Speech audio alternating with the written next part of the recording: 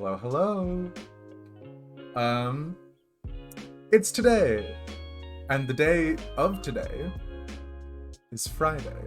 Bet you thought I had something clever for that little bit there based off of my inflection. I don't. We're winging it. As with all of the follower celebrations that I've ever tried to do, it is shunted off to the side, not given enough publicity, and we're just sort of figuring it out as we go. So, hey. Starting from the top, Guatu guy, thanks for being the first person in here. Do we know this guy? Top Hat Dictator, hello, St. Guard, this is the perfect starting screen. Ellen, what the heck? Subscribing at the starting screen. I didn't finish yesterday's VOD. Well, the good thing about VODs is that they're there on Twitch for like a month. And the good thing is I'm planning on putting all of the Shadowbringer stuff up on YouTube. So I like that I gestured over here as though I had a YouTube link ready. I don't. This is... YouTube is over there. Somewhere over there. But yeah. No notification tweet. I almost missed it. Plain, that's weird. I think I did send out some notifications. Just and maybe you missed them. Maybe you didn't see them in time. Clary making it on time. Well, hello. Ender friend. Hey. I look smart. I hope I look smart. That's one of the few things I've got going for me. Good to see you, Pixie. Dapper. Thank you. Hell yeah. Nice suit. Believe it or not, this is how I used to stream at the start of me streaming a year ago-ish. All the time. I used to always dress up in a suit.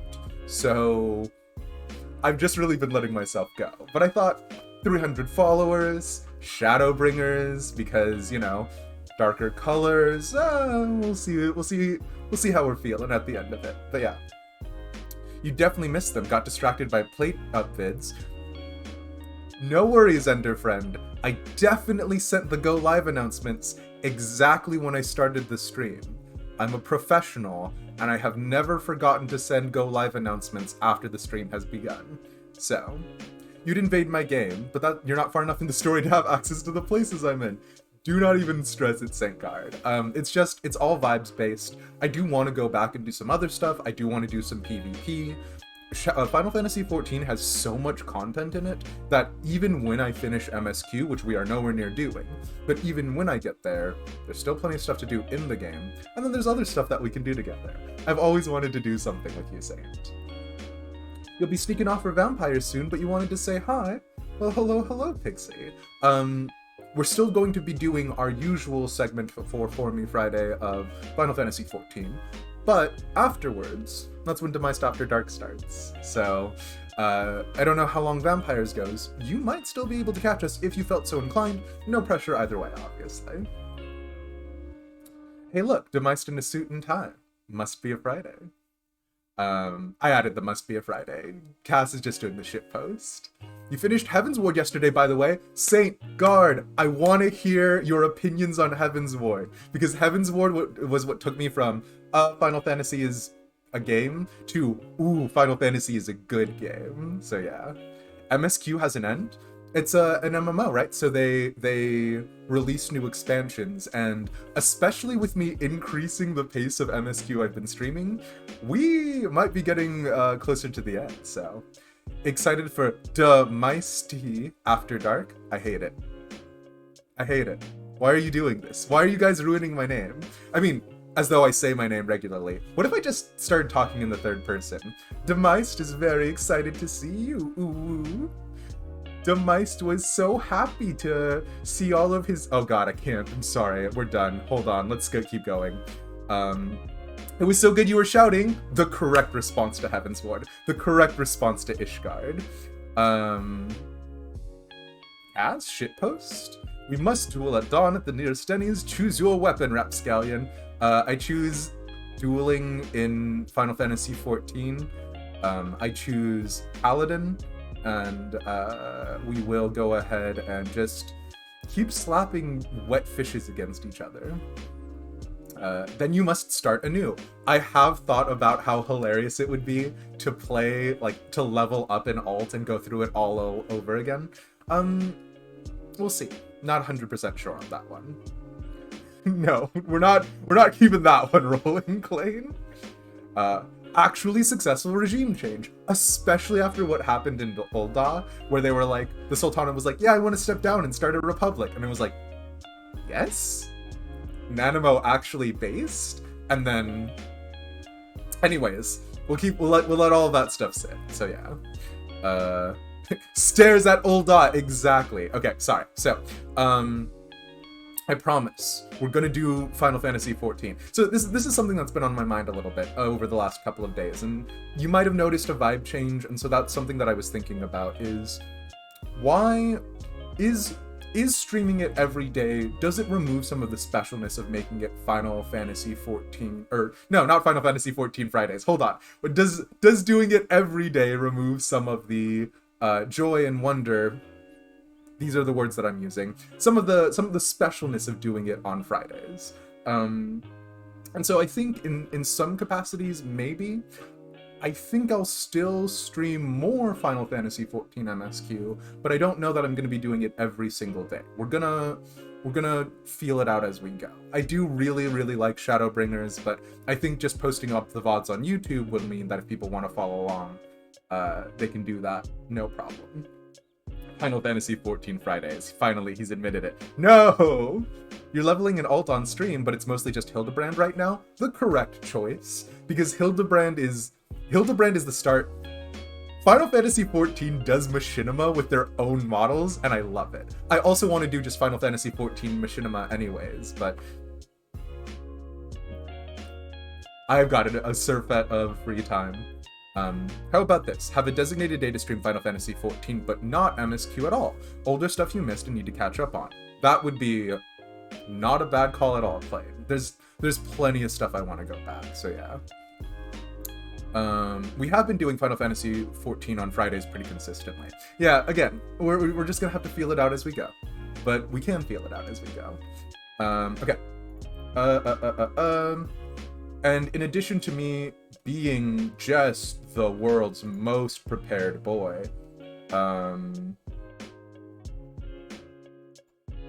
I don't have Twitch up on my other screen, so we could be getting attacked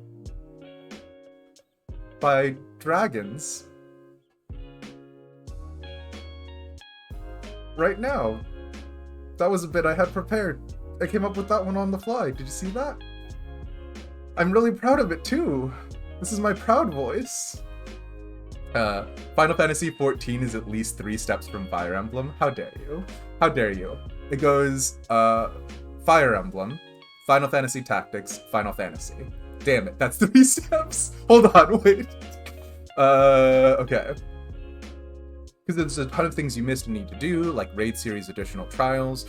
So I have done most of the raid series. I did do Sky Pirates. So I do know a little bit about the Void Arc and that kind of stuff. But there are trials that I need to go back and do. No one warned me. Tataru was like, hey, do you want to make some money? The Blue Kojin is asking you to do something in the ocean. And I was like, okay. No one warned me. I was not prepared.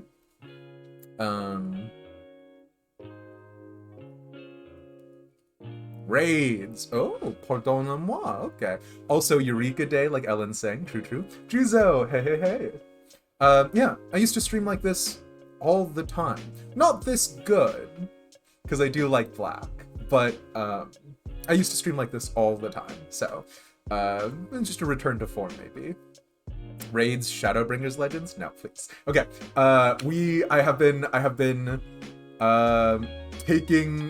we've been diverging too much. Very fast. I wanted to say Kishnok is not here, but as a little taste test of what Demised After Dark looks like,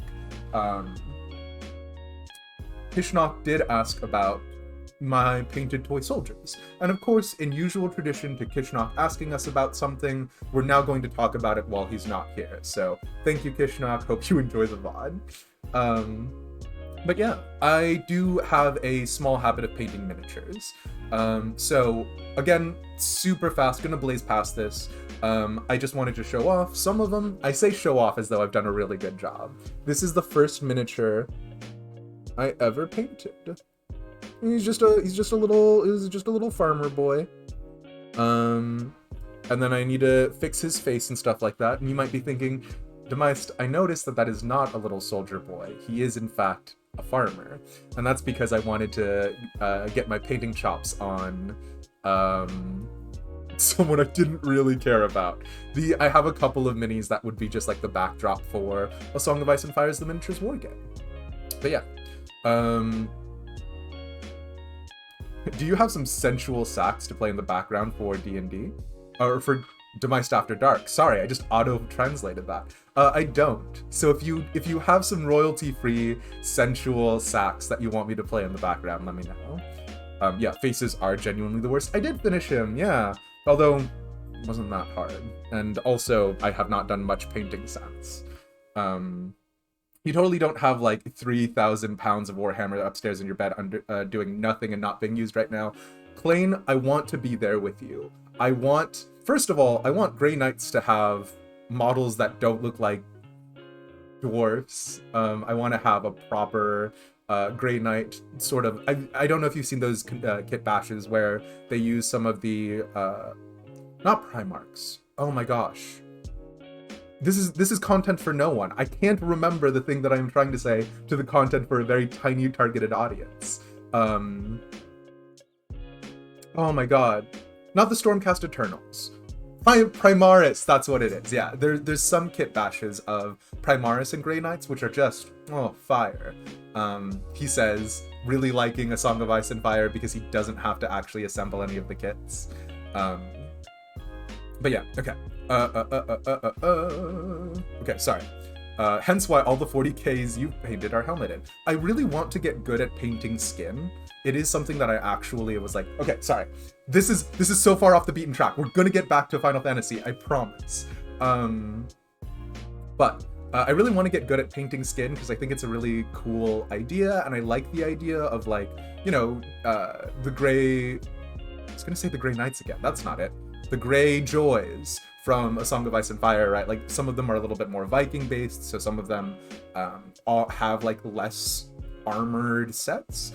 But also, if you type in painting skin miniatures into YouTube, you're going to get some very...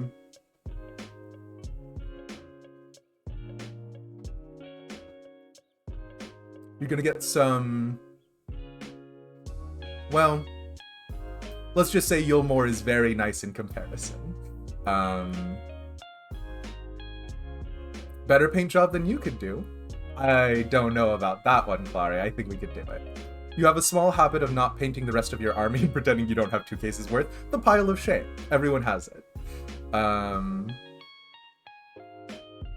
Grey Knights are actually one of those Warhammer armies. Yes, yes, yes, yes. Klain, if you don't show me your Grey Knights, I will be very sad. We do actually have on my server a miniatures and maniacs. I don't know why I called it that. I was just like looking for alliteration because alliteration is the sign of a weak mind. We do have a miniatures channel on there if people are interested. You painted your salamanders, you'll show me sometime.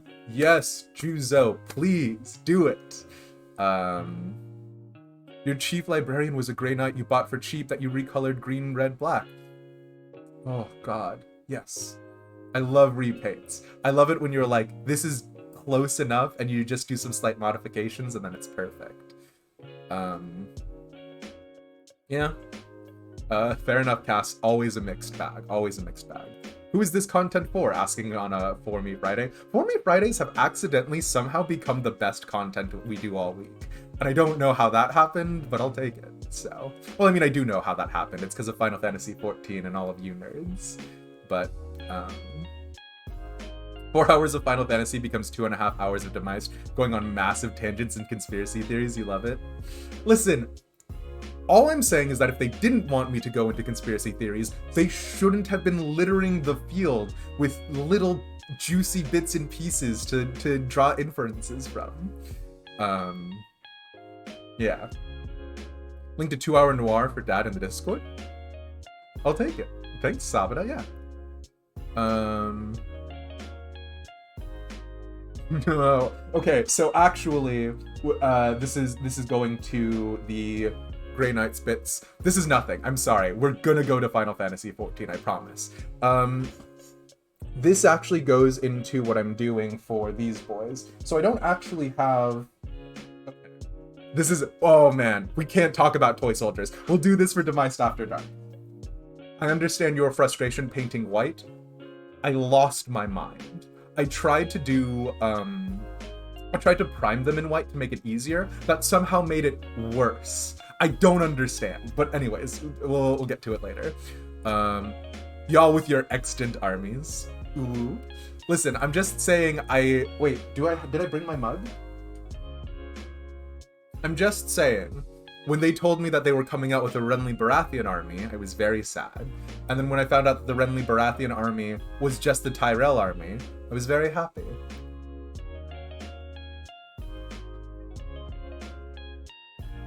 But yeah, I haven't done much painting in a while, so that's something that I plan on rectifying. Because the content is good when you're into it. Thank you. You have some Bretonians that had an accident in the dark.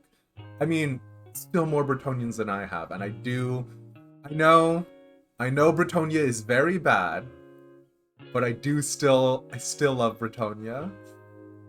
King Lewin Leoncourt. Shadowbringers is just as grimdark as 40k. I mean, what? I hope not. I mean, Eulmore, but we'll... Okay.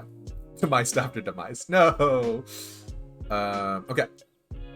You sold all your 40k stuff a couple years ago. I sold all of my good Magic the Gathering cards, thank God, so I get it. It's just what you gotta do sometimes.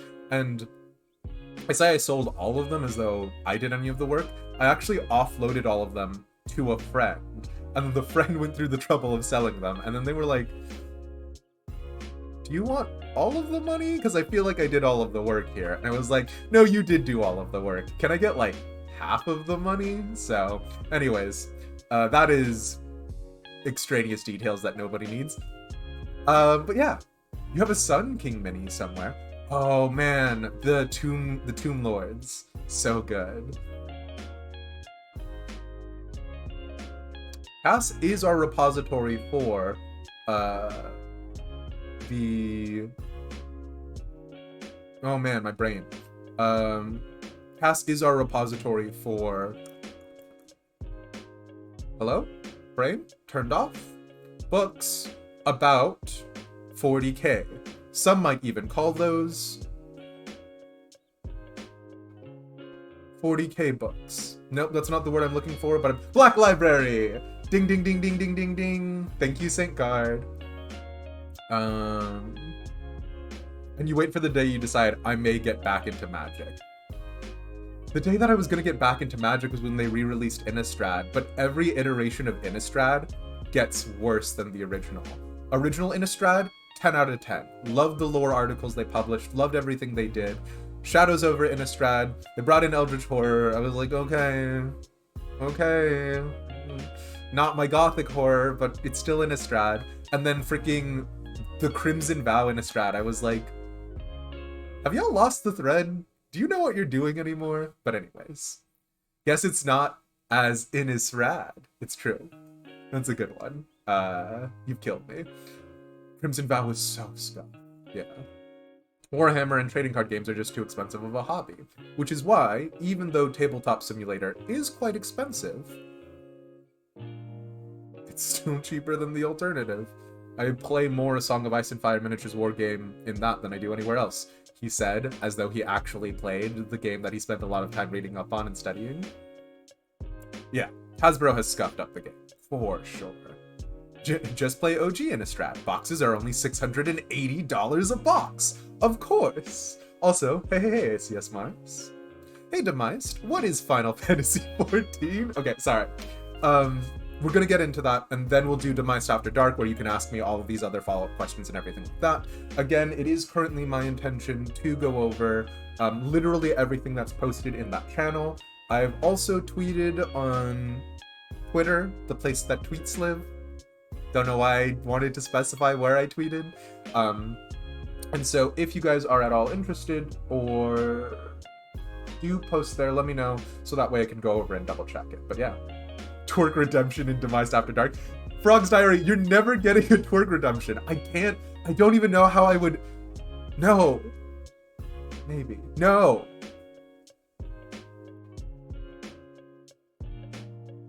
Oh, yes, Cass, sorry. I'm gonna say no just because, and we've covered this in the past, but I don't want, you and I have a different relationship than other people. Wow. This brings to mind that time where someone asked us after a raid whether or not Cass and I were friends or friends, and I was like, no, Cass and I are not lovers. You and I, Cass, have a different relationship. So basically, while I am down to do that with you sometime if you want to, it's not a channel point redemption kind of thing. Let me sound as cryptic and weird as possible on this one. Play Tower of Fantasy instead. You know. A what now? You know. Demise has either given up on getting caught up on Genshin for Sumeru, or is planning a surprise 48-hour stream the night before it releases. Sumeru is on the books, but ACS Mars has been telling me just how impossible it is. So yeah. We can watch a how to work tutorial. I hate that. Yeah? What if you choose twerking as the warm-up? That's not a video game. Don't do this to me, y'all. You don't know if that's a good thing or a bad thing? I would argue it's a good thing. Again, so to be clear, Cass and I are friends from a previous iteration of role-playing, specifically something called Far Verona. And Cass and I really did a lot of shit posting, interacting back then, so I know Cass pretty well. The other side of that, however, is also there is just sort of a natural cadence that falls in there that I don't want it to be like, oh, if anyone redeems the Sing redemption, everyone assumes that there's just sort of that level of banter. So, yeah.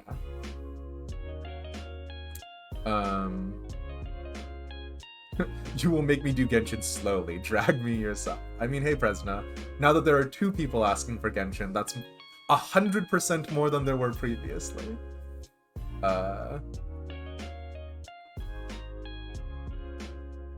Not a video game bet. I don't want to see a twerking video game, please. Looks like Chad is on board for the twerking. Brock's Diary? Why are you doing a mutiny here? Oh my god. Yeah, friends from an absolute mess. It was something. We were younger then. Bright-eyed, bushy-tailed. You know how it be.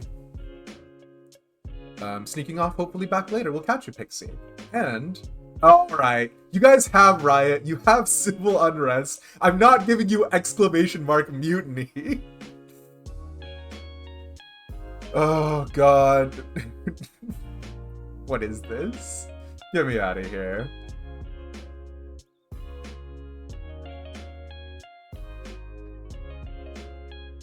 You were living on my side of the country. Oh my god, yeah. Well, I was living at the start of it on your current side of the country. And thank you, Clary, for not being on board with the twerking. I know that my body is quite filthy and unpleasant, so I know that's definitely what you meant by that. We switched sides, we really did. We were too powerful to be on the same side. I'm teasing, we're good. Kishnock? Hello! I'm not going to read that message out, but it is good to see you. I showed off some of my soldiers. They are the House Baratheon Sworn Swords, repainted to look like House Seri, which are from the Shield Islands, which protected the Reach from the Iron Island Raiders. If none of that makes sense, that's because I'm a massive nerd and it's not worth explaining. But they might come up on Demise After Dark. You were living in the middle of the country, and now you're in the frozen hinterlands. I mean, if there's anything we've learned, the North, Ishgard, frozen hinterlands sometimes produces some of the best people, so... You think exclamation mark mutiny would just end with chat in emote only mode? I mean, hey. You know what those words means. Then Cass also knows that those words don't need to be explained. You looking forward to House of the Dragon? I'm so nervous. House of the Dragon is either going to be 10 out of 10, or it's going to be like 0 out of 10. And the reason why I say this in part is because of Matt Smith being in Morbius, which, on the flip side, hey, actors need jobs too. Don't get me wrong. I have no problem with Matt Smith conceptually being in Morbius. But before, Matt Smith being in House of the Dragon was a giant stamp of approval, and now it is...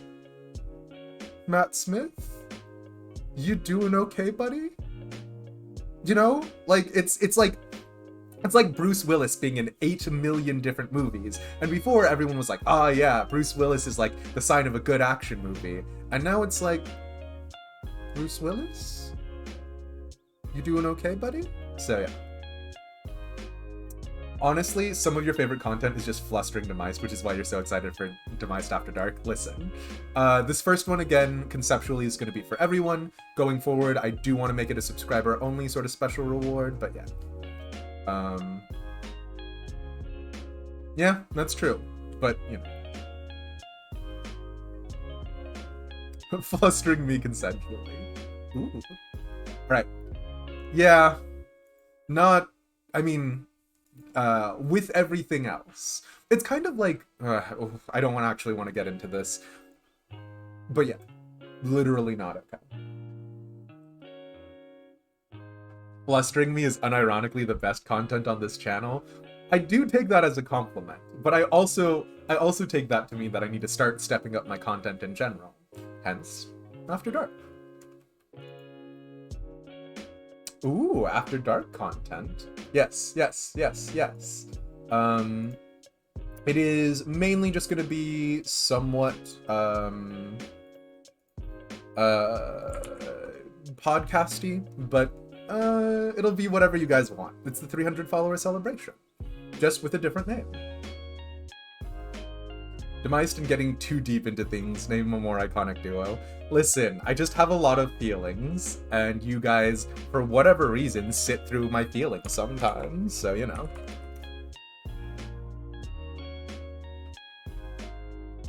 You have things going on this weekend, hell yeah, talk to us about those casts.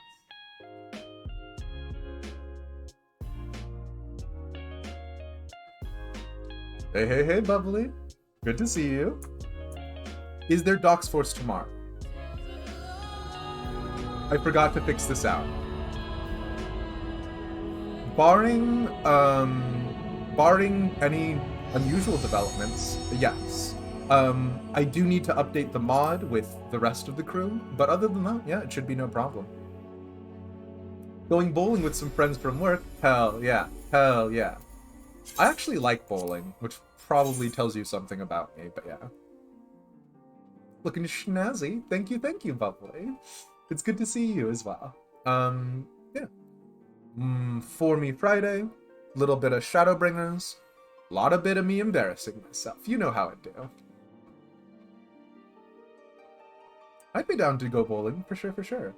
Don't you always stream at night time anyway, so every stream can be After Dark? Ah, but you see, the After Dark nomenclature has an implicit vibe to it. Also, so technically, I've made my streams no longer age restricted. So you have an option to set your streams to be for mature audiences only. I haven't done that for my stream. It used to be for mature audiences only, and then I removed that because I was thinking about it and I was like, when we go deep, but that's not usually the content. Demised After Dark is going to be for mature audiences only, so yeah. Also, we can tell you like bowling from your Final Fantasy fit. What can I say? Sun is out for Kishnok right now, true. How spicy can we get with Dad? We can get pretty spicy, yeah. Because you found a fetish quiz? I guarantee you, Kishnok, I've taken that fetish quiz, but I'm down to do it if that's what people want to see. You play Final Fantasy XIV. It should be for mature audiences only. No, Final Fantasy XIV is a family game. Yoshi P told us it's a family game, so it's a family game. Don't worry about it. Families play this game.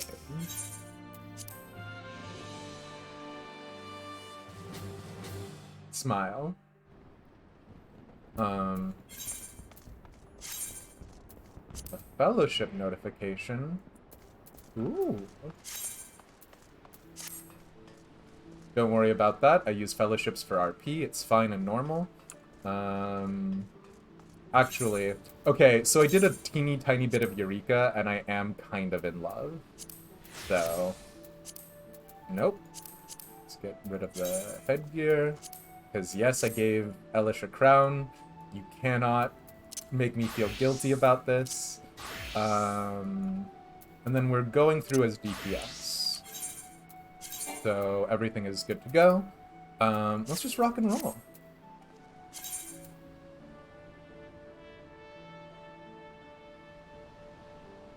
There are families in the game, it's true. He says that now, not having finished the MSQ. What? Hold on.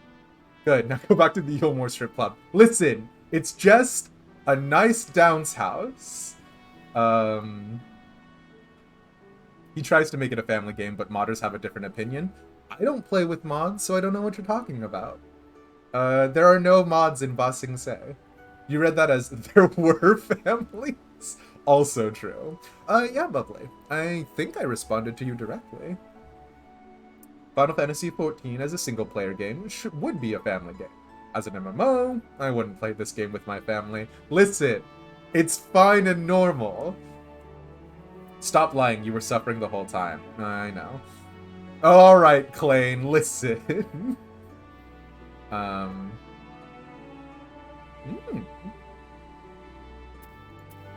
Okay. Let's just get out of here. Likes Eureka, sus. It's fine. Eureka is fine. It was fine. Oh, I have to go back up top of the tower. Now I forgot about that. Okay. So, Eulmore. Absolutely not. Time to do the things. Yeah. Okay.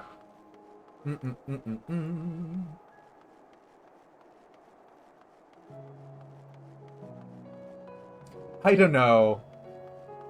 I do... Oh, God. I do have a little crown on my Warrior of Light thing. And I know, Klain, you're just doing that as a bit. But there is something fundamentally... We'll talk about Noblesse Oblige tonight, I'm sure. But there is something fundamentally wrong with, like, my infatuation with it. It's gotta be said.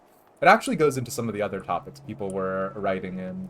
So if you do have anything you want me to talk about on Demised After Dark, got the channel all set up on the Discord, baby. But yeah.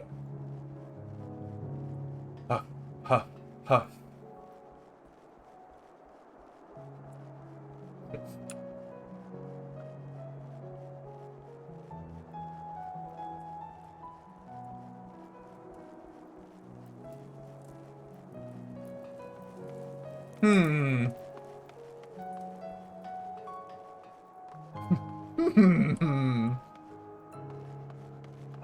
Yeah?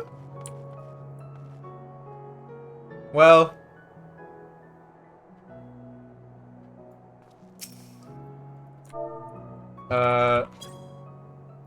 Studying up before the big war soldier?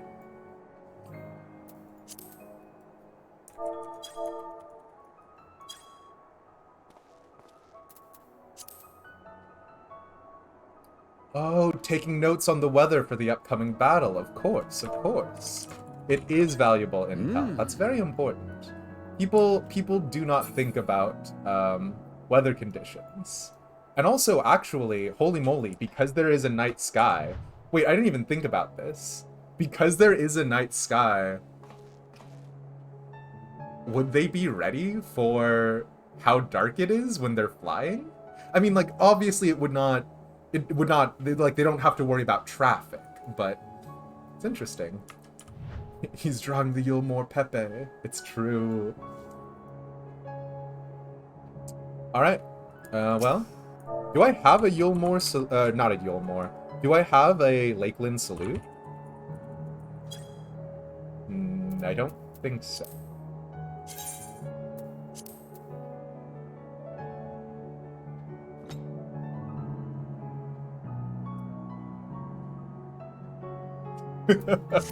This is nothing. Thank you, Zalo. Enjoy studying the weather. We will do our best.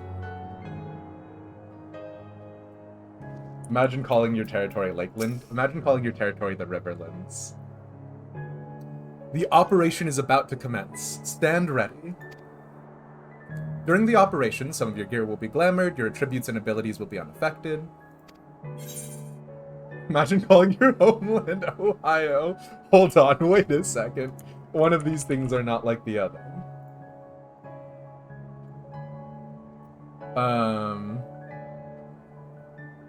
Okay. Duty calls, commence battle, Oracle of Light.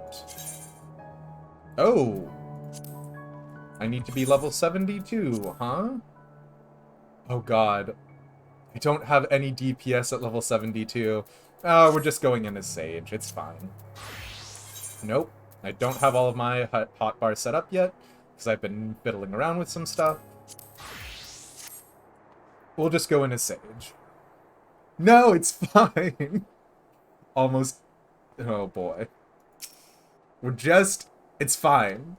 It's fine. We'll just go in as Sage. Now that you're in Lakeland, you can see the hunt train go to.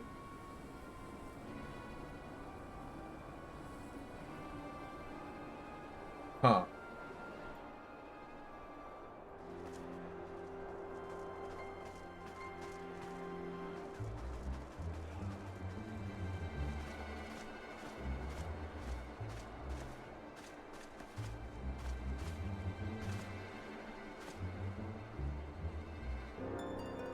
Keep moving. You sure about that, good friend? That's the strategy you want to do? They did not kidnap Lise. This is Minfilia. The bits. Your joke here is 100% valid though, Cass.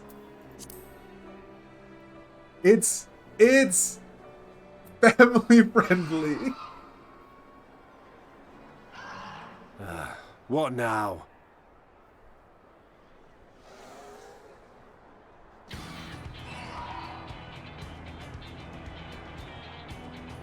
The Crystarium at a guess.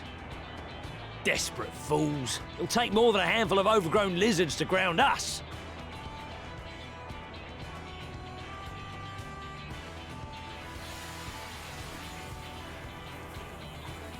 I do like that we have aerosolized weaponry. And it's definitely just dream powder. Hey, pretty squid. Sound the alarm!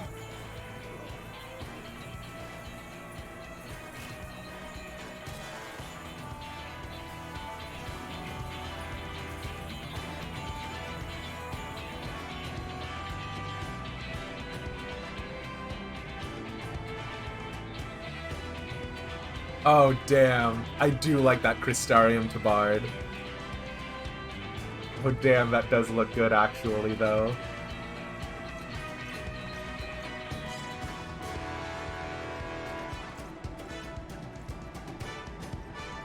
Captain, the powder has taken effect. It is time. Let us free the Oracle from their clutches.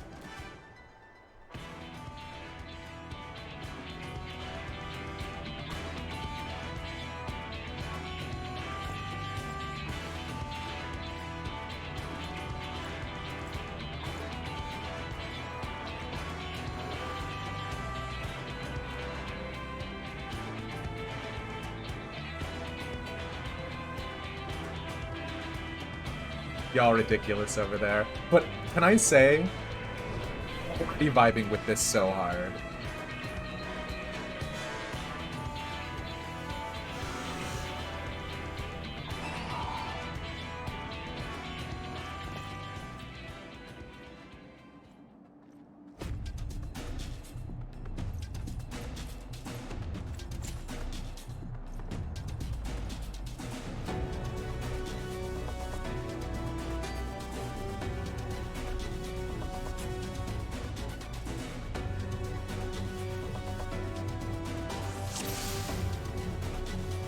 Okay.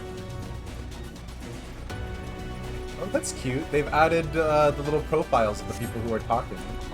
The first contingent has already entered. Let us follow. For the Crystarium! Oh, I'm a sage! Oh, wait, I've made a mistake!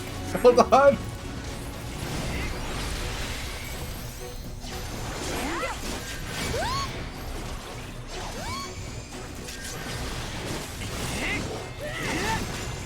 Thought I was red mage.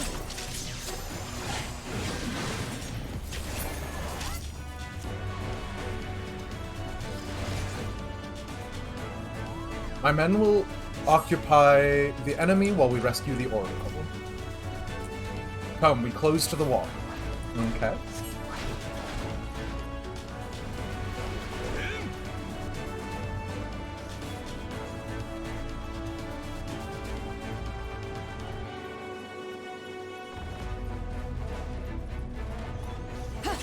On guard!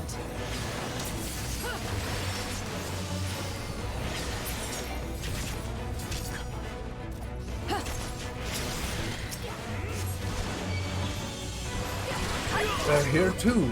To arms, to arms. Let's make this quick. You certainly took your time. Let's cut a path through this rabble and keep moving. Your zeal is admirable, sister, but we were told to avoid enemy attention, not invite it.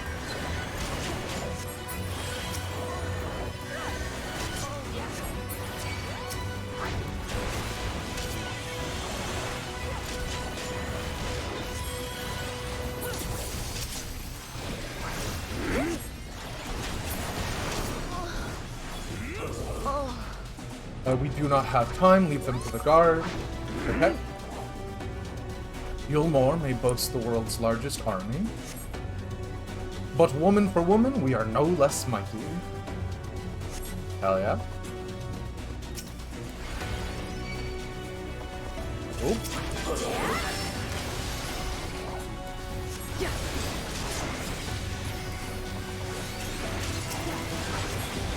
Leave this to me!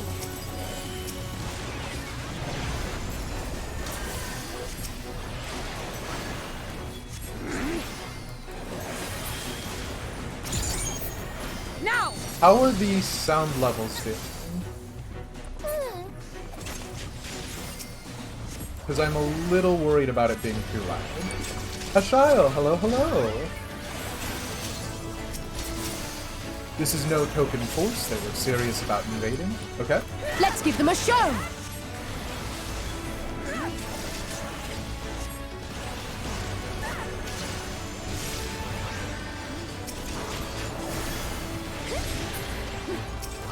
Yeah, I literally do not know how to play Sage or any other healer, so... If you can stand, you can fight. Push them back. There are still more standing than I would have liked, but we must press on regardless. The longer we take, the harder our task becomes. You're not alone. Day's going well, Ashiel. It's good to see you, my friend.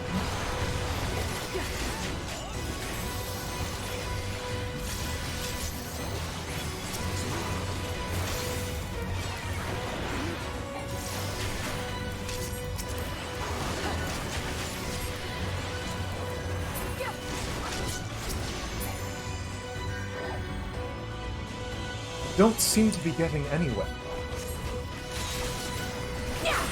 Elish, Lina, go on ahead. We'll hold them here. Understood with me, Elish? You're spending the whole day in the Ishgardian Restoration checking macros and gear sets. Yes, yes, yes, yes.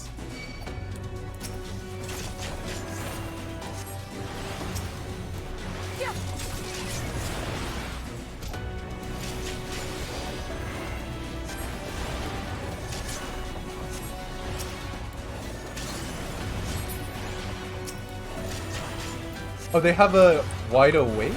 Oh, that's cute. I know the way is relatively clear. Good. Nice. Omnicracker Ashiel coming up.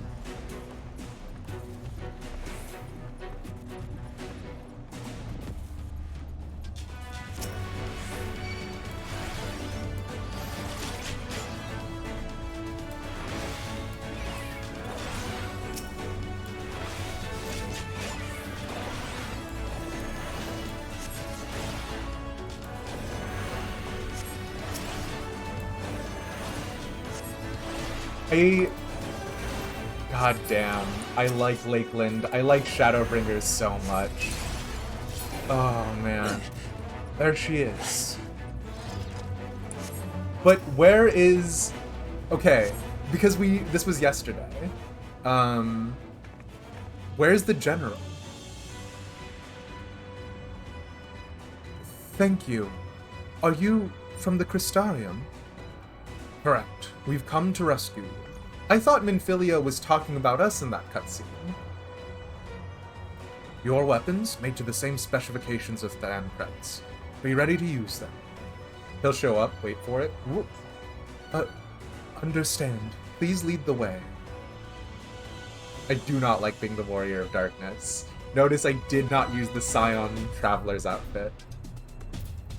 Escape from Laxon Loft. Okay. Let's go, go, go.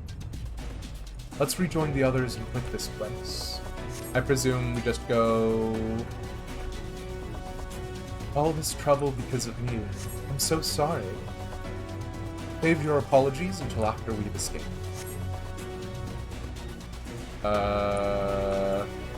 Okay. It's quiet. Too quiet. Don't say that. Is that Ranjit? This will not end well. I mean, unless he's about to have a Xenos-style freaking boss fight, I'll be fine. Just murk them all while they're asleep. I don't think we're actually committing war crimes, for the most part. Brazen thieves. You will regret coming here.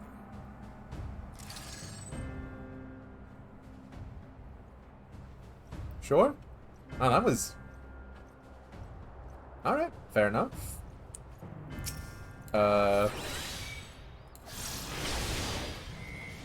You will return to Eulmore.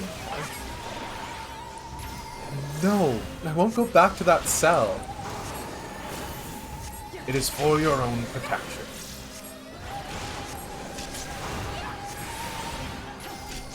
Man, I probably should have played a tank looking at this team comp, huh?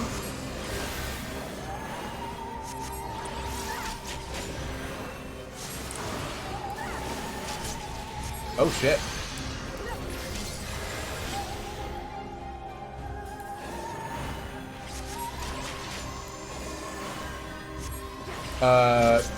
Wow. Sorry. Okay. Does that count as ring out? I swear to God, are you giving me a Xeno-style fight right now?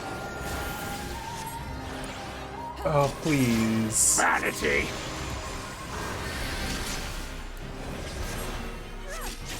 Come on, game.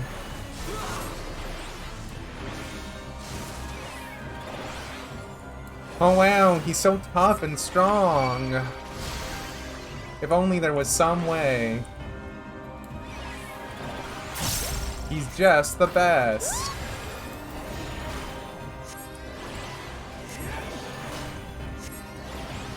Cool.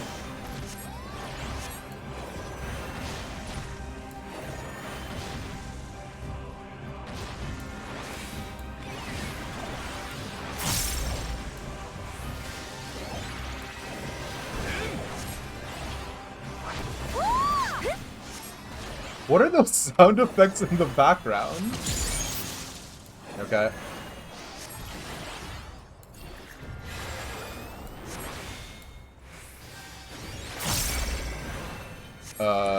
Sure?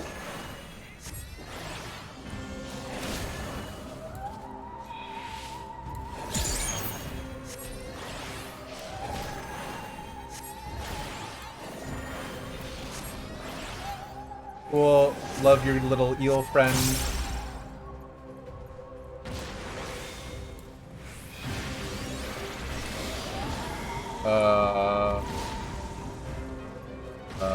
Yeah?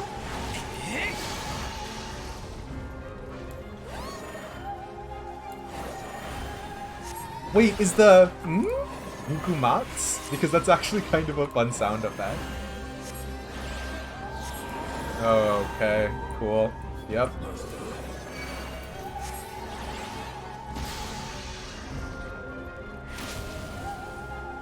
And by cool sound effect, I mean cute, but you know. Why do you persist in this folly? I don't know. Because I'm better than you in every possible way, Smile? Alright, well, that's what I get for shit-talking.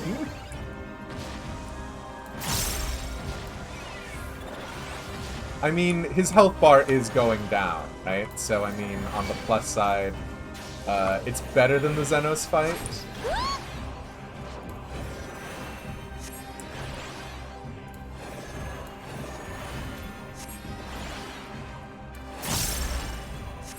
How long do I have to do this for? And is this because I chose to play a Sage for this? Oh no, I should have done a DPS.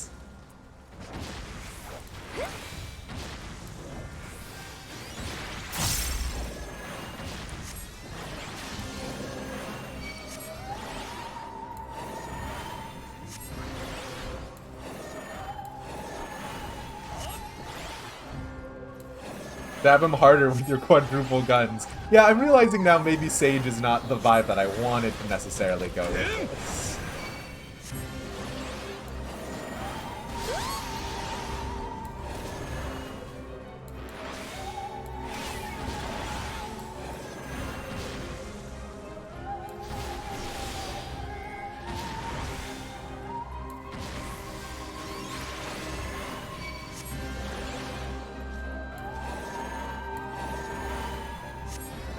Break his ankles, deficient in iron. Uh-huh. It's over! Sure. Okay. Uh-huh. I love it when, through no fault of my own, I lose the fight. That's my favorite.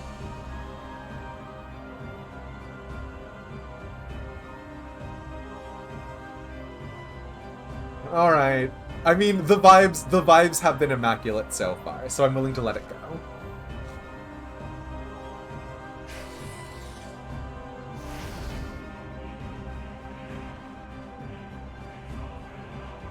What are all of these smile emojis? Why are you guys like this? You boy, you bear a striking resemblance to the artist my master seeks. By all means, keep your counsel. You will all have ample time to confess your crimes back in Eulmore. Thank you, Jeans.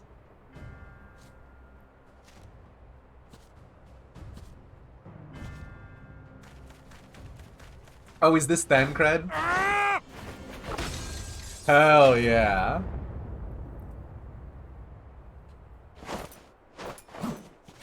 Sure. You know what? I'll just take it because I like him better than Ninja Thancred. I'll be real with you. Damn, wait. Yeah. So, you are the wretch who stole her from us. Alright. I'll accept What this. if I am?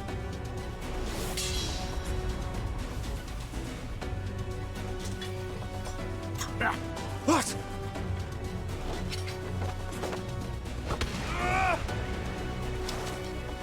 And here's the party's take. Pathetic. Vermin such as you are not worthy of the Oracle. Yeah, because you're better by locking her in a cell?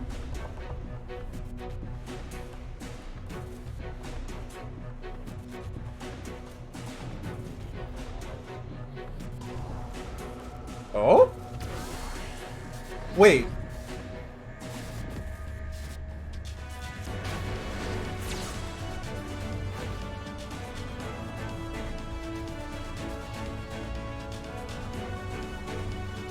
Thancred can't use Aether. That's why he was a ninja in Stormblood, right? He's lost his connection to it. So that had to have been Magitech? Olena... I get it.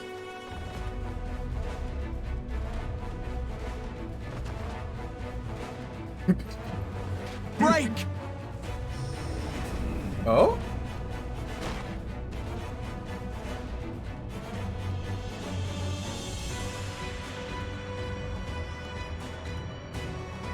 Uh-huh.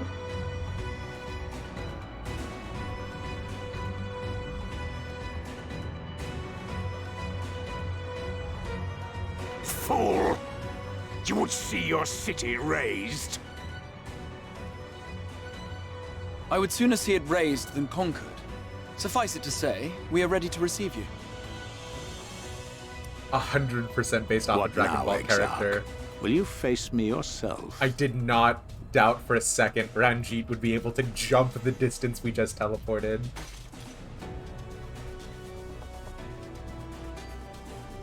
I think not, General. I've quite exhausted my tricks. If you mean to give chase, I will not stand in your way. But you would do well to tread warily, for your quarry goes to a place where even Eulmore dare not bear its steel.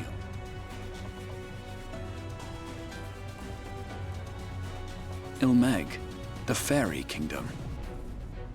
Which looks like Ishgard on the maps.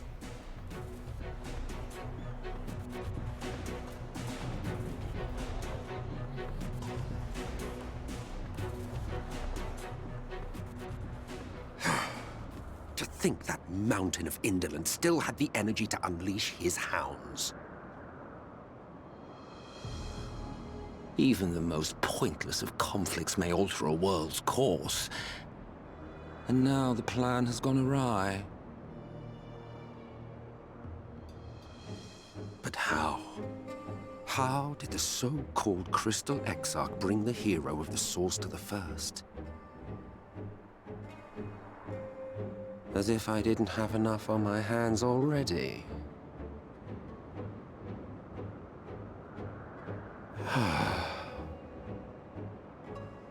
Then again, with a soul such as that, mayhap there is another way. One which does not require bloodshed.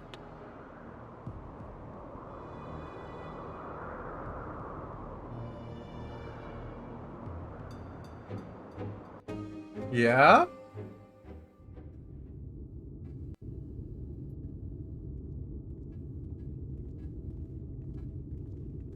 Not so long ago, here in the shadow of the northern ranges, lay the great kingdom of Verbert.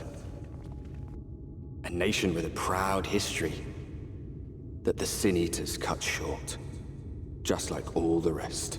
I hear it, Queen. I hear it this time. Since that time, these lands have become a haven for Fey folk. Dreamers frolicking amidst the ruins of a forgotten realm.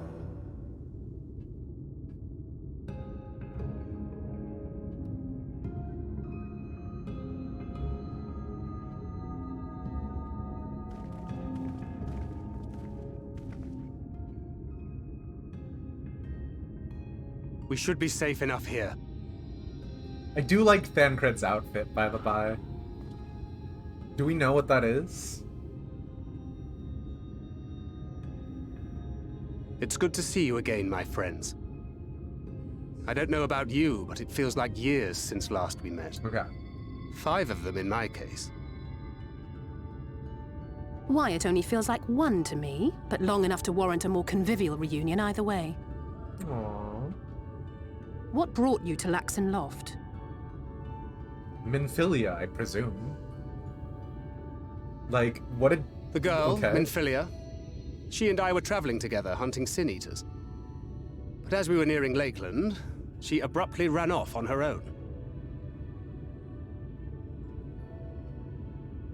I found her too late to stop the Eulmorans from taking her prisoner. And as I was considering rescue options, I observed that the Crystarium was on the move. Yeah, this Thancred is leaps and bounds better than So I consulted the Ninja Exarch, Thancred already. who apprised me of the details of the operation and issued me certain instructions. Should the situation take a turn for the worse, I was to see you all safely to Ilmeg. And here we are. So is Ilmeg not allied with anyone? Is that the premise? Orianger has called this place home for a while now. Okay. Yet we have never called upon him, I am ashamed to say. 'Twas only at the Crystarium that we met. Hardly surprising. This is not the sort of place one visits on a whim. Okay. Happily, having trespassed on Orianger's hospitality for a spell, Minfilia and I have an idea of how things work around here. Sooner or later, the Eulmorans will come after us. But before they do, the Exarch bids us accomplish two things. First, rendezvous with Orianger. Of course. And second, eliminate the Light Warden of this land. Ah. So one really burying the lead on the other. Huh?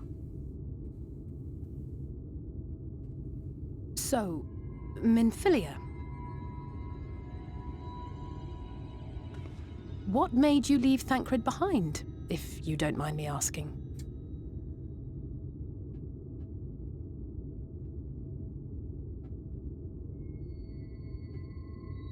You. The hero from another world. I was asleep when I felt it. A presence. Someone I was meant to meet. They were close and I knew I had to go to them. But with all the commotion in Lakeland, I was afraid that Thancred wouldn't let me. This has a and would weird... I have been wrong? Had I arrived a moment later, you would be back in your cell in Eulmore. It's just weird. And now we have Ranjit snapping at our heels. You really have outdone yourself this time.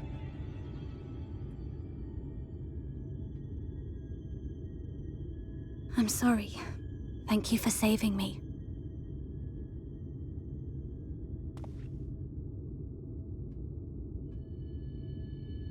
Oh, poor I do. Finn being scolded so. I do still like this Thancred more than Ninja Thancred. Poor thing. Poor thing. Who said that? Show yourselves. Come now, put away that frown and have some fun with us. Yes, let us have some fun. Lots and lots of fun. Which way was it to Orianger's?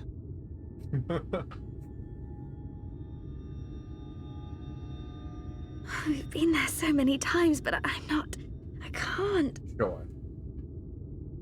Why can't I remember?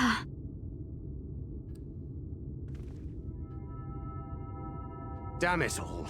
We're already caught in their spell. Yeah.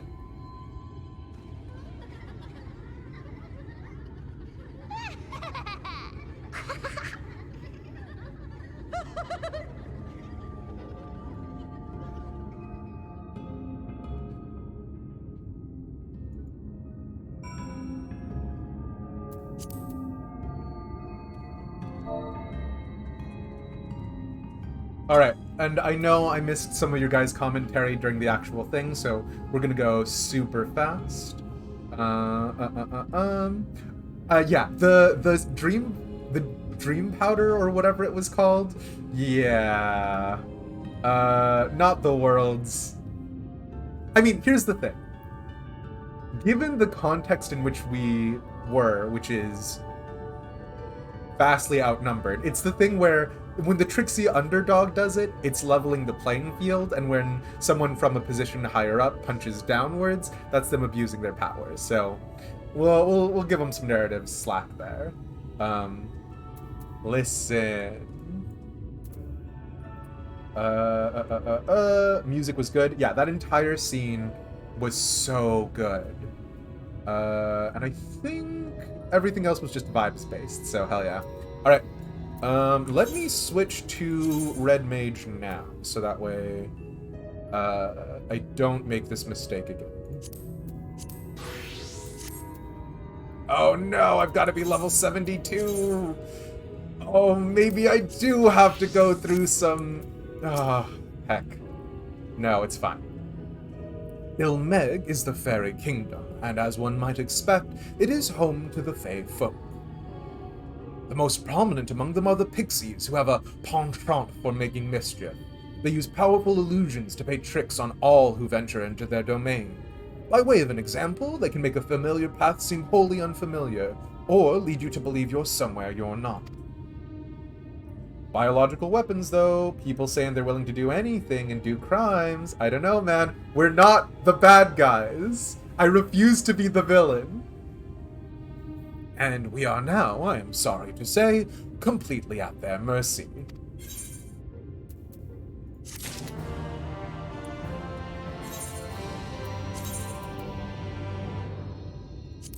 Will you let me accept the quest as a red mage? Sure, thank you.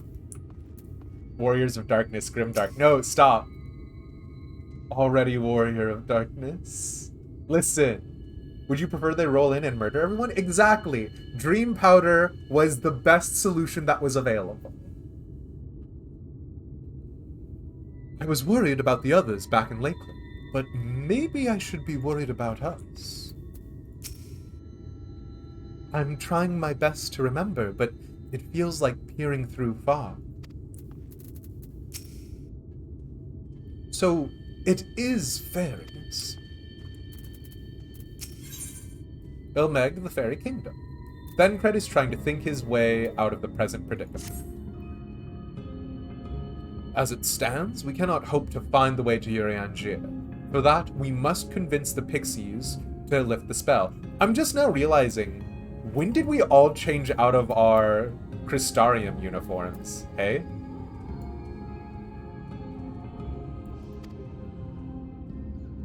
From what I could make of the voices, the creatures want to play with us. If that is the case, they should permit us to find their village, Lidhel Gran. Come, I have a sneaking suspicion this path will lead us directly into their midst. Oh, and I should mention that Minfilia has been informed of our situation. Of the different worlds and our mission, you may consider her an ally.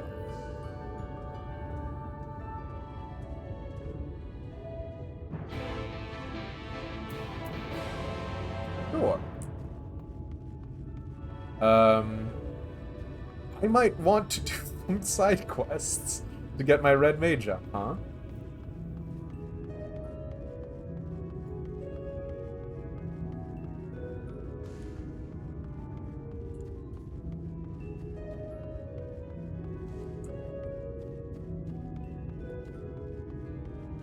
Luckily, I know they don't, but it would be wild if they made this map change every time somebody entered it. I think I would lose my goddamn mind. All Shadowbringer side quests are synced, really?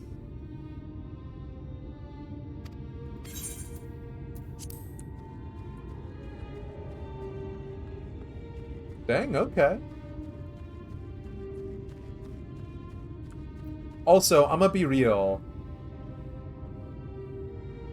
This place looks fine. Like, I'm not...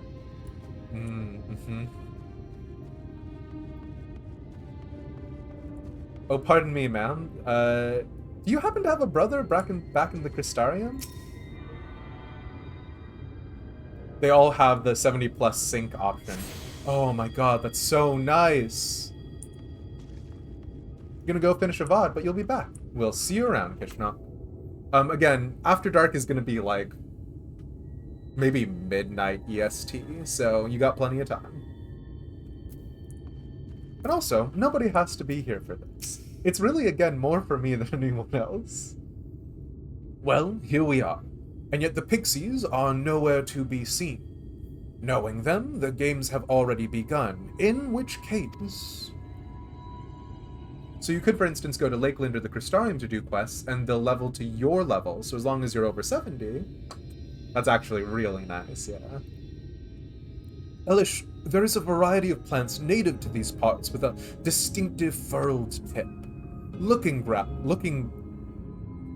Looking Grass is its name, so called because it can be used to spy pixies, believe it or not. I'll explain how I know all of this later, but first I need you to help me find some. Oh, if a voice calls to you, under no circumstances should you respond. You will only subject yourself to further mischief. That's me, lover of mischief. I just love being lighthearted, and I'm a real trickster. You search the scrub, but find nothing resembling Looking Grass. Suddenly, a voice rings out.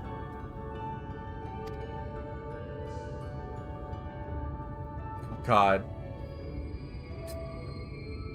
Hee. Greetings, mortal. What is your name? God. I don't want to be disrespectful.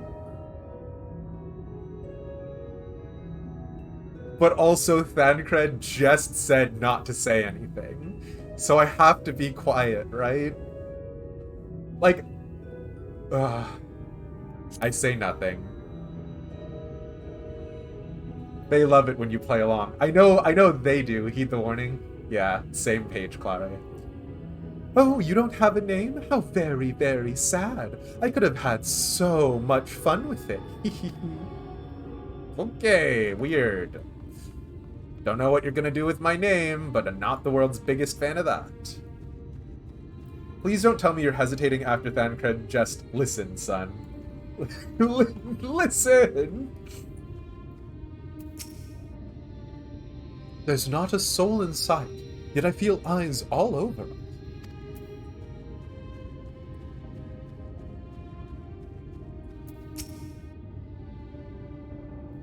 The sense of disorientation is quite overwhelming. I cannot take a dozen steps without forgetting whence we came. Have you used our map?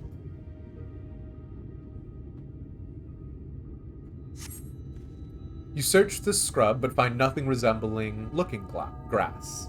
I hate the fact that they call it Looking Grass. Suddenly, a voice rings out. What is it that you seek, child? Perhaps I can help you find it. I would just tell them. Spirited Away vibes from that? Oh, for sure. Such a rude child, and too clever by half. I shall seek my fun elsewhere.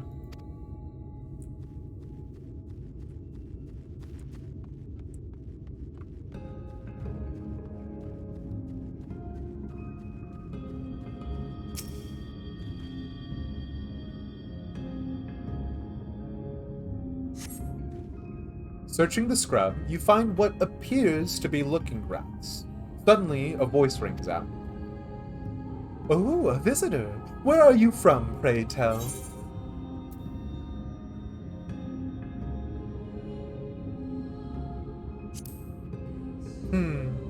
Perhaps this one's hard of hearing.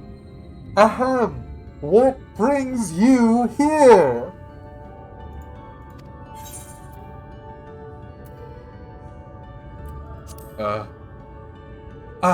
Stone deaf. How boring. Still, picking plants at our village is as good as indulging in our hospitality. And who are we to turn you away? Stay a while. Stay forever. Your body begins to feel heavy. Sure. Oh, I gotta be level 72. I can't. I didn't find anything. No. Anything you can and say will be used against you in a court of law. Oh boy. Alright,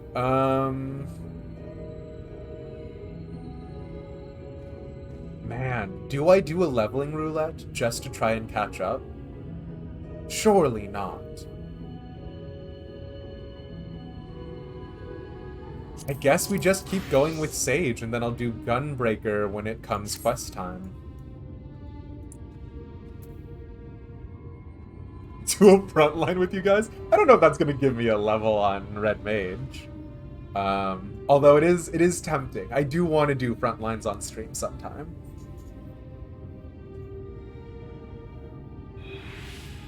I know that the...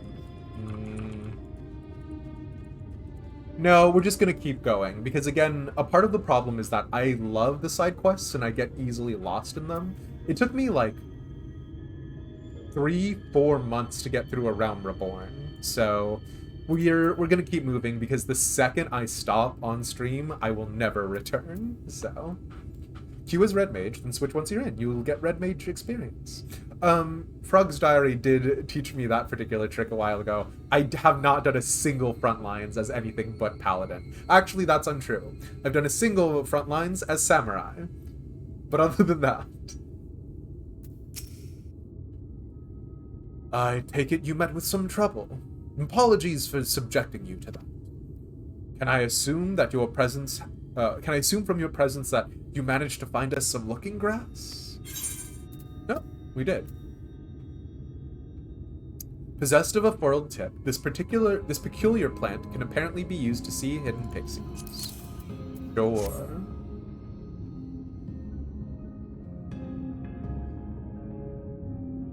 Yes, this is the stuff. Thus on, we should be able to see through the pixie's veil of invisibility. And seeing them is the first step to dealing with them. Come, let's gather everyone and put Urianger's little trick to good use.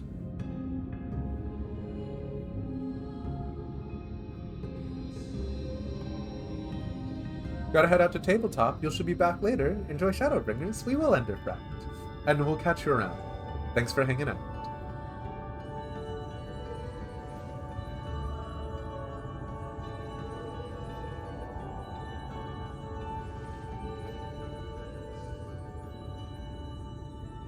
Farasitha, Krakleth. Uh-huh.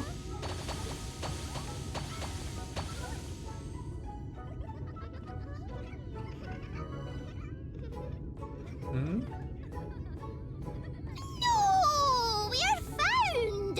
How did this mortal know our trick? Wait! I recognize their souls. These two have been here before. Oh no.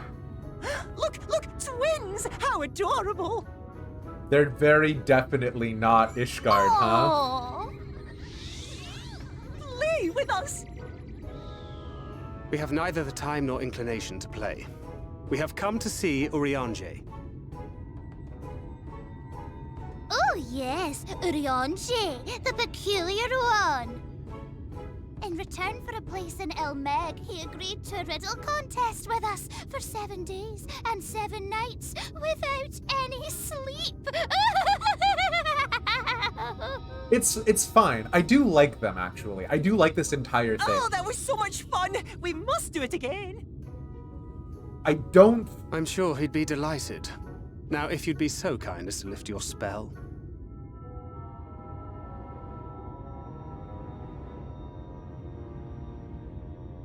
Is he gay or European? Should we? Would we? What now? I don't know, but this is their home, so we must indulge them. I mean, and another part of it, right, is I'm sure we think of fairies as good, light, but there's that darker side to them. We've made up our minds. We will lift our spell on one condition: that you first lend us a helping hand, or 2, or 3. Once you've helped solve all of our troubles, we'll let you see Urianger. Pixie's honor. Also, Pixie has left chat, which I don't know if that is a good or bad Well, thing. there you have it. Pixie chores. I suggest we split up. This man is gay and European. Sorry, this is a, if you know, you know.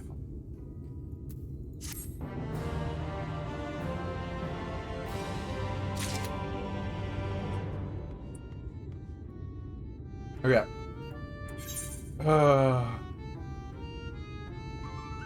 I also know it in part, like, I do like musicals, but I also know it in part from, they did a Miles Edgeworth version of it.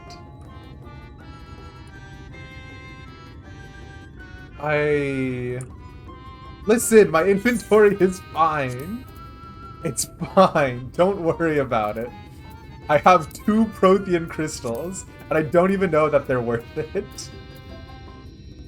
According to your original character lore, by and Polly.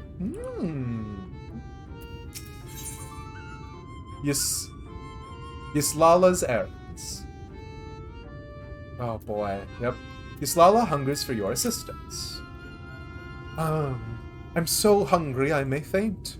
Fruit, a little fruit will set me aright. Will you go and fetch some for me? Just outside the village you'll find a hillock.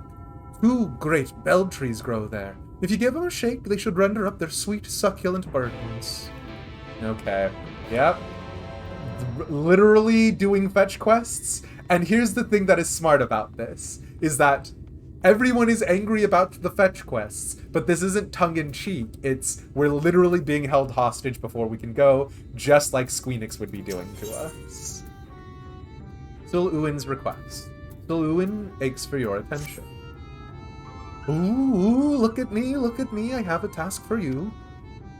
Glade Helran is our beloved village, and we want it to always look lovely.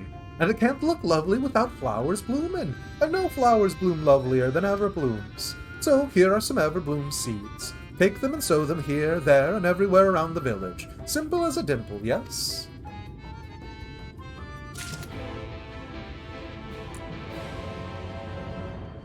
I'm just so happy.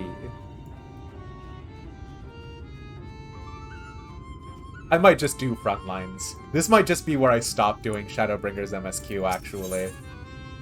Ol Sigan's plea. Mortal, mortal, hear my plea. Our precious children are thirsty, and I need you to bring them water. Oh boy. Who are our children, you ask? Why, they're the leafmen you see standing about our village. Adorable, aren't they? Now, you'll need to go to Longmirror Lake to draw the water. Once you have it, see that our children have a good drenching. Oh, but be warned. The Fuath make their home in the lake. They tend to play rough, so have care. Or...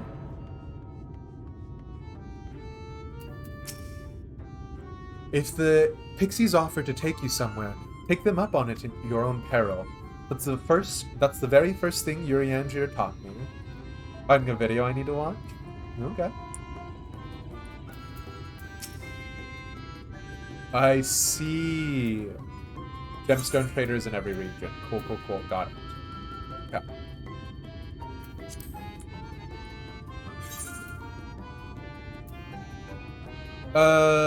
Sure. Let's go down to Longmirror Lake and then backtrack back.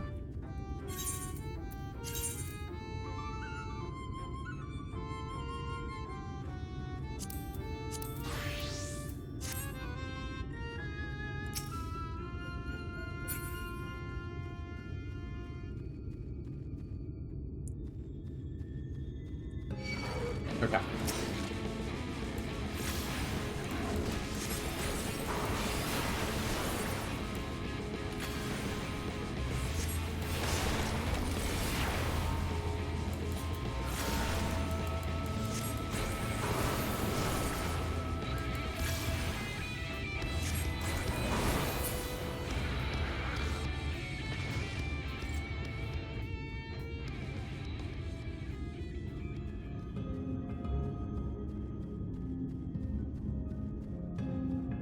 I'm gonna be real. Berries were not the vibe I was expecting so far. So we're already in a fun way.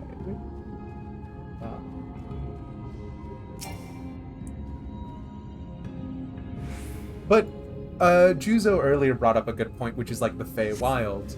There is definitely sort of an implication. Have some bread. There is definitely sort of an implication in modern era, and this is just sort of out of, you know, bringing that sort of culture attention, for lack of a better phrase, to the forefront, is that, like, those kinds of stories did originally start as things to be afraid of. As somebody who lives in Florida, with all of the thunderstorms that are here, obviously, it's very easy to see how people sort of, you know, became more, let's call it superstitious, for lack of a better phrase, based off of the things that were around them. So, right, like, original Fae myths were cautionary tales. And then, you know, with the gradual evolution of society and those cautionary tales being sort of frowned upon, you have to figure out a way to leave them in the public eos. And that's harder to do when everyone is afraid of them, right?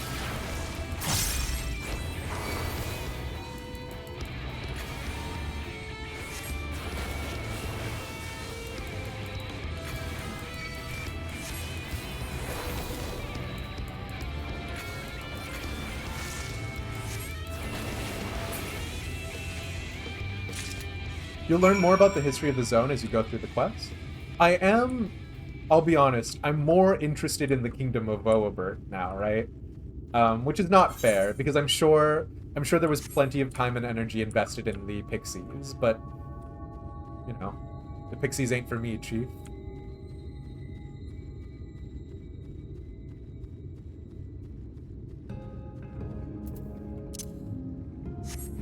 Do the role quest for Tang. Interesting. Okay, okay. Also, I think I have some... Yeah, I have some Curial root.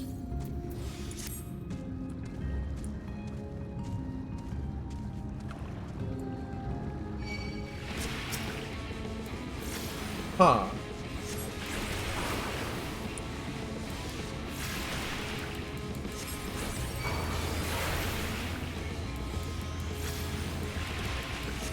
Are Undyne a name of a type of thing? Why does that name hit so weird?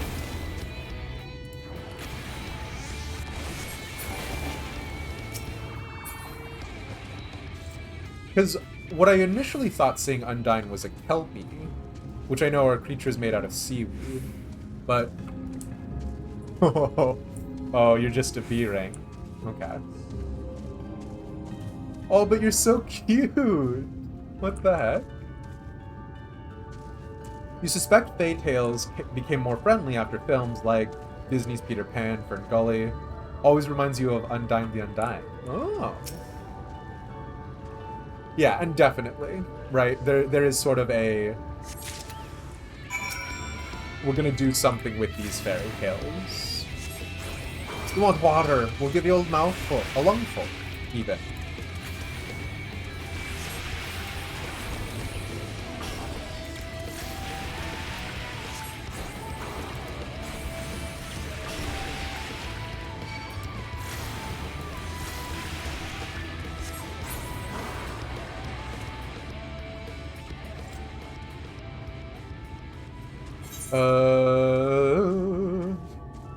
Okay.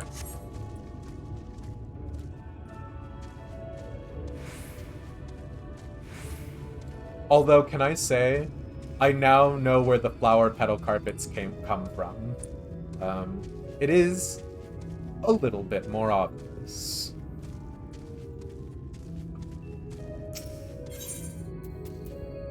What am I doing with you?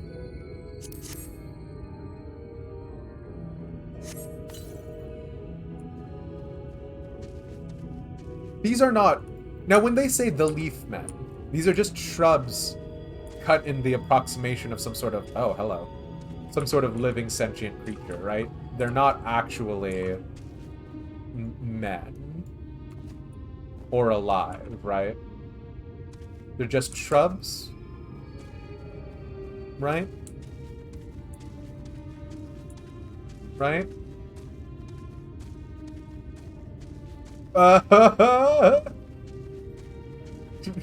Raven, what do you mean, sure? You all suck.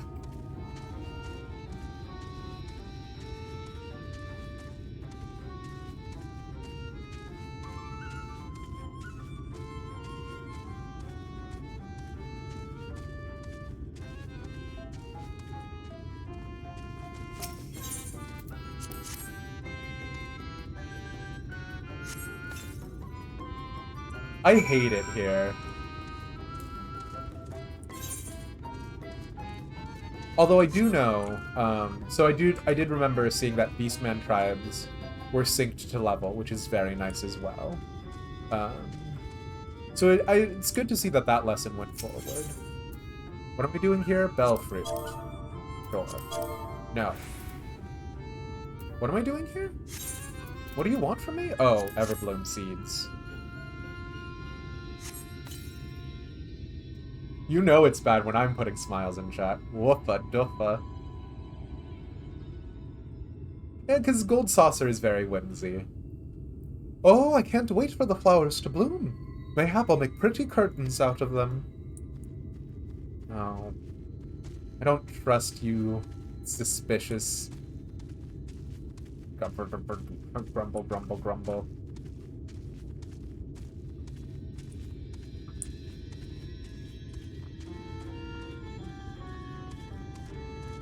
It makes me very much think of, like...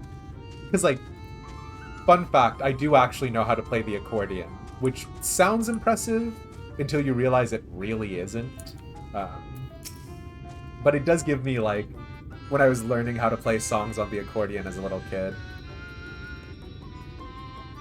I was asked to retrieve a garland from a tree branch. The wind blew it there, the pixie claimed. Questionable premise aside, the dragoon's jump would have been useful for this task. I actually don't know what TIL stands for. So, I'm supposed to bring them a plank of wood that has no wood grain. Ha ha ha. Today I learned accordion, yeah. So fun fact, I learned how to play the piano using accordion, like, sheet music. And the thing is that, so for the left hand, right, on the accordion it's just buttons. So I would just play the chords with my left hand. It was very interesting. Today I learned meat. Listen. You. So do I go inside their house? No. Accordions are expensive, actually. Oh, okay. The natural place to plant flowers on top of your house. God. And I also haven't thought about playing the accordion in years. But if I get an accordion, I'll play it on stream. He said, promising himself that he was never going to get an accordion.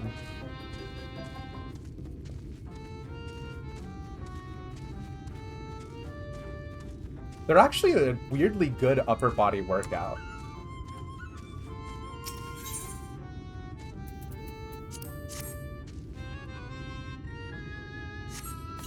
Aww.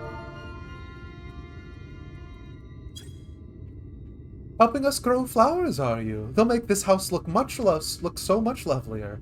There used to be a city of mortals here. A great big bustling place called Vobert or Bobert or some such.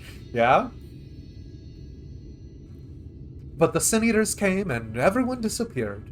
Since then, we pixies have been living here, and we've given the old houses our touch. Lovely, don't you think? Okay, so they did not do the architecture here, which is interesting because, again, when you look at the Norvrent map, there is still some sort of structure, so I'm wondering what happened there. Accordion redeem? How dare you? I'm gonna be the next Weird Al? No, Weird Al is leaps and bounds. Too good of a individual. 1,000 sub reward. Demise rents an accordion and plays it on stream. You know what? Bet. Go ahead and copy this one down for posterity. If I get 1,000 subs, I will absolutely play accordion on stream.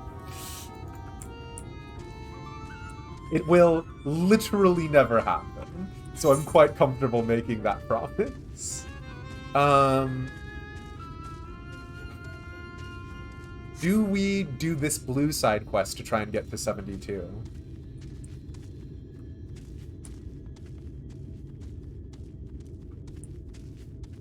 stop.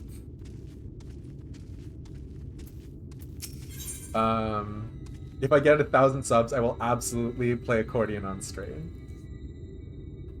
Okay, now we need to get it to open a YouTube channel. He never specified 1,000. You know what? Actually, plain valid. I do have a YouTube. I think the command is still there. The only videos I have are the Triple Triad tournament. The Triple Triad? That isn't it. The Crystalline Conflict tournament we took part in. But I am planning on uploading my Shadowbringers VODs up there. If my YouTube channel gets 1,000 YouTube followers, I would also be down to do, or 1,000 YouTube subs, I would also do an accordion thing. I'm not confident on the YouTube game yet. I just don't know as much about it. The Forbidden Land. Lad Ken is gravely worried for a friend. Help! Help me, I beg you! My friend has gone to Faisalran, a place we're told we must never set foot in. I thought about giving chase, but I'm scared I'll run into that thing. Ah, Kooky! Long time no see! Hey, hey, hey! Everybody, Kooky is a fantastic artist who, if I remember correctly, gave us a little gift one time. Thank you so much for the raid, friend.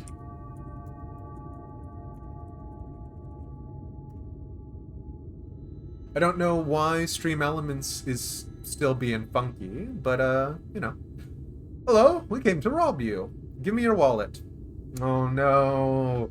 I've got bad news, friend. I'm a content creator on the internet. I sold my wallet off to buy some top ramen last night, so, good luck. I thought about giving chase, but I'm scared I'll run into that thing. But you're a big, brave man, and you're not scared of such things, are you? So please, find and bring back my friend. Ken Gift's their name, and if you hurry, you might catch them before they get to Faisalran. What can I say?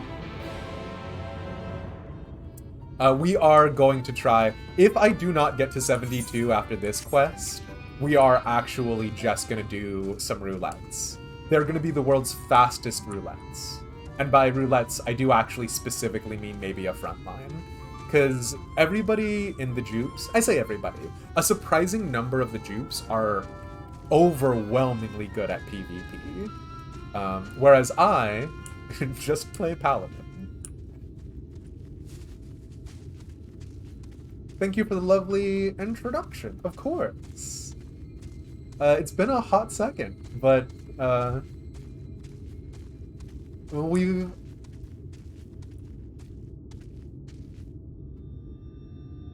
I don't know what I was about to say right there, but we missed you.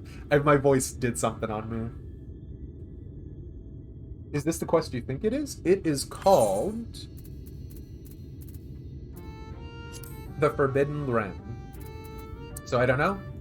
If you know what that quest is, you know better than me. Aren't you one of Urianger's friends? What business... Have you business with me? I can't do a brogue to save my life. Ladcan is worried. Well, that's all well and good, but when someone tells me not to do something, it only makes me want to do it more.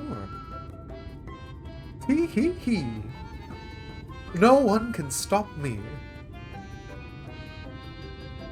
Heedless of your warning, Ken Gyoth continues in the direction of Faisalran. If you find them again, perhaps you can still convince them to turn back. That's a problem, child.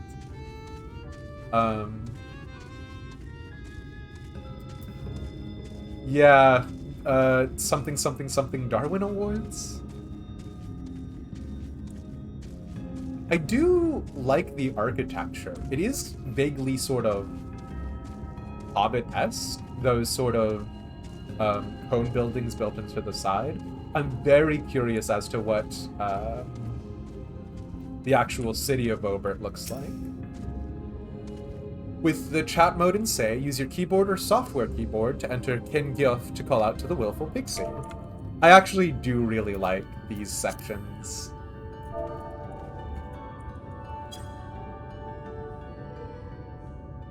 But yeah, we're just playing a little Final Fantasy XIV today.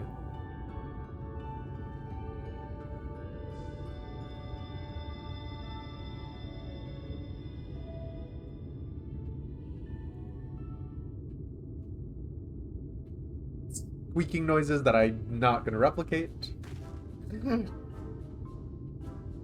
I have no idea. I don't even know what I would do here. Hello?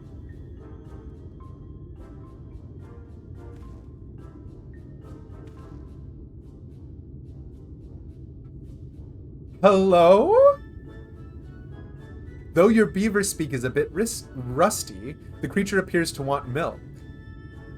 Hello?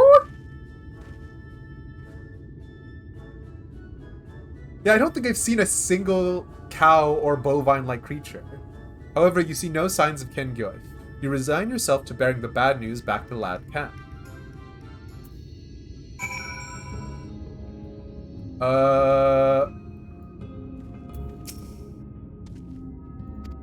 Is this gonna be a weird thing where the pixie transformed into the beaver? Is this a trick that they're playing on me?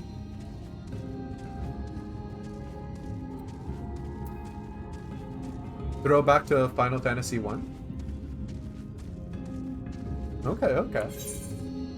We're gonna do this so fast because the only reason why we're doing this is to get my brain turned off. But the only reason why we're doing this is to try and get to level 72. Final Fantasy 2! Roman numerals and I get along poorly, so thank you. Like a Chocobo stable, sure. Or an Amaro stable.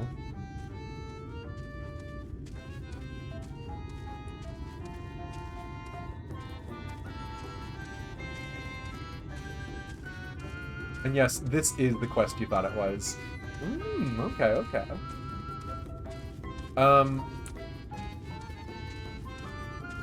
Don't actually like Ilming. I'm sorry. This music is going to drive me slowly mad.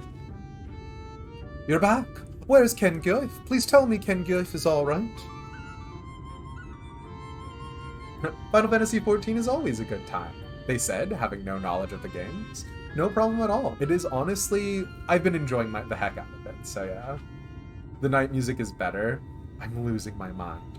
What? Against your warning, they went to Faisalran, where you found only a strange animal. Then the tales were true. Oh, Kengyoth, why? Why didn't you listen?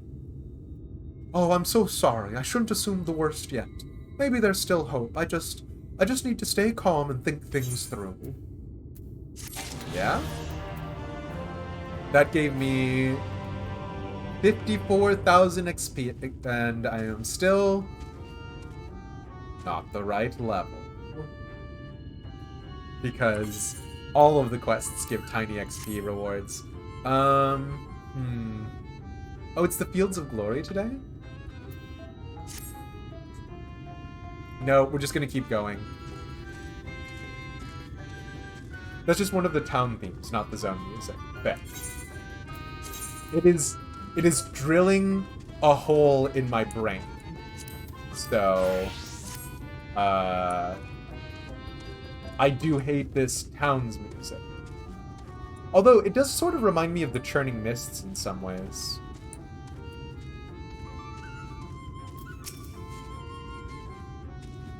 So hungry. Did you get the fruit?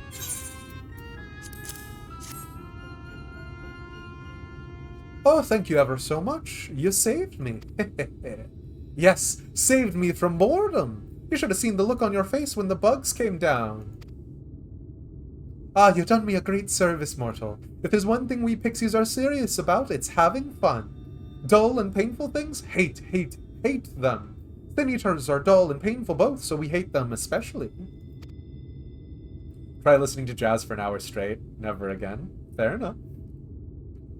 You mortals try to fight those monstrosities, but there's no fun in that. Best to avoid them altogether, we say. I mean, I guess that explains why you're not an ally in the fight against the Sin Eaters, right?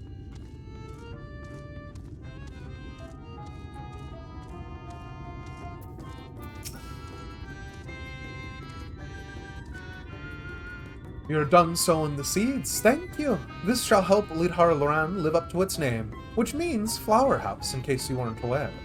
We weren't always here, you know.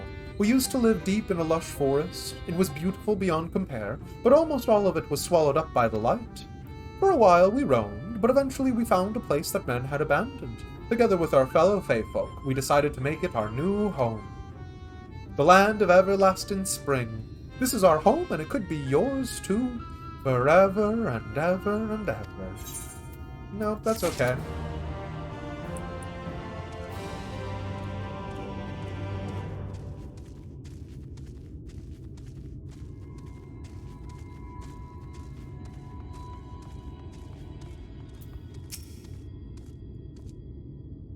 You've given water to our children. Thank you ever so much. They're all very dear to us. They wandered into Eulmore as stray mortals, but we grew attached to them and decided to take...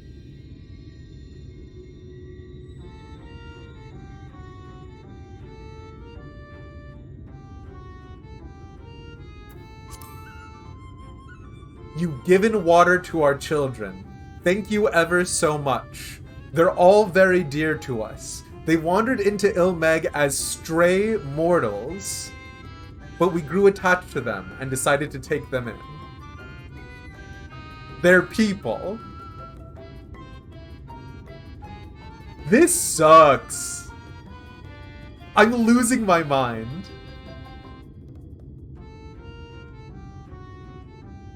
You know what this also reminds me of? If anyone here has listened to the podcast, Welcome to Night Vale, I fell off many years ago. But there's Strix Corp Synergists Incorporated. This gives me Strix Corp vibes. This is a smiling god. And what they do. I hate it here. You and yours would have been our children too, but the enchantment didn't catch as well as we'd hoped. It's never too late, of course. Yeah.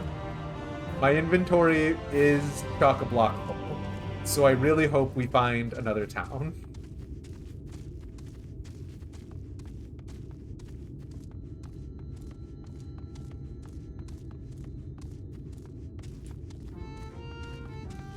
No, it's okay. My brain. Unto the truth. Thancred looks just like you feel. You prefer the distant prince over the smiling god? I'm not caught up on my cosmology or anything like that, so for sure.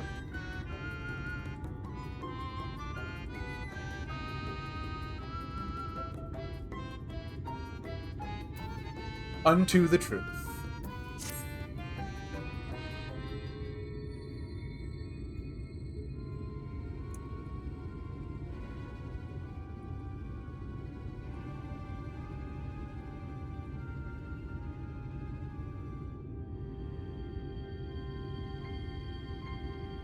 Oh no, sorry. Hold on. Something just popped up.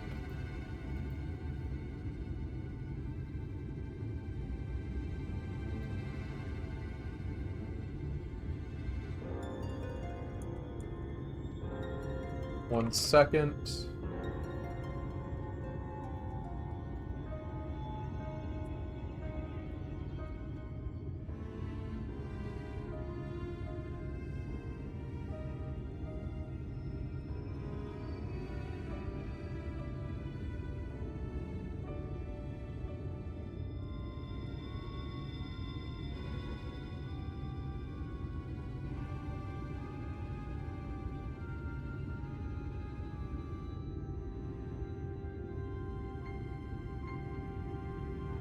Oh, heck.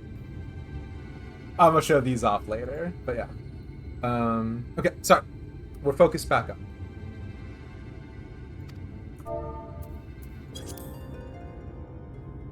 How goes it, Elish? So, a mix of menial tasks and pranks.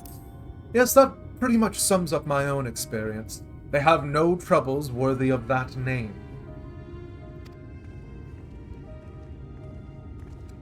We had to do a bunch of chores for the Fae.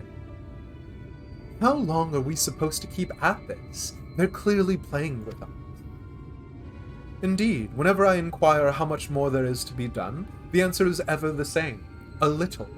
I doubt they have any intention of releasing us in the near future.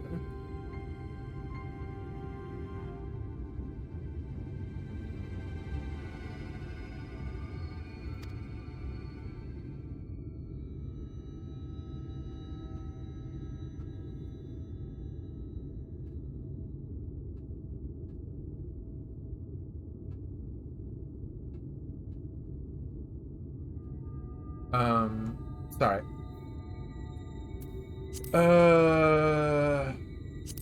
Couple of things are coming up, which are unfortunately taking up some of my attention. Hold up a second.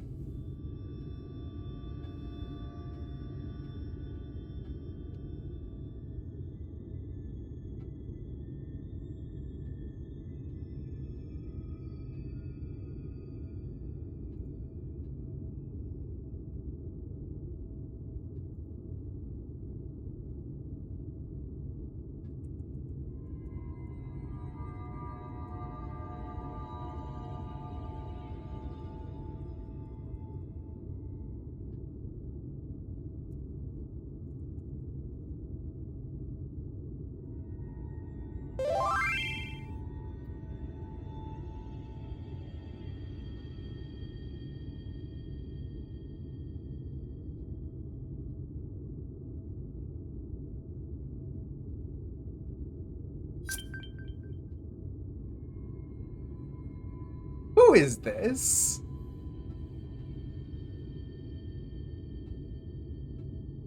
Who is responsible for this chicanery? Sorry, almost focused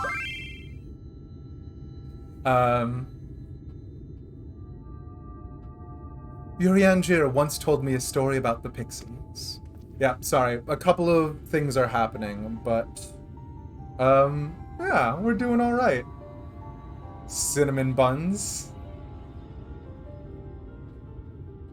They're both from the souls of those who died. They're born from the souls of those who died as children, or so it's believed. Though they don't have memories of their previous lives, the desire to have fun remains imprinted on their souls. I do like that we have just completely given up the ghost on, like, trying to call it, like, their ethereal signature or whatever. We are just calling it their souls. And so they live only to play, keeping hapless mortals for their pleasure for years on end, sometimes even until death. In the past, when I sought to identify the true nature of ghosts, I came upon literature examining a similar subject. The soul was likened to a core that resides in the aether, and its presence is what differentiates us from such beings as sprites and arcane entities. Upon death, said core originally dissipates along with the aether that composed the flesh. Okay, so we're just really giving up the ghost on it. However, it may be held together. Oh boy.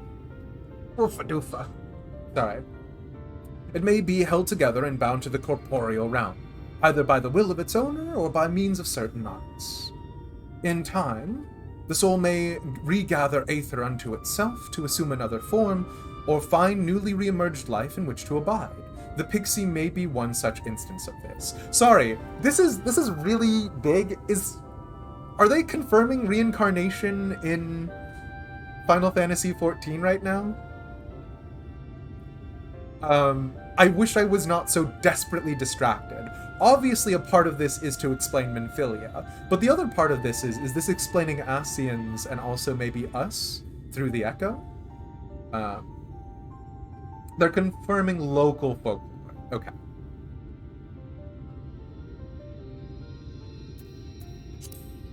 Listen. The pixies may be one such instance of this. If ghosts are merely souls without bodies, what does that make us? I think you've become that which you fear most, brother dearest. There is something very funny about them trying to avoid the phrase astral projection, because for me, astral projection is not a dirty word because I just know it from Dungeons & Dragons. For them, I'm sure they're looking at it from other contexts, right? You know. However, the pixies may have come into being. If we leave them to judge when they are satisfied, they will never be satisfied. Nay, we must negotiate new terms with the creatures, but where to begin? It seems to me we would need at least one among them to sympathize with us. As if someone had magically had all the retainers sort of converted into some sort of pixie themselves. In the course of your chores, did any of you encounter a pixie who seemed even faintly amenable to reason? Not during my chores, perhaps. Beowulf.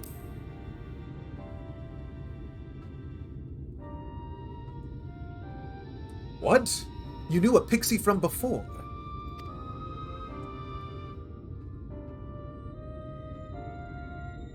Not only are you acquainted, but you entered into a pact? You might have mentioned this sooner. I mean, I tried, right? At any rate, I dare to hope this will offer us a way out. Without further delay, then, summon this Beowulf, if you please. Oh, great, Beowulf, while you're here, I actually need to get rid of some of the items in my inventory. With the chat mode in say, use your keyboard to say Beowulf. Because if you work as a traveling retainer, that would just be the greatest thing ever.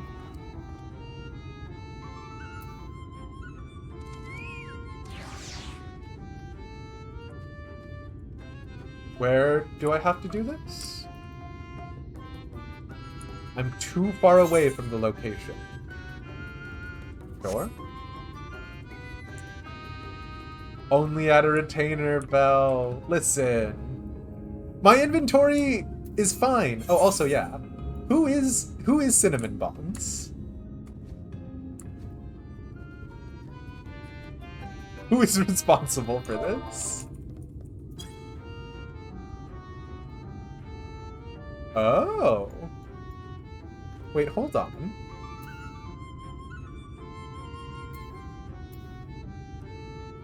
Your inventory is definitely not fine. It's fine.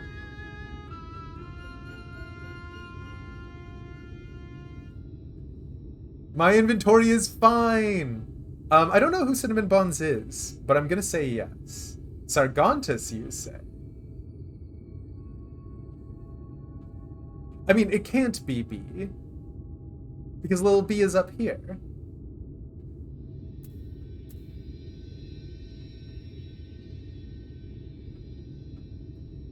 I don't know if it's just Shadowbringers putting me in like a permanent state of paranoia or what, but Cinnamon Buns does make me slightly nervous.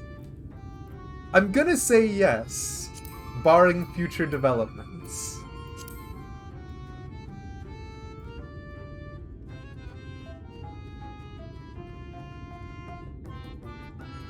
Okay, Beowulf.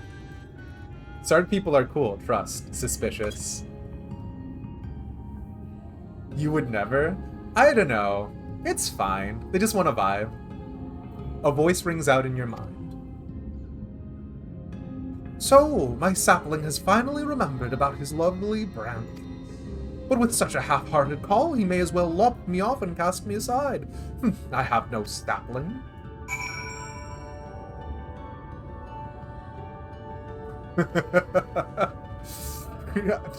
Okay, this is a wild bit. While with the chat mode and say, please, Beowulf, I need you. Damn. Really just bringing up that desperate energy, huh?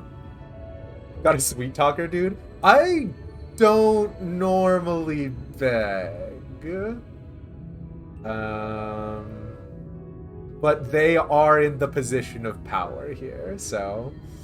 You love them so much? Of course you would, Pity Squid. Is that your idea of a fervent call? A sodden log could do it with more fire. Yeah, that's because I don't want to do this. Oh, loveliest of branches.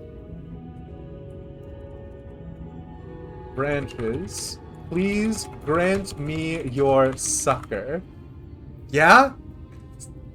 Yeah?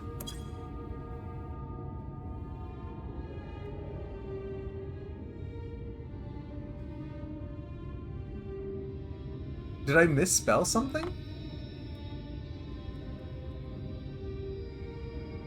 Oh, I didn't put an exclamation mark at the end of this phrase.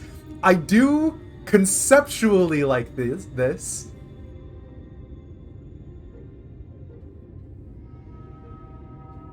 Your soul is not into it. I'm so upset. I'm not into it, actually. Believe it or not, Kishnok was making the joke earlier about us for Demised After Dark doing a kink sheet.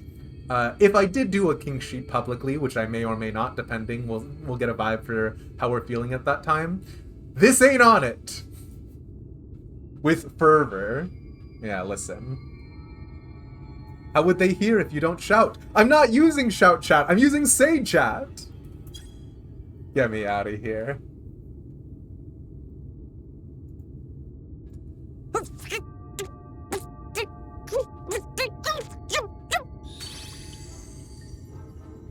You're late! Late! Sorry? I've been waiting for you to summon me ever since you came here. Waiting and waiting and waiting. Oh yeah, sorry. I haven't used your retainer bell. But my here, sapling didn't so much as utter my name. Such a heartless thing he is. Cold and cruel and heartless! Is this the same for everyone? Or if you actually summon Feo, do you get a different dialogue here? Another self-important little brat. Just what we need. Wait, do you get a different, it's the same? Okay, cool. Because I did ignore Feo. I did travel back to Ishgard to use a retainer bell. So I do actually feel weirdly guilted on this one. Reminds me of my childhood. Oh. All right, I'm sorry. It was a joke. Honestly, just a joke. But just now you called for me so earnestly, so fervently. I couldn't possibly stay angry at you. Very well. As your lovely branch, I will lend you my strength.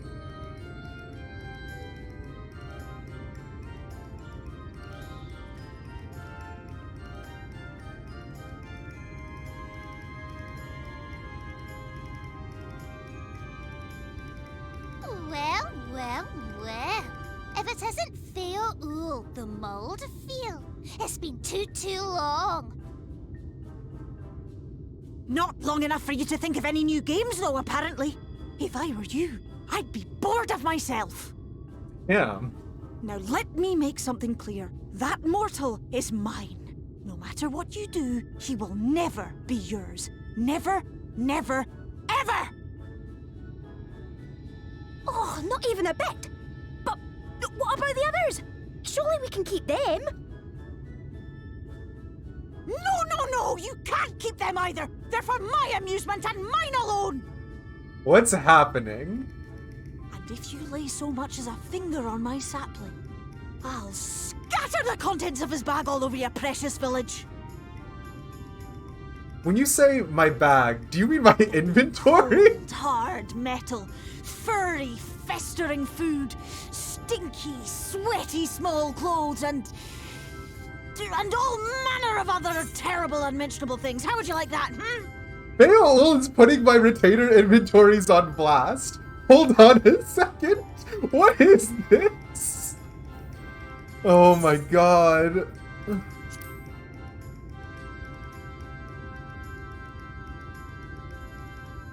Sorry, one sec. All right. But will you not at least let us play with the twins? Just while the others go and see Urianger?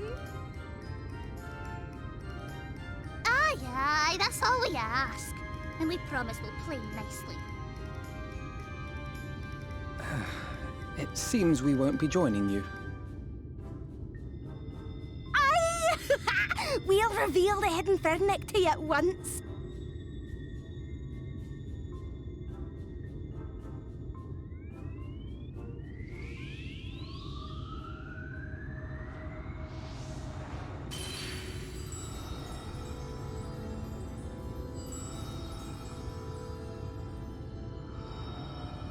What is this game? It's a bit wacky wild.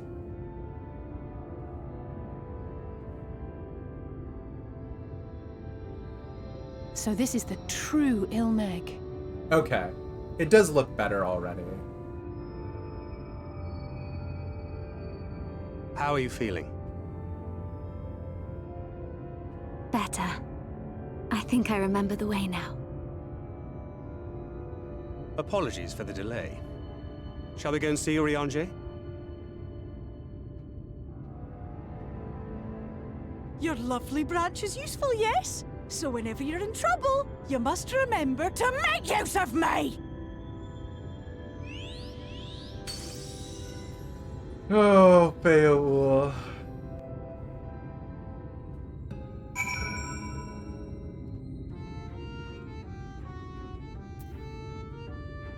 I do, like, with the fog lifted, and even with the, like, sort of background hum of the zone being oversaturated with light aether, I do already like it a lot more without the fog. Like, that fog was oppressive. It is very ridiculous, but you know. Door. Okay.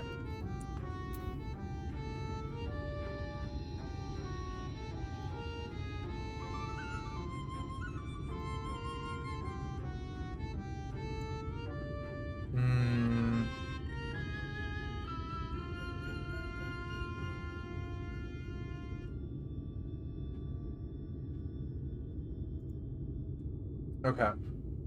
Notice the castle has fairy wings? I didn't notice that. And also, it is much less steps of faith than Ishgard is, right? Which, I mean, again, we'll try and avoid going too ridiculous on it. But, notice... on the Eorzean map, right? Versus the, Norvrent map. I'm very curious about the divergence points again. Okay, sorry. We're focusing up. Worry not, we shall be fine. Go on and find Urianger. Send Urianger my regards, and tell him to live somewhere less annoying next time. Yep, valid.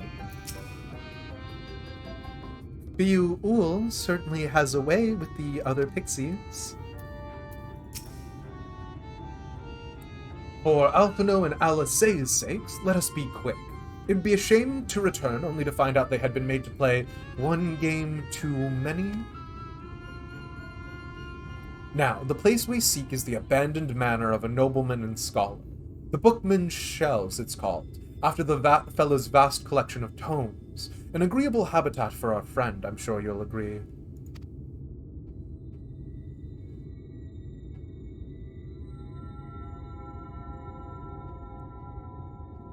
If we follow the path north, we should soon find the place. Come along.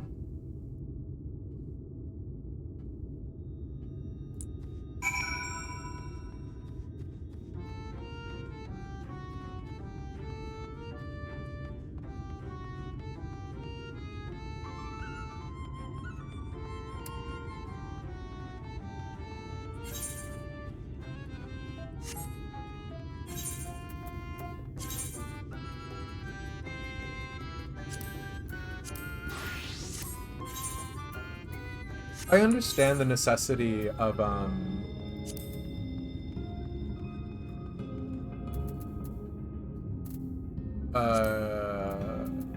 sure. I understand the necessity of making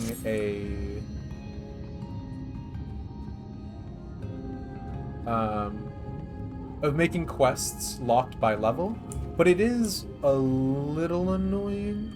Though, to be fair, if I was playing this in any other context but streaming it, it'd be fine. I am very curious. Because, like, so we know in Ishgard, the spires are there to, like, sort of protect against dragons. And I'm wondering who the Kingdom of Vobert's enemies were?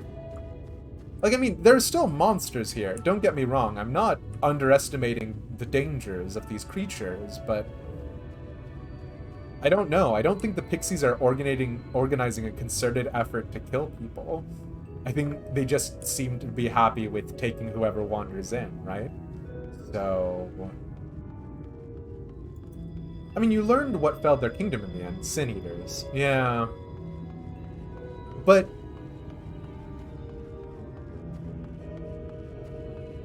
there aren't... I don't know. There's something weird about this. Like, Lakeland being neutral territory that was only filled by the Crystal Exarch, sure. I don't know. Because there's also something weird about...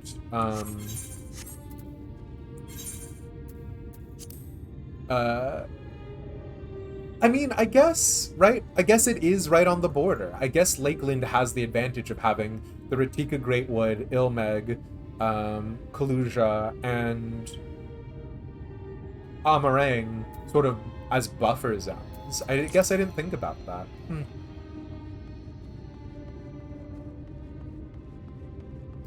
You do not like the size of that cottonwood? Listen, it's fine.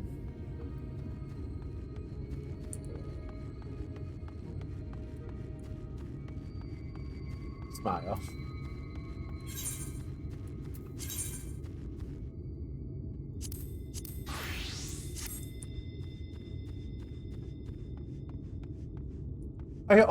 We have been seeing this iconography, right? Which is, I'm assuming 2 leaves? Like 2 leaf clovers or something like that? But I'm wondering if there's something else to this. It could also be, I suppose, an elephant. I assume that the door would open from the middle, but it could be something else. I'm just very curious about what that icon could possibly mean.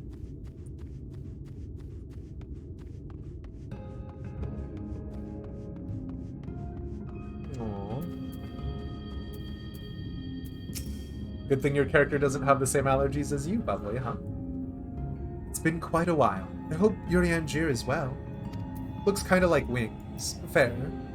But what are the 2 long things that are pointing out? Or is that... Oh, wait. Oh, I think I see what you mean. Is it like...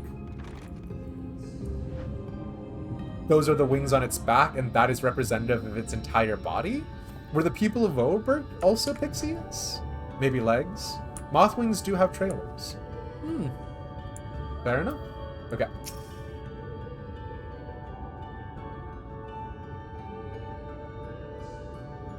And here we are at long last.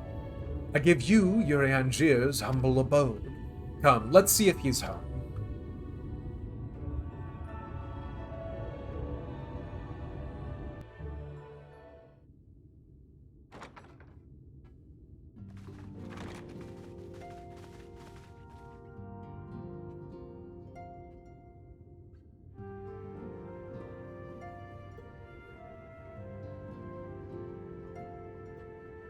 Urianger, are you in? Unto a world weary of heroes, a hero wends his way. Jesus The Christ. Exarch did send word that thou wouldst seek me out, but ne'er did I imagine thou wouldst arrive so soon. Okay. I'm into astrologian Urianger. Full glad am I to see thee once more, my friend, and none the worse for thy travails. Is that the same outfit he wore when he was helping Ardbert? Run along, Minfilia. We will meet you outside. But... Another one for you to imbue, if you'd be so kind.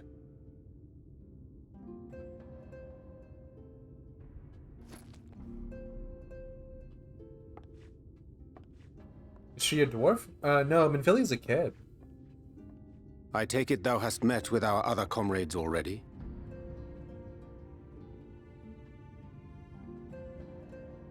No, it's a different outfit than when he was with Ardbert? Okay. Urianger, best scion. He's pretty good. He's a dweeb. That but he Master doesn't let Alphino and anyone else Mistress stop him. Alize now travel in thy company is of great comfort to me. As for the rest, it beginneth in earnest. The hunting of the Light Wardens, and perforce the war with Eulmore. Hark thee then to my words, and through them behold the vision that I did glimpse, that of the 8th Umbral Calamity.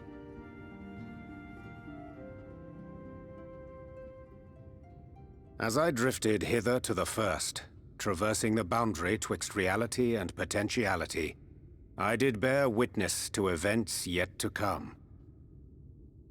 Potentiality being a funny way of saying a future that can be denied. There I saw the combined forces of Eorzea and the Far East offering fierce resistance to the legions of Garlemald.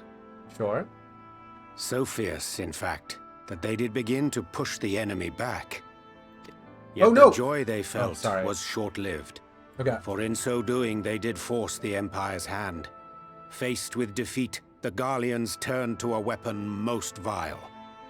Black Rose. Oh, well, gotcha, Kishna. Sometime after 10, Its I can't make a promise right defied now. all reckoning.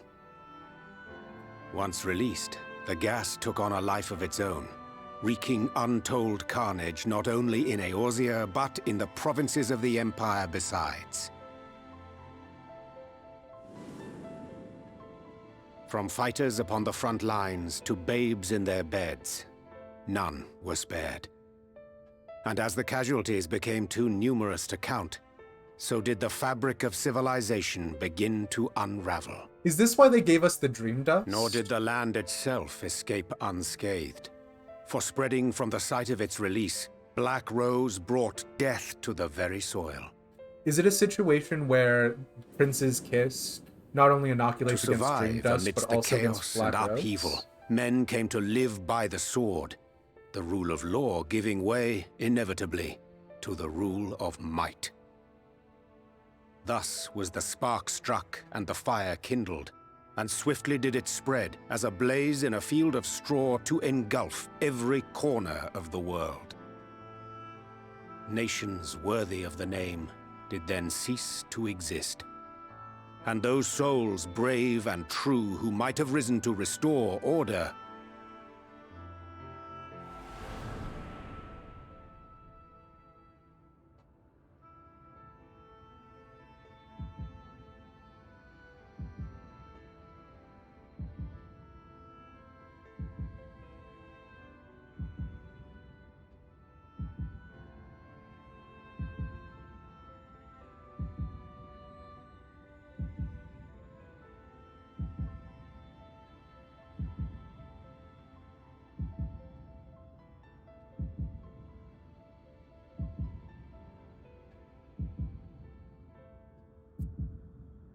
The Scion Traveler outfit that we all got, sure.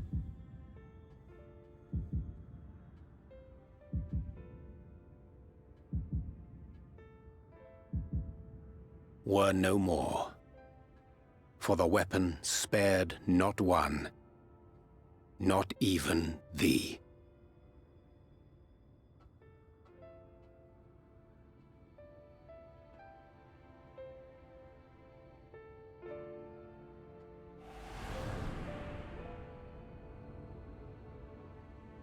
An endless age of war, begotten by the blight of Black Rose. Such is the legacy of the 8th Umbral Calamity which I did behold. But Black Rose isn't based off of any form of aether. No matter the cost, we must forestall this tragedy.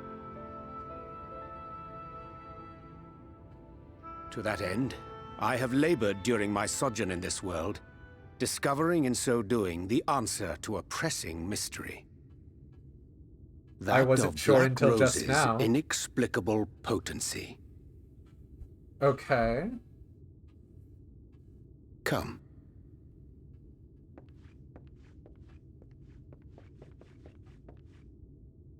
Dost thou recognize yonder chart? Yeah, it's all of the elements.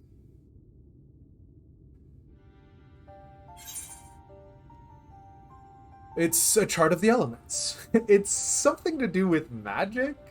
I do actually imagine Elish is an idiot when it comes to magic. So the in-character thing would be to actually say it's something to do with magic.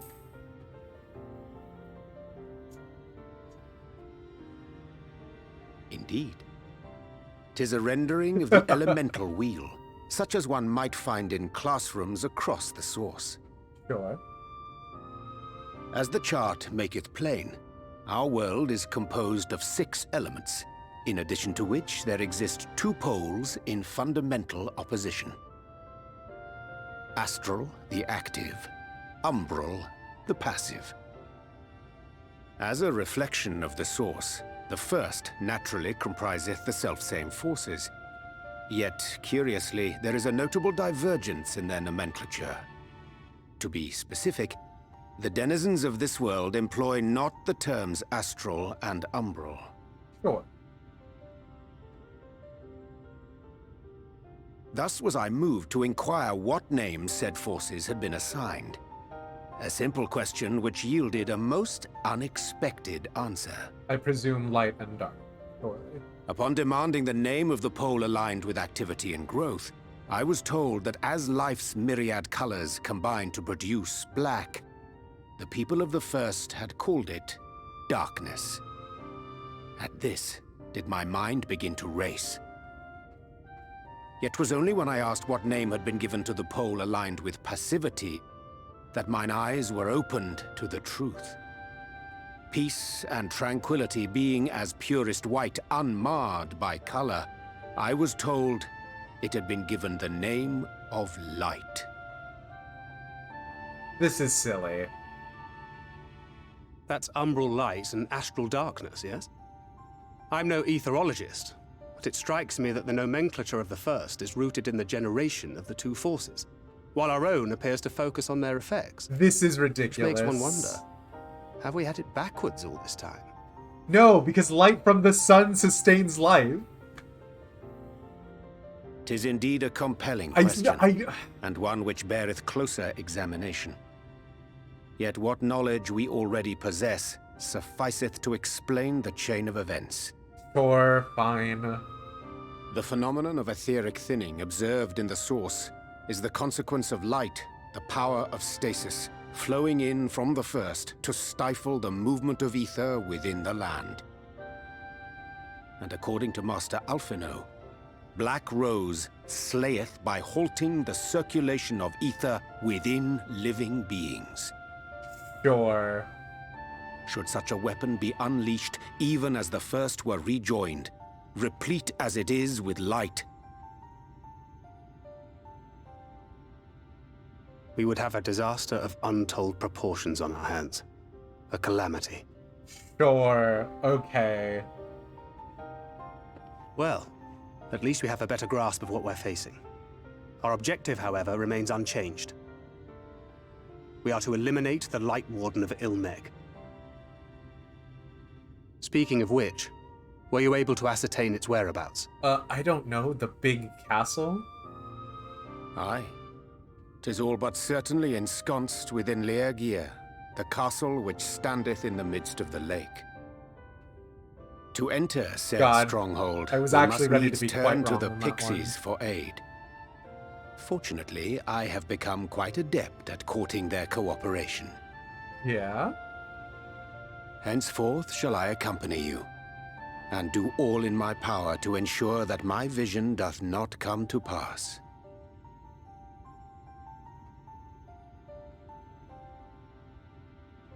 Wait. Vothri's not the Light Warden, is he? The Light Warden was the girl next to him. The girl who was petting the Sin-Eater lion, right? Marin?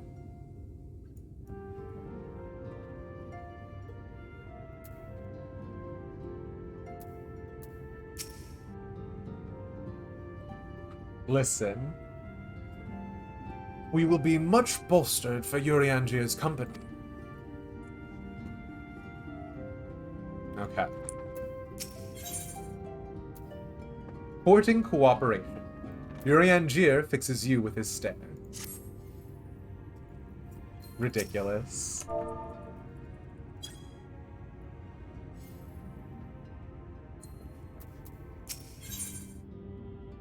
Courting cooperation. Urianger fixes you with his gaze.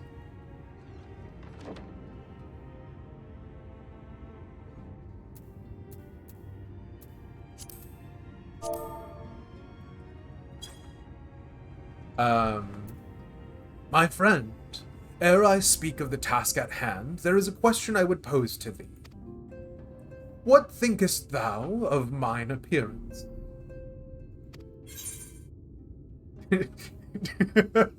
Did you take up astrology?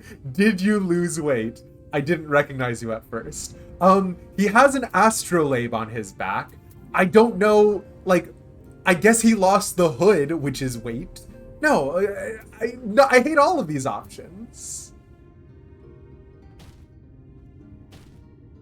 I'm being bullied in the distance. It was the butler in the conservatory with the candlestick, obviously. He also has no mask. Definitely lost weight. Looks better minus the hood. Way better. I didn't recognize you at first is the one that could be the least insulting, so...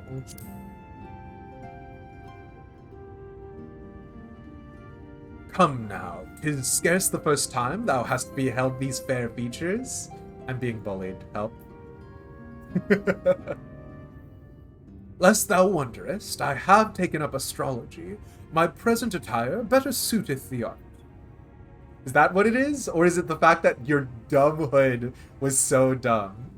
Hey, hey, Commander Peeps.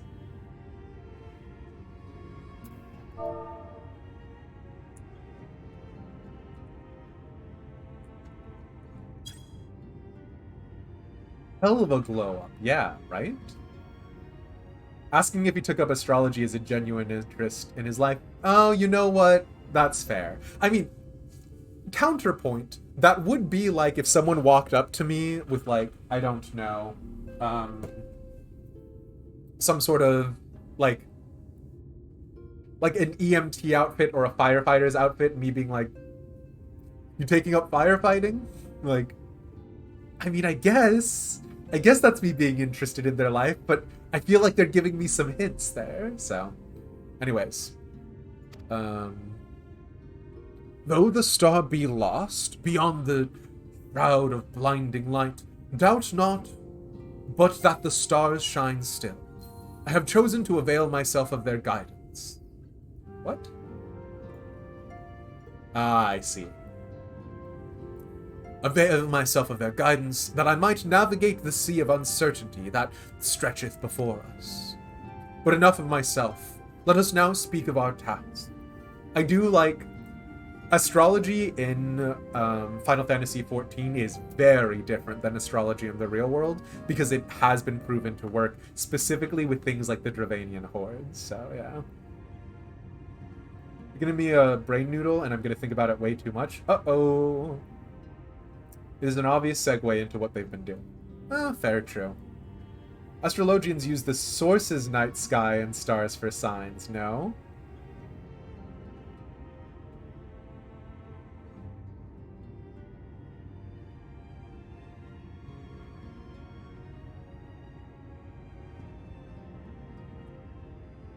Wait, astrologian lore is so cool. It's pretty badass. Also, I see what you mean. It's that thing a little bit in when, like, in the modern era, right? When like we can observe stars or whatever, but the things that we're observing, because it's so far away, light takes time to get to us. Are the stars in the source's night sky the reflections of... No, they're... Wait, okay, I hate this. We're gonna keep going. God, I just realized that they call Hydaelyn a star, which I always just thought was them being bad with terminology, but...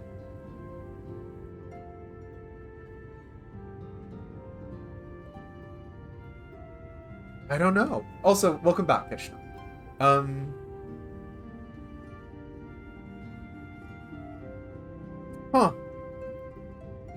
Huh. Okay. Huh. Okay. But enough of myself. Let us now speak of our task. Heidelin is the name of the planet. This has been told to you in lore. But they also refer to the planet as the star. At least they do the localization that I do. Yeah, by star, they do not mean the sun. This is the thing that always distresses me, is how to tell... Sorry, one second.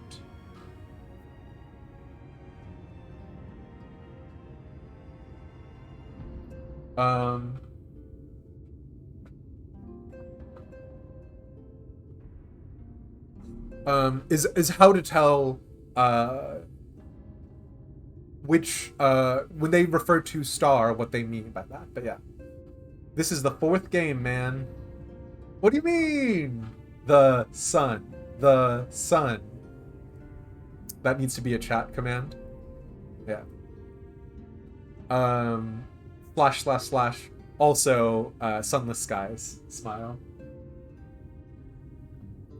As I did mention, if we are to enter Gaia, we must needs gain the Pixies' cooperation. This is a simple matter of presenting unto them a suitable gift. I shall procure a selection of viands that please their palate. Thancred, pray assist me in this endeavor. Meanwhile, Elish, I bid thee obtain that which pleases their eyes. In these parts there abideth a vilekin known for its beauteous wings, the hawker. I shall lend thee a receptacle within which thou mayest capture a weakened specimen.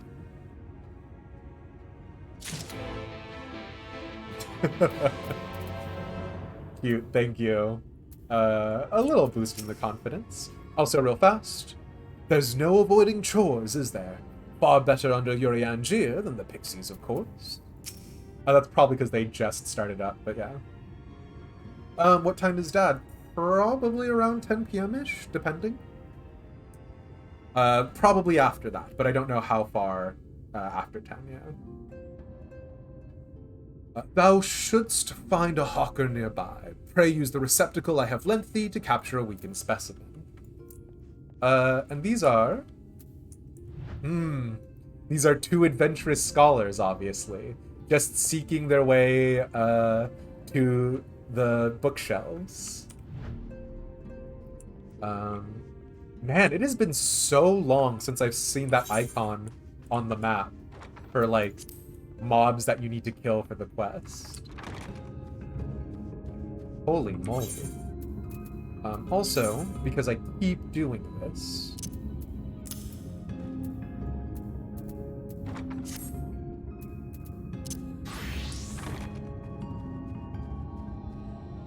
Oh, okay, sorry. Another 10 seconds. There's something going on that requires some of my personal attention. I will be back in less than a shake of a tail.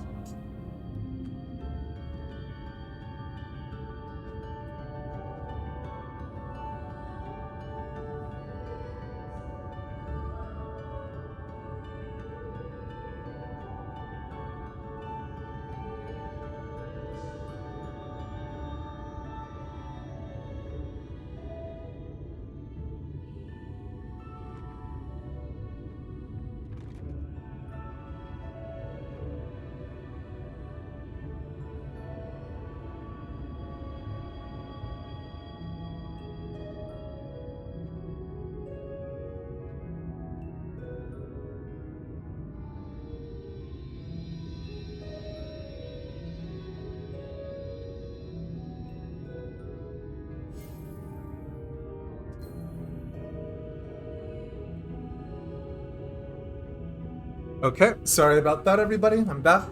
I just needed to take care of something super fast, but I am here, I'm present, and you have my undivided attention. Okay. I do want to find out what Minfilia has been up to. Oh, no need to worry about me. I'm quite familiar with the manor. During our wanderings, Thancred and I would often return here. It's where I imbue his ammunition. Sure. I assumed Gunbreaker ammunition would be ceruleum-based. Minor riot, nothing to see here. Yeah, y'all popping off. Hello? Have I done something to anger thee?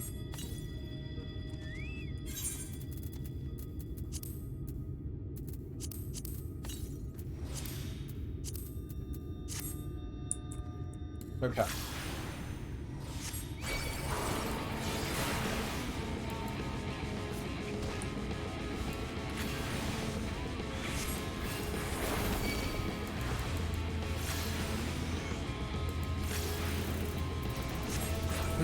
Yes, she makes his ammo. What? What is... Why did you say it that way, Clane? Hold on.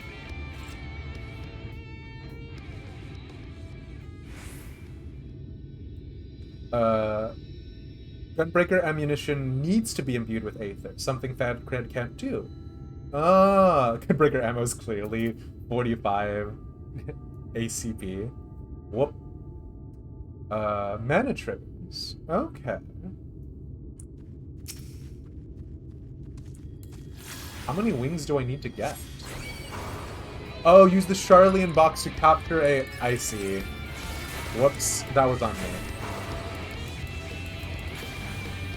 I see we've returned to these kinds of quests, have we? Oh, hello?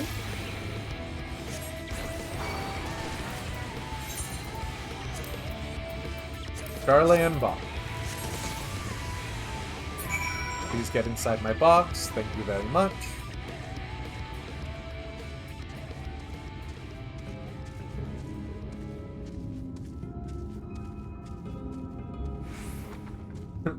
Trust me, we all made this mistake. Yeah, I believe it. Holy moly. Do you know why the 1911 is chambered in 45? I have no idea. I actually don't know very much about firearms.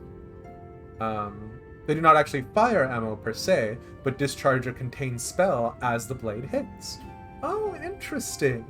I did think it was literally a gun. So that is an interesting thing to note. Thank you, Clayton.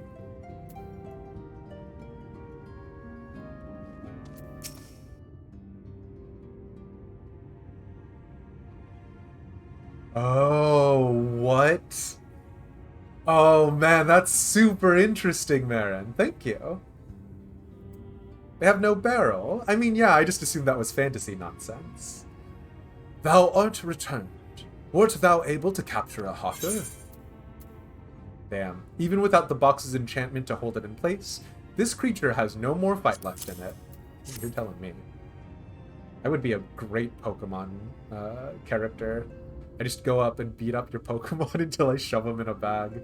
Okay, bits aside, I'd have in my inventory 3 burlap sacks, which I am supposed to use to capture animals for one of the Aether Current quests. And it's always so silly to me how Final Fantasy acknowledges the ridiculousness of their, like, capture animal quests, but they keep adding them in anyways. Alright. Ah, a truly magnificent set of wings. I shall treat them at once to make fast their vibrant colors. Listen, Bubbly. Thancred too should return anon, upon which I shall make ready all the items for presentation. Pray take thine ease meanwhile.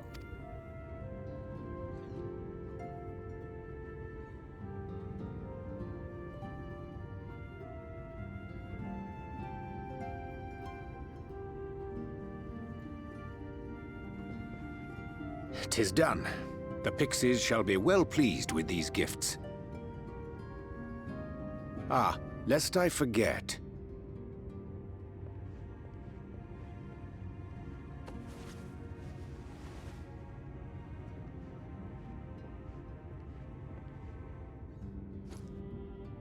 Ooh, white auracite. White auracite, newly forged for thy use. Hell yeah, hell yeah.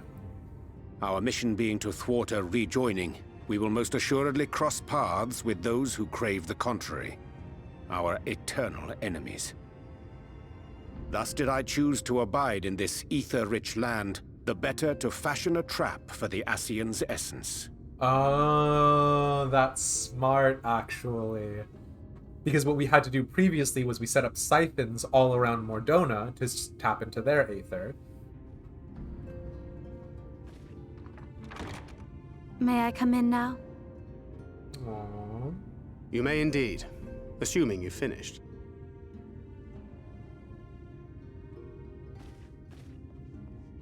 I'm not going to read all of that out, Cass, just because it's quite a chunk. I did as you but asked. that's interesting to know. That's my girl, thank you.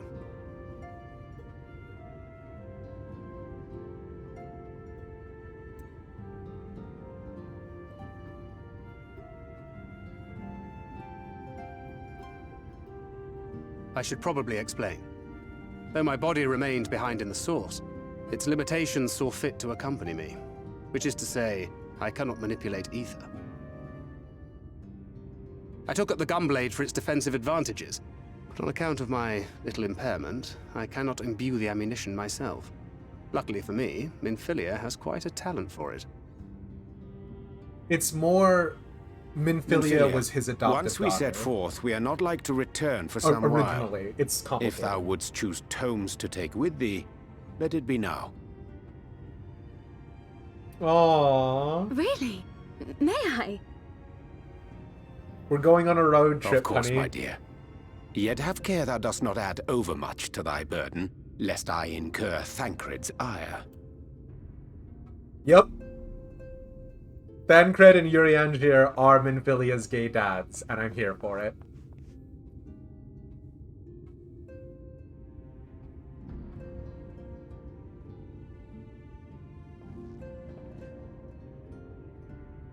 Hast thou spoken to him of thine encounter with the Minfilia of Eld?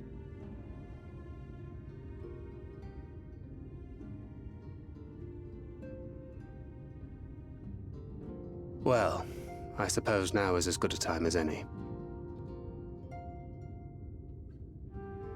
As you know, I freed young Minfilia from captivity in Eulmore some 3 years past.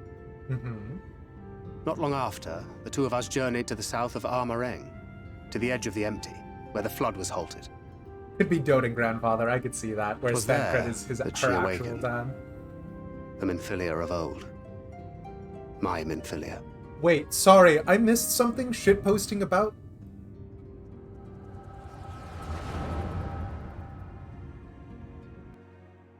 Sorry, what?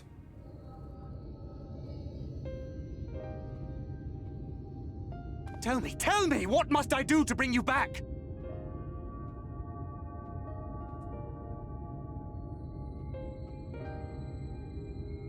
My dearest Thancred, as I am now, I am no different from an Ascian. This child is but a vessel. One of many I have used that I might spread word of her enduring blessing and preserve the flame of hope. In my name, each has died, never having lived her own life. I have taken enough from these children. I will take no more. Which is a part of the reason why they don't have But what of your Minfilia's suffering? memories. Your sacrifice? This isn't fair! Minfilia is I will not kind stand of a for it. skin I suit. cannot! There must be something we can do. Tell me! Make him like a robot body. We got Magitech. Should the day come when this child grows weary of fighting and wishes to cast it all aside, then shall I take up her burden. But should she wish instead to become the master of her own destiny, then shall I bequeath to her my all. Yeah, but like she has your name now because of being Imbued with the blonde-haired, strength that I blue-eyed. reserve for rebirth, she may come to wield my powers as her own. And what of my wishes? What of Flamine's? What of all the people who love and care for you and want nothing more than to see you again? Alright, dude. You don't get to put that on her. She gets to live her life, even if she is a It is not their decision ghost. to make. Yes, correct. It is hers. This child's. This Minfilia's. Which, I mean, she does have now the responsibility of maybe an entire world, but that's besides the point.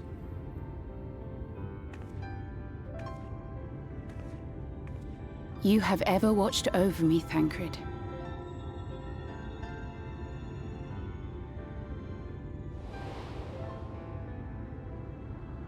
Oh! Was it literally just a Gabu?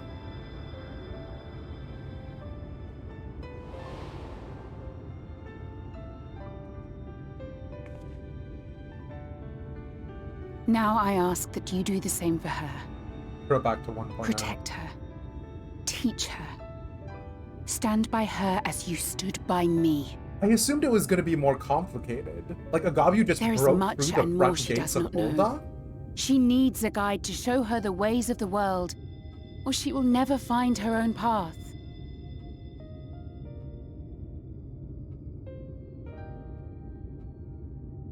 When the time comes, you will find me here. Until that day.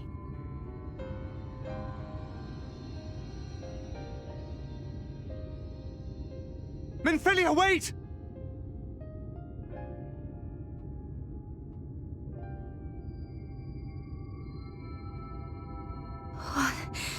What happened?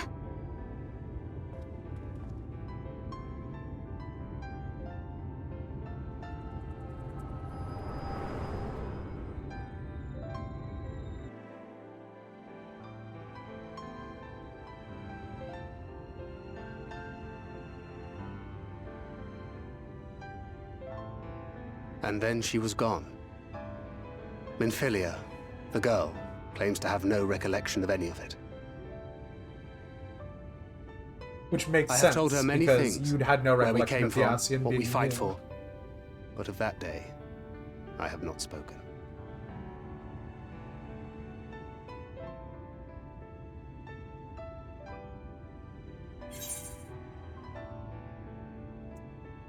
How do you want this to end?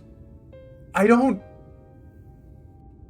Hey, Thancred, between having your magic reincarnating daughter come back and possessing a girl's body and being that girl, or letting your daughter disappear, what do you want? Can you summarize that for me in 5 words?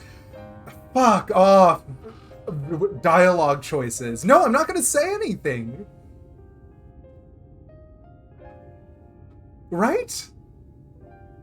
I remember watching the 1.0 starting, I remember the 1.0 starting cutscene for, Limsa. I don't remember what it was for, Ul'dah, yeah.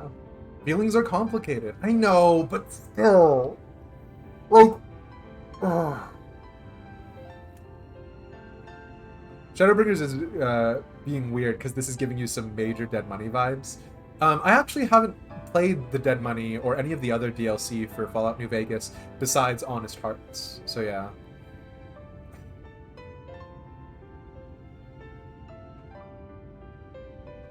First option?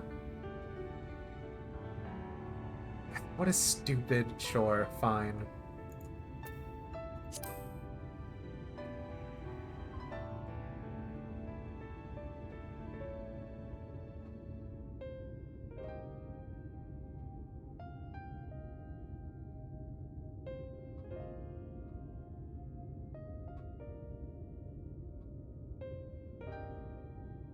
Like, he spends all of Stormblood. With the coming of another possessed of the blessing of light, the first hath begun to rise up in defiance of its fate. The question remaineth, however, who shall take up the flame of hope which Minfilia hath borne for so long?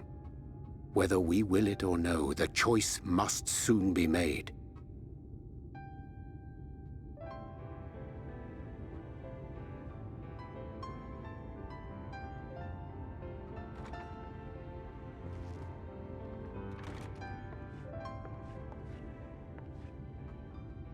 I'm sorry I took so long. It was so hard to choose. In the end, I settled on just the one. That is well. Now, if all is in order, let us set forth for Leader Loran.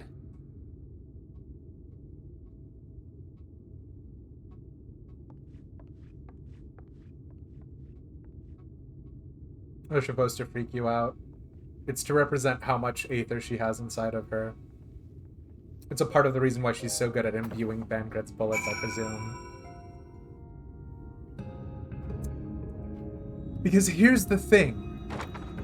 Bancred is not looking at this Minfilia, right? Like, I mean, and maybe he is. Maybe he is. No,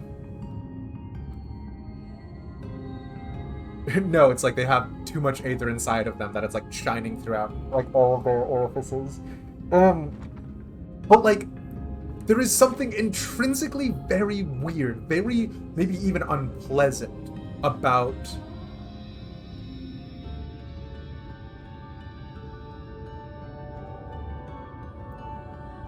like, everyone is like, ah, you have blonde hair and your eyes are like pure blue all the way through with no sclera. Like, clearly you are Minfilia. And so, like, what was her name before it was Minfilia? Like, did she not have a name? Was she born and the second she had blonde hair and blue eyes, they were like, oh, now we have to take you to the special Minfilia daycare on the off chance that you are the right Minfilia. Like, the R Minfilia, Source Minfilia, OG Minfilia, I like her even more now, because take this in direct comparison to how the Ascians were talking about it, right? Emmett Selk, Solus Van whatever, was like, ah, thank you for making it easier for me to possess one of these bodies and make it look like me, the clones. I could do it myself, but it would take time. Ergo, removing all of the agency of whoever they would take. Maybe there's something more to that about like not having to fight the personality of the person or whatever. Whereas Minfilia is like, I don't want to take this person's life over. I want them to be able to live their lives. And that's so beautiful to me in some way. Like, I don't know. Like, I for one am of the belief that immortality is actually, like, a lot has been made about not wanting to live forever. I think there are addendums to that. Hello, Pierre. To be confronted with being able to live forever, getting to look like yourself, getting to do whatever you want to do, that is leaps and bounds different. But yeah.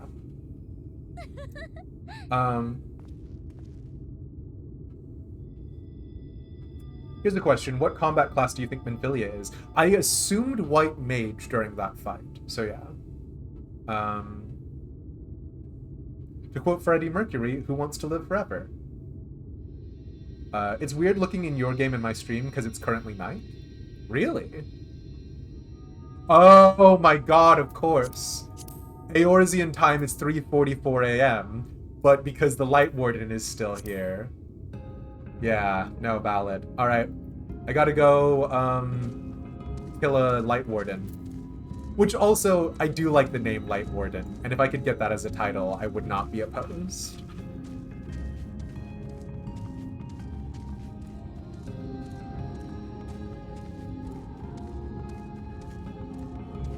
Just saying.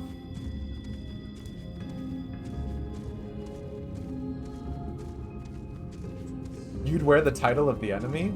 Well, listen. I'm not... Listen. I'm not the bad guy, okay? Although I do have the world's faintest understanding of how Sage works now, so I'll take that. He'd still use Lord Protector. Lord Protector is pretty good.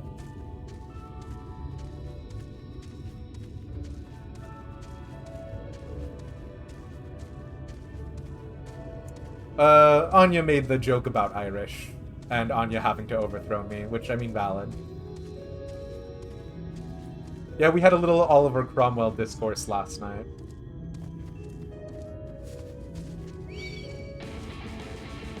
Come on. Oh, wait, no. No, it's fine.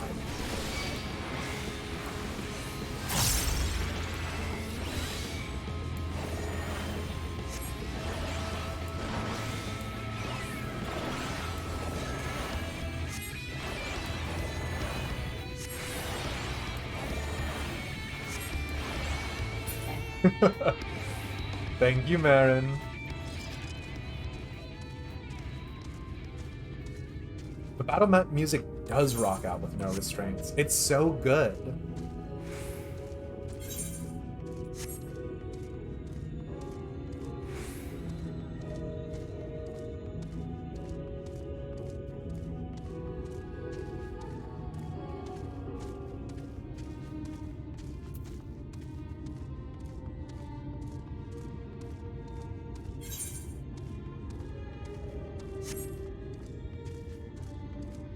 I think, because obviously we're building up to a dungeon, I think probably after this dungeon, we'll go ahead and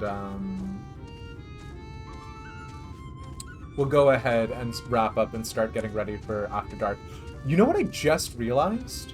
These actually remind me of the Skyfire locks, which I have not thought about for a hot second. But if you go to Coerthus Central, there are a bunch of these little residences in the Skyfire Locks, which is under the domain of House Hellenart. And I didn't think about this at first because I was like, these just look like hobbit holes. But the Skyfire Locks do a very similar thing. Of course, they are buried in snow, whereas these are obviously grown over and verdant, but, you know, same thing. What should you get for supper? What are you in the mood for? I mean, you know, I've been trying to go a little bit more vegetarian with my stuff recently, so if there's any good Indian places or Thai places nearby, you could try a little bit of veg. Never mind. KFC, Burger King, or Taco John's? For my money, I don't know what Taco John's is, so I would say that. I dare not ask what happened in our absence. When you've a moment, be sure to show your appreciation to the twins. They've endured a great deal on our behalf. You couldn't have come at a better time. The Pixies had just declared that it would be amusing to have Alice and I exchange outfits. I mean, it would be amusing. Thank the gods you arrived when you did. Any later, and I don't think I would have been able to live it down. I mean, you know. First John was a papa, now he's a doc. As much as I should like to savor the reunion with Master Alphino and Mistress Alice, it must wait. I have taken the liberty of presenting our gifts unto the Pixies. Let us see how well they are received.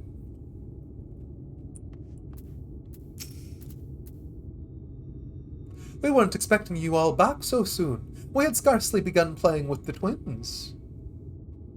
That said, your gifts are truly wonderful. Let me tell you, the milk and honey and biscuits won't last a day, and the wings are the loveliest we've ever seen. You've done us a great kindness, and it is Fey custom to return the gesture. If you desire anything of us, you need but name it. Oh no. Oh no, I've got space in my inventory. Interesting. So, notice that it's not called Elegant Empire pieces. They're called Night World Silver Piece. Sure. I had a free inventory slot. It's fine.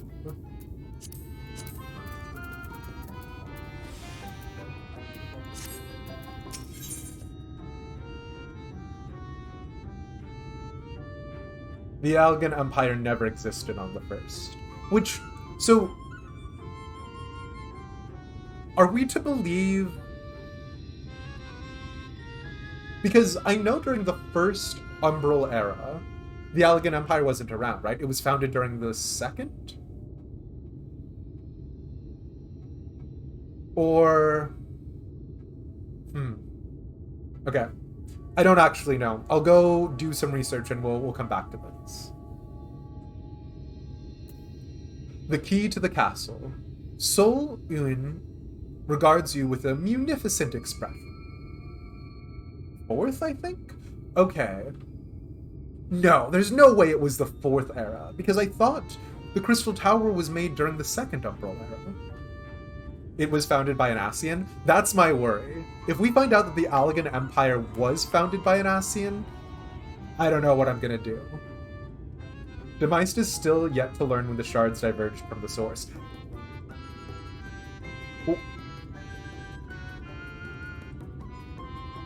What do you mean by that?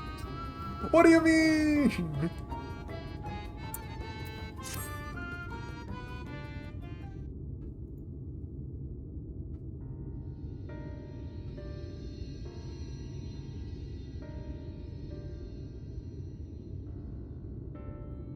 So, what is it you desire?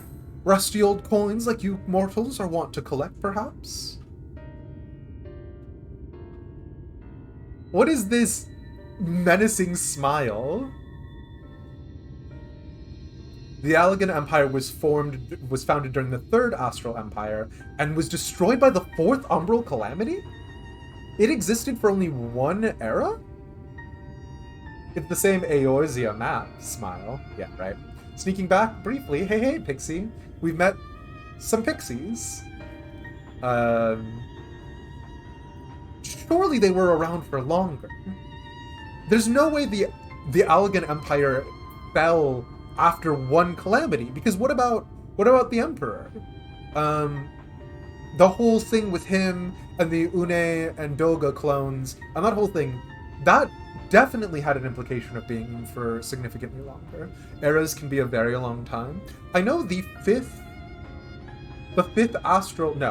sixth astral era only was for around 1500 years. So I guess I just assumed each era was around that time. So maybe different? Okay, we'll figure it out. You'll find out later. Okay. What is it you desire? Rusty old coins like you mortals are wont to collect, perhaps? We are resolved to vanquish the Light Warden of this land. To that end, we desire entry to Liagia. Sure. We only just had the 7th calamity, and we're already averting the 8th. That's fair. I suppose we're, 5-6 years into the 7th era? What a strange thing to wish for. You might as well ask for your death. But if that's what it is, if that is what you want, who are we to argue? Very well, I shall speak with the others. But that is different than the usual. You've clearly been busy, Urianger. Would you be so kind as to tell us what we've missed?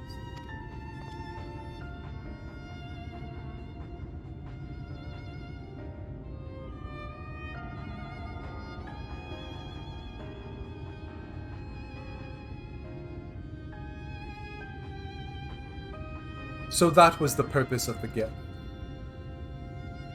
Is there anything you can tell us about this Light Warden? Aye, my lady. By circumstances most tragic, the Light Warden of this land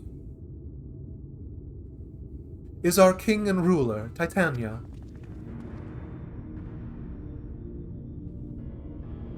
It was not always so, of course. Our king fought the first Light Warden that threatened our home, you see. Fought it and won. But all the horrible light that came out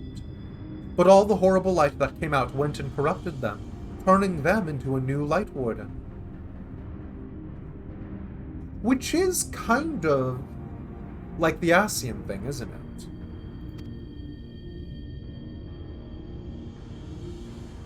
Now they're king only in name, Not remains of the wise and just ruler that used to be. We had no choice but to seal them in the castle. So... No, wait. The people of Voabert were not pixies. Light Wardens equals the first Ascians? I don't think so. They haven't demonstrated enough independent thought. They seem to be more sort of primordial, right? Because Philia attacking Holminster Switch, there was not really anything to that other than I want there to be more light aether in this region, right? The Light Wardens almost seem stupid so far. Now they're king only in name. Oh yeah, steal them in the castle. The magic for breaking the seal we divided into 4, and wove each into a different relic, to be kept apart until the time was right.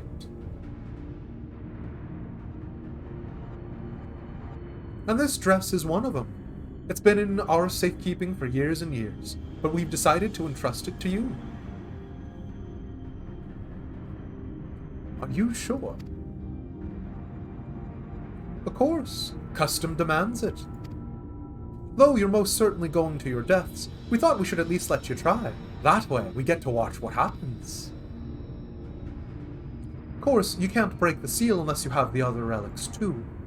The shell crown is with the Foif, and the stone scepter is with the Numo, and the crystal shoes are with the Amaro. Of course. Good luck finding them all. I'm wondering what the shell crown is, the Fisherman King? The facts thus disclosed confirm mine own understanding. Our quest lieth now before us. First, let us hide to the lake, there to claim the shell crown from the Foif. If we call to them before the untouchable gate, they will answer.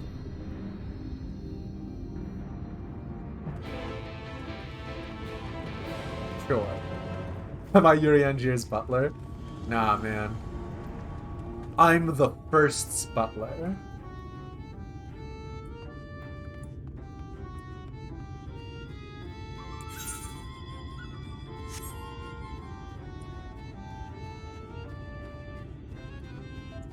The first what?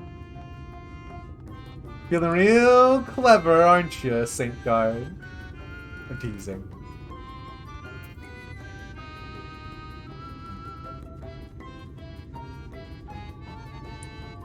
Also, I hate this town music so much. Please let me go. I like to think so. Yeah, you are actually very clever.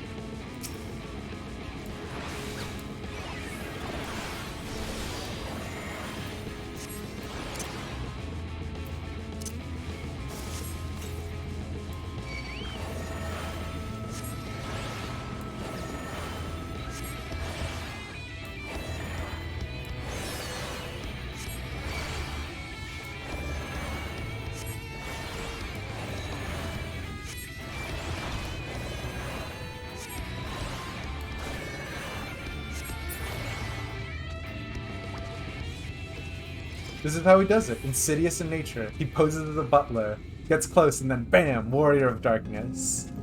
That makes me so incredibly upset. The intensity difference in the music, yeah. Right? This used to be a person! Probably a dwarf. Smile. Also, is this giving anyone else vaguely Liurnia of the Lakes energy, actually? I mean, I know that's more to do with the fact that there's, like, moss growing on stone buildings or whatever, but still.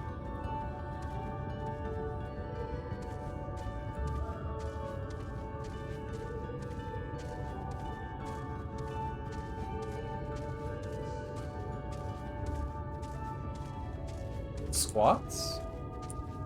I don't know what that is. Oh, wait. Is that the mob found at Eureka?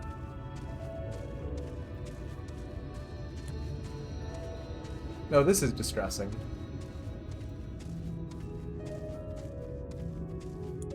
All of these used to be people. You used to be a person. You used to be a person. You used to be a person.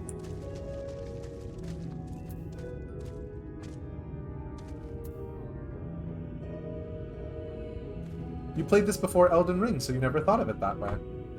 Just saying. Oh, 40k Imperial Dwarves. Wait. Squats are dwarves? I also wasn't even thinking in 40k. That makes sense, though. Are Imperial? Wait, sorry. Are squats a part of the Empire? And also, if they're a part of the Empire, why haven't the Adeptus Mechanicus, like, crushed them and then taken all of their technology?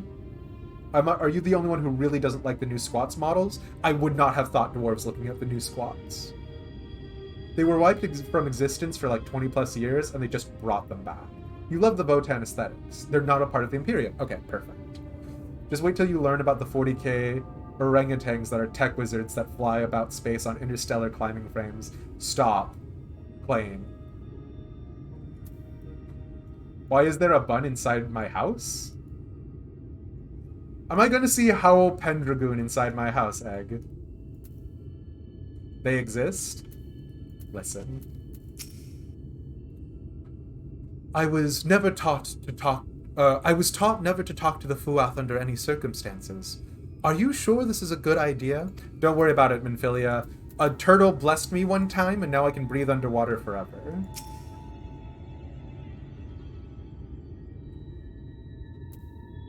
Oh, I see. Okay.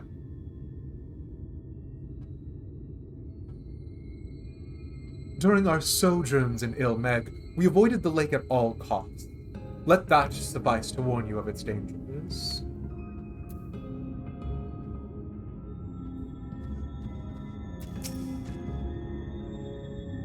Through the gate lieth the domain of the Fuath.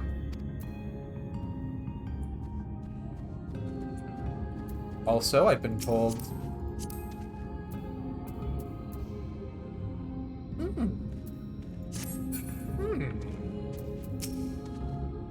Just gonna keep that one in the back of my mind. What a lot of leafmen.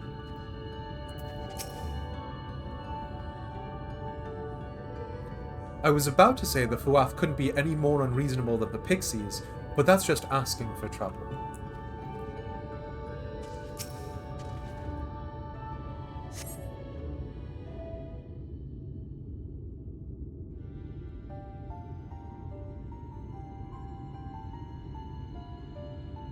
Hearken to me, O spirits of the water. We are come with an entreaty.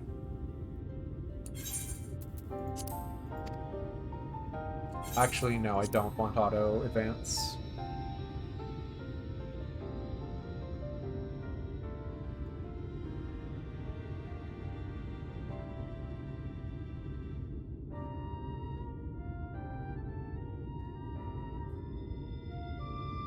Not in a talkative mood, apparently.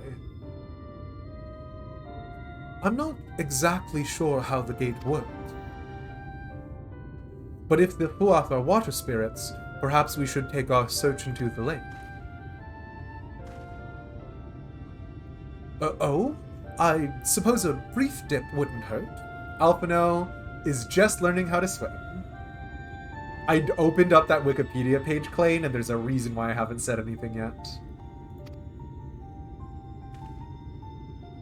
We all know Thancred swims like an eel, but what about you, Minfilia? I can swim well enough. Thancred taught me. Excellent. What about you, Urianger? I'm not sure I've ever asked.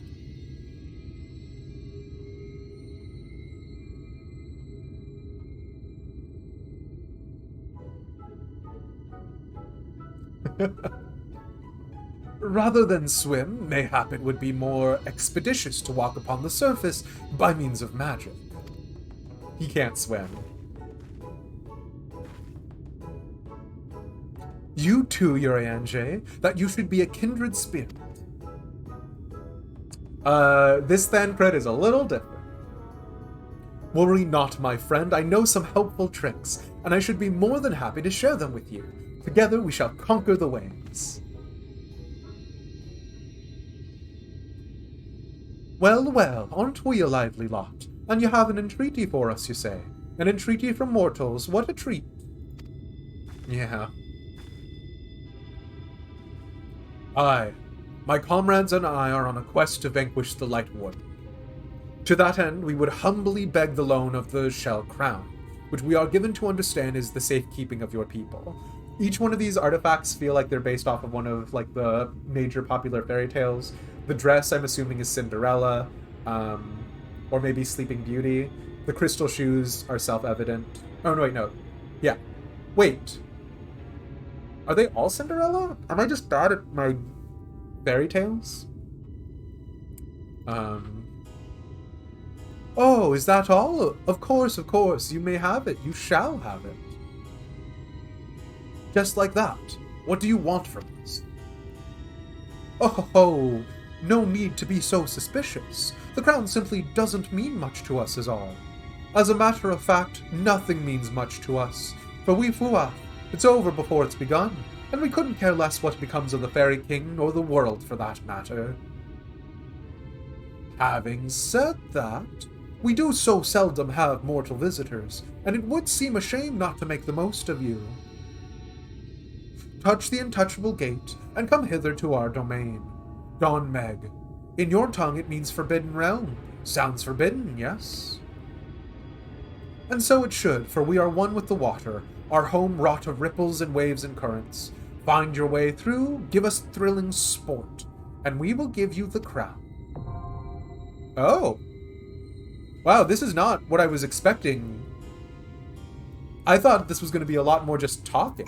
Okay. Dungeon time. Exactly.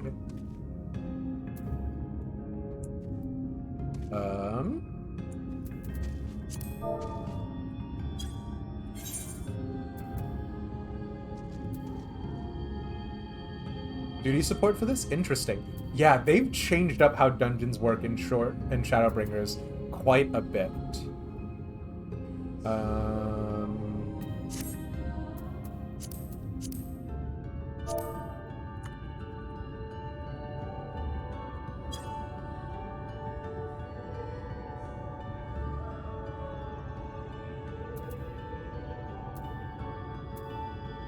Did they improve Shadowbringer Trusts?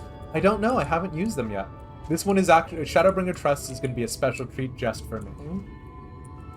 Take a look at that. I think you'll be surprised at Minfilia's class.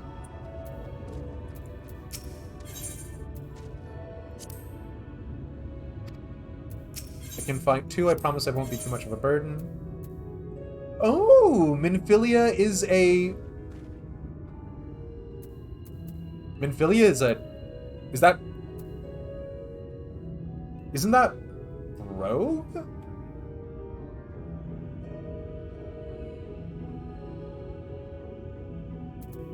Huh.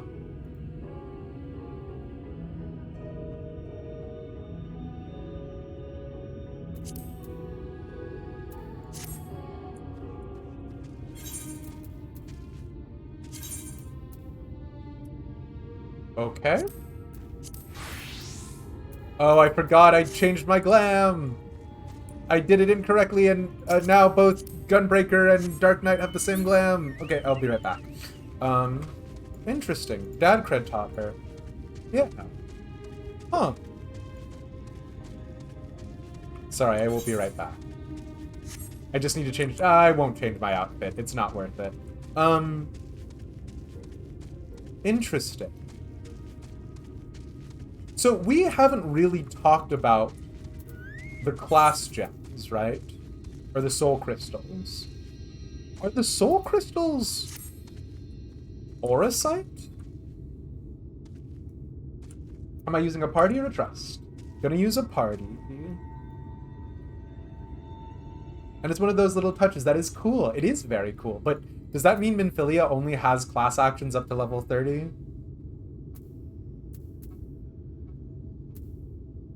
Dad's stream has to have a suit and tie. Of course, of course.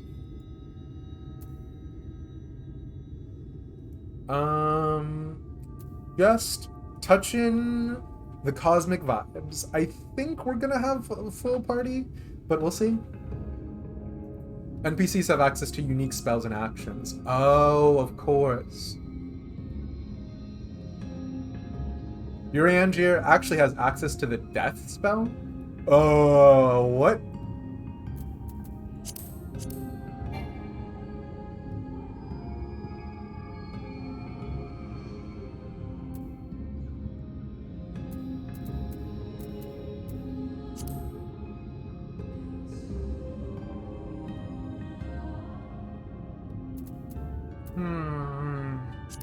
I do also need to get rid of items in my inventory.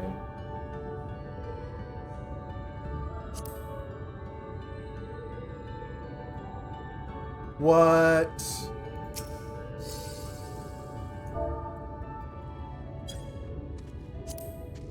Yoink.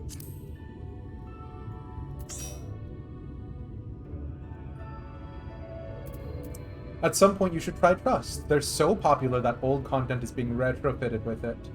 2.x patches are getting them in 2 weeks. Yo! I intend to keep the Trusts just for me.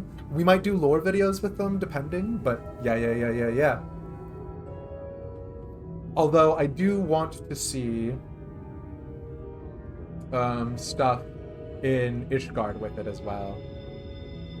Thank you, Marin, for volunteering.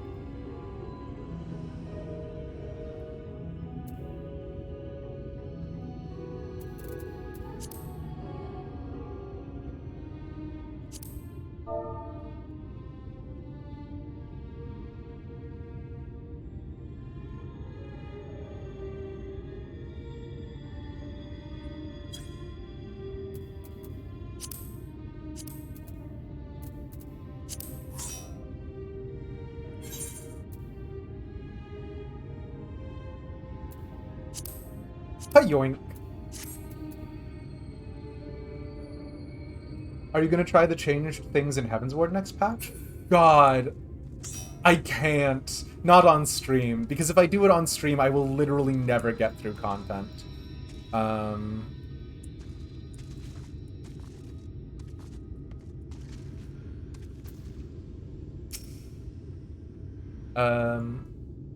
Marin, would you mind going to a DPS? I mean, we have a party of 4, so it literally does not matter. We should just be able to enter, right?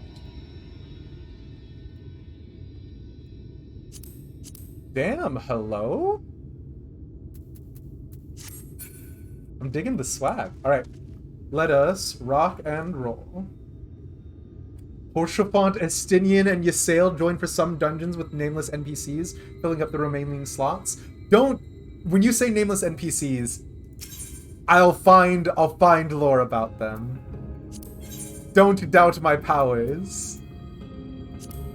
Okay. Dawn Meg. Your quest to gain entry into Leagia and vanquish the Light Warden sealed within has brought you to the domain of the waterbound Fua, bearers of one of the 4 Fey relics that comprise the key to the castle. The creatures agree to yield to you their relic, the Shell Crown, but in exchange they demand of you what they call thrilling sport. In order to fulfill your side of the bargain, you and your comrades sally forth into a realm of illusion, as treacherous and unpredictable as its denizens. Alright.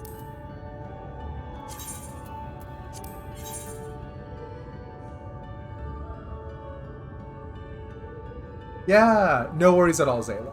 I did not interpret it that way. Just curious. The trusts in 1.0 are much better balanced than the Shadowbringer ones, where the DPS can be lacking. Interesting. Okay. Alright, let's rock and roll.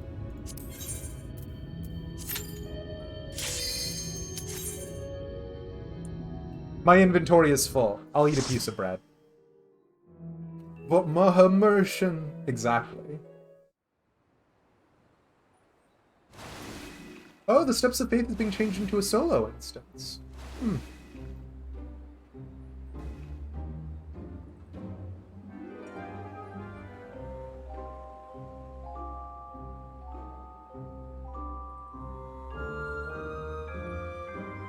Sure. Yeah, we'll catch you around, Pixie. Thank you for hanging out.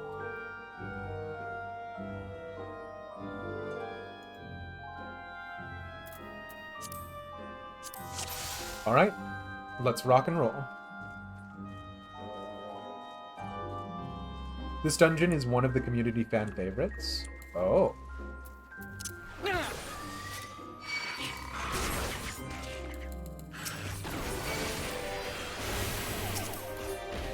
Oh, he cannot be stunned, hey? Do I need to be worried? Is this the kind of place where my life is in danger? I popped the sprint as though I was going to keep running, but I don't actually know what to expect.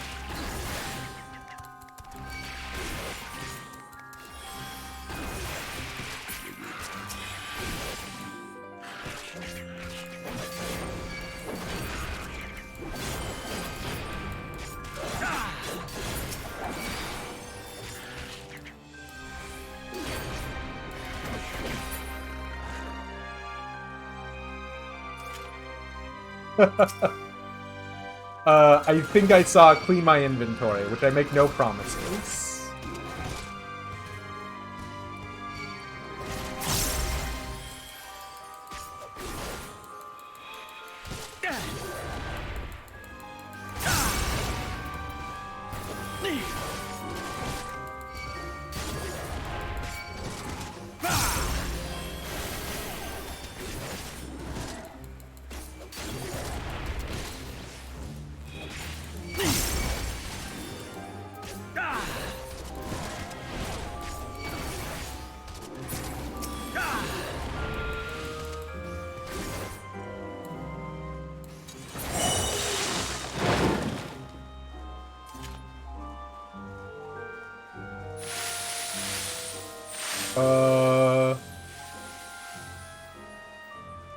Sure.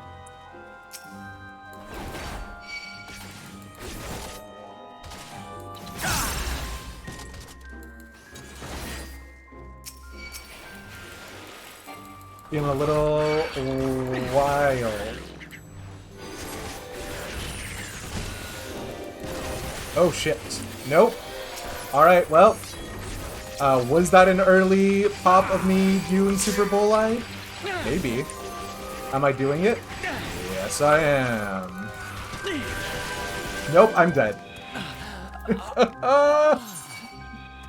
Whoops.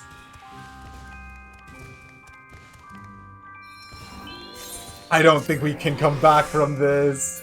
I think I pulled too big.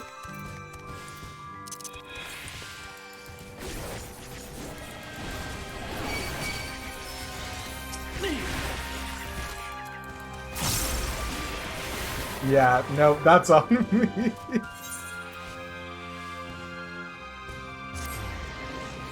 Okay. Don't be silly.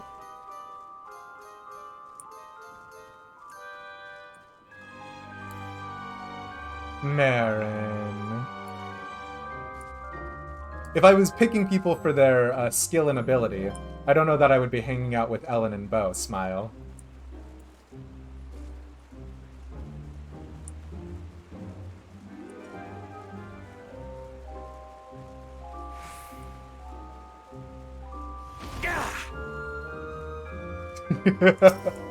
Alright, let's try it again.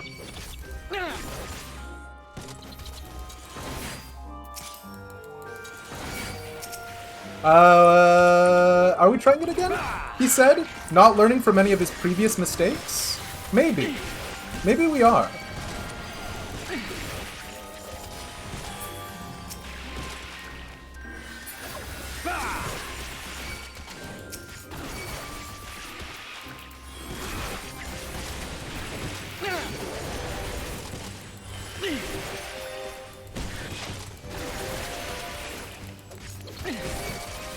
Oh, fuck.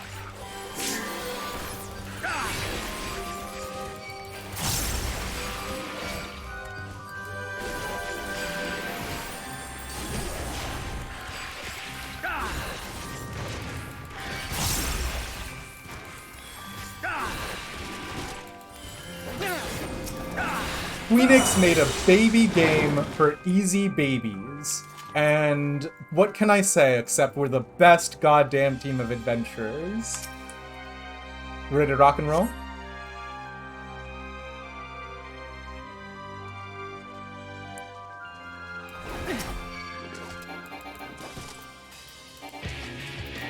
Oh, hello?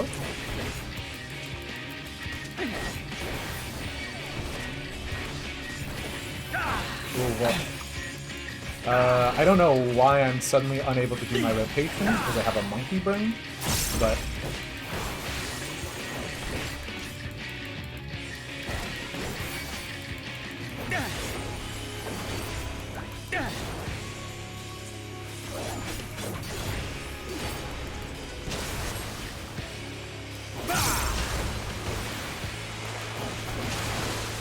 Ooh.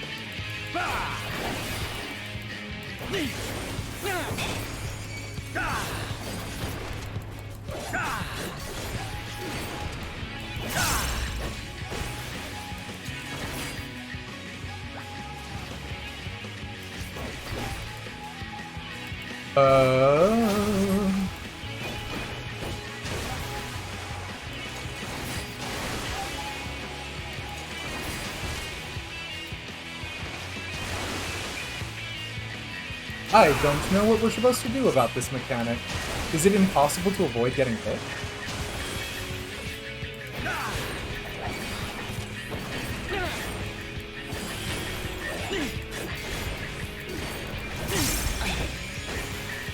God, your toy hammer makes me so uncomfortable.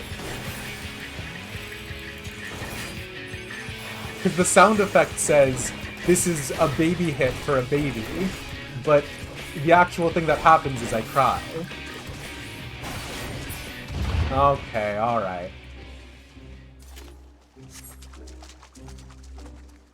Do keep up that fine form the rest of the way. Sure.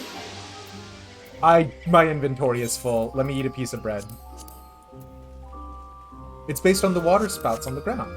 Okay.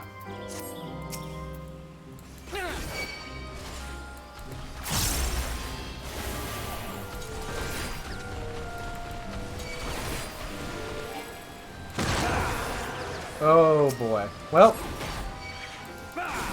Hey, have we learned anything from any of our previous instances? I don't think so.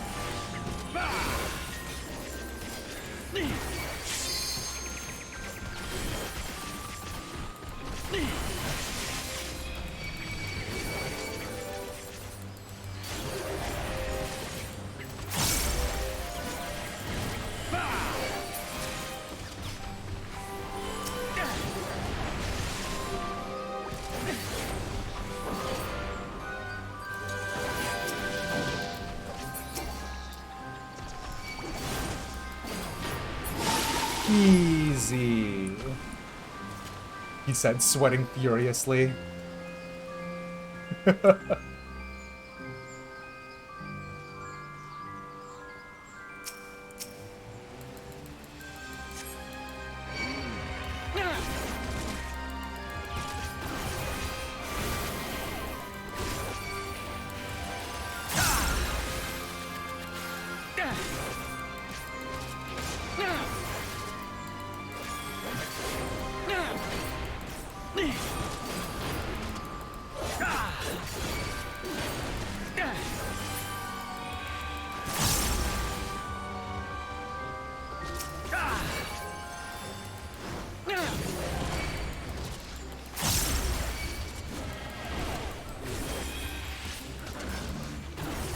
No, just messed that one up for no reason whatsoever.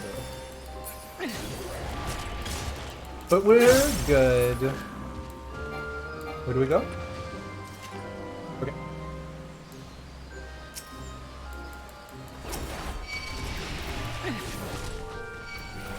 Interrupt.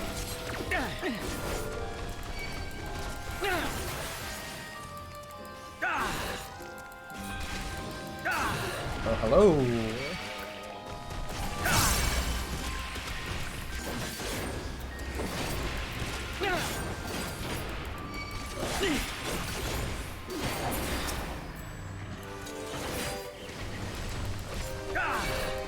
Oh wait, now, hold on. Because now there's less than 3 of you, right?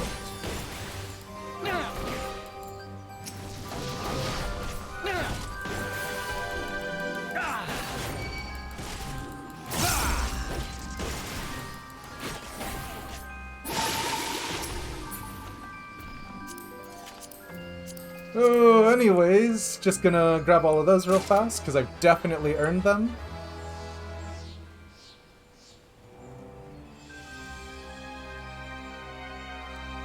No. Okay. You ready to rock and roll?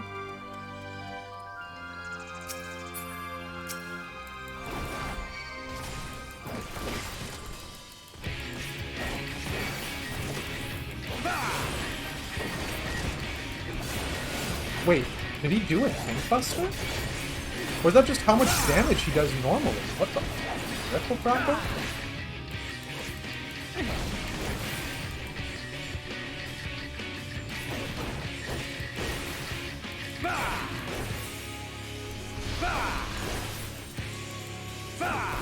Painted saplings.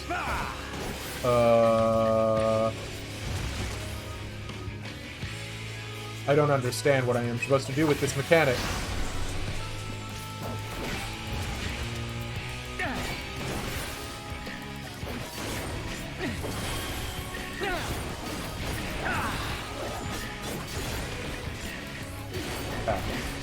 Can't be stunned, don't bother trying.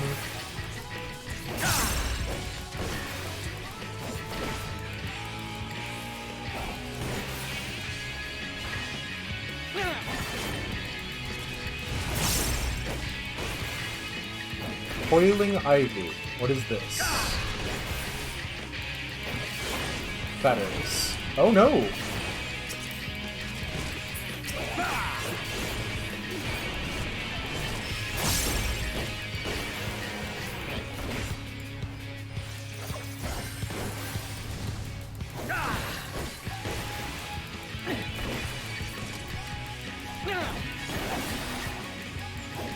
Gimveer. Nice, get hit.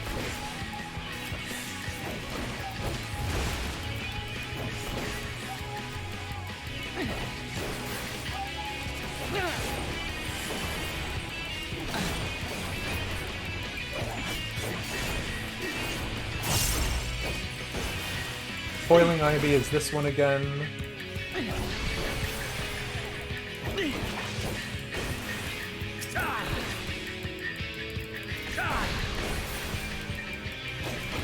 Painted sapling. So this is the one where he gets real big, and we want to stop that from happening.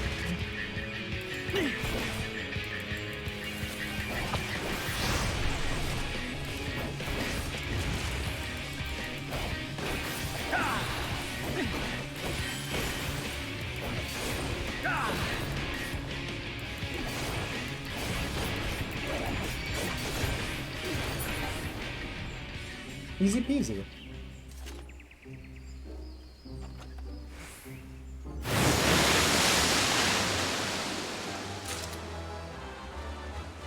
Cute. I'm into it.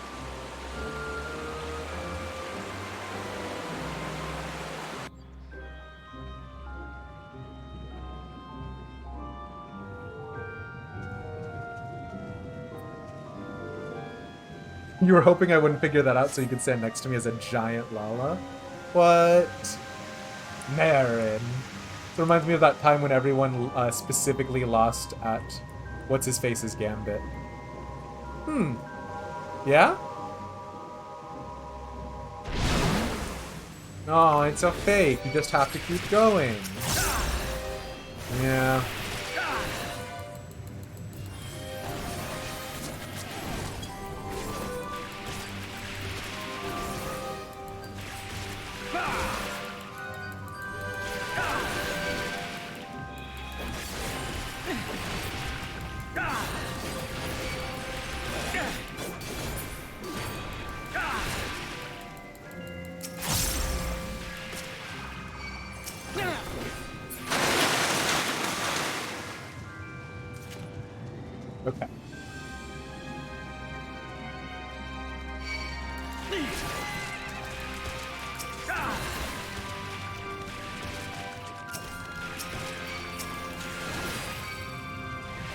Maybe this is plenty. Maybe we live here for a hot second.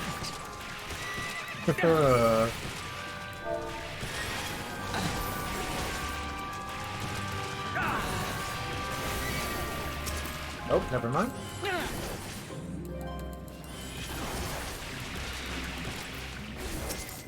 I already used my stun!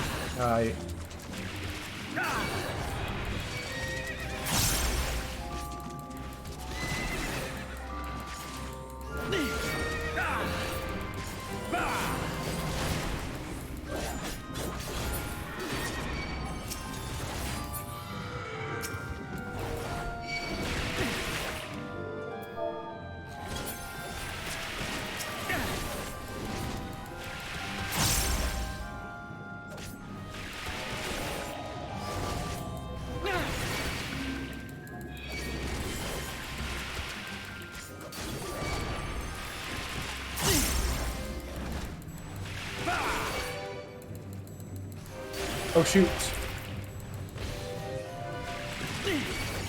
Nope.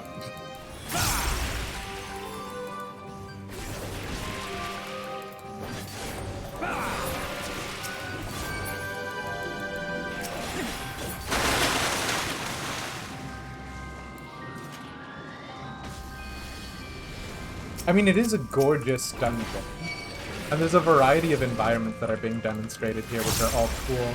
And also, there's definitely a question of, like, the Aquapolis in, oh, hello. The Aquapolis are the treasure dungeons, in,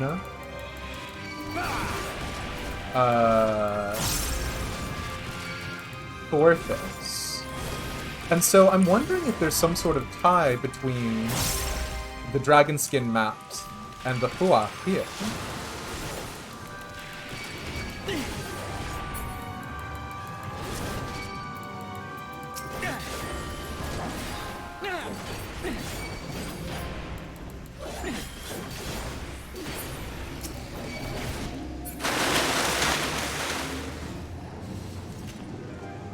Also, sorry, yeah, super focused in, or as much as I can be. Alright.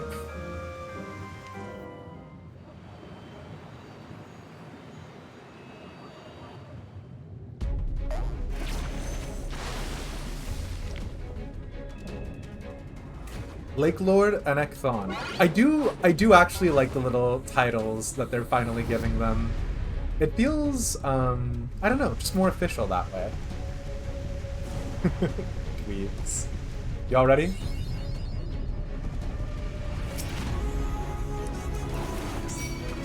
Shadowbringer map dungeons are in the castle? Oh, hell yeah.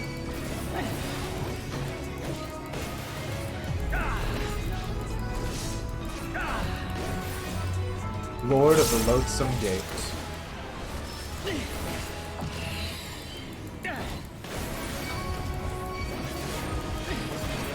Oh.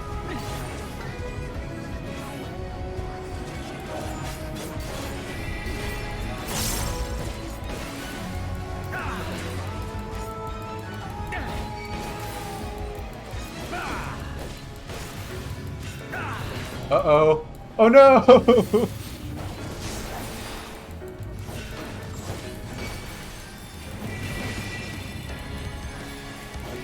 What does this mean? Oh, shit. Is this a bit? Is this a joke? Are you joking me right now? No! You're fucking me. You're fucking me right now.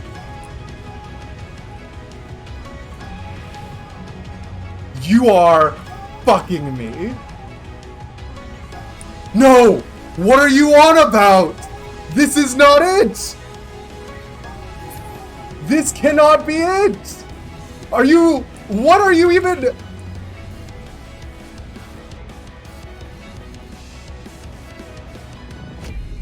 I'm RP walking this. I'm so angry. Okay, thank you. Thank you.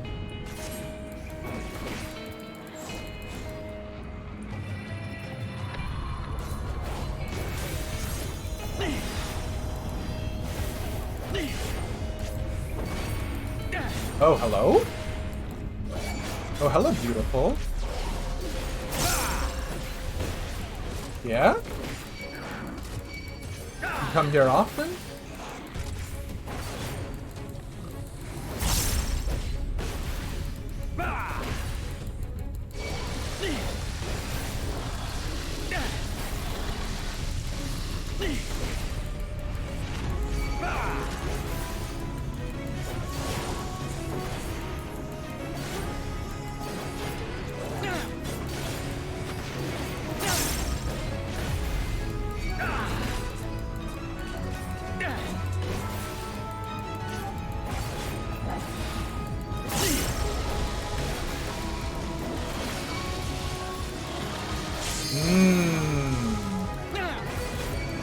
Shouldn't have gone for that all-you-can-eat buffet. Should have known better.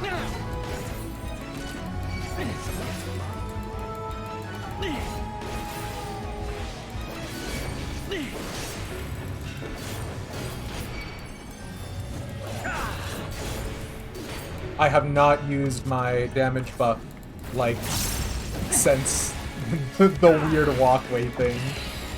Oh, man.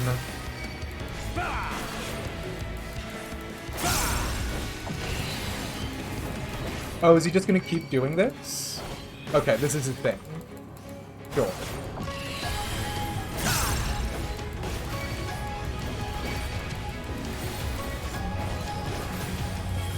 Oh no! Sure. Nice.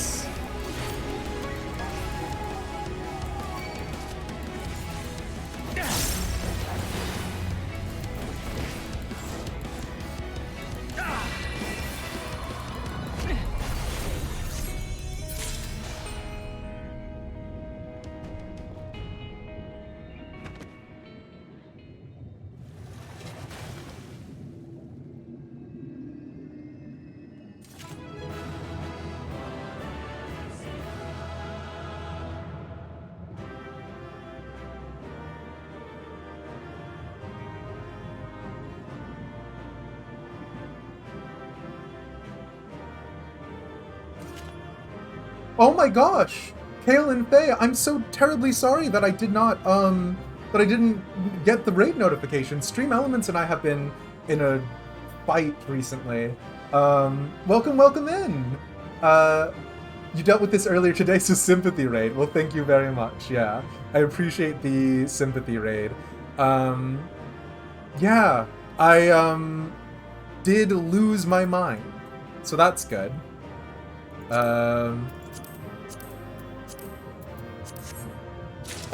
No worries, that fight needs your attention. I mean, I'm very grateful for having a far more competent team than I am, because first of all, notice that each like rotating group is now no longer 3 mobs, it's like 4 mobs and sometimes a patrol. So some of those big pulls I did earlier, that was on me. Thank you, Ellen. I'm just used to the reprisal arm's length combo, meaning that I like basically buy myself infinite time. But oh boy, everybody's fighting a lot harder, huh? And yeah. Thanks, nerds. As always, we got Marin being a little cutie patootie. Love the Lalafell playdead, not even a bit, he said. Of course, Ellen Laurentia with just the world's sexiest Vieira laugh. How dare he? Oh, also, Soot Black Peace Lover boots, digging it. And then Bo, who is sister to Bo. Don't worry about it. Dad time, we are gonna have to call it. So, oh my god, my chat. With regards to the stream, we're probably gonna wrap up. We'll do whatever cutscenes and whatever is immediately after this. And then I'm gonna go on my first break, because I've been streaming for 4 hours without a break. And when we return, we'll hit y'all with a little bit of Dad. I know that sounds weird. Trust me, it's normal. Yeah, see ya, Ellen. Thank you, thank you. Okay. Let's go.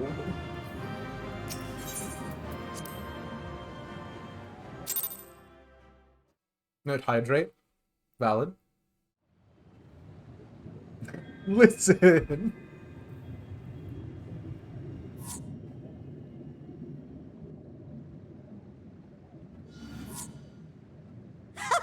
Wilford! Wilford! Oh boy.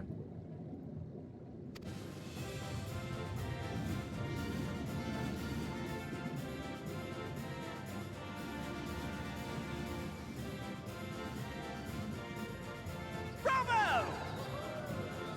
Amazing! Jolly good show. I still don't know You who do not Lulu hold is. back.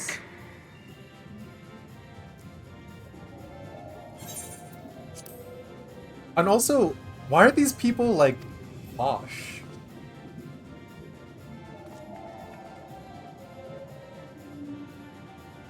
But I would have it no other way. Seldom have I enjoyed such sport. Sure. We have satisfied thy demands. Wilt thou now satisfy ours? Of course. Of course. There it is, the relic you seek. Yours for the taking. Have care you do not break it, though, yes. When was the Fairy Tale Prince's outfit released? And the Fairy Tale Princess outfit released? Was it released in relation to Shadowbringers, or was it released far before it? Ah, but you, my friend, you are mighty indeed. And pleasing to the eye, besides. Oh, thanks. More? I want to see more of him! Yes! Yes! I could watch him forever! If you go to twitch.tv/demised, you can see as much of me as you'd like. Why don't we just make him one of us? Also, I have a YouTube channel that I'm going to be doing. Yes! One of us! One of us! One of us! One of us! One of us! One of us! One of us! One of us! One of us! One of us! What a fine idea! Why ever didn't I think of that? You may have the I crown. did but in trust exchange, the, we will have you! Hua. They were added in the game patch 4.3. Interesting.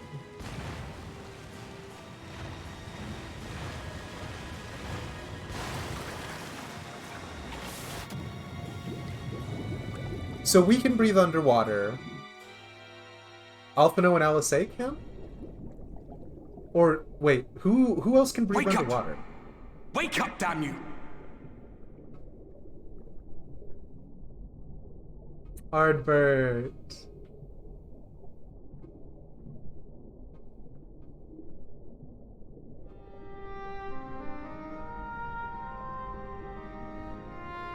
Ah, you're alive. Thank the gods. I don't know where you learned to breathe underwater, but it's lucky you can. Bing. I don't know what you're talking about, Claim. There's no evidence.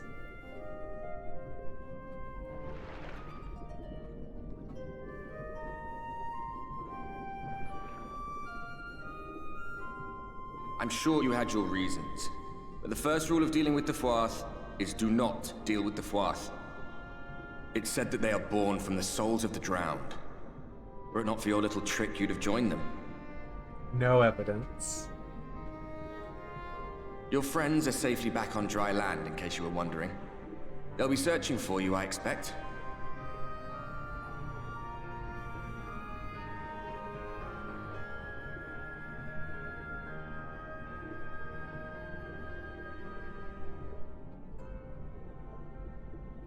Wow. Really hitting up that Liurnia of the Lakes vibe again, hey? That's the royal capital of the Kingdom of Verbert down there. Oh. Seen better days. They were a stubborn lot, the Verbertites. Set in their ways. But once you got to know them, you couldn't find a more welcoming people. It always froze over in winter, being up in the mountains. So we'd pull up our chairs round the fire and trade tales over steaming bowls of lamb stew, while the street lamps burned hot and bright outside.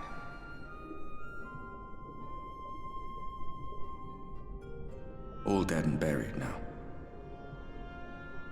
Them and anyone else who might remember. I mean, you remember. Everything we did. Everything we gave. What was it for? I wonder. I hope you'll have a better answer than this when all's said and done.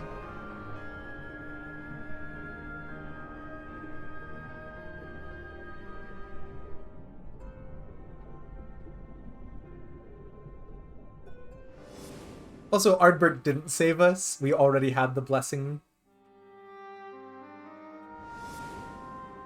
No.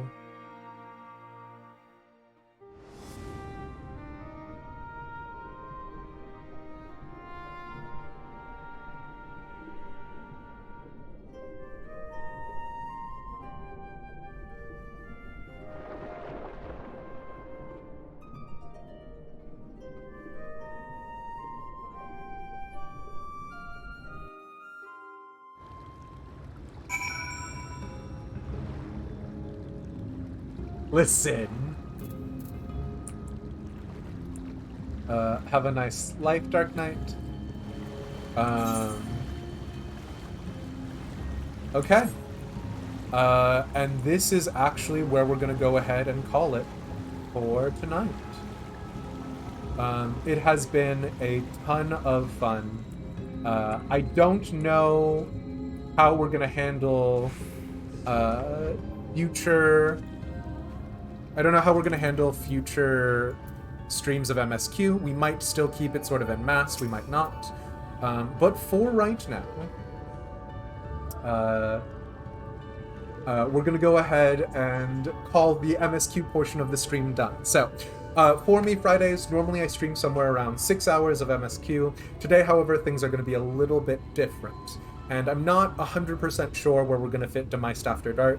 I don't know if it's going to stay on Fridays. It might not. I'm just going to go on break, or is Dad going to be its own stream? So, today, we're just going to go on break. I have some personal affairs that I need to handle as well, unfortunately, by the side. So, that's going to be something that I'm doing on this break. It's going to be a little bit longer than usual. More along the 10 to 15 minute mark. I also need to eat something because I am starving. And I tried to have a little nectarine before stream, and the nectarine was mealy and horrible. So I gotta nom on something. And then what we're gonna be doing next after that is that, again, if you've joined our Discord, Mjolnir, you say? If you've joined the Discord, you will have already seen the Demised After Dark channel. The idea for today is we're just going to talk about everything that's in there. Demised After Dark is sort of me with little addendums and me being a little bit more, I guess, open to talk about politics, things that are potentially more inflammatory, things that are definitely more opinionated. I want these streams where I'm streaming games to be focused on the games and sort of, keeping the energy upbeat, keeping the energy positive. With this, we might go places. Who knows? The world is our oyster. Gonna be that 10 to 15 minute break. And when we return, I'm gonna have a Manhattan in my hand. I'm gonna have eaten something, hopefully, so that way I'm not instantly sloshed. And we'll just go through everything that's on that channel, maybe on the Twister. Anything that might be on the Twitter post, if there's anything acceptable there, and we'll go from there. Beer and soft pretzels, maybe. But yeah, see you all very soon for the first inaugural Demised After Dark. Can we have a picture of Ardbert on screen while this happens? I'll consider it. Probably not this time. We'll definitely come up with some new ideas and stuff for the future. Okay? But yeah, see you all very soon. Boy.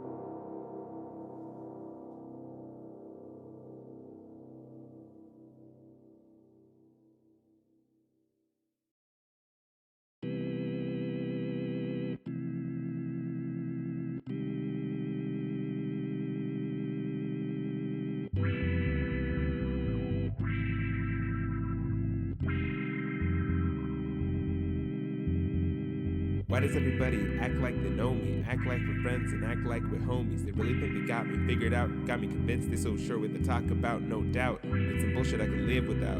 Might just be allergic, got me chewing now. Plus me more times than I can count. Tired of false wishes, maybe I should hold it down. Hey, what you see is what you get.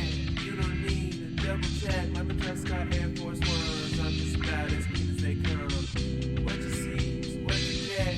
You don't need a double check. I'm not here for long, I'm here for fun. I like some sneaks, I gotta run. I gotta get out of this town. Feels like I'm trapped in the upside down with my head stuck all the way up in the clouds. Can someone please help me find my crowd? Stuck in a city where no one understands me. Everybody asks me, damn, why you sad be living by the beach with your bum so sandy? I just wanna listen to Brandy, what's with Brandy? No one wanna join me up in this bitch? Sure I'm not sneezing cause I'm sick. Well, actually maybe a little bit. I'm just sick of the bullshit. What you see is what you get. You don't need double check. Like the Prescott Air Force Ones, I'm just about as fresh as they come. What you see is what you get. You don't need double check. I'm not here for long, I'm here for fun. I lay some sneaks, I gotta run. I gotta run. Stop their marching,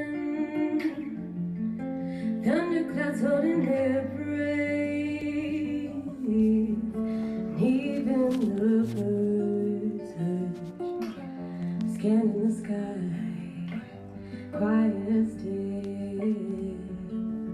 And then there's me by the boardwalk, white leash in my hand, paw on my knee. How many times have we thought this moment would end, but the stasis extends. All of us waiting for you, collapse uncertainty. Just waiting for you.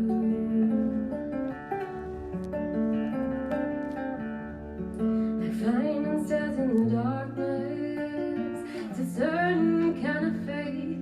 But what is and isn't there? Wonder what you think of this. Bet you to prove. I'm sure you disagree. Modes of potential but here before me, blinding me. How many times have we thought this moment would end, but the stasis extends.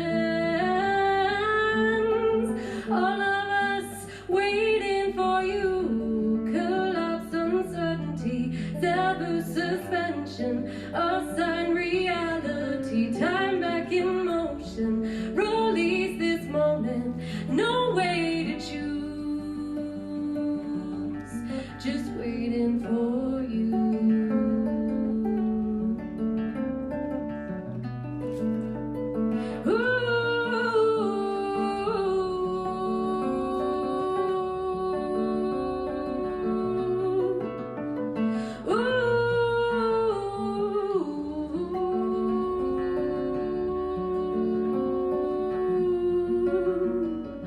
Just waiting, waiting for you.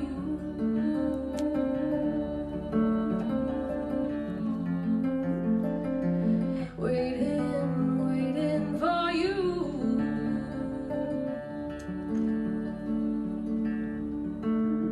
And then there's me still out there by the boardwalk, paw on my knee.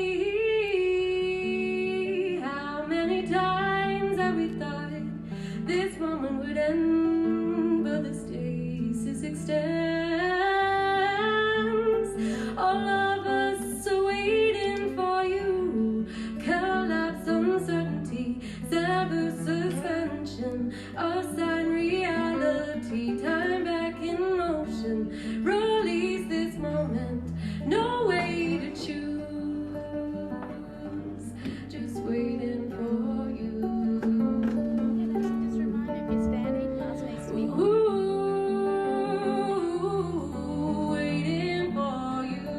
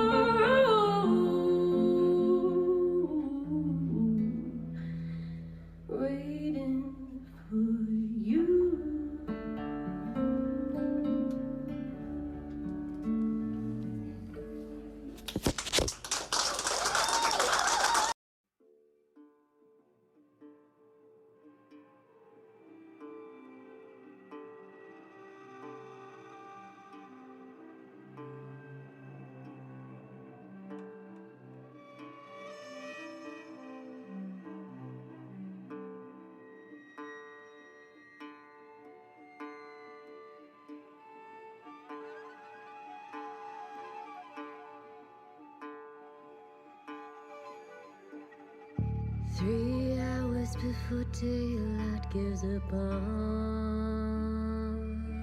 me. 3 hours of this endless disjoint to see before the stars above and new crucify me.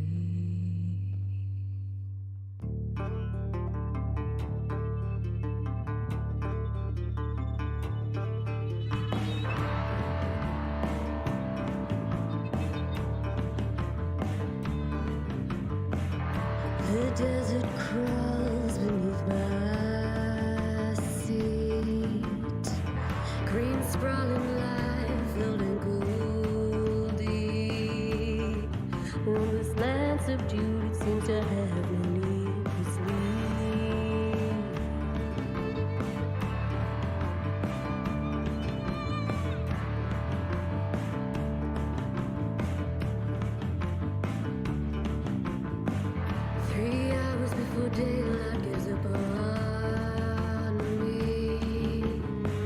3 hours of this endless disjoint to see before the stars above threaten to crucify me. Before the stars above threaten to crucify me. Although the road may end, divert and stray, I can't escape this clay. Take my bones to the catacombs and cast the rest away. If no tree can stand, watch on says a man.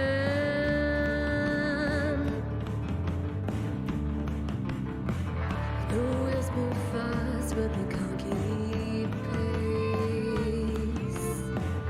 Horizon turns, me floods with space. Though I'm the tallest here, I seem humbled out of place.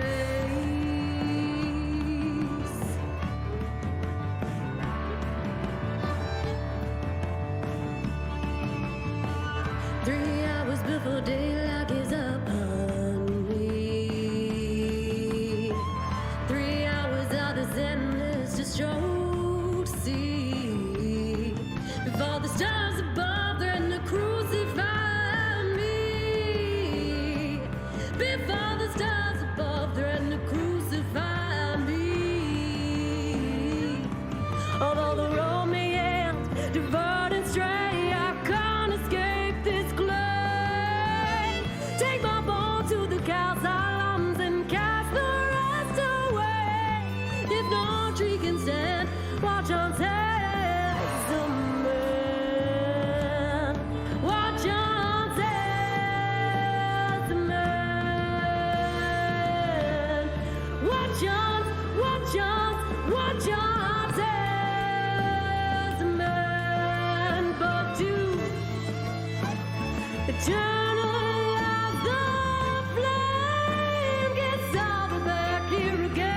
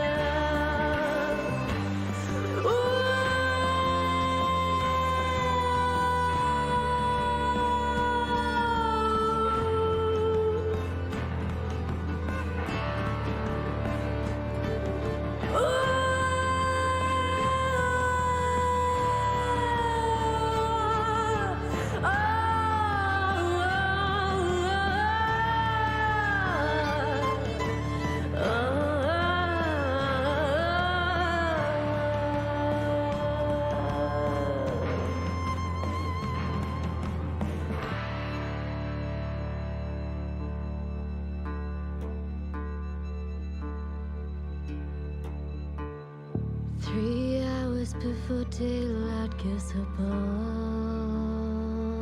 me. 3 hours of the sun is just true to see. Before the stars above threaten to crucify.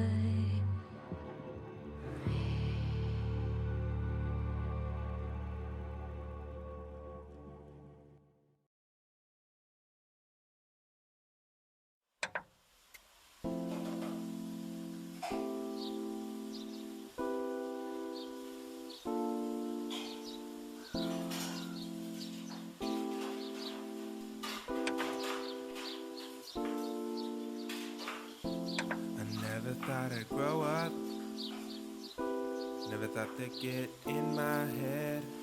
I never thought I'd give up. Never thought I'd be what they said.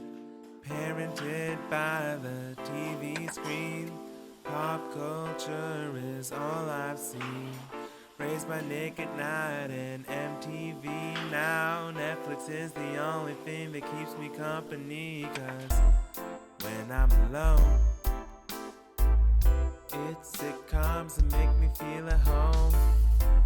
And when I'm with you, it feels like an episode of Family Feud.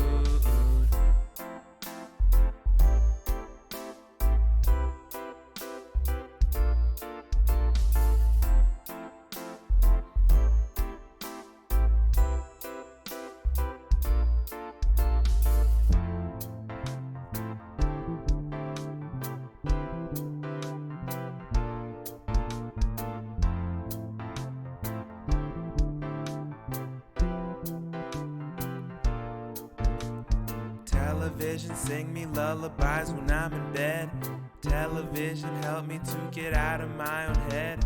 Television make me realize that I'm missing something realer than the TV screen. But that's where the news feed comes from. That's where the root speech runs from. That's where they go and tell us how we should live our lives.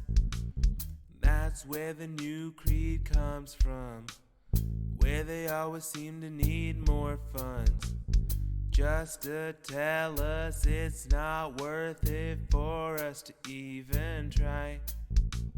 I never thought I'd grow up, never thought I'd get in my head, I never thought I'd give up, never thought I'd be what they said.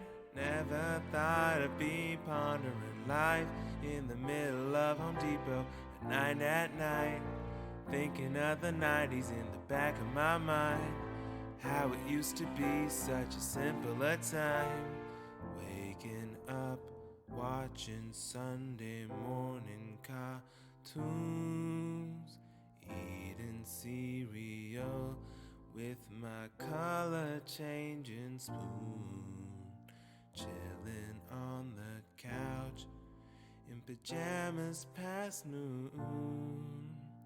Adulthood has come way too soon.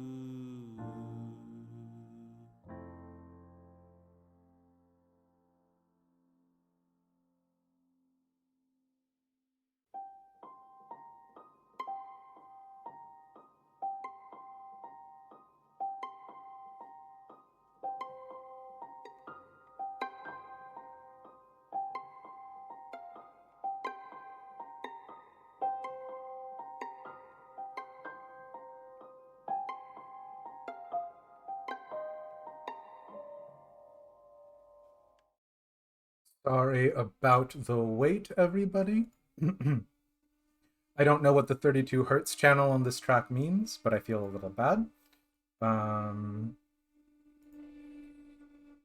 wow.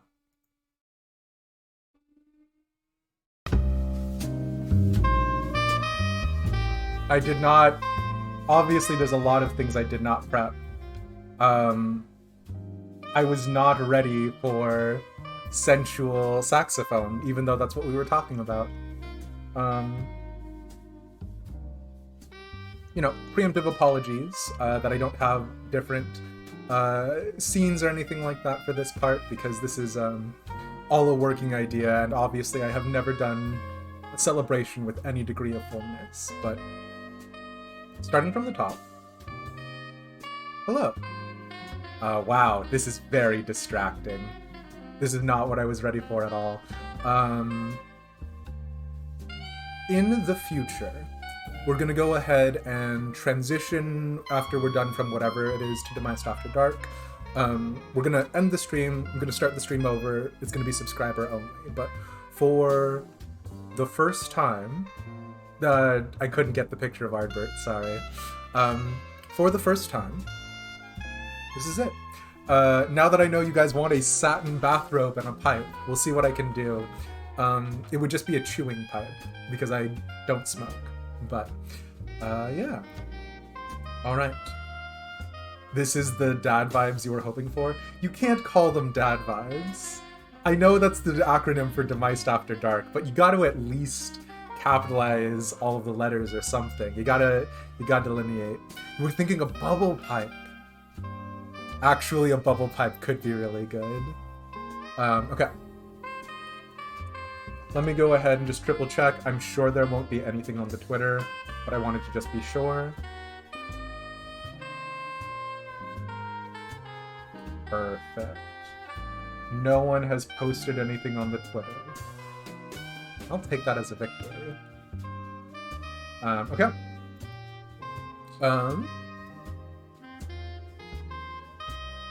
Let's just get into the gosh darn thing, hey?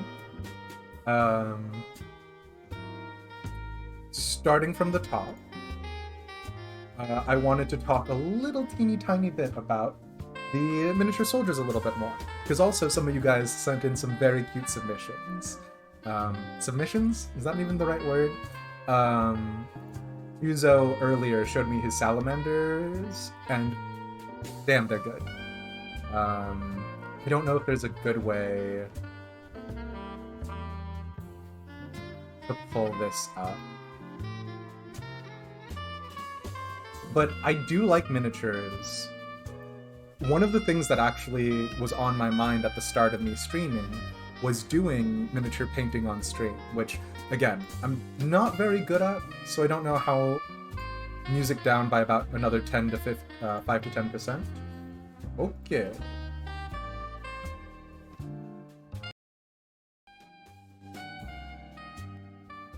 How is this? But yeah, I'm not very good at painting, and I always felt a little bit bad about sort of trying to pass myself off as somebody who knows what they're doing. So yeah. And as we're futzing about with this kind of stuff, I just wanted to show off, this is the little minis we were talking about earlier. And you can immediately tell the difference in terms of like the detailing and everything on Juzo's salamanders between my boys, who are just perhaps the dweebiest thing I've ever come up with. Yeah. So there's some really good minis y'all have done. I don't have everybody's up, but if we do Demised After Dark as a semi-regular feature, and you guys do want to talk about the minis that you've painted and stuff, I think that could be cool. Again, I haven't touched paintbrush to paint in a while, but it'd be really nice. So yeah. Hey, it's Big D, leader of the Totally Not a Mafia, De Gang Gang. I cannot express to you how uncomfortable Big D makes me. But, you know, you need to get new brushes and paint. There was someone who was talking to me about some very reasonably priced alternatives to, you know, the kinds of pots that Games Workshop and stuff do. Because they're just acrylics, right? So I might have to look back into that. If I find out what they're talking about, we'll do those. But yeah. So these were the ones that Juzo showed me, and I know you're not in right now, Juzo, but thanks. So, just wanted to get that out of the way because I was talking about my little friends earlier. I don't know why I'm calling them my little friends. that ain't it either. Oh, also, very fast, just so fast. I wanted to say again, thank you so much to Vallejo. Does a good job with paints, as you recall. Yes, they do. The world's fastest. I'm so sorry, Kale and Faye. I didn't do a shout out or anything. You guys were playing Final Fantasy XIV, of course, as you were mentioning. But if you guys want to go say hi to our friends over there, we definitely need to have some better conversations and say hello and chat with them, because I feel terrible. There's so much going on. Demised After Dark is a new thing. So, but yeah, let me just get that one out of the way real fast. Okay. What are we drinking? You're gonna DM me some of your minis? You better. And we'll do those tonight as well, hey? I unfortunately do not have a any kind of whiskey glass or anything like that. So I just put it into a mason jar, which is kind of nothing. How'd the Manhattan turn out? Right, so I have actually had these ingredients for a Manhattan for about a year. I think I picked these up actually when I started streaming. So of course, with a good Manhattan, you start with the core, which is a good rye whiskey. As a Southerner light, mason jar is totally legit. I'll take it. I don't know if I can get this.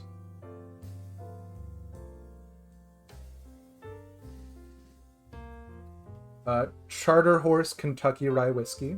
Not sponsored, obviously.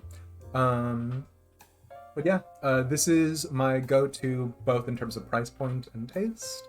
So I did 2 shots of the rye whiskey. And then, you're not supposed to, but I am actually a big wimp when it comes to alcohol. So I did 2 shots of sweet vermouth, this Gaio. I don't think there's anything special about them either. I think they're actually a fairly cheap and common brand, but you know, I got a sweet tooth, so I did 2 shots of red vermouth, which this bottle is almost done as well. And then, of course, you've got your bitters, 2 shots of, and then a little bit of maraschino cherry, a little bit of maraschino cherry, a single maraschino cherry, and then I dipped a little bit of the, like, ambient maraschino cherry juice. This is not the best way to describe it, to make the Manhattan a little bit sweeter. And can I say, this one's a little dangerous. I could drink this one and not know I'm drinking alcohol. So, you're gonna be honest, you never pegged me for a whiskey guy. I do whiskey, I do scotches. That one is more my brother-in-law's fault, although don't let him know I told you. It's a syrup, that's what it is. That's what I should have described it as. Maraschino syrup. Thank you, Kishna. Yeah, of the alcohols, whiskey is like my top hard liquor. And then everything else is just a messy jumble underneath it, so you know. Gin sour is in a similar vein. Hell yeah, hell yeah. Yeah. So, we're gonna keep going until either I have finished this Manhattan, or we're done talking about all of the topics in that channel. Both of which are almost impossible tasks. So, welcome to the first of my After Dark.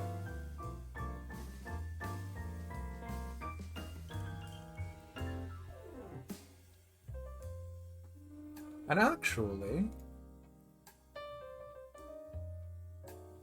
I mean, while we're still vaguely on the topic of minis, let me go ahead and get these taken care of. Just because I've got everything basically set up for it. In an ideal world, I already know how I would streamline this process. Just go ahead and download all these images ahead of time, and then just put it on a bunch of scenes, so we can transition through. Which is a technique that I honestly had never thought of before. doing a little bit of stuff for DICE, that Final Fantasy XIV roleplay venue, so you know how it do. But yeah. Okay.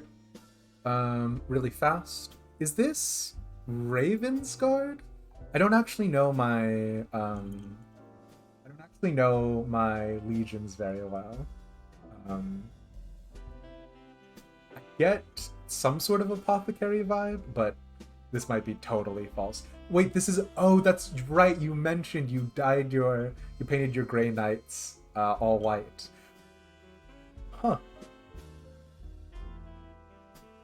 Well, all I can say is not enough purity seals. Needs more purity seals. This is a bad bit. It's delightful. It's definitely better than I would have been able to do it, especially the individual lettering. Christ alive. It's far crisper than I got. Just your own paint job. It's nice. Stave is an interesting choice of weapons. Didn't you have the Nemesis stave that gave you 6-up invuln saves or something like that? It's been a while. For the old codex. Got it. Yeah. Playing flexing on us a little bit.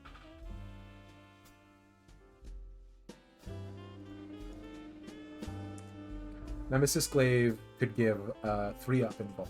Oh, heck yeah. Definitely need to go understand Warhammer a little bit better. Because actually, the most Warhammer I played was Kill Team with our top hat dictator in chat. So, okay. I'm losing my mind looking at this claim. So you could take the wounds on him where you could... So you would take the wounds on him where you could if it wasn't an instant kill. Nice. Okay. Can I say? This guy is woofa doofa. Not a fan of the forces of chaos, but holy moly. Yeah. You're gonna have to send me... I'm gonna have to ask for details next time. I want the lore tidbits. I want to know the deep, rich lore behind these characters. And also, like, a surprisingly movement-filled piece for how big it is. Warp Talons with the Night Lord upgrade. I don't know enough about minis, but I'm gonna do my absolute darndest to get better at that, hey? Yeah, the Night Lords isn't there Primarch horror Batman? Body horror Batman? Doesn't their Primarch have, like, a bridge made out of human bodies or something weird? Night Lords are very interesting lore-wise. Oh, okay. Yes, and he's dead. Well, you know. And then, of course... Another... I want to say good friend. I don't think he would be my good friend. Conrad Kurz was Murder Batman, right? Assassinated by the Imperium. Wow. Dang.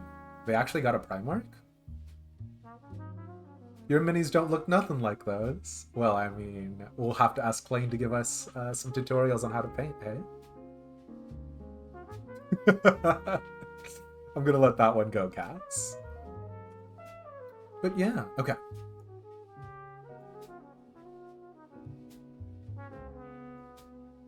Wow. Conrad Kurz. I'd say you deserved better, but I think that's patently untrue.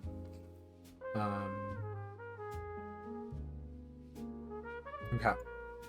So, I'm just gonna start right from the top of this, which is Kishnok talking about the return of book club. And I'm gonna go ahead and sort of make this a wider statement about the stream in general, so if we get other things on here that I'm touching on, let me know. His model for Horus Heresy is actually one of your favorite early Primarch ones. Interesting, okay. He didn't even fight the assassin, he agreed he deserved it. What? and actually told his Marines not to accost the assassin, which they duly ignored, of course. That sounds like a pretty good story, actually, hey? But yeah, so, talking about book club specifically, because that one was actually on the first Wheel of Time book, Eye of the World, which we got decently far, but not super far. There's a world in which we return to book club and do a little bit more of that, but that world is unfortunately so far down on the list of possibilities, and a part of that is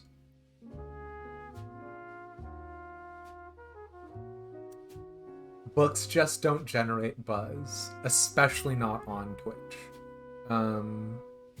Now, let me be clear, there are exceptions to that rule, but right now, based off of what I'm looking at, and again, so normally I don't talk too much about the stream stuff, because I want that to be sort of all stuff I'm dealing with in the background, so you guys just to get to deal with the fun front of house stuff.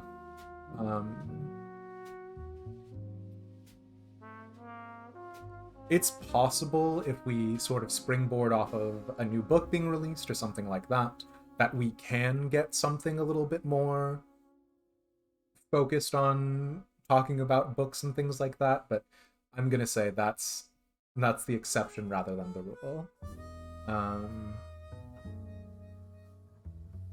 Unfortunately, as much as I like reading books, and I'm down to just talk about books in general, especially Eye of the World as the starting point for me, that wasn't it. Origin of Sandwich. I don't actually know this. Isn't it the Earl of Sandwich? That's the running myth. I mean, all right. This is nothing, but I am going to Google Origins of Sandwich now. So you've won this round. Origins of Sandwich. The bread-enclosed convenience food known as a sandwich is attributed to John Montagu, 4th Earl of Sandwich, a British statesman and notorious profligate and gambler, who is said to be an inventor of this type of food so that he would not have to leave his gambling table to take supper. Yeah, okay. That's more or less the thing that I've heard. The Earl of Sandwich requested non-bread foods between bread. I mean, so what is it? Bao's. Bao's in China did the same thing, right? And onigiri is sort of the same core premise. It's a good bit. It's a good story. I would love to tell it to other people, right? But yeah. I don't know. It's one of those things where, because the only things that are gonna be passed down are the most sensationalized parts of it, I don't have any feelings about the Earl of Sandwich or his invention. So yeah, sandwich equals any food you can eat while gambling. Obviously, the only takeaway. Cleaning inventory, boy oh boy. I don't know about that one.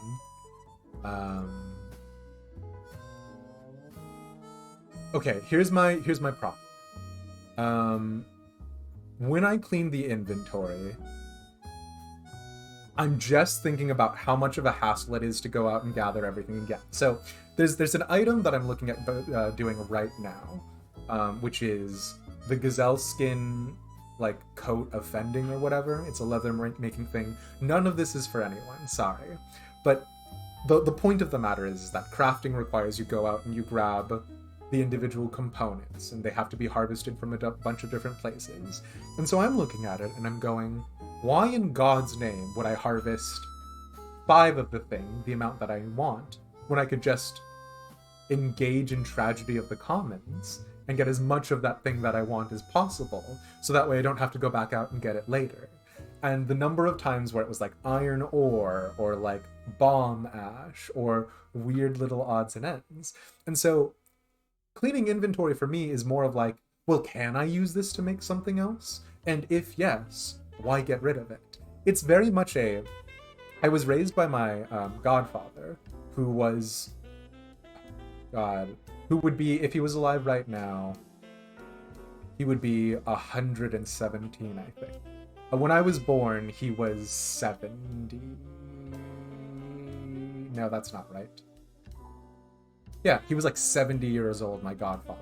And he took care of me. I guess he'd only be 90-something years old. Is that right? When did he die? Anyways.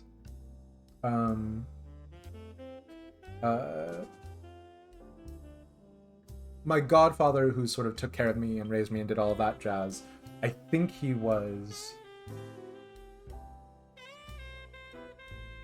sort of a product of his time, which was he like just, you know, he kept things, he hoarded things in case they would be able to be used in the future. Yeah, he lived through the Great Depression.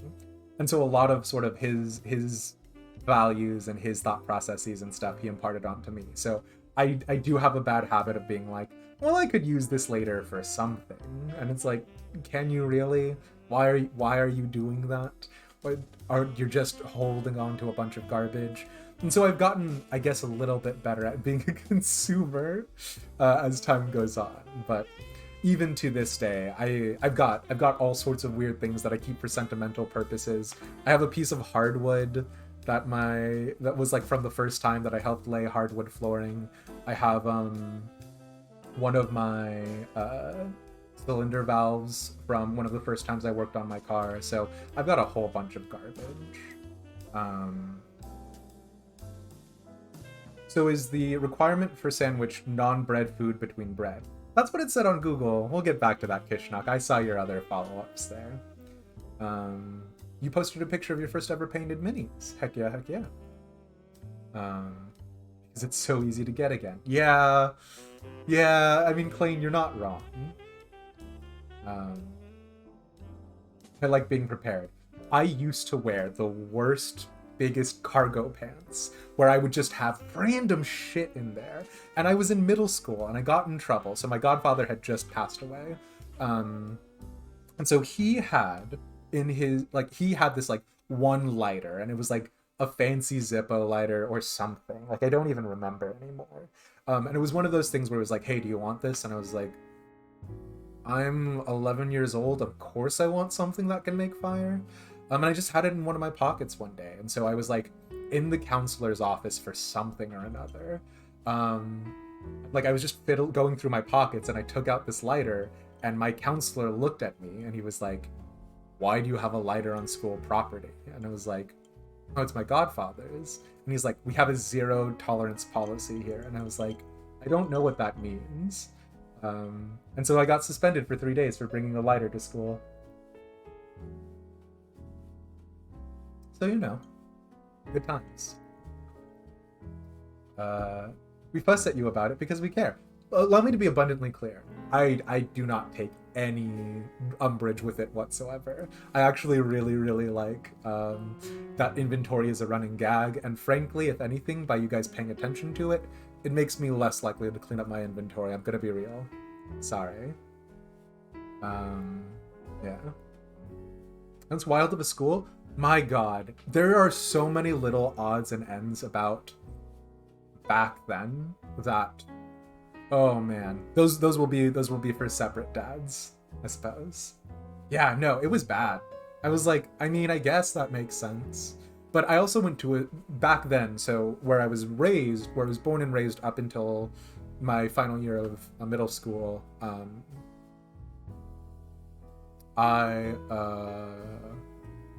it was not a very great income area. So I was actually born in a very low income neighborhood of San Diego, which is not saying very much because again, San Diego has such a wealth disparity that like you look up the hill and there's some guy's house that's like millions upon millions of dollars, and then you look down the hill, right, and it's like one of the lowest income neighborhoods in a while. So you know, it was just a wild time. You had a coat in high school with super deep pockets and used to be able to pull all sorts of stuff out of there. Pencils, pocket knife once, allegedly. At least one masquerade mask, etc. Oh, I was exactly the same. You just have everything in your pockets, because what if you need them? And a part of that is from your parents being agitated at you always having a runny nose. And they're like, just keep a handkerchief with you. Oh my God. My godfather used cloth handkerchiefs. And I did not realize how gross that was until I was like 10. And then one of my friends looked at me, pull out this cloth handkerchief, and like use a corner of it. And he was like, "Are you putting that back in your pocket?" And I was like, "Yeah." And he's like, "That has your viscera on it." And I was like, "Well, I wash it when I get home." And he was like, "Just use a tissue." So, you know, good times to be had by all. Oh, you used to live in Santee. Actually, I was like right on the border between, I don't know, the border between Santee and El Cajon. I was there for a little bit. You once found a pipe wrench in your coat. Well, you once placed a pipe wrench in your coat and then found it later. Your dad used a handkerchief for as long as you could remember, and you never thought anything of it. There's a question of how hygienic a handkerchief can be, right? Because especially if you're like of this like super frugal mindset, right? And you keep reusing it, it's kinda unpleasant. You still have handkerchiefs? Now hold on. You have handkerchiefs to show your favor unto knights who are fighting in the joust for you, Clary, or are those handkerchiefs that you use? Because both are fine. It's more of like I got shamed for it once, and so I never went back. But yeah. If we went to the same middle school, oh, I would lose my mind. I don't think so. Because I ended up moving... Do you know Allied Gardens? We lived there for a little bit. They both go through the wash. You always liked folding them. Man, y'all are gonna make me start using handkerchiefs again, and then someone else is gonna be like, "What's wrong with you?" And it'll be a whole cycle all over again. Or maybe it was just a West Coast thing. Maybe what I'm discovering is only Californians are weird about handkerchiefs. How to tell other streamers how to pronounce your name. Okay, so this one. So we made demise.com. Which literally has a recording of my voice. And I say we made it. ACS Mars made it, which it's delightful, and I appreciate it.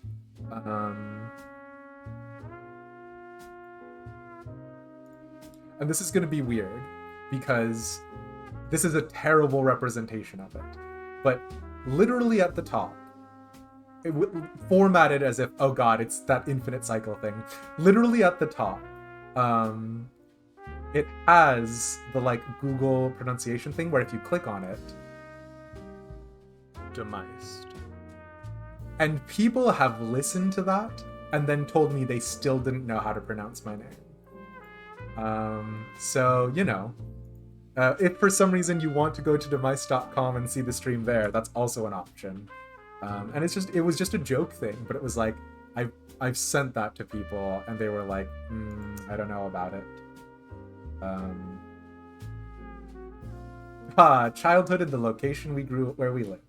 Listen, it's after dark. Yeah, no, Bubbly, I went to a different middle school, but yeah. Fun fact from high school, you once flexed on the principal so hard he resigned. Allegedly. Right? Big D is very easy to say. It's not... I can pass on that, I'll be real with you. But yeah. It's because of your thick accent. I can't... People tell me I have an accent sometimes, and I'm like... Is that real? Do I just not notice that I have an accent? Yeah. Wild, we were practically neighbors of the past. Post neighbors. Post facto? Post neighbors? Is that anything? Yeah, I don't hear an accent either, but to be fair, I did try and do a British affectation in middle school. It was bad. It was so bad. Middle school was the time where you did cringeworthy things, and then you hoped that no one would ever remember them until you're talking about them in front of other people. So, Alrighty. Favorite dinosaur discussion. Wow. Okay. This one is wild. Fair enough, Bubbly. My favorite dinosaur was the armored one with the tail that is a club that has more spikes on it. And I haven't checked in on that dinosaur recently, and I don't remember its name. Because I used to think it was the Stegosaurus, but that's the one with the diamond plates on the back. Ankylosaurus. See, Bubbly, I always think Stegosaurus in my head, but Enderfriend has it. The Ankylosaurus is like kind of an armadillo dinosaur, and the only reason why I like the Ankylosaurus, I'm gonna be real with you, is because it has armor on its back and it has a like built-in club. And I was always like, the Ankylosaur is basically the knight of the dinosaur realm. And then my close second, because it was just the more commonly known one and the one that I could remember, was the Triceratops. It's the same thing.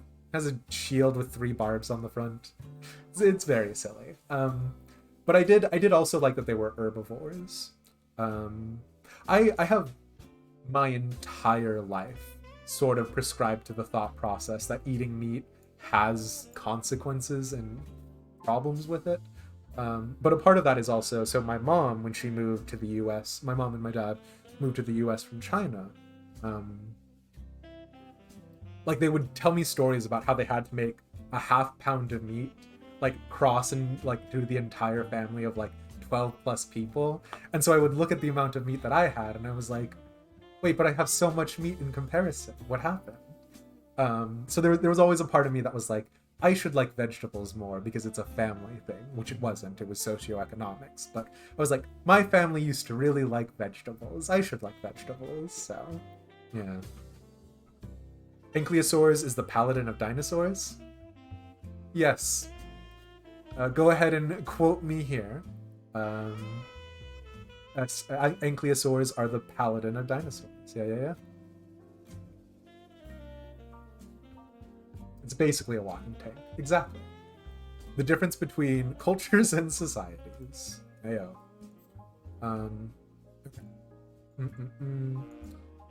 So, I don't know. I was never a big fan of the T-Rex. I still, to this day, think the T-Rex is a bit of a menace. And then there was that whole scavenger versus apex predator hunter debate that went around for a while. And I don't remember who won that. Are T-Rexes hunters?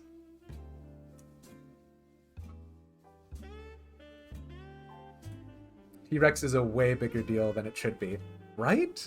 Like, maybe it's because of Michael Crichton's Jurassic Park / the movies, of course. But like, he's got a big head and small arms.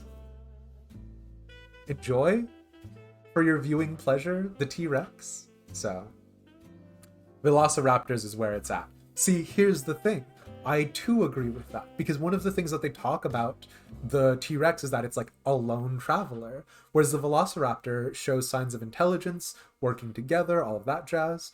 There's a thing about the Utah Raptors, right? Technically, there are different breeds of Velociraptor, and the size of the Velociraptors in Jurassic Park means they were far too big to be Velociraptors, because they're actually normally quite small, I think. I might be making this up. I took a lot of anthropology, sociology, and not paleontology. What am I thinking? Is it paleontology? I took a lot of electives that did not help me in any way, shape, or form, but I distinctly remember my professor telling me about that one, yeah. And the itty-bitty one that shoots out venom or whatever it is. No idea, but sounds good. You thought that the new theory was that the T-Rex is a bird, so all dinosaurs, the theory pertains, had plumage.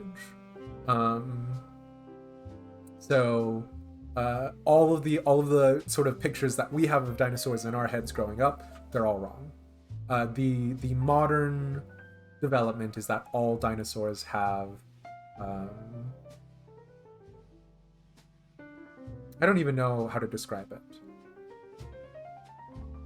Feathers, I guess. right? Because it's also commonly accepted at this point that the dinosaurs evolved into birds, right? I'm pretty sure. We'll do a Demised After Dark specifically about dinosaurs if people ask for it. But I have no knowledge. This music is a vibe. Thank Ghost of Moon Beauty Sabara for this one. Or what is it? What is it now? What is your new title? God. Dinosaurs. Hell yeah. I have not watched. I'm gonna be real with you. I watched Jurassic Park and I watched Jurassic World. I've watched nothing else.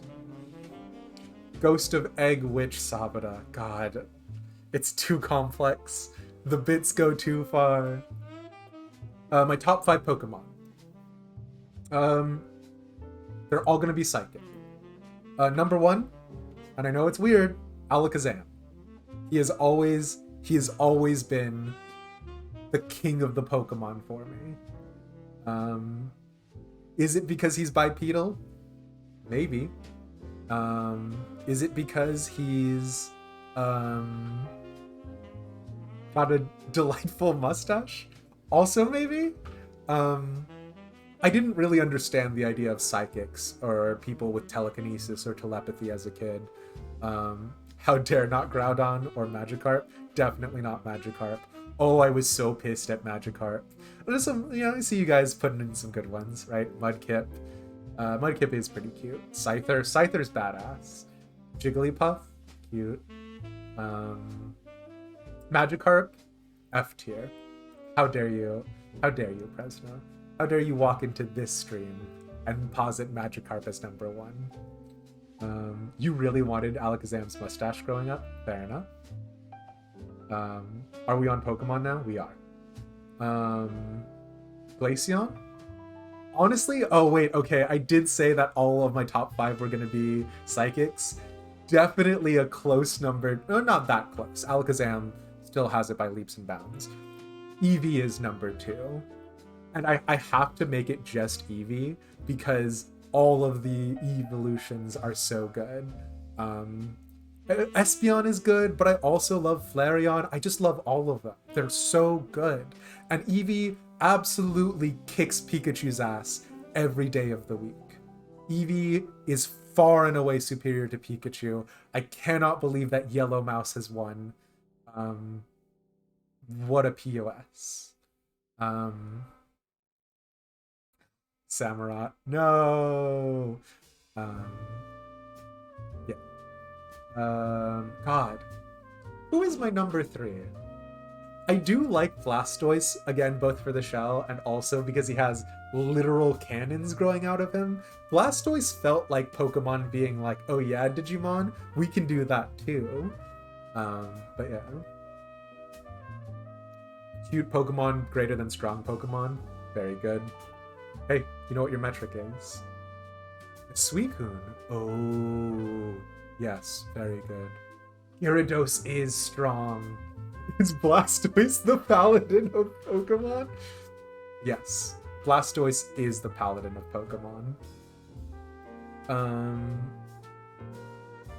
5 Noctowl, fair enough.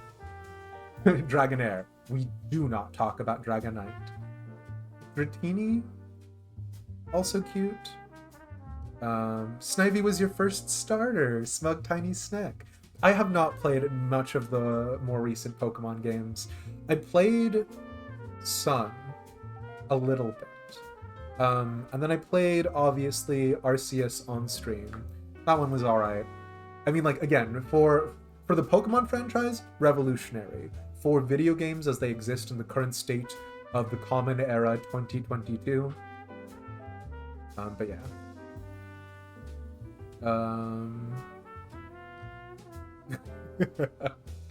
Dragonair is probably your favorite Gen 1 Pokemon by design. Fair enough. Do the games get bonkers? I believe it. Yeah, I mean... This is an important addendum.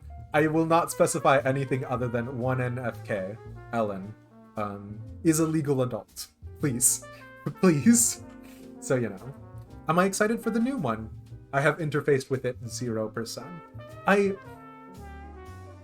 like, it's that thing where you're a kid, so like an adult looks at you and they're like, what am I gonna buy you? I don't know, Pokemon. I got really into Pokemon cards as a kid because the local liquor store down the street sold Pokemon card packs. And I didn't know how to play them. Little Brian, my roommate, is the first person who taught me how to actually play Pokemon. I used to have hundreds of cards. And you don't know which ones are good or bad when you're a kid. You just look at them and you're like, does this one have Alakazam on it? Yes? Bam. It's mine. So yeah. You've never played Still. Wish it was not for Switch only. Yeah. You wish your parents were like that. Your parents banned Pokemon because evolution. Oh my god. Well, so this is the thing, right? Is like, I wasn't actually. We'll go into this. We're popping off on Pokemon. You still have your original Japanese Pokemon card set. Oh god, cherish it. Hold on to that one. I'll be right there.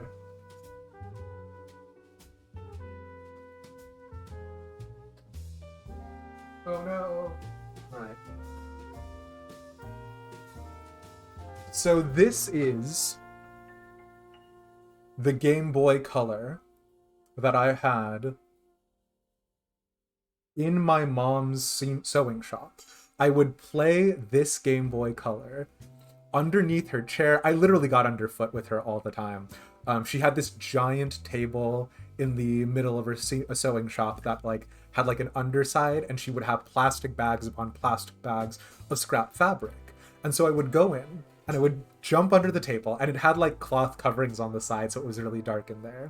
And I would like hop on top of a plastic bag full of scrap fabric, and I would just play Pokemon Red on there for hours. And also the very first Harry Potter game on Game Boy, which we won't go into that too much because it's not on the list yet. But that was a terrible game, and you couldn't get through a maze unless you referenced the first Harry Potter book against the maze that you were going through in the game, which at the time I remember making me think like I was a genius, because I was like, I know, but it was just bad game design. It was just like, it was just, anyways. But yeah, this is my very first Game Boy Color, and so when I was very young, I played it all the time, but I played it too much, and so my family directly attributed it to my terrible eyesight, which I mean, maybe, but then my mom told me that she gave it away to another family because I was playing it too much and she wanted me to stop. And so then I was growing up, I didn't have like access to that for a while, so oh my god, I just started doodling and pretending I had a video, like I'm pretending I was like doing like little war things or whatever. And then like I hit the start of middle school and my mom was like, you're responsible enough now. We never gave your Game Boy away. We had it the whole time. We just didn't want you playing it. And I was like, betrayal. So they gave it back to me, the Game Boy Color, which at this point, the Game Boy Advanced SP and other Game Boys were out. And so I like played the Game Boy Color for a little bit. And then my parents were like, he's playing it too much. And then they did the same thing. My mom had this giant, beautiful wooden chest that had all these like ornate engravings and stuff on this, and she was like, you will never get your Game Boy back unless like there were like a bunch of addendums. Like it was a very silly thing. Like I remember at the time being so depressed and so angry about it, but she was like, you will never get this back unless I am impressed with who you are as a man, basically. And I remember she had this giant padlock, and it required 3 different keys to open the padlock, and it was made out of brass. It weighed 1,000,000 pounds. And I was a bad kid, actually. So I kept trying to find out where the key... Instead of impressing my mother, which is what I think she wanted me to do, I just kept trying to find the keys. So I knew that she kept one in this big jar full of like buttons and cast-offs and stuff like that. So I knew where that one was. And then there was one that she always kept on her, which was the hardest one to try and even imagine getting. And then there was another one which my godfather had. And so I was always like, my godfather is the weak link here. He doesn't care if I play video games. And so like I went over to my godfather and I was like, can I see the key? I'm sure I'm sure you won't be able to figure out what I want the key for. And right, like he instantly called me out on it. He was like, why do you want to see the key? Like, kid, I'm literally 70 times your age. Like, what do you think? Not literally, like 50 times your age or whatever. What do you think you're pulling? Or not 50, that doesn't make sense either. Like 20 times? I can't do math. I'm actually pretty far into the Manhattan. And so like I just kept trying to like be charming and wheedle my way through it. And I think he did give me his key, which then my mom was so pissed at him about. And then like she just kept 2 on herself at all times. And I was like, no, farther away. So yeah.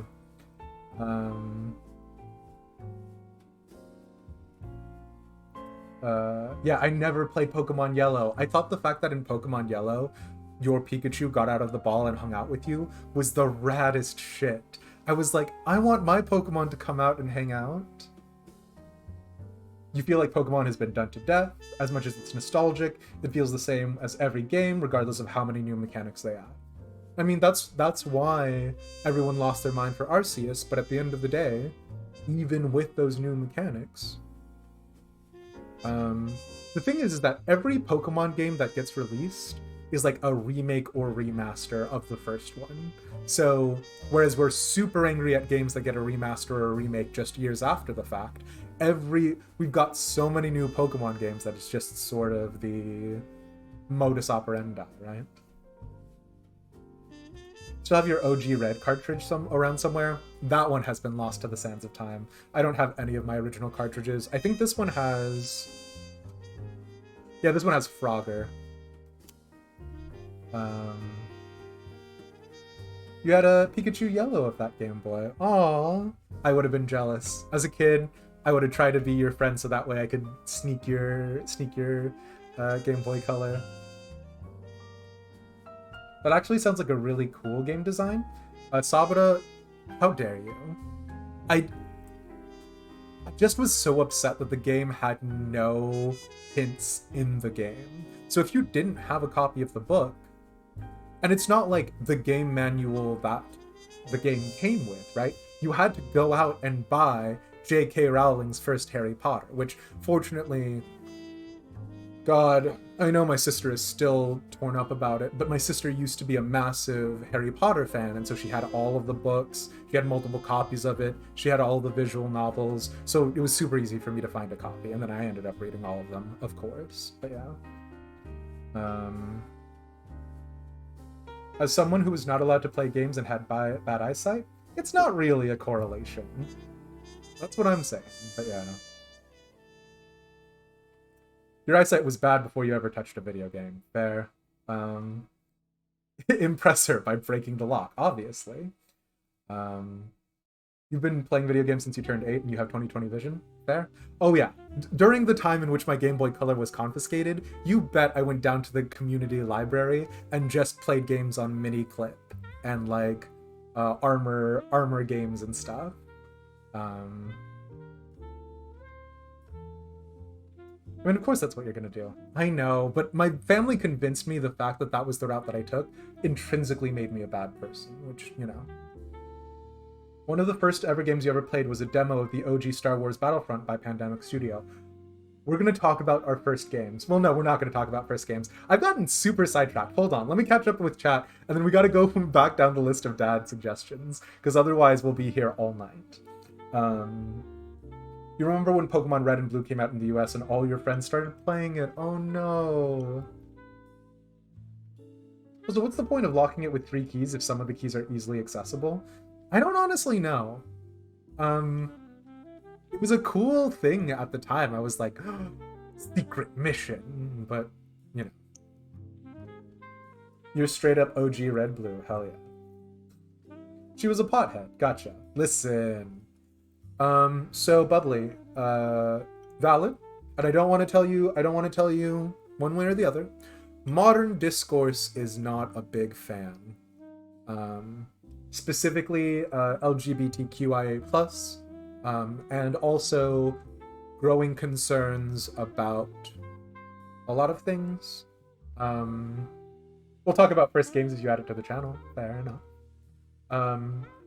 But I mean, it's valid.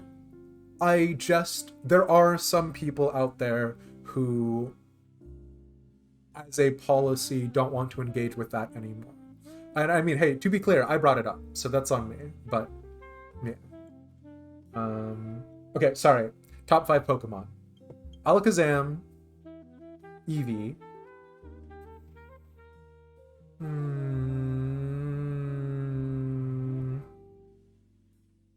There we go. So we're dropping it. Alakazam, Eevee. Trying to remember. God. I really like Cubone. I like Cubone because he uses his mother's bone as a weapon, but I didn't know it was his mother's bone at the time. I just like that he used tools and he had a hat, which I didn't know was his mom's hat or skull. So Cubone nowadays, not a big fan of. Cubone at the time, delightful. Sax music is still perfect. Again, thank you to Ghost of Egg Witch Savita. But yeah, Cubone definitely 3. I'm trying to think of any of the future generations that came out. Minus and Plusle to me are much cuter than Pichu. I am a Minus and Plusle fan, and no one in the history of existence will ever be able to convince me otherwise.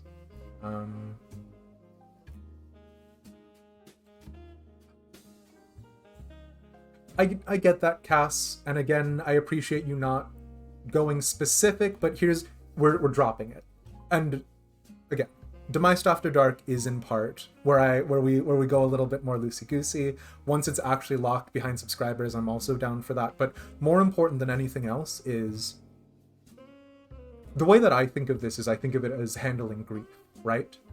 Obviously, people have identified the 5 stages of grief and that there are different interactions therein, but there isn't a correct way to grieve. There is also not a correct way to appreciate art. And so if that's something that people just can't come to terms with, rather than trying to have that kind of discourse, I just say, you know what? We're gonna let it be. Because I actually am more on Clayton's side, unfortunately. I used to be agreed with you. I know. I used to be a lot more with you in terms of art and artiste, but it's hard, especially in the modern era, because again, things are evolving. As time progresses, the way we interact with art and the artist in general is dramatically different.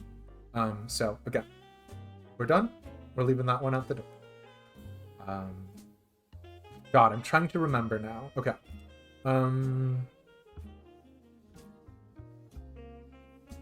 That's one of them. Minus and Plusle are my 4th favorite Pokemon. They have to come as a pair. Neither. Basically, capitalism is to blame. I'll drink to that. I don't Plusle or Minus by themselves. They don't count. But as a joined pair, they're my 4th favorite Pokemon. I really like Sandshrew. I don't like its evolved form. Oh wait, no, Onyx. I like Onyx because I had a bunch of pet rocks as a kid. So there you go.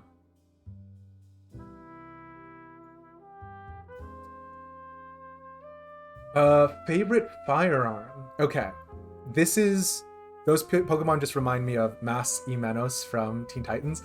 I loved Mass Emenos. But again, I'm not the poster child of good young decisions, right? My favorite firearm is the Thompson Contender, which is gonna feel like the world's wildest pull. But there's an anime/manga out there called Pumpkin Scissors, and it has 1 volume, I think, 1 season. It might have more, actually. Now that I think about it, I haven't thought about it since middle school. So again, decisions being made bad early. But the entire premise was it was very sort of weirdly contemporary with like Full Metal Alchemist and that sort of stuff. The main character was an experimental super soldier from fantasy not Germany / is Germany. Like the thing was it wasn't like super soldiers to win a war. The core premise was super soldiers to defeat tanks in one-on-one combat. So instead of this country building their own tanks, they tried to super enhance their foot soldiers. And so one of the things that they gave the foot soldiers to try and beat tanks in this was they gave them what was called the Door Knocker, which is a gun modeled off of the Thompson Contender.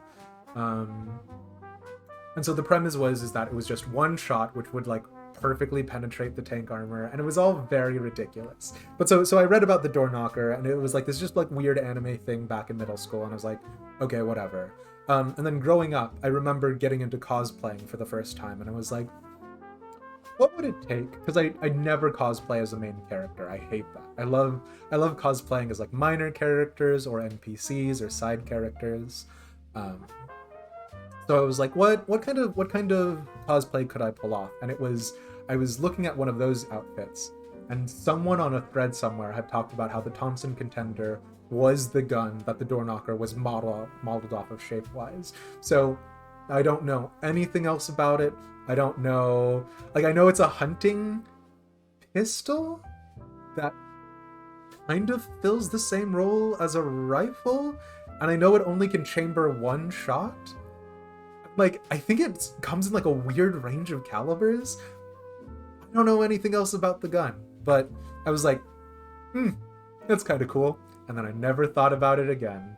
But it is a little bit weird that I do have a favorite gun despite not being invested, but yeah, that's it.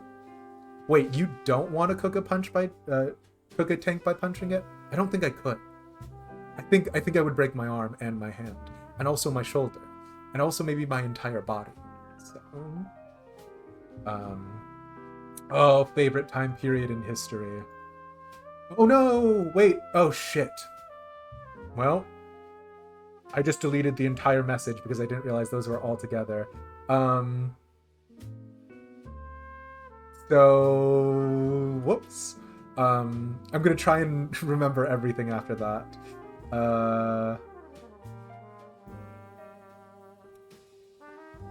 My favorite time period in history, if I'm not saying right now, which you really can't, is probably Renaissance time in Italy. You're the only madman who sends around here who sends a million messages for one thought. No, I mean, I appreciate that, Kishnot, because it made it a lot easier for me to go through. Oh, man. Probably Renaissance Italy, just because I paid the most attention in AP Euro. There is a school of thought where the Romance of the Three Kingdoms or the Warring States period of China are both very interesting, and I'm really into them. But again, one of the things that's kind of unique about China versus feudal Japan or feudal Europe, right, is they didn't have a warrior caste, really. There were the emperor's bodyguards who were sort of executors of his will, kind of like a king guard vibe, but there was never the knights or the samurai in feudal China. There were warriors, but they didn't have a distinct or separate name. They were just fighters. So, yeah. You fool! You've fallen for one of the classic blunders. Deleting messages as you go. Making a wager with a Sicilian while death is on the line. Invading a land invasion of Russia during the winter? Which Warring States period? God, I cannot remember. The one where China was divided into 50 different states of minor groups, and a part of that directly just translates to my fascination with, in Chinese it's Weiqi. I know, is it called Go in Japanese? I don't actually know what it's called, but the one where you take pieces by surrounding them on the board, and it's all about sort of land claim ownership and that sort of thing. So yeah. When people say the Warring States period, they mean the Sengoku Jidai. Oh! No, dang it. That one's my bad then. There is a period in China's history where an emperor dies without a clear successor. And then basically the entirety of China collapses and it's tiny regional empires. And so watching the sort of interactions and attempts at diplomacy by people who never had that before was really fascinating to me growing up. That's Go. Okay. Yeah, in Chinese, Go is called Weiqi. But yeah, I played a lot of Go, actually, now that I think about it. You did comment on the video suggestion. It does contain some character spoilers and snippets you have no doubt I'd pick up on. Okay. Ghost of Egg Witch Sabata, how pro-con are you on me watching your video? Is it something you'd be comfortable with me saving for later? Because you are subscribed and so you would be able to watch that then. So you know. Cough. Go. Cough. Club. Cough. Yeah. Oh my gosh, I totally forgot. Sabata was one of the people I played Go with. Which... Did we ever play against each other? Sabata actually, okay, I think I've told this to you guys before. Sabata, when we were growing up together, he kind of intimidated me. He was always kind of one of the cool kids, and I was like, I play chess, and I'm in the speech and debate club, and Sabata just like did his own thing. He was like marching to his own drum beat, and I was like, but if you're not a part of a group, how can you have security? So Sabata was always way too cool for school. And by cool for school, I meant just didn't really seem to care about what other people wanted, which was like groundbreaking to me. Cool kids equals talks to everyone because I'm afraid of making enemies. I mean, listen. I didn't realize that. Again, it's that thing where like you look at another kid and because your brain hasn't fully fucking, oh, pardon my language, hasn't fully solidified, you're like, wow, that kid has none of the shared experiences of me and lives a blessed and perfect life. Because obviously, right, like now being a little bit more stone brain, that's not it, being a little bit more adult and matured and stuff, I haven't changed it to mature audiences because that requires me to end the stream. But yeah, no, I just, like, oh man, I was so jealous of Sabata, yeah. I was like, dang, too cool. For whatever reason, most kids in high school thought you had deep mafia ties because of a lot of the main cities in New York are still run by the mob. Oh my god. What's Tammany Hall like? That's in New York, right? But yeah, Frog's Diary. I know how to play Go. I haven't played Go in ages. Sabata and mine's mutual friend, who I will call Switchblade, because that was a nickname that was just given to him in high school, and he just took it. And like, yeah, I would take it. My assigned nickname in high school was Roast Beef, which I was like, okay. But Switchblade was really high ranking, like internationally in Go, weirdly enough. Read us a smutty book sometime, Doombringer. I'm down. We can do that. What's up, Cass?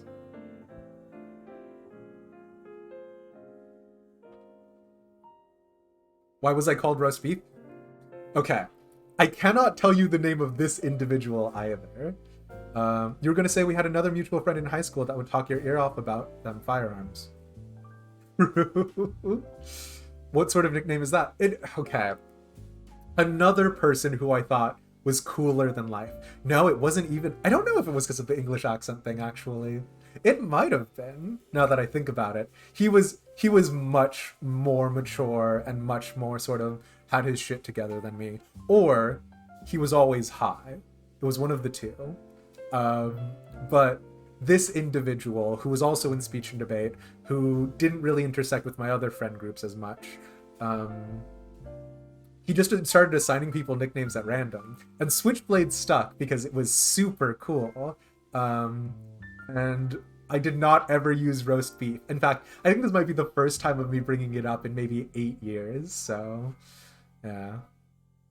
The Roast Beef is a French put down for the English. I didn't know that. Okay.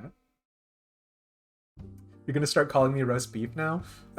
Now I can laugh it off. Back then in high school, I would have been a little indignant, but call me roast beef. I'm down for that. Okay. Is Gandalf the bad guy? This was my party trick. You know, in like, so you would think, he plays the accordion. That's his party trick. He plays the piano. That's his party trick. The guy has other things. That's his party trick. That was not my party trick. My party trick was to talk about Lord of the Rings from the conspiracy theory that Gandalf is the villain. Depending on the group, you were called Al Capone or Lucky Luciano. There you go. There's a strong chance you had the kink test. That might be too spicy. I don't know. We'll see. I want to gauge other people's general interest and comfort levels before I do anything. So, my knowledge of Lord of the Rings is tertiary at best. A friend read the Silmarillion, and that friend told another friend, and then that friend told me about the Silmarillion. So, take it all with a grain of salt.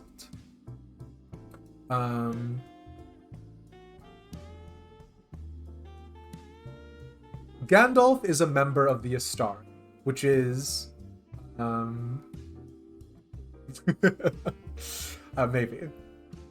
Gandalf is a member of the Astari, which are 5 minor gods somewhere between the mortals of Middle-earth and the gods. Oh, wait, no, okay, sorry. We gotta go 6 steps back.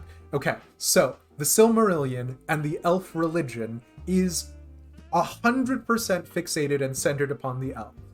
The strongest god is the god of the elves, or one of the stronger gods.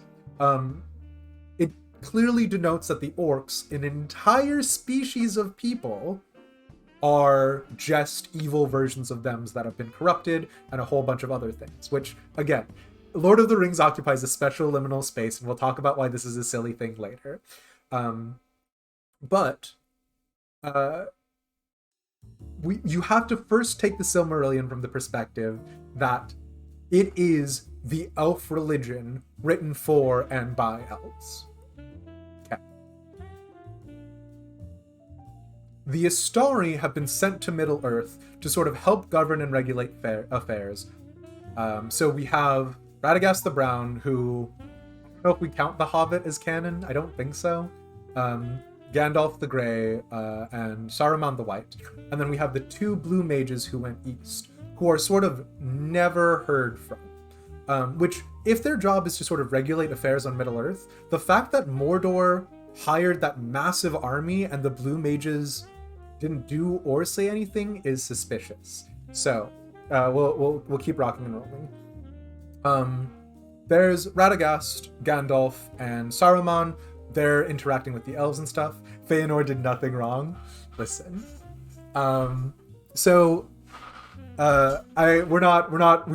We simply cannot. I only have time for one insane Lord of the Rings things. Well, okay, so... I need to remind everyone that I was in high school during this time, and I was a teetotaling straight edge kid. If you had asked me in high school, do you think you will ever drink alcohol? I would have told you my father was an abusive alcoholic and that I was like a member of the fucking Bring Back the Prohibition Club. I would have told you I never would have even consumed alcohol, let alone consider doing drugs. Smile. But the central conceit for Gandalf being evil is that Gandalf goes and he interacts with, as everybody else does, with all the races of Middle-earth. And who does Gandalf ally himself with? Of course, as much as he can, the hobbits. And what are the hobbits?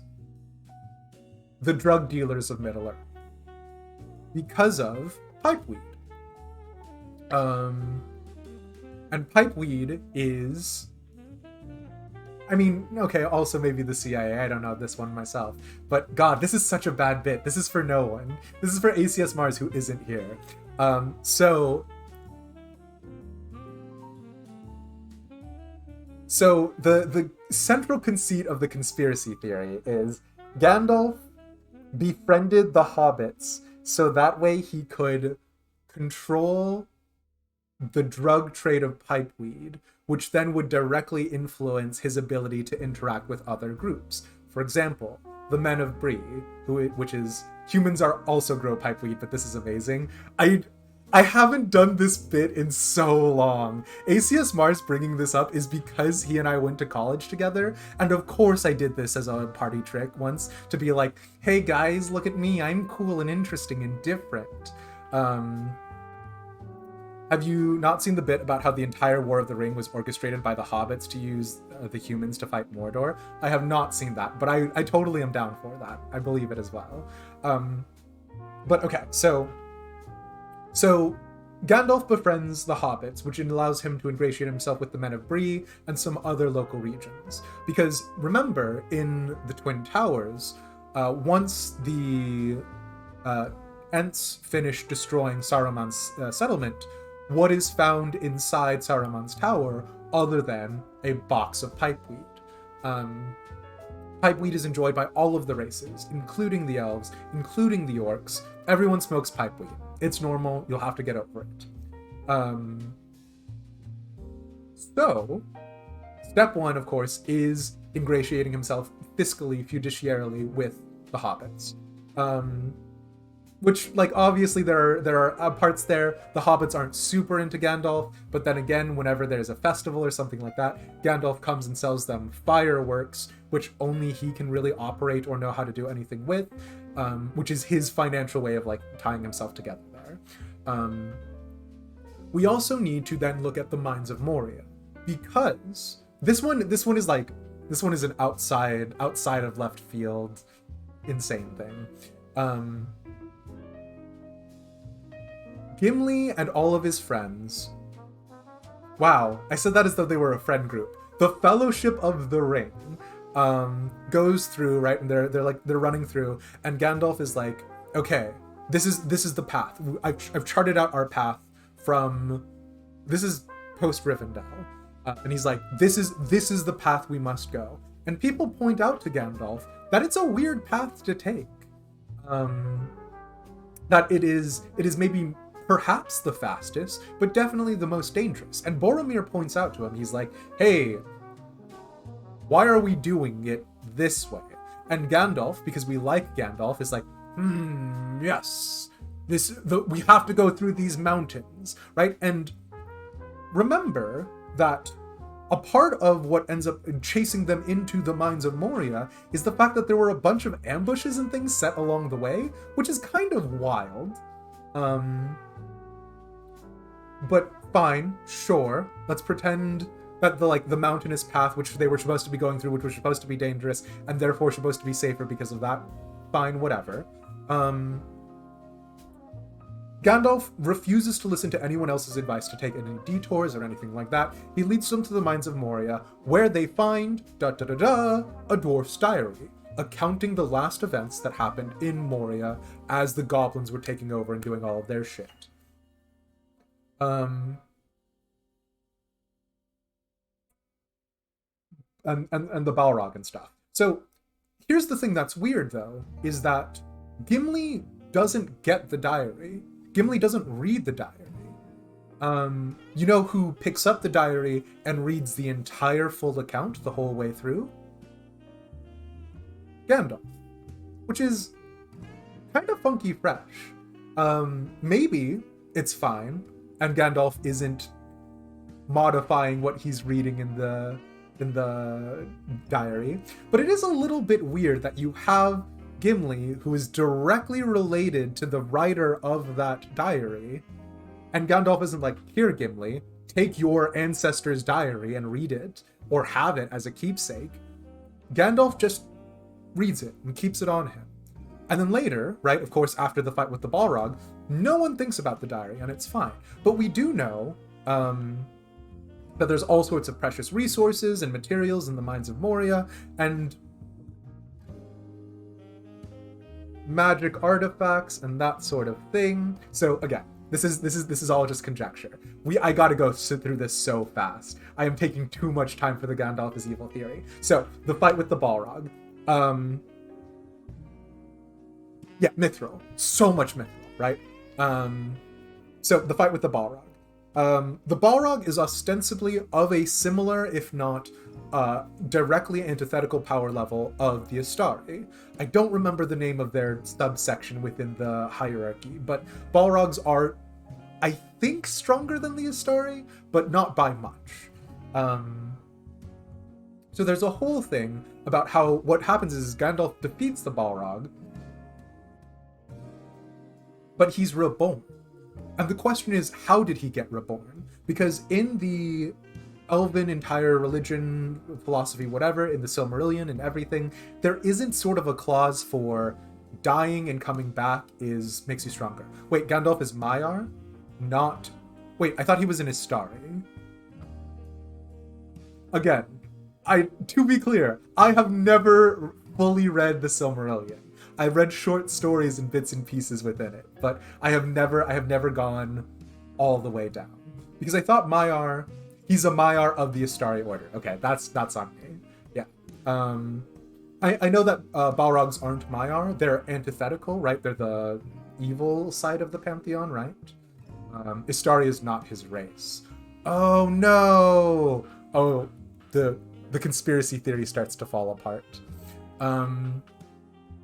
But yeah, so I had a question about whether or not Gandalf absorbed the power from the Balrog. And then that's what allows him to crown himself Gandalf the White. Because aren't the Maiar of the Astari Order, aren't they given their roles and ranks by someone higher up in the Pantheon? If I remember that correctly? So there's a question of, why does Gandalf become reborn as Gandalf the White? How does he get that title? And is that not just him being covetous of Saruman's position as the most powerful and influential of the Maiar of the Astari Order? So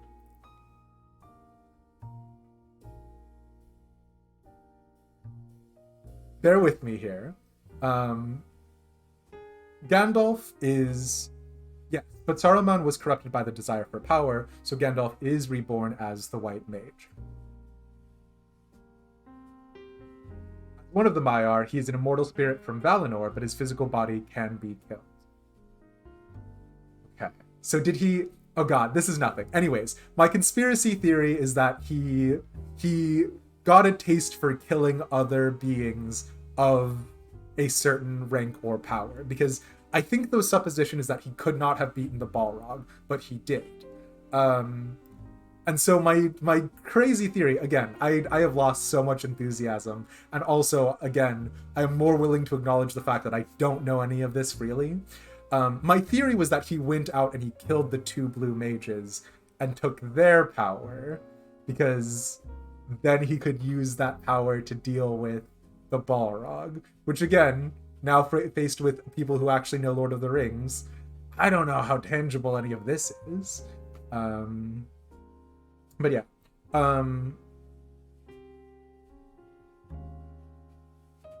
We now go to the sort of, I guess, capstone, I guess, final piece of the puzzle in this capacity, which again, oh boy, we're zooming through it. But it's actually a description of Mordor itself, and also the orcs within it, right? So Saruman sort of becomes a key pivotal point here, but we'll get back to it. It is my understanding that when the original alliance of men and elves fought the orcs back and locked them into Mordor, right? The walls around Mordor weren't actually originally built as defensive fortifications for the orcs or for Saruman, but a prison constructed by the elves and the men. We know from the extended works that the blue mages leave Middle-earth via that magic elf portal at some point. Or Gandalf killed them and told everyone that they left. Again, this is nothing. Final piece of the puzzle is explained in the short video you posted in the Discord. Oh no. But yeah, the thing is that the orcs are locked in Mordor, and I believe all of the Maiar of the Astari Order are present during that first battle. Maybe? This is the certainty. This is the face of a man who is certain. Listen, I am fulfilling the role of the aliens guy right now. None of this is real. None of this should even be remotely considered as possibly plausible. But the point that I'm getting at here is, I think Gandalf partook of locking the orcs in Mordor, which Mordor is resource deficient. Mordor is attributed as having 3 things in great excess, one of which is orcs, 2 of which are giant man-eating flies, and 3 of which are metals in the ground. For crude irons and that sort of thing. Which is horrifying.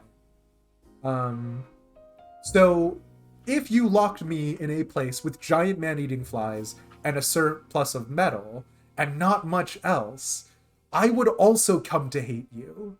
So the orcs fighting out to try and leave Mordor kind of makes sense, because Mordor sucks. And it's not like any of the other gods were really behind the orcs in that situation. It really makes you wonder how many orcs ended up there with so little else. So in the movies, they're like pulled out of mud pits in the ground, which I don't think is accurate. The books attribute that the orcs are made from corrupting the elves, which might have been true about the very first orcs, but that can't be true for all of them, because the elves do not propagate that fast, first of all. Second of all, where are the orcs getting the elves to make more of them inside of Mordor?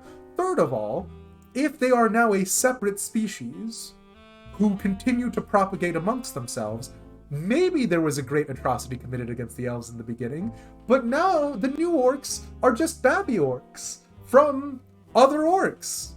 So they have done nothing to you for generations, elves. But that's besides the point. So we now know sort of where the orcs are, which is bad. We're introduced to Saruman's White Hand, the Uruk-hai. Well, when a daddy corrupted elf orc and a mommy corrupted elf orc love each other very much, well, but that's the thing, right? Is that the generation of orc that fights against the elves in the Lord of the Rings trilogy cannot have ever been a or directly related to a elf. It's impossible at that point. So, okay, the Uruk-hai. We are specifically told that the Uruk-hai are a breed of orcs that are far and away superior and better than they're basically super orcs. So, God, I'm actually re-picking up steam.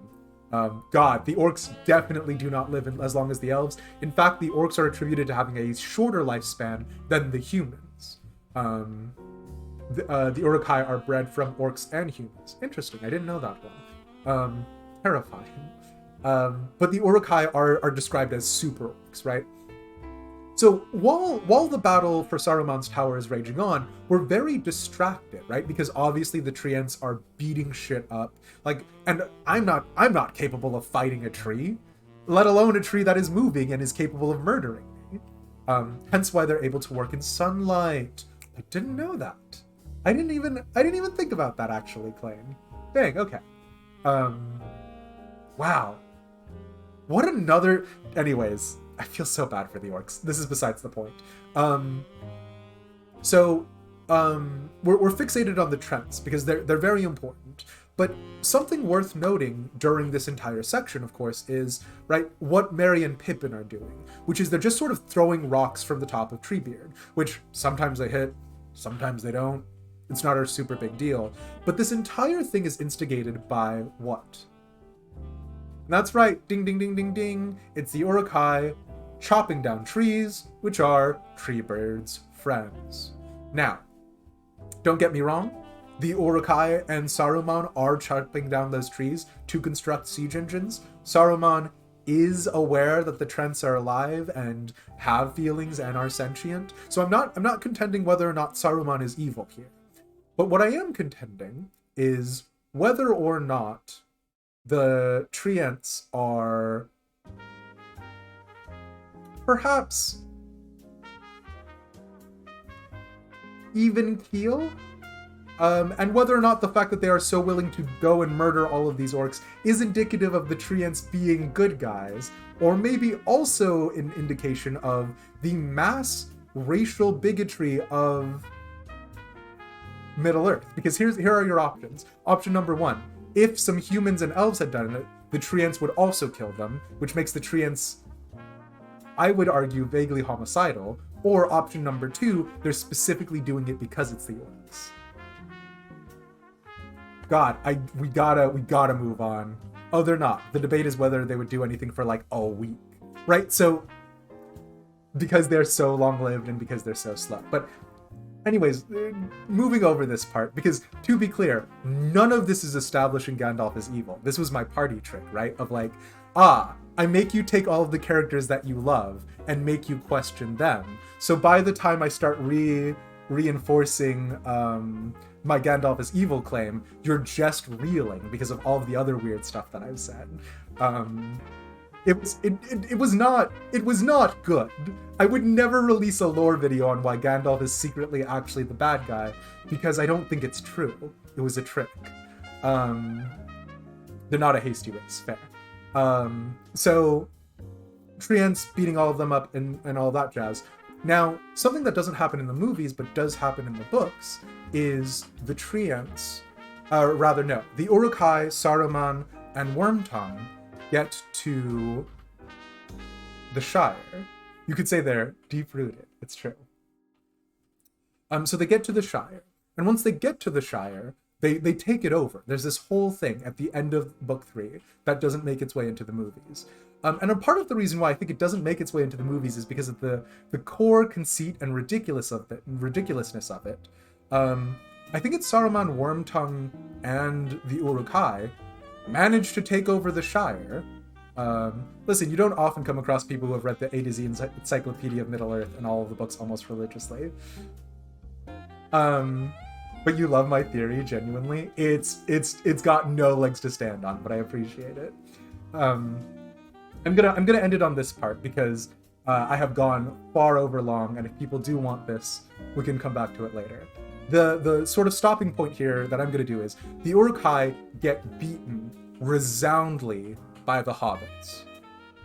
Now, we could argue that the hobbits have had a great history of self-defense in warfare. They don't. We could argue that the hobbits are simply stronger, which they're not.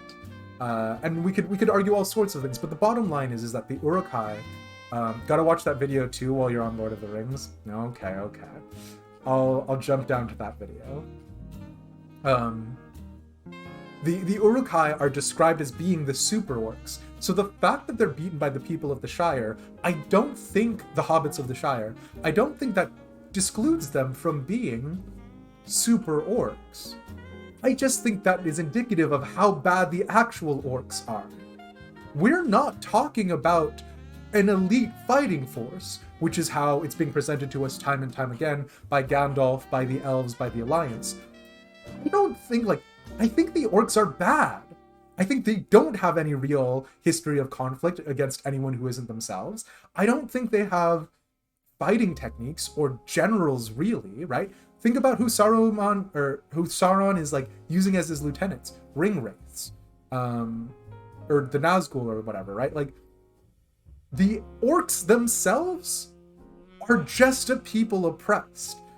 And just moving on very fast, Gandalf is very pro keeping to oppress the orcs. There's a lot of other weird shit that I try and pull out of my hat as like a conspiracy theory magic bag, but we gotta move on, mainly because I'm ridiculous, and this is too much at this point. Let me find this video you just sent.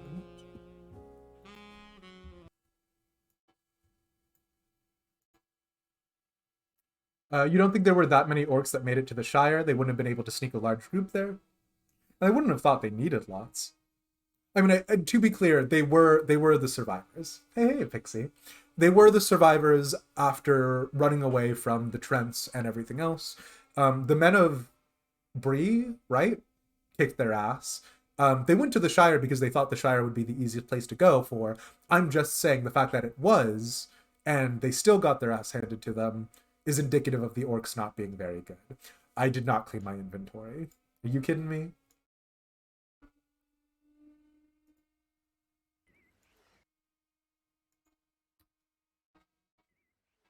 Okay. Sabra has also told us to watch this video.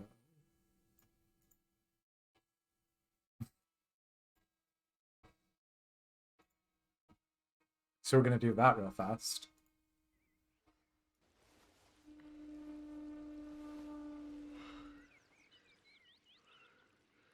What happened, Gandalf? Why didn't you meet us? Oh, I am sorry, Frodo.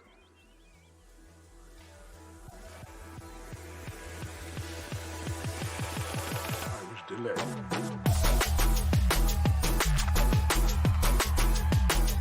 Sabra, I hate you so much. Do I need to get to the end of the video? Gandalf? Sabra, I hope that was pretty good, actually. Why do you assume the hobbits can't fight just because they don't want to? I mean, you know, Sabra, Lord of the Shitpost. He's the guy who tried to get us back on the reaction video meta, right? So, you know.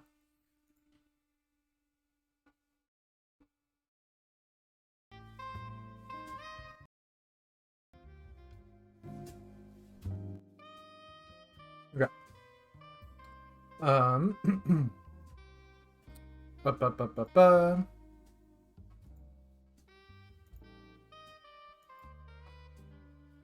Just trying to boost the metric. No, I mean, I appreciate it. ACS Mars, I know it's not as good as you remember back at that time, but that's also because I have gone... I'd like to think I've talked to enough Lord of the Rings nerds at this point that this bit is no longer capable. I just can't do it in good faith anymore. But yeah.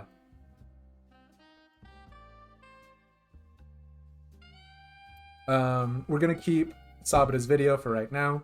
My favorite snack, my god. I really just went off the deep end on this one so far.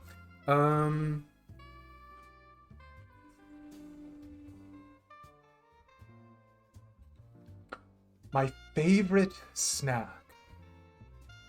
I don't really like snacks.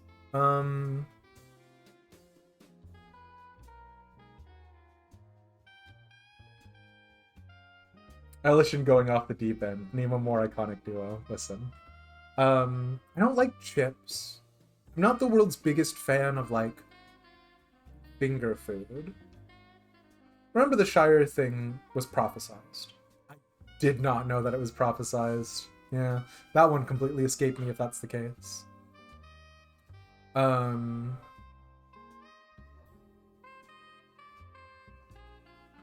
my favorite snack. My favorite snack is probably a food crime, actually. Probably because you already are the snack. Pity Squid, what are you doing? I appreciate that. But hey. Also, I am so sweaty. I have not consumed alcohol in such a long time. I need to take off the blazer.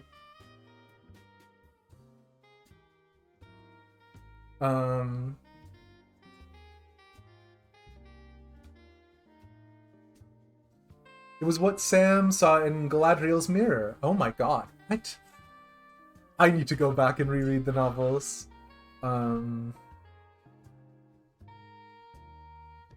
Yeah, fair. Okay.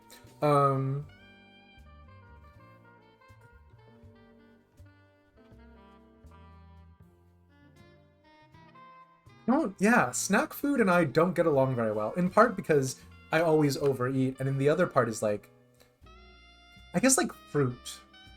Oh, you know what, actually? Okay. So this is kind of a wild pull. And it's not really a fruit. But when I was a little kid, I would always go to a store called 99 Ranch. And if you call it Ranch 99, you're wrong. And so you would get a little cup. And I'm 95% sure it was just a cup of chopped up watermelon that you then paid them a couple extra bucks. They put it in a blender. And again, it's just blended watermelon. But then I would drink it, and I was like, this is the tastiest thing ever. There were a couple of other things, like egg custards and red bean pastries and stuff. Yeah, you know what? All of my favorite snacks are probably Asian. There's like those rice crackers with like seaweed wrapped around the outside. I do like those. Alright, I'll have to get back to you on this one. Favorite snack is a much harder thing than I thought. Sounds lovely. I like it. Oh, he didn't know if turning back would cause what he saw to happen or not. It tempted him. Fair. Okay. Sabata asks, why always paladins? Elaborate. Okay. This one is also kind of a wild story. So, when I was a kid, I would go to the library to play video games on the community computers. In part because we just didn't have a computer at home, really. Or if we did have a computer, my mom was using it for something. Or if my mom wasn't using it, I definitely wasn't allowed to use it to play games. So I went down to the community library to play games there instead. And so the two games that you played during that time was you played Battle On or you played RuneScape. And I didn't like RuneScape that much. Like, I played a little bit of it, but one of my friends from my childhood who has popped in by streams a couple of times, he was the RuneScape kid, and his parents got him a membership, and like he just was like zooming through it. And I was free to play, and I really did, like, I wasted all of my time doing inefficient things. Like, I built a full armor set of plate bronze, which is like, you outgrow it instantly. It wasn't worth it, but I was like, the aesthetics. So I did not play, like, I played RuneScape for a long time, but I never liked it that much. The game that I liked and would play more of whenever I had the chance was called Battle On. And Battle On was made by Artix Entertainment, and I still think it is. As far as I'm aware, Artix Entertainment is still kicking, and it's also based in Florida. And I think someone told me that Battle On and Artix Entertainment predates World of Warcraft, which I don't know if that's true, but there is a lot of like World of Warcraft Battle On references back against each other, and also Dungeons and Dragons, which at that time my sister had bought the Dungeons and Dragons 3.5 handbook and then never played with any of her friends, because this was still during the era where Dungeons and Dragons was only played by nerds who didn't have friends. And so I had read the 3.5 handbook, and I had come across the page about paladins. Now, something you need to know about me is that I was raised very Lutheran. I was raised so Lutheran. I was raised 3 Lutheran, 5 life. So, I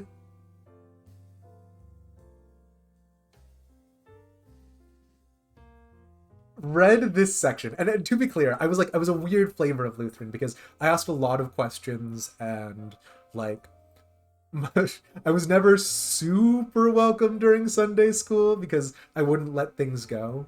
But like,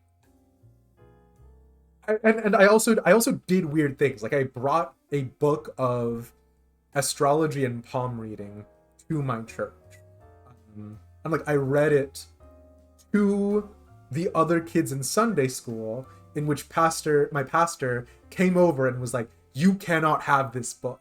And I was like, "What do you mean? It's my sister's." And he was like, "You cannot bring this book back here, and I never want to hear you talk about it." And I was like, "I don't understand." And I just did not realize that like astrology and the Lutheran faith, Missouri Synod specifically, are horrifically incompatible.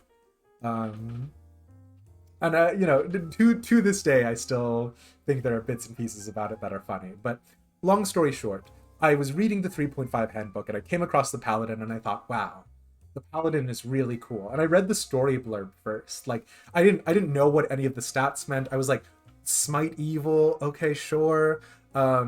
Divine sense, immunity to disease, and mind control, great. Like, I didn't know what it was. Lutheran is a flavor of Christianity. Yeah, it is the first Protestant off-branch by Martin Luther after the Reformation, right?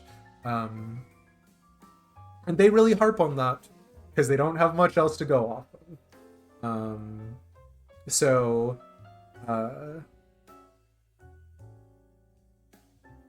I was reading the 3.5 handbook. I was reading all of these things and I was like, wow, this sounds really cool.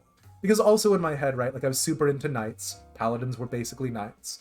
I read all of these myths about King Arthur and all of that kind of stuff. So I was like super down for it. And then I played Battlon, and in Battlon you needed to be a level 20 knight, a level 10 cleric, and then you unlocked access to a special prestige class of paladin.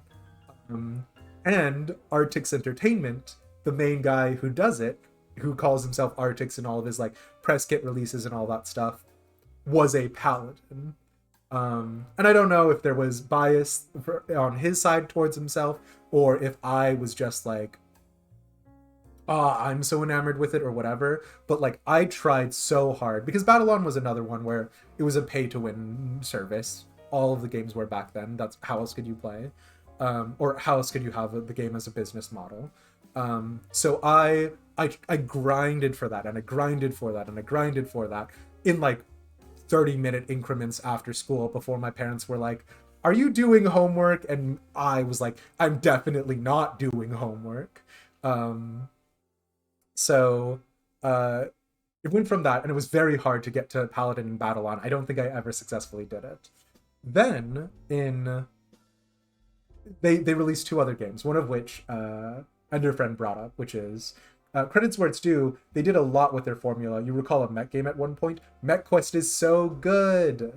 Yeah, it was absolutely delightful. And then also, yeah, Dragon Fable. And I played a lot of Dragon Fable as well because Paladin was super easy to get on that. Like, absurdly easy to get Paladin. And the Paladin class slapped.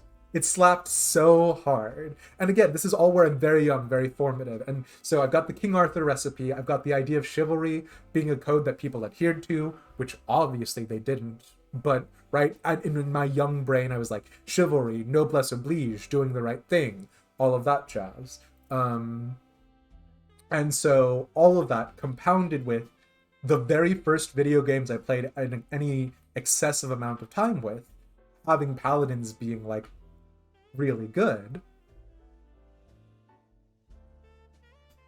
That was it. And since that point going onwards, I have still had yet to have a single moment where I've been disappointed with paladins, except for Final Fantasy XIV. And you know, a million addendums there, but paladins always have some sort of a bonus that helps them fight against undeads. If there's anything you know about me, it's that when I'm really being self-indulgent, I just like there to be a good guy and a bad guy, and the good guy beats up the bad guy, and then the day is saved and everything is easy. Like, I just love an uncomplicated narrative as my guilty pleasure. Which, oh boy, those are becoming harder and harder to find, which is fine. I don't actually mind the fact that narratives are becoming more complex, because they need to be. Things require nuance and attention. But I do still miss Mordred is evil, King Arthur is good. Don't think about it too hard.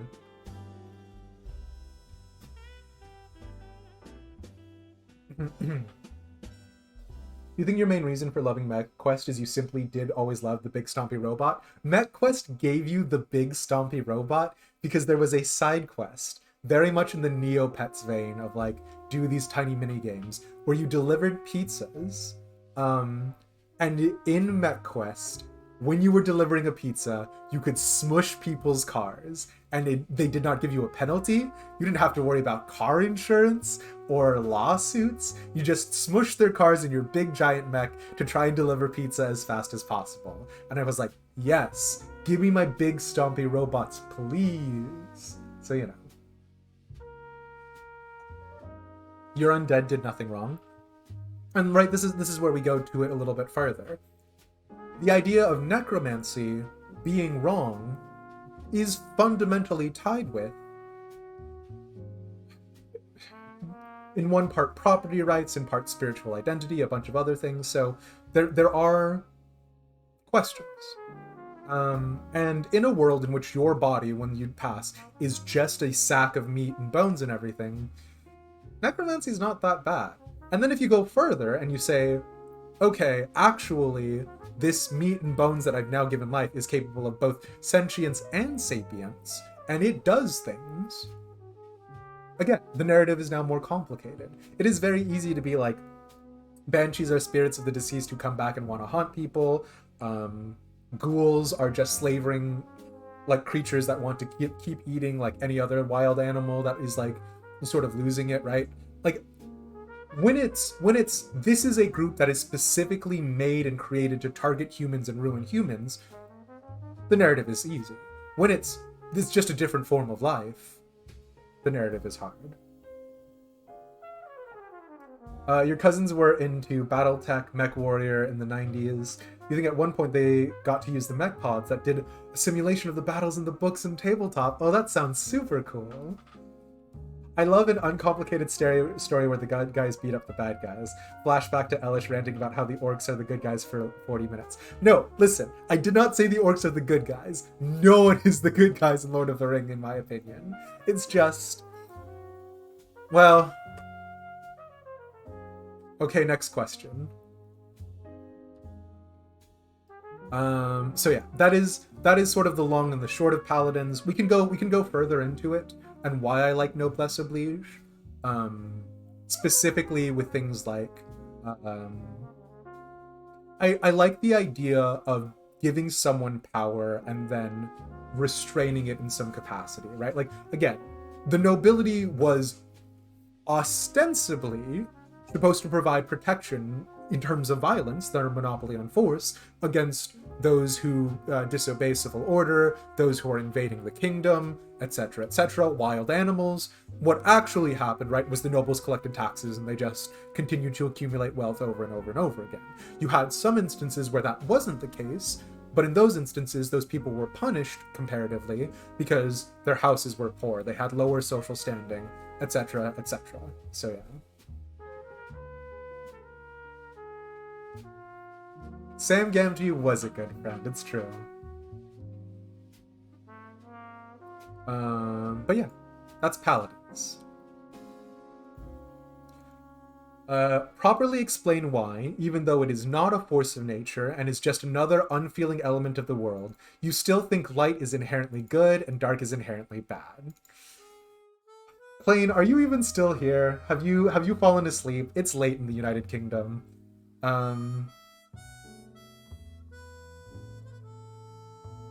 We're gonna go so fast on this. No, Clayne! I feel bad. Go to bed. Okay. Although, thank you for still being here also.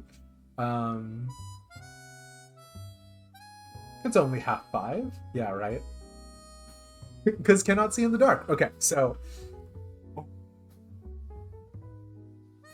don't think light is inherently good in Final Fantasy XIV, asterisk, asterisk, asterisk. The reason why light is good in the modern world, it's Saturday, it's true. The reason why light is good in the modern world is because of, yeah, literally being able to see. We need vitamin D to survive. Plants need light to photosynthesize. Plants being the foundational building block for energy going through all sorts of other species and that sort of thing. It's another day ending in Y for me. Okay, fair enough. But yeah, light in our world is very different than how light is being handled in Final Fantasy XIV in this situation. And so, okay, kid gloves off, full confession.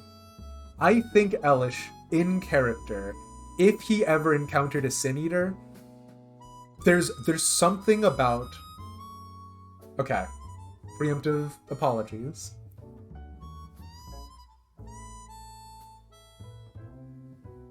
Religion lends itself well to a strong central leader telling you what is right and what is wrong. When religion says, God said this was evil, if you believe in that religion, there is not room to negotiate. That not only makes things more simple, there is good, there is evil, it has been defined, it also removes the responsibility of guilt and consequence, right? Well, surely God told me to do it. So, God, I'm sounding really weird and preachy. Surely God told me to do it. So therefore, any responsibility would not be placed on my shoulders, it would be placed on God's. Likewise, I think Elish in character being what I imagine an Ishgardian knight, and etc., etc., etc., like, there is a very real threat of, like, this is the face of divinity. Because again, in the real world, the face of divinity is non-existent. If an angel descended from heaven on wings that didn't work, could cast magic, and, like, could magically and forcibly force someone around me into something else, regardless of whether or not I believe in it as a divine entity, I would believe that it has more power than me. And so I don't think light is good. I think light is just prettier to look at than the dark. And between a Void Scent or a Sin Eater, I would choose the Sin Eater, but that's not a good thing. Not all religions are centralized like that. The ones that tend to be have gathered power by force. Valid. I mean, and to be clear, Ishgard being so closely modeled off of Catholicism, with multiple asterisks, right? Orthodox, just referring to how hardline they follow things, whereas the Orthodox Church in the modern world is actually the Eastern version of the faith. We're not going to go too hard into that. We can see instances where Catholicism, the Pope, the Vatican, Rome, had military influence on the surrounding area. There were warrior popes. So, right, again, there's so many layers of addendum, but for me, I guess the question becomes, because this also goes into Dishonored. This is something that I definitely feel on Dishonored, is there are the warfare overseers of the Everyman, from the Abbey of the Everyman, and then there are the closest direct antithetical force that we can use are the Brigmore Witches. In the world in which the Brigmore Witches exist, they are capricious, selfish. They use the powers of chaos to suit their own needs. The only thing that makes Corvo Atano or Emily Caldwin or Dowd or anyone else who is a protagonist in those games a protagonist is their own personal morals. There is nothing about the power itself that is good or bad. It is just power. So in that kind of world, I'm inclined to believe the worst of humanity. Like, the reason why I think The Boys is pretty good, the reason why I loved Brandon Sanderson's The Reckoners and stuff like that, I don't think you could give a person that kind of power and them not be tempted at all. I think they would try, but whatever comes out at the end, the fact that they have more power or unparalleled power or whatever changes the dynamic. So at that point, it's not saying, do you want a boot on your throat or not? It's what flavor of boot do you want on your throat? But again, the other thing on this is we are the Warrior of Light, and so we can fight off against it, and we have powers, and the consequences to us not really there, so the light versus dark argument is different. And okay, the Sin Eaters are bad. They're just using iconography and visuals that I like. So it's harder for me to be like, oh, they're categorically terrible, when the Void Sent have demon iconography and have hellish iconography. So it's like, oh, these are the bad guys. My monkey brain looks at the picture, and you showed me a picture of like an angel with wings versus a demon with horns, and I look at that and I go, the demon with horns is bad and the angel with wings is good. Is it actually? It's not.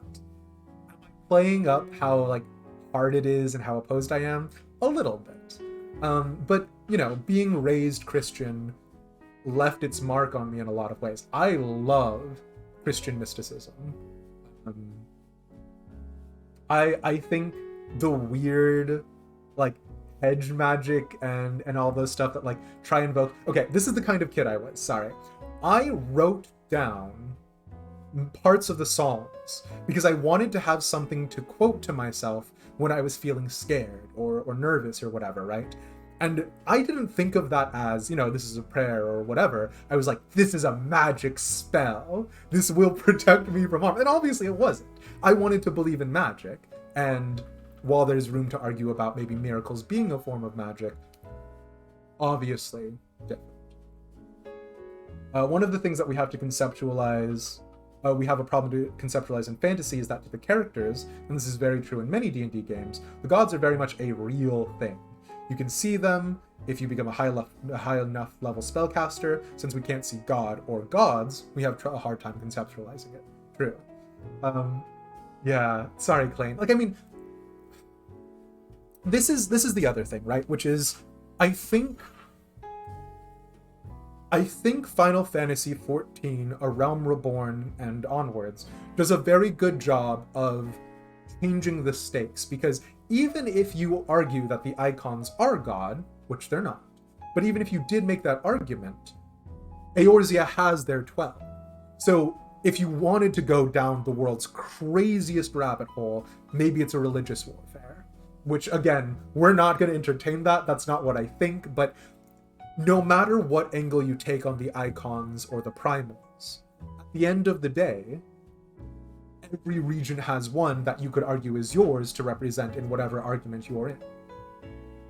In the world of the first, as it stands right now, there are no primals. And so because there are no primals and there are no other entities, the closest thing to God that they have, and God, you don't need God. Oh God, oh man, this is a bad rabbit hole that I'm down. Okay. I am agnostic. I believe that there can be something out there, and I am willing to accept it. I think it is all just random happenstance, and the best random happenstance sometimes, but also sometimes the worst. And I don't think it has a will. I don't think there's any sort of guidance that's happening. I am very existential. But I think that's a part of the beauty of it, a part of the beauty of the surrealism of it. Of course, it is insane and frankly maybe even a little insulting that we were born out of this primordial soup of random things smashing against each other. But that's what gives our life and our decisions meaning, is that other things in the universe can't. And regardless of whether or not we can go follow through with it, regardless of whether or not there's something there, individual agency is so cold. I've got a whole thing on how moral relativism is the death of modern civilization, but that's nothing. The long story short is, when I think light, I think the warmth of sunlight on my skin. I think the heat I feel when I hug someone who is dear to me. When I think light, I think good things. Just by word association, just by connotative, not denotative meaning. So when I see light in Final Fantasy XIV, when I see the night sky lit up, when I see the Sin Eaters, my brain, because I'm simian and trained, goes, oh, these are good things. And obviously, they're just not. If I had grown up with a faith, or if I had grown up in the first or anything else, obviously it would be different. Yeah. Back from D&D and you're still streaming. Individual agency may be an illusion, but it's a good one. We'll go harder into that. ACS Mars, your question on like remind people why Gandalf is evil destroyed me. I'm a little funky fresh. When you think light, you think plants and hay fever. You think sunburn and uncomfy heat. Fair enough. Just the Irish in you. Nothing wrong in that whatsoever. I mean, I say vitamin D. My chosen ideal profession would be to be in here doing this for the rest of time, so. Dr. Distraction asked you to be sure I got that one in. Oh my god. Of course he would. I did a bad job this time. It was not nearly as funny as it was 8 years ago, but excuse me, I got it in.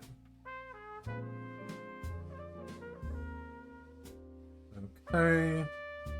This is the spoiler warning, so we'll leave that there and we'll leave that there. What weather do I like? It's also just media existing and introducing bias, 1000%, right? It's kind of a why is politicians kissing babies a thing that has evolved in the public chaos over here, and it's like, yes, of course, that means they're family value oriented. And like, obviously what it actually means is they just kissed a baby, and that's weird. But connotatively, by media, by propaganda, it now has other meaning associated with it, right? Like, I say this with love. If anyone ever handed me their baby and was like, kiss the baby, I'd be like, I don't want to get my human germs on your small child. Sorry. What did everyone think of your perspective on that? Anyone swayed?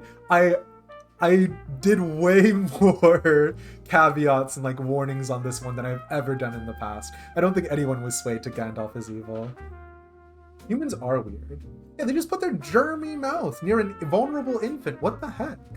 But if that's what works. Oh, also, do not even get me started. I know this is nothing. No one has asked this, but as a political scientist, the idea that campaigns out there buy giant poster boards or like invest in the like lawn sign thing, it's terrible. That's a terrible scheme. You're not marketing a product. And if your politician views themselves as a product to be marketed, it's bad. If you're doing it out of your sense of like loyalty and like drawing lines of nationalism, that's a different subject. But when the politician themselves spends millions of dollars out of printers to try and get like pennant flags printed for them, hey buddy, get off your horse. Like, no one cares that much. You care that much. Everyone else is getting paid by you. Anyways, sorry. I worked on one political campaign where I got to talk with the campaign coordinator and I agreed with him on everything, and we did not waste tons of donated money on nonsense. And it was the best politics I have ever been involved with. So anyways. I don't want to get your small child germs on my knee. Also valid. Sorry. Enderfriend is asking, what weather do I like? My favorite weather has to be sort of rainy weather, but it has to be cold, rainy weather. I like being able to be indoors with like a mug of hot chocolate and like in my pajamas and listening to the rain come down. And I know that's silly. I know if you live in a place where that happens all the time, it's a different experience, but best weather? Hell yeah. In California, because it was so rare, and it was so sort of like, ooh, now we have water. Oh, I just loved rain in California. I love rain here too, but it's just so muggy and humid. So, Irish weather. Oh man, I remember growing up, I was like, I want to live in the United Kingdom so bad. Remember, weird, big King Arthur nerd. And I was like, and Ireland sounds beautiful as well. And it was just like, I mean, it's still something that I feel and still something that I think, but like young child Jeffrey had no, pardon. Well, that one slipped out, and it isn't even Doc's Force Day. Actually, it is Saturday. It is Doc's Force Day.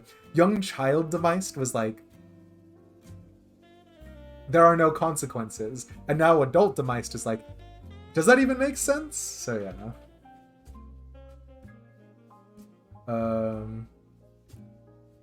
60 degrees Fahrenheit, light breeze, overcast, basically where you're in the spring, though the wind is a little much. Fair. Rain and snow in California? What's this? Yeah, right.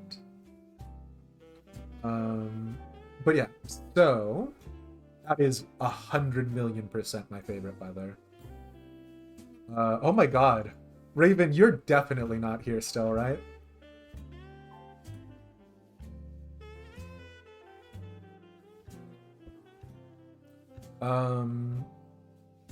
Long story short, because Raven asks what my thoughts on Shadowbringers are so far, I haven't really had an opportunity, especially after today's, to really decompress on it.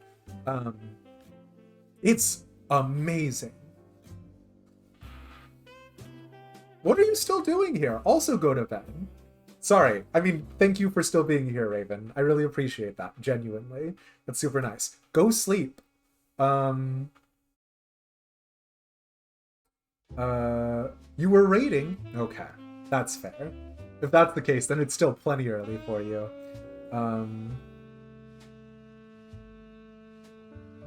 The audio desync is getting wild for you?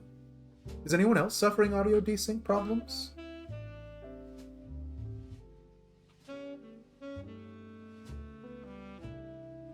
Okay. You refreshed and it's better? No, it's Friday. Fair enough, fair enough. Okay. Yeah, but, okay. The emotions, Shadowbringers occasionally, but you refresh Twix and it fixes. So it's a Twitch thing. That tracks. Until Twitch feels that I am worthy of more bandwidth, we gotta make do with what they give, right? But yeah, Shadowbringers is incredible.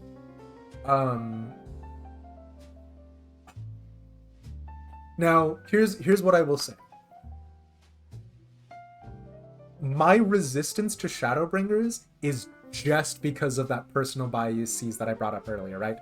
I think the Sin Eaters are gorgeous. I think Lakeland is beautiful. I think the ambient light aether or umbral or no, aether dark, right? I think all of that is I think all of that is amazing. Like I love the subversion of expectations. I love the sort of it's all a matter of perspective, even though I'm pretending that I don't. Eulmore is a Slaneshi paradise. I think Eulmore, here's the thing. If Vothri's power were true, and Vothri was a good leader, I think Eulmore would be paradise. I would want to live in Eulmore. But because Eulmore is led by a sadistic, self-serving person who is kind of a monster, Eulmore is unfortunately at the opposite, right? Because if Vothri could control all of the Sin Eaters, that'd be different. Yeah, the impending death, unpleasant and bad, actually, right?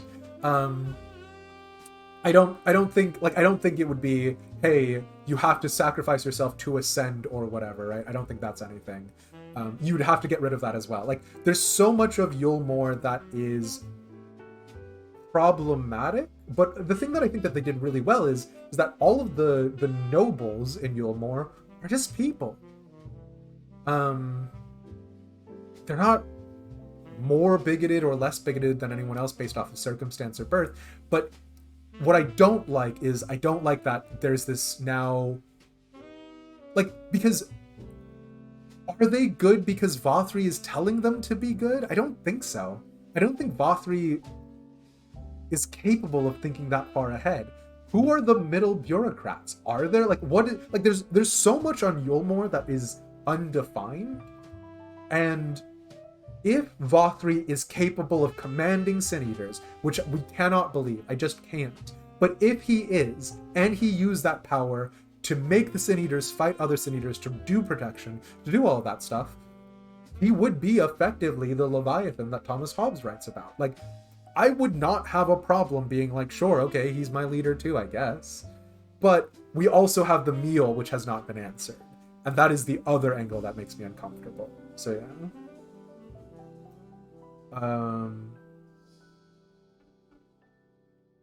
Eulmore is just New Vegas with elves and cat people.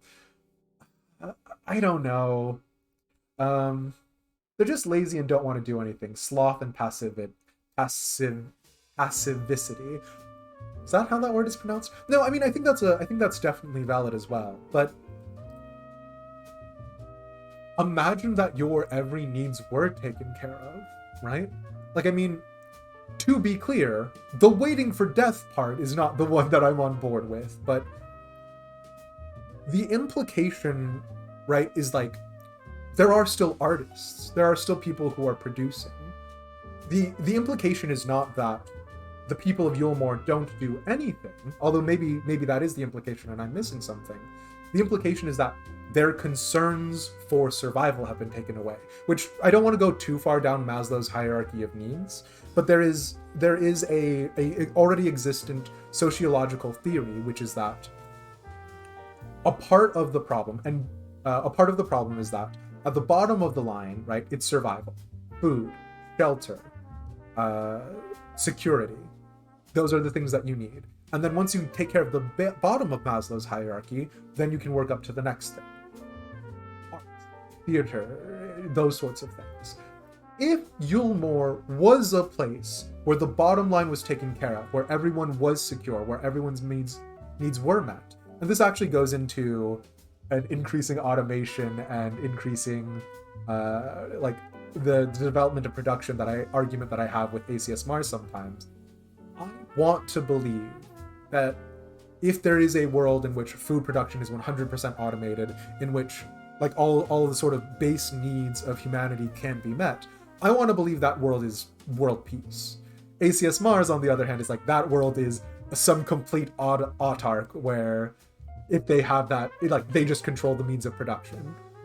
And I don't want to accept that world. We still have arguments about it to this end, but I think Eulmore is a great manifestation of that. So, okay. Your issue with Eulmore on a conceptual level is that if someone is strong enough in terms of force and resources to give me everything, they can just as easily take it away. A fair point. To be clear, there's never perfect security, right? Well, the people that do something are the bonded, who are seen as lesser and trying to get residency in Eulmore. Valid. 100% valid, Raven. I guess the free citizens... You know what? That is an interesting question of, like, why the free citizens don't ask to be taught arts? Why they're not self-improving? I guess what I should say as an addendum is Eulmore's spirit of... like, that sloth and passivity is unacceptable insofar as all of the nobility in Eulmore aren't doing anything. And you know what? That's a valid point. The world is hyper-totalitarian in your mind. The world where agriculture is 100% automated, you should say. Yeah, I at my core disagree. But that's because I want to believe humans are capable of good. And maybe that's not the case. I mean, again, I think my lucky star is that I am in a world in which I am given as much privilege and freedom to be and exist as I am. But, right? We can always see things that are wrong with the world, and we can always see things that are better. So,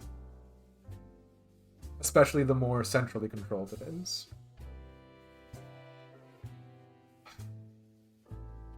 This is where I would then go into the slow and ponderous wheels of bureaucracy, but even now there are ways in which that is no longer a weighing mechanism against that. So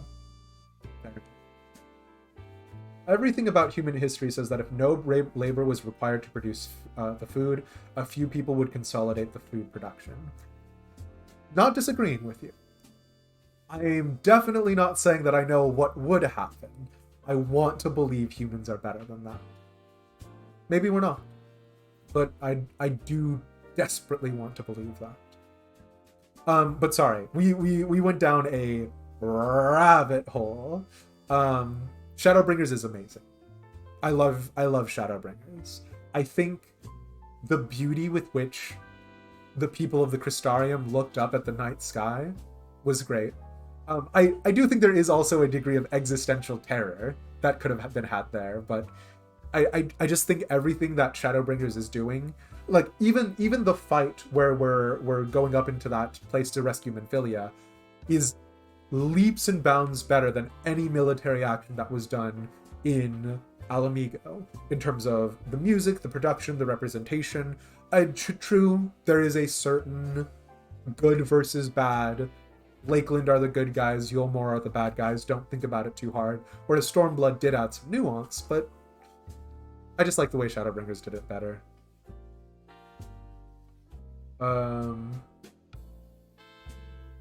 Fair enough. But yeah. Okay. Shadowbringers, very good. Shadowbringers is desperately close to overtaking Heaven's Ward, and I just want to see where they land Shadowbringers. Because what made Heaven's Ward so perfect for me was that its conclusion is immaculate. A lot of questions that I had were answered, not only satisfactorily, but in a way that I had closure. Stormblood, by necessity, does not provide closure. I'm interested in seeing how Shadowbringers ends itself. So yeah. You're in for a treat with Shadowbringers and Endwalker. When you say I'm in for a treat, what do you mean by that? The crescendo of Shadowbringers is spectacular and gives you so much. That's the thing, because here's the moment where if Shadowbringers doesn't have a moment like this, it knocks Heaven's Ward out of the running, and that makes me a little nervous. It's Ysael. Why did Ysael die? And I think it had to be for narrative simplicity. Ysael being able to summon Iceheart whenever she feels like it and being a part of the Scions makes a part of the narrative complicated. Because Ysael is able to just sort of bring Shiva, dismiss Shiva. Bring Shiva, dismiss Shiva. Killing Ysael was tantamount to narrative treason in my mind. There was no reason for her to die there. And by killing her off there, it just made Ysael look weaker. It made her sacrifices feel less impactful. It wasn't even a sacrifice that needed to happen, really. Like, I mean, I understand sort of the contrivance they made about it, but like, the Garlean Empire is not racing against the ragtag group of whatevers. They're racing against Archbishop Thordan and the Heavens Ward. That entire thing was an unnecessary contrivance. And so if there is not a single moment in Shadowbringers where I can think of that, I think Heaven's Ward is going to get dethroned. Which, again, I do love Ishgard. I love role-playing and doing everything in there, but Shadowbringers just punches it up to 11. And Heaven's Ward is probably indicative of the best that the PS3 era was able to do, and Shadowbringers and Endwalker, if it's making the most out of its new capabilities, there's just no way Heaven's Ward wouldn't be able to compete. So yeah. The Shadowbringers ending is satisfying. Hell yeah. And the Sorrow of Wortley quests are just, oh boy, some of the best story. Okay. But she didn't really have a place in the story beyond Heaven's Ward. This is where I think she could have. She just didn't. Because having someone who can summon primals the way that the Heaven's Ward, Thordan, and Ysael did changes the ballgame immensely. The Scions would have been able to study more things about the primals. They would have been able to do a lot more things. Maybe more people would have been able to channel individual primals. You could have had a situation like in the Roman household, you have household gods. You could have had a situation where everyone is able to resist tempering by virtue of being themselves primals. I think there are all sorts of interesting things that spiral out of Ysael. And I think the problem is that there's no good way to provide answers or solutions or something to those, other than saying, we need more time to do research, or killing Ysael off, which is why I think they killed Ysael. But I might be wrong. There's still plenty I need to do in the future. But yeah, I'm just like,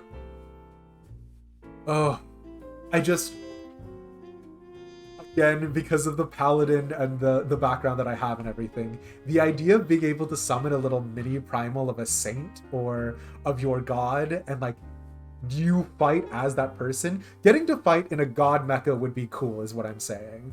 Let me pilot a giant meat mecha of King Arthur where I am King Arthur and I have his cool sword and shield.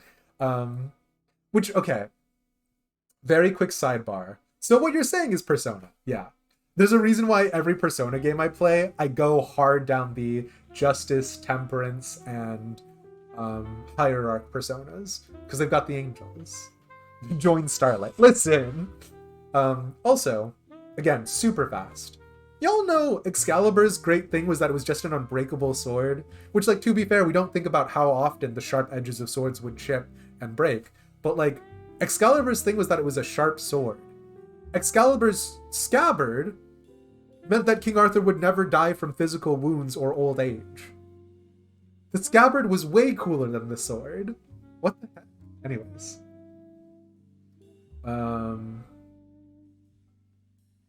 You obviously know most of the zones you're going to, and there is a part in Ratika that is going to blow my lid over. Oh, okay. You think I should do coils? Intense stare. I am going to do coils, I promise. Okay.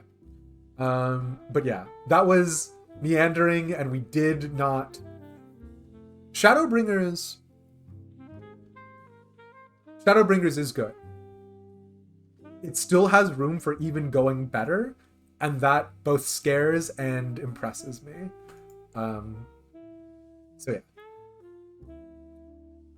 yeah. Super fast. Aw. Shadowbringers to the moon? I think that's what Endwalker is. I think it's to the moon, right? Top Hat is asking, my favorite pigeon from Hatoful Boyfriend.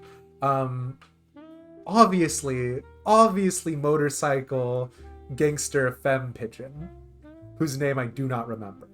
But come on, is it even a race?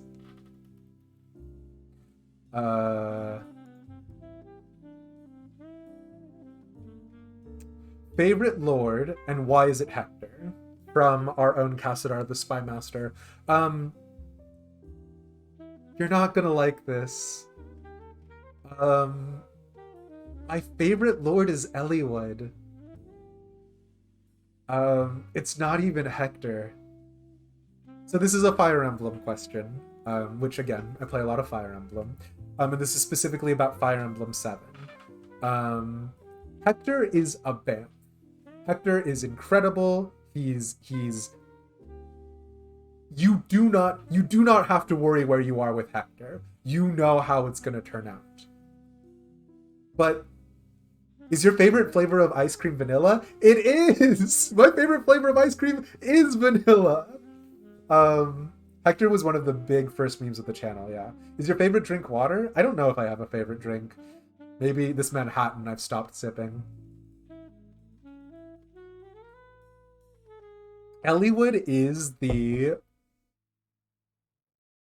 quintessential fantasy hero. He's bland, he's generic, he loves his mother, his father dies in a horrific accident saving the realm and the people. He's a middling noble, so he's not as powerful or capable of doing as many bad things, but he's got enough clout to throw it around to save the common person. He follows noblesse oblige, he fights with a rapier straight sword. Eliwood is uncomplicated. I think no thoughts when I follow Eliwood. I feel no feelings when I follow Eliwood. He's just, let's get her done, and I'm cool with that. So yeah. Lindis is obviously number 2. Number 3 might be Dimitri. I'll have to check out the other lords, but yeah. My favorite color is either, depending on the situation, blue or green or brown or black. So, you know. My favorite car would be a Toyota Corolla if I could get it. I'm driving a Honda Civic just because Toyota Corollas do not drop in value. Punish Dimitri or Alt Dimitri? I mean, What about anything that we've done so far has told you that it would be Punish Dimitri? It's all Dimitri in terms of character design. In terms of character arc, Punish Dimitri, but yeah.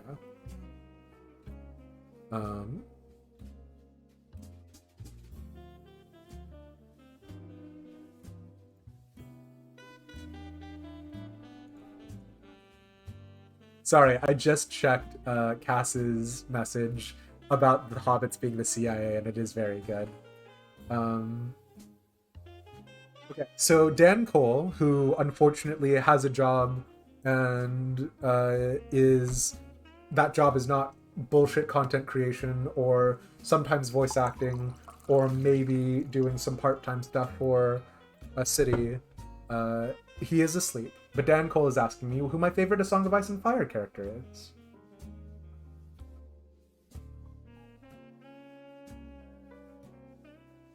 And I think maybe he is doing something tomorrow. And so, okay. My favorite A Song of Ice and Fire character from the TV show is Jorah Mormont.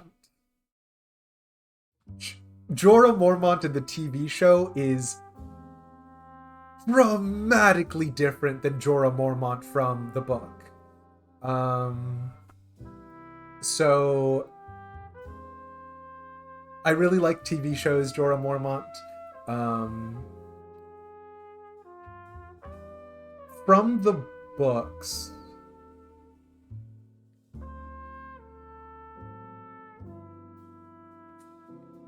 I don't know. The books are a hard other thing. He says, despite being potentially being on the first rung on the way to management. Ayo.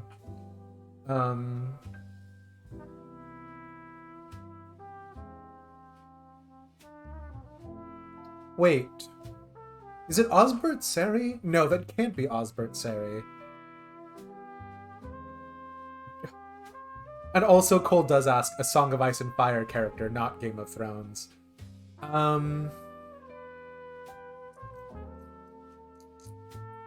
I don't know. I don't know who my favorite A Song of Ice and Fire character is. Maybe Leo Tyrell. Because he and Oberyn Martell get along super well. He used to be a great fighter and warrior and all-around person, but then he gets crippled by the mountain, and he still continues to be a great leader for House Tyrell by virtue of doing reading and, like, setting out letters and stuff. And Leo Tyrell is honestly, when George R.R. Martin kills Leo Tyrell in the books, ha ha ha ha ha, if there is ever a book that's released, I will be very sad. But Leo Tyrell has enough death flags in him that he could be, like, his own flag store, so... Clearly his favorite character is Joffrey. Uncomplicated, absolute bastard Joffrey. I mean, I will say, the fact that I just get to hate Joffrey no matter what is pretty good. Oh, what am I even talking about? Brienne of Tarth! What am I even talking about? Brienne of Tarth! Literally, what am I going on about? Brienne of Tarth. Just the best character in A Song of Ice and Fire ever. Brienne of Tarth. Yeah, sorry. I'm an idiot. Brienne of Tarth. Literally the best character. She joins Renly's Kingsguard out of, like, she gets rewarded only to be immediately punished. She is an incredible fighter and capable individual. She is the very spirit of noblesse oblige. Brienne of Tarth. Her love life is messy and nasty, but she still gets Jaime, who, let's be real, like, neither of them are a good fit, but there is still something delightful about that forbidden dalliance. Brienne of Tarth. It's Brienne of Tarth. My favorite A Song of Ice and Fire character is Brienne of Tarth. Especially with what's going on at the end with, is it Lady Iceheart? That cannot be her name. You know, the one. Catelyn Stark, but... And then the Brotherhood Without Banners and all of that jazz. Brienne of Tarth. Stoneheart is what it is, thank you. Brienne feels like George R.R. Martin meant to make Joan of Arc, but English. 1,000%. You can't believe my brain just wrote out Brienne of Tarth for some reason. You know what it is? It's that Brienne of Tarth is potentially just the best character, bar none. Like, Jon Snow kind of sucks in certain ways. Daenerys has things. Brienne of Tarth. Would I say Brienne of Tarth is my favorite character from the TV show as well? Yes. Yes, I would. Brienne of Tarth also beats out Jorah Mormont. Because Brienne of Tarth. Anyways. What do you like in a board game? Oh, man.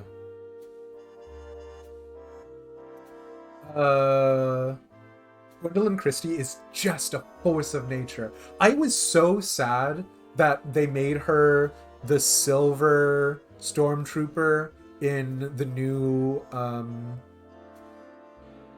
Star Wars movies, because that was just such a wasted potential. They tried to make her the new Boba Fett, and I was like, Phasma! Like, I wanted to like Phasma because it was Gwendolyn Christie, not the other way around. Yeah, right? Like, it was just like, that one meme about that stormtrooper with the like weird fucking fidget spinner that was also the Electro, or not, you know what I'm talking about. You know the meme, the traitor meme. That stormtrooper unfortunately had more identity, I feel like, than Phasma, and that just sucked. Yeah. Ignoring season 8, your favorite show character is Varys, because that was the exact archetype you were always trying to force yourself into, but never could.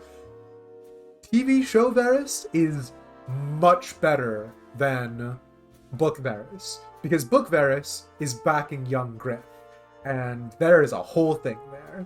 But yeah. Boba Fett only worked because he wasn't supposed to be anything, right? Like, Gwendolyn Christie does a fantastic job. She is a great actress, and also, let's just be real for a second, Brienne of Tarth in the books is supposed to be physically unattractive. You can't tell me that you thought Gwendolyn Christie was unattractive. Like, they tried so hard. They were like, I don't know, throw some dirt on her face? I don't know, give her a bad haircut? Yeah, how young Griff is almost certainly a Blackfire. And also is just not the good call. Like, young Griff is just gonna blow up in their faces so hard. There are people who don't think she is, and they are cowards. They are cowards and do not have an objective measure on attractiveness. Sorry. There are a few people that I would say objectively are attractive. Matt Bomer, pretty high on the list. Gwendolyn Christie, very high on the list. I don't make the rules. Sorry, board game. I like it when the board game gives me lore to play with. I like it when there's already something there, but then there is space for me to fill in. Obviously, I like Scythe. I haven't played too much of it, but I really like that. I actually do like Betrayal of House on the Hill. I think it's janky. I don't think it does what it wants to do well, but I think it is a great game to get a bunch of friends together and get drunk with. Yeah, I don't know. I like it when the board game makes you feel as though your success is through your own ability and understanding of the game. And I like it when the board game also is like... I like it when the board game has stakes. Like, I don't know. Chutes and Ladders? F tier. Monopoly? F tier. Go Fish? S tier. Not a board game. But, you know, like, I like it when random chance... Risk, I'm not the world's biggest fan of, just because of how incredibly it favors the attacker. Which, I was also not a big fan of how all of the great medieval battles that were ever recorded were sieges where the attackers won. Because here's the thing. The castle is good. There is a reason why you build big stone walls. It's to stop people from attacking you. Anyways. Your conspiracy is that young Griff is going to try and pull Aegon the Conqueror, try and marry Daenerys and some random other Valyrian girl, and try and restart the cycle. That would not surprise me. Young Griff has to make an overture towards Dany, like a serious one, because there is no way they know she has dragons, really. And if they do know... Yeah. Stakes, you know. Try Riskopoly. Exactly. 10,000 people beat 100 people in only 400 days? Clearly, castles suck. Yeah, right? Like, I hated the, like, narrative of, like, oh, when you're the besieger, things are great. I'm like, are you kidding me? Are you, like, I love when you read those stories about, like, they tried to besiege us with not enough people, so we sent some soldiers out the back gate, and they came back with a wagon full of food. Those are the narratives that I like, because it's like, people did not live in castles because they thought it was rad.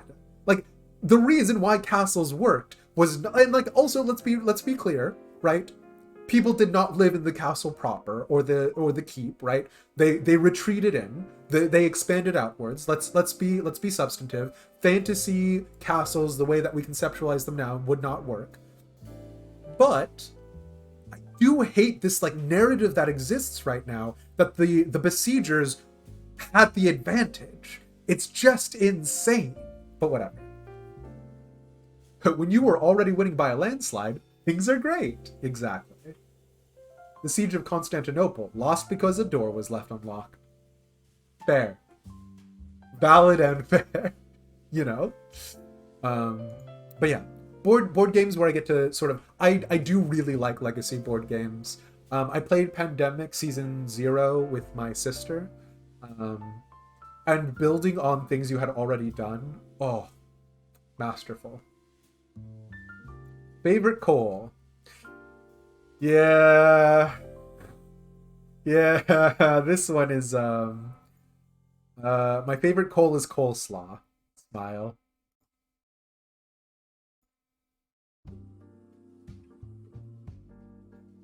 I don't know that there's anything else I can say about this. The besiegers had the advantage. You can tell because someone with a huge advantage could be a besieger, exactly. Hey, Lena. Or Handler 1. That's just Constantinopolian propaganda, Omega lol. Please. Please no. Don't do me like this. Favorite word the Americans removed the unnecessary U from. I spell color with a U. Maybe it's just because I read too many King Arthur books. Also, Lena, what are you doing? It's late. Go to sleep. But also good to see you. We're doing Demised After Dark, which will eventually become sort of a podcast thing that only subscribers to the channel will get. But it's also kind of a 300 follower celebration. So yeah. I spell color with a U. I can't think of any other words that U gets removed from. Based colors, yeah. Hello? It's later where you are than I am.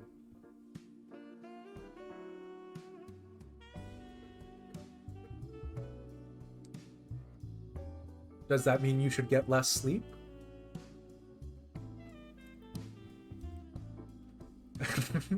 The fact that Cass just spelled cring instead of cringe hits me like a truck. Right, but he's got professional responsibilities, exactly. Favorite Bronze Age civilization? Probably Scythia. Maybe the Macedonians. But probably Scythia. Of course color has a U. I spell it with a U, but I always get auto-corrected to C-O-L-O-R. Popular? No, that's not one with a U. I can't think of any other words that has a U that we've removed in the US.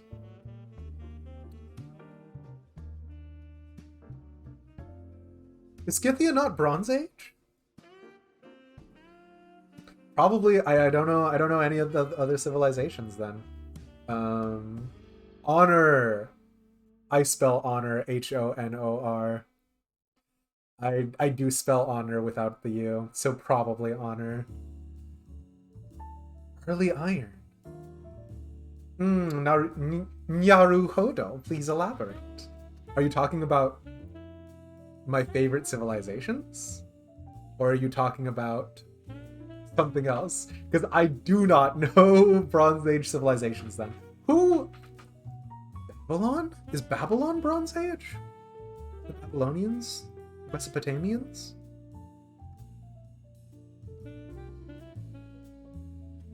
Who's Bronze Age?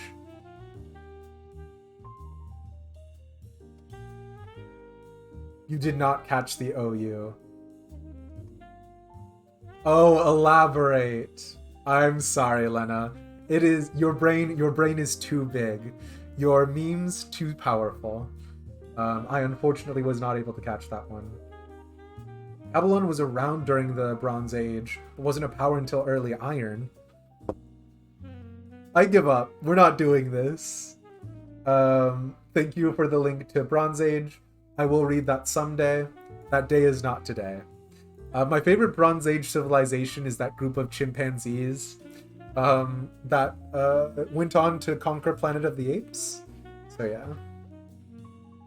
You know, the whole extra missing use thing is just down to some pretentious dictionary writers in the mid-18th century?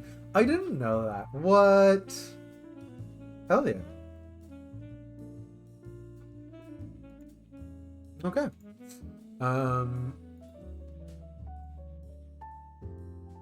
So we've discovered I don't know anything about the Bronze Age.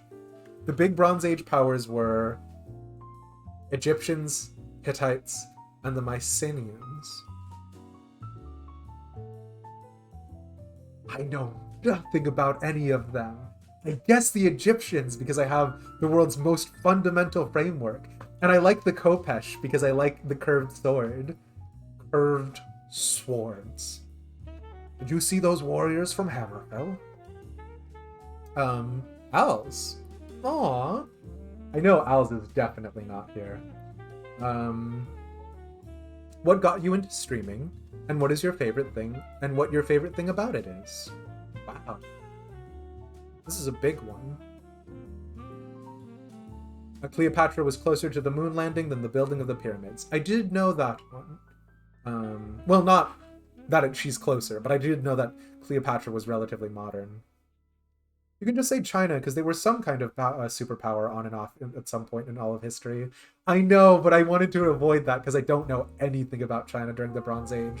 Although, did you hear about the, like, legendary sword that they found that was, like, perfectly preserved, and then some like, archaeology student, or I guess that's not the right one. Anyways, some student at a university dropped the sword, and then the sword cracked? And so now it's like no longer available to the modern public to like be viewed. I unironically wanted to make a story about that sword, and it was going to be like the sword was like stolen or something, and that's the reason why they're hiding it or whatever. But yeah, apparently there is a legendary copper sword that some king had in China. That was not nearly as interesting as it was in my brain, but that's just because I'm into weird, cool swords. Okay. What got me into streaming and what is my favorite thing about it?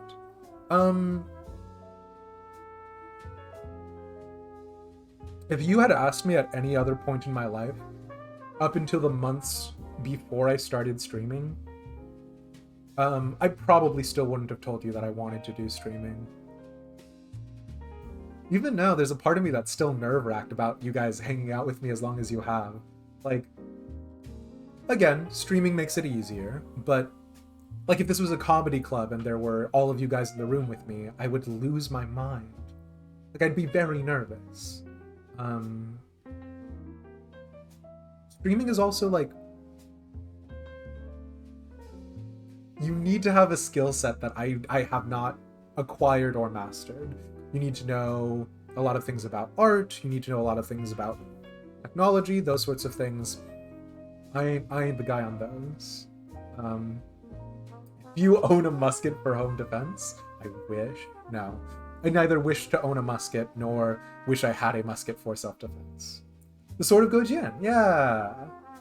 The sword was damaged by a worker while on loan to Singapore. Since then, China has forbidden the sword to be exhibited abroad. Okay, so I misremembered some of the things there, but yeah. what got me into streaming was, okay, so I told this story in the beginning a little bit. In my purest, most distilled form, I would want to be like a traveling storyteller or bard. At the absolute most basic, I just like storytelling. And then, you know, the next step on that was, well, so I wanted to become an author. And I wanted to get into writing novels and doing that whole thing. And then, you know, when that failed along multiple points where it did, the question for me was like, how do I tell a story? What is modern storytelling? Because obviously novels are still being written, people are still reading books. I regrettably have not been one of them recently, but I'll get back into it, I promise, cross my heart. But yeah, to me, streaming is the modern evolution of storytelling. Right? It used to be people gathered around a campfire, would exchange tales, and then there were people who memorized tales, told the same tales over and over. I think modern video games are an art form. And I would defend that as much as I would for Halo Infinite as I would for Her Story. I would defend it for as much as Thomas Was Alone as I would for Fortnite. I think just like there were trashy penny dreadfuls, you get video games today that maybe the narrative and content isn't rich and fulfilling. Maybe it is just trying to appeal to the least common denominator. But for fuck's sake, so did the Bard. Right? William Shakespeare put dick jokes in his plays, and just because you don't pay attention to them in the modern day as much as we used to as they did back in the day, art can be anything. And so for me, when I was thinking about storytelling and telling stories in the modern era, it was streaming. Which, you know, I do varying levels of good or bad on that. Some days I stream a lot of really good indie games that aren't rich in narrative, and some days I just stream Final Fantasy XIV 16 hours, and everyone already knows what's going to happen, and I'm the only one who's being hoisted by my petard, but I am still being hoisted by my petard, so. Pixie read a book recently, smarter than me. Imagine knowing how to read. You got that Missouri education. Nothing wrong with a little education. Modern games are at least as much art as Hollywood movies. So many dick jokes, just everywhere, right? And you reckon the streams are good? Thank you, Cass. I'll take it. I mean, I will say my favorite thing about streaming definitely has been you guys coming out and hanging out, right? Like, I mean, not to be too cheesy about it, like, obviously you guys responding to things that I'm saying is very gratifying, and in general, streaming has actually helped my mental health. I think when I'm sad and I get to express that to you guys, or when I'm struggling with something and you guys tell me about how it's similar on your guys' end, right? Like, I think streaming has actually helped my mental health. You want some wine with that, Cheese? I stopped drinking my Manhattan, but I might go get some wine afterwards.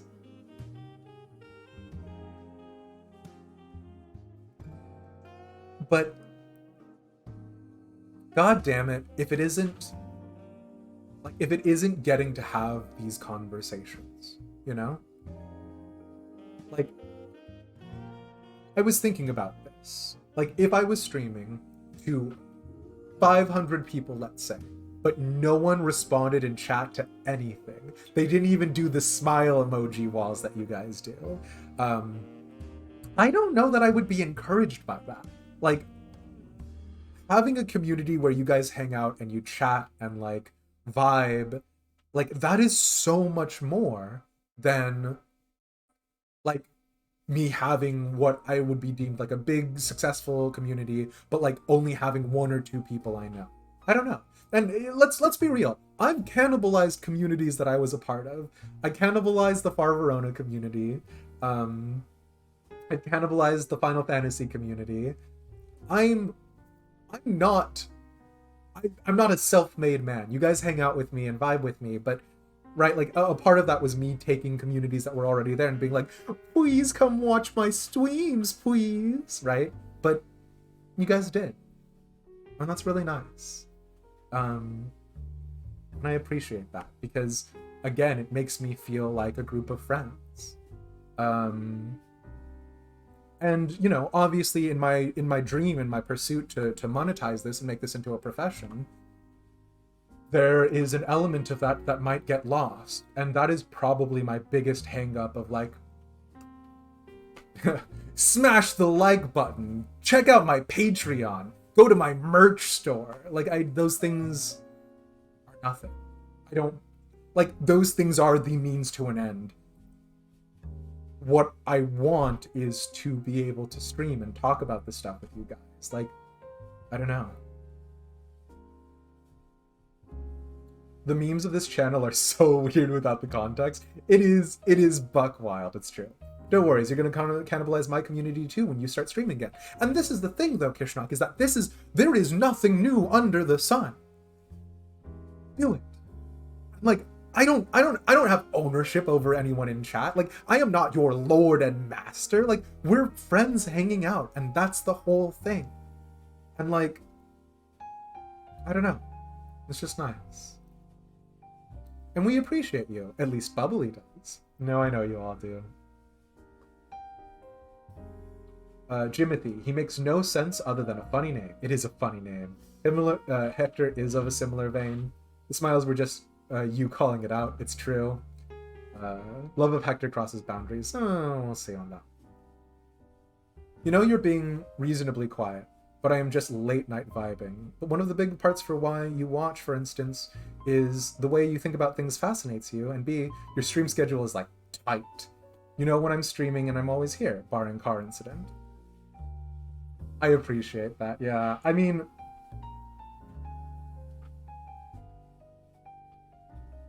that's definitely something that I've been thinking about, right? Is like, realistically, I just need to hang up the hat on this stream. Like, I just need to, like, streaming as a career, I'm probably not gonna make. Like, let's just be realistic. And this is not a pity party. This is not me being like, now go out and tell 5 people about my stream so that way I can be successful. Let's just lay out all the cards on the table. This is more successful than I have any right to be.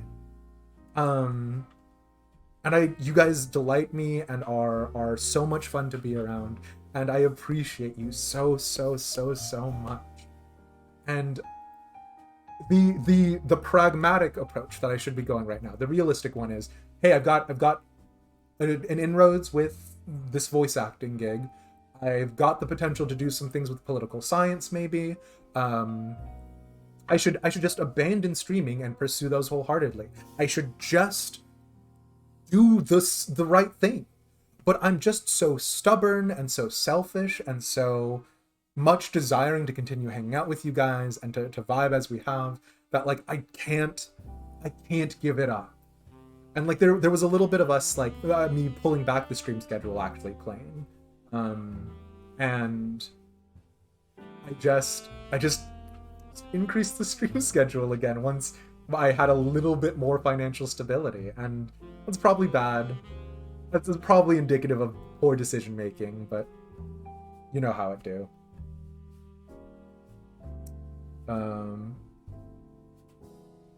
Both Kishnok and Cass just show up to shitpost, and both of them sometimes get their messages read. Makes it easy to watch and be here. I'll take it. Aw, thanks, Bubbly. But yeah. Anyways, no, my favorite thing about streaming is Twitch chat. I'm gonna be 100% real. And y'all are, can I say, a finely curated community. But yeah. It's just nice. It's really nice. Anyways. Woo, yeah, shitposting! Fair enough. This is how Pixie socializes. I'm honored to be a conduit for that. You don't shitpost, you just spread truths. Sabata, you are the world's worst shitposter, and by worst, I mean most prolific and good at, so... I mean, don't get me wrong, I like to conspiracy as much as the next person, fair enough.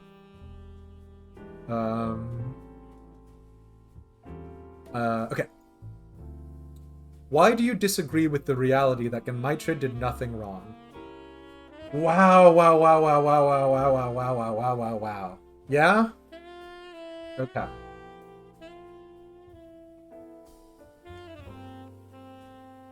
You're one of the last few people you consider your inner circle of space politics one, which that you still talk to, which is weird considering it was a big circle.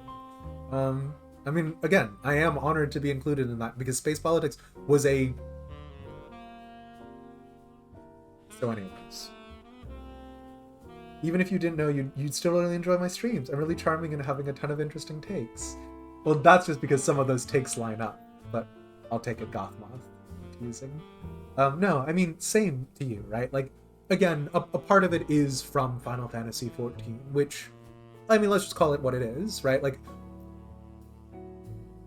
if I want this to become a business, I just need to chase the meta. And I should, and I will continue to do so. But I also just like being able to hang out. Like, Demised After Dark, I say is my 300 follower celebration. This is for me. This is a salve for my soul. So, you know. Okay. Cass is referencing one of the first games I played on stream, which is Sovereignty. Sovereignty is a tactical turn-based strategy game where you play as tea princesses who have the magical ability to imbue tea with life. And then sometimes it uses the tea to fight wars. And the tea princesses are a loose confederation which fights against the coffee empire.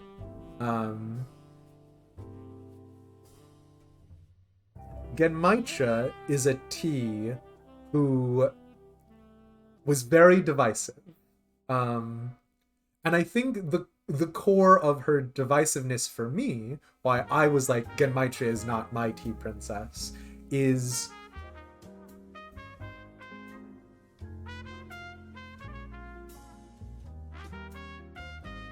I think there is a specific target audience for Genmaicha.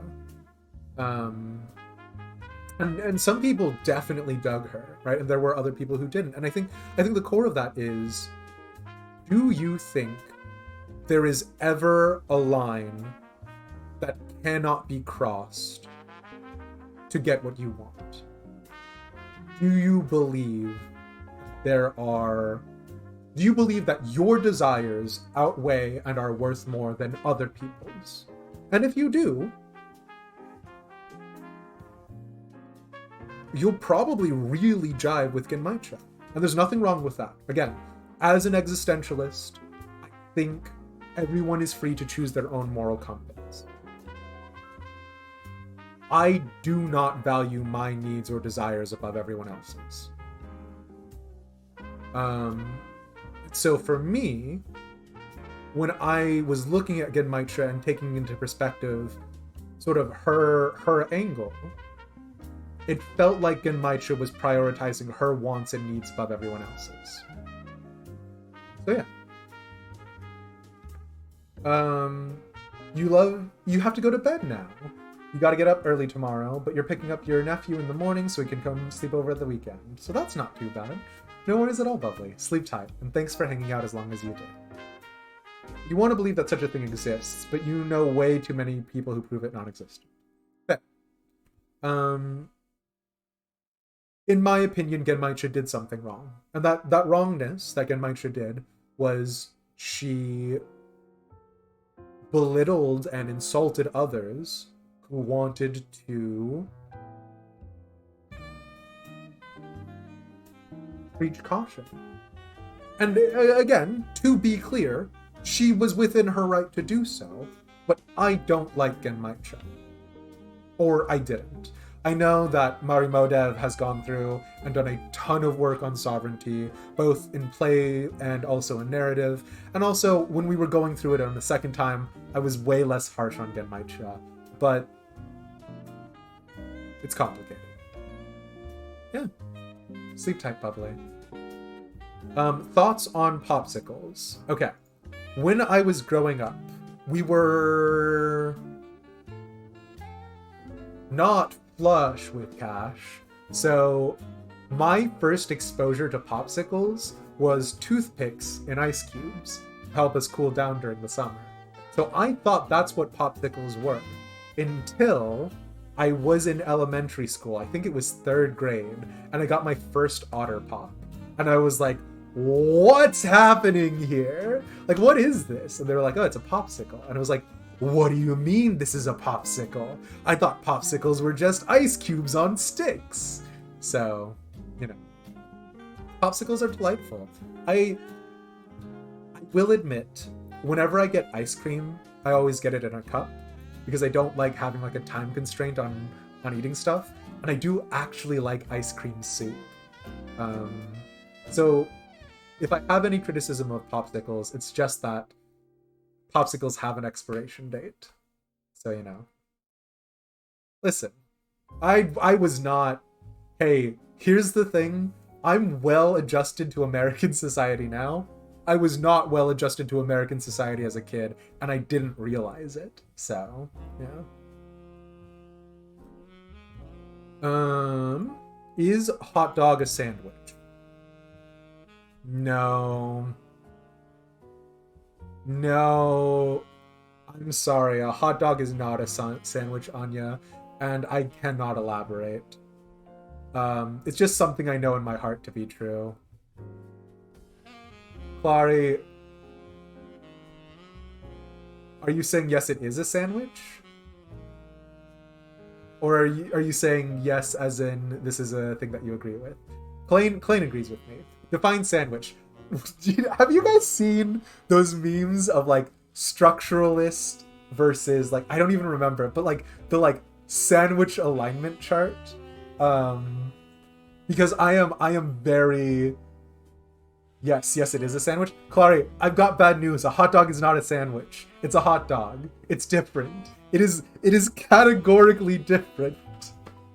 We already tried to set the definition of sandwich. It's true. Well, no. Google defined a sandwich. I don't even remember what that definition was, but yeah. It's a piece of food between 2 pieces of bread. Does 3 slices of bread make a sandwich? Is it a taco? I think that's someone somewhere later down, right? Yeah. Oh god. Can you eat it while gambling? I hate it here. I mean, yes, you can eat a hot dog while gambling, but no, it's not a sandwich. You grew up around people upwards of 30 years your senior, so interacting with people has always been awkward and more tense than a hostage negotiation at worst. I fully get that. Again, my godfather was the person I socialized with most of my young adult life, my young child life. And again, he was a 70-year-old man. To say that my morals and beliefs were a little bit influenced by him and not represented by the modern era would be an understatement. Non-bread food between bread. Non-bread food. Someone else just said food, because if 3 slices of bread are a sandwich, I will accept in that world that a hot dog is a sandwich. In any other world, a hot dog is not a sandwich. Chaotic evil hot dog taco. Absolutely not. Back in my day, we had 2 types of food. Sandwiches and beer. Can't believe you kids have muddled it up so much by inventing other words for food. Shake my damn head.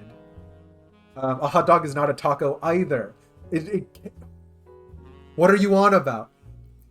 A hot dog is not a sandwich. Also, a bao is not a sandwich. It is a bao. It is a different item of food entirely. You do not call a hot dog bun slices of bread. So if you cut the bun in half entirely and arrange it like a burger, then yes, it's a sandwich. Did you put a burger patty in it? Because then no, it's a burger. It's not a sandwich, Clary. So if you mutilate it and eat it wrong, then yes. No, because it's got a hot dog in it. A hot dog bun is one piece of bread. Exactly. Hot dog is definitely a sandwich. No, you're wrong. But you could, though. You could, but you haven't. I could go out and thresh my own wheat, mill it in a mill, put it into a concoction to make bread, and then bake it. But wheat, 2 pieces of wheat on top of a hot dog is not a sandwich. You could turn that wheat into bread. It is not bread. It is not a sandwich. Oh, God. Burgers are definitely sandwich. That's common knowledge. No, burgers are different. I refuse. If you put peanut butter and jelly on a slice of bread and fold it over, is it a sandwich? It's an open-faced sandwich. It's legally distinct. Oh my god. Oh no. Your own bread in Florida? Bro, do you even agriculture? Listen. All this for sandwiches. Send me directly to hell. Could also turn that wheat into beer. Yeah, if I put a piece of wheat in a cup, do I have beer? Radical sandwich anarchy. Anarchy. A Pop-Tart is a sandwich. No, I refuse. Burger is a sandwich. A burger is a burger. We have words for a reason. Language is precise. Bubbly, you said you were going to bed. Share the chart. I don't, can someone send me the chart?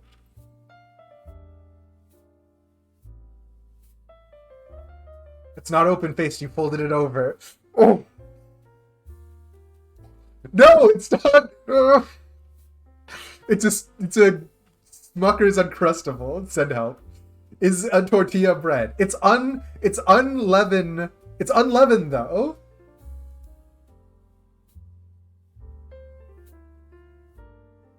Yes, you have beer. Clara, you know that's not true. Alright, thank you. ACS Mars has given us what we need to identify our alignments.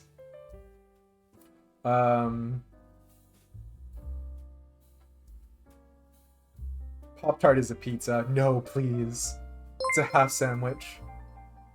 Arcady of 1, 2, 3, 4, 5, 6, thank you for the follow. Welcome to the gang. You now have access to the smug face emote and the thinking emote donated by Simple. Welcome, welcome, welcome. That is literally not how language works. I know it's not how it works, but in an ideal world, that's how it should work.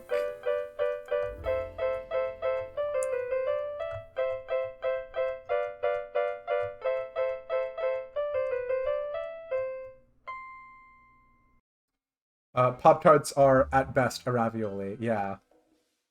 Cube life is rule? I don't know about this. Okay, so what ACS Mars has linked in chat and also in general, the sandwich alignment chart. I am an ingredient and structure purist. A BLT is a sandwich. Okay? You all are... Resist the temptation to say idiots. Somewhere else in here. Oh, the sandwich is here. Exactly. Gotta read the definitions chart. Okay. We're gonna go through this so fast. And I am not going to enter into the debate about whether or not a hot dog is a taco. Hey, a Pop-Tart is also technically a sandwich. Raven? Raven. Not even a sub is a sandwich to you?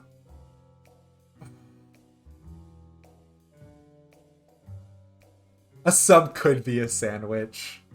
You are a structure purist, ingredient rebel. Maybe. We're all true neutrals. This sucks. Okay, hold on. No, it's a sub shop. Anyways. Ingredient purist. The sandwich must have classic sandwich toppings. Meat, cheese, lettuce, condiments. Actually, I don't know if I agree with that either. I might not be an ingredient purist. Ingredient neutral. Can contain a broader scope of savory ingredients. Oh no. Ingredient rebel. Can contain literally any food product sandwiched together. Oh no.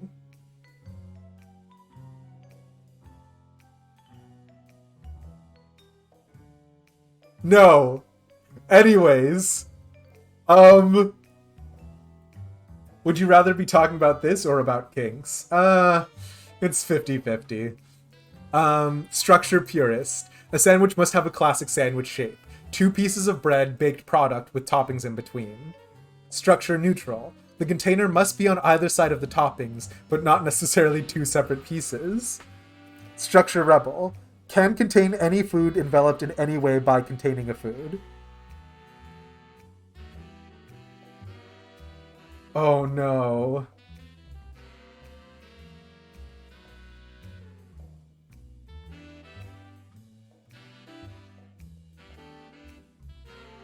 You don't sandwich things into a hot dog bun or tortilla. Yes.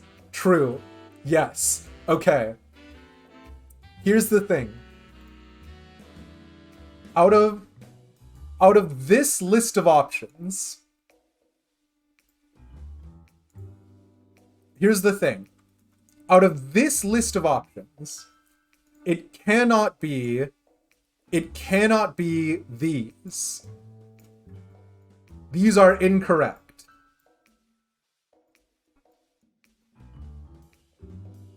Oh god.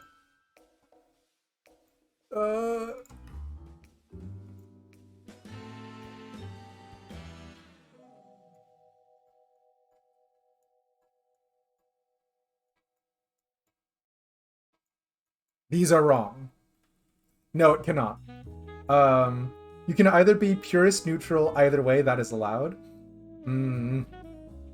If that is the only piece of bread you have, yes, you do shove it in a hot dog bun. It's a distinct top and bottom. Whatever is in between is moot. Un-X your burritos. Absolutely not. The fuck's a Pop-Tart? Looks like it must be a sandwich, brother. Stop. If tortilla isn't bread, then a burrito isn't a sandwich. Tortillas can't be bread. Those X's are lies? No, these X's are true. So the options that are available unto us are structure neutral, structure purist, or ingredient purist, ingredient neutral, ingredient rebel. Do I believe an ice cream sandwich is a sandwich?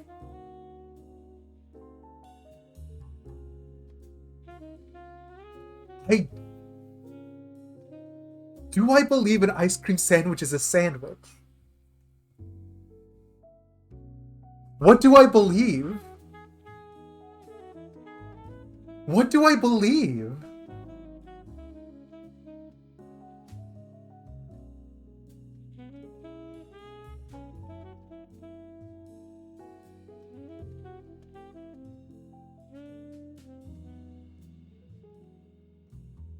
I don't know what I believe.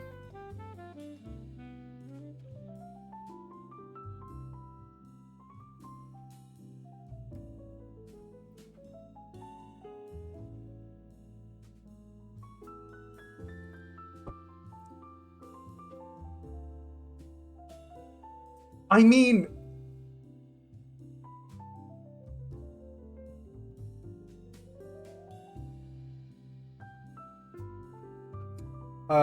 live stream discussion? Okay. I don't know what I believe anymore.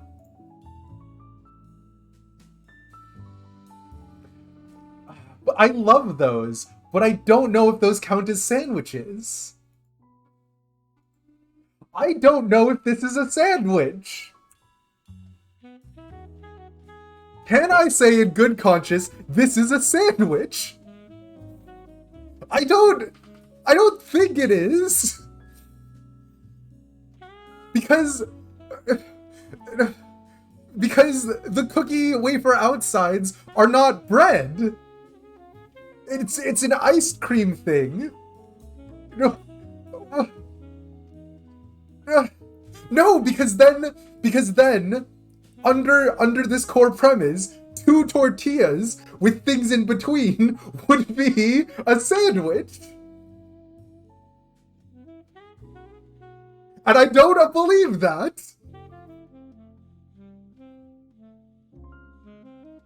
No, they couldn't. You can't put something between two tortillas and call it a sandwich. I'm making a stand. This is the hill I die on. In 100 years' time, when people think about Demise and his brand, they're going to think he was anti two tortilla sandwiches. What is the current state of that ice cream? What is it? It's sandwich. No, I refuse. Quesadillas are also a sandwich? No, they're quesadillas. They're different. Would a hot dog between two donuts be a sandwich? Okay, so...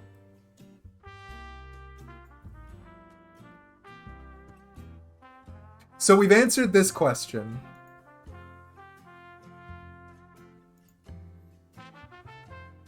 So we've answered this question satisfactorily, and no one has any further follow-ups.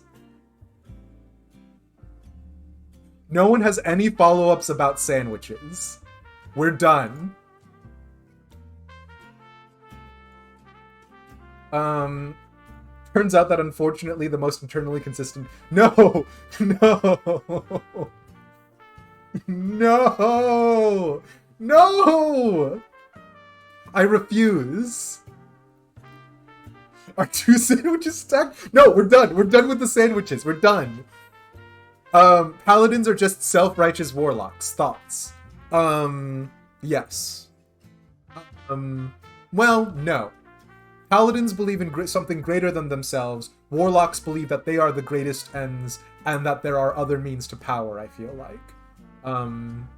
There's a reason why they're patrons and not gods. So, I think there is a distinction. I don't think that distinction matters for the end result.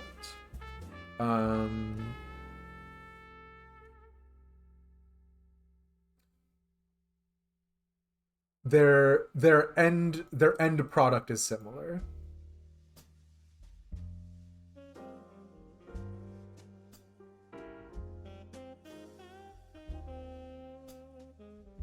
Mask off, what are my real feelings towards Jimothy?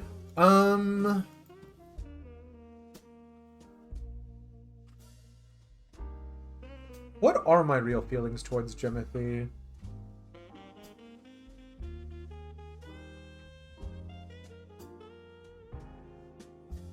I think Jimothy has...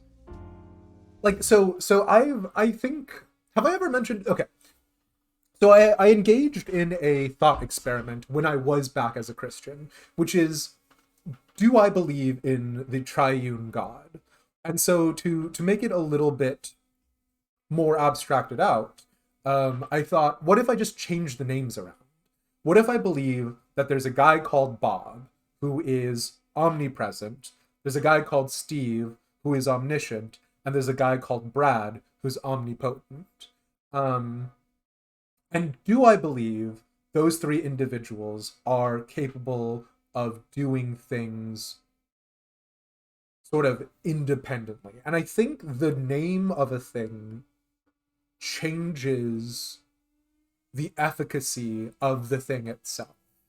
I think if you give something a name that feels ridiculous, Jimothy, it does undercut some of the potential complications. So I would say 4 out of 5 times I'm fine with Jimothy.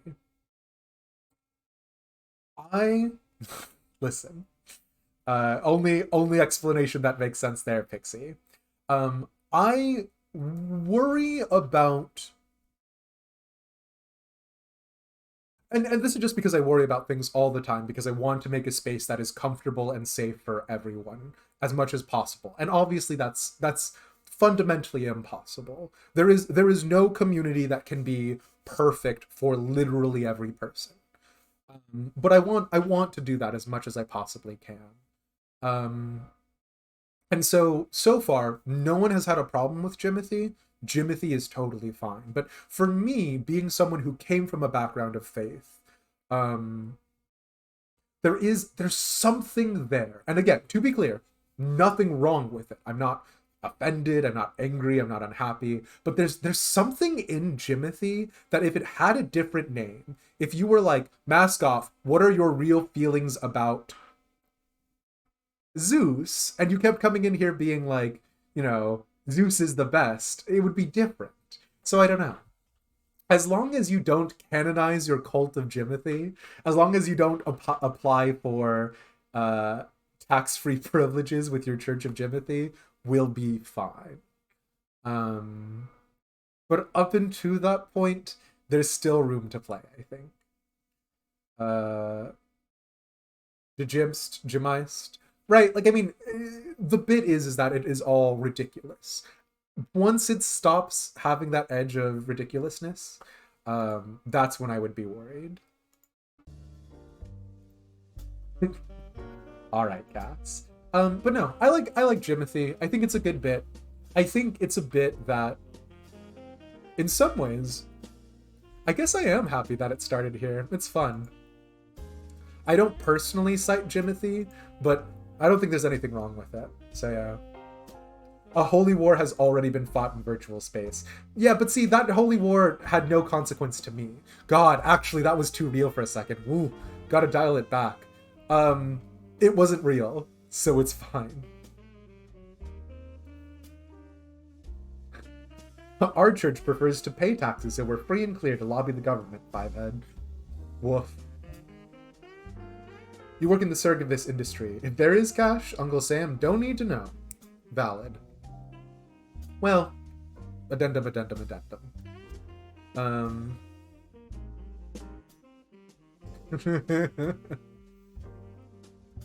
the NSA agent which watches my screen remotely, that was a bit. For Twitch chat, it wasn't a bit. Welcome back, Ellen. It's wild. You're pagan. Your feeling is that whatever is out there is beyond our understanding, so as long as we try to be good to each other, then what the name you use is mostly irrelevant. So I tried Wicca. I tried Buddhism. I was Mormon for a month. I tried a lot of different things.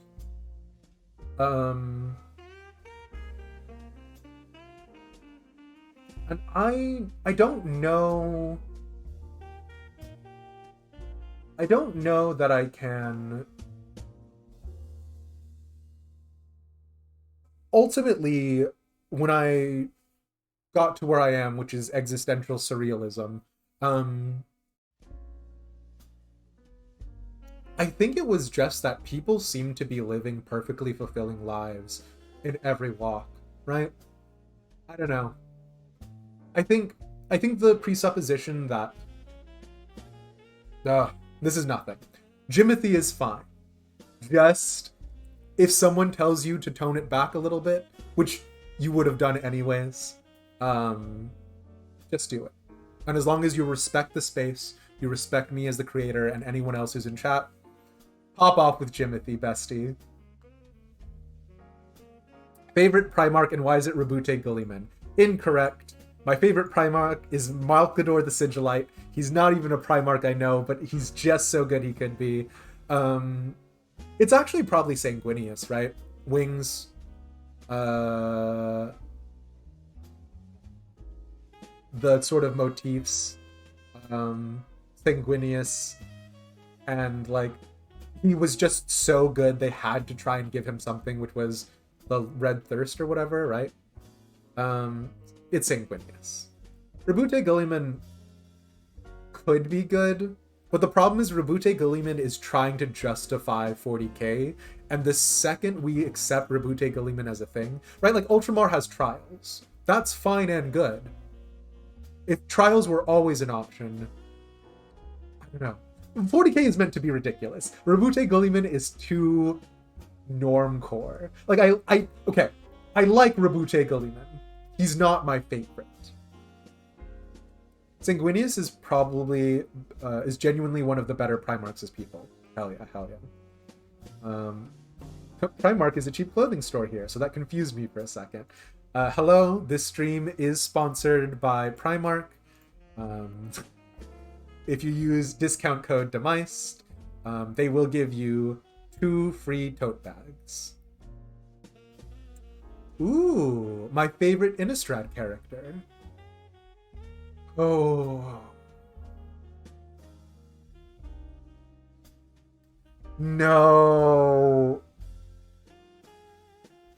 Okay. So for those of you who weren't here for this conversation earlier, Innistrad is a setting in Magic the Gathering. It is not Soren Markov, although Soren Markov is very good.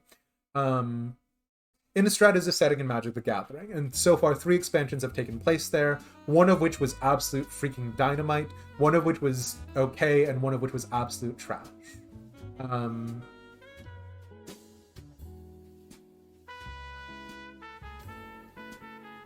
Because all the other ones are a mile wide and deep as a puddle.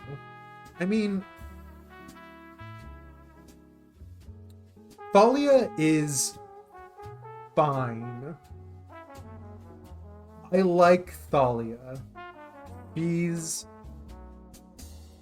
fine. I don't know that she'd be my favorite.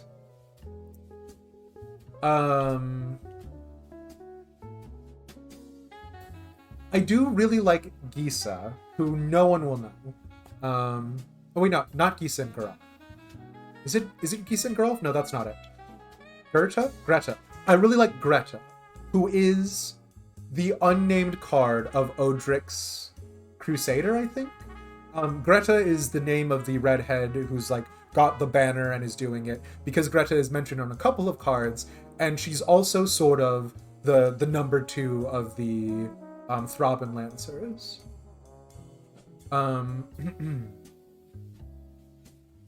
I don't know what happens to her as of the 3rd Innistrad. I presume she's dead. I do really like...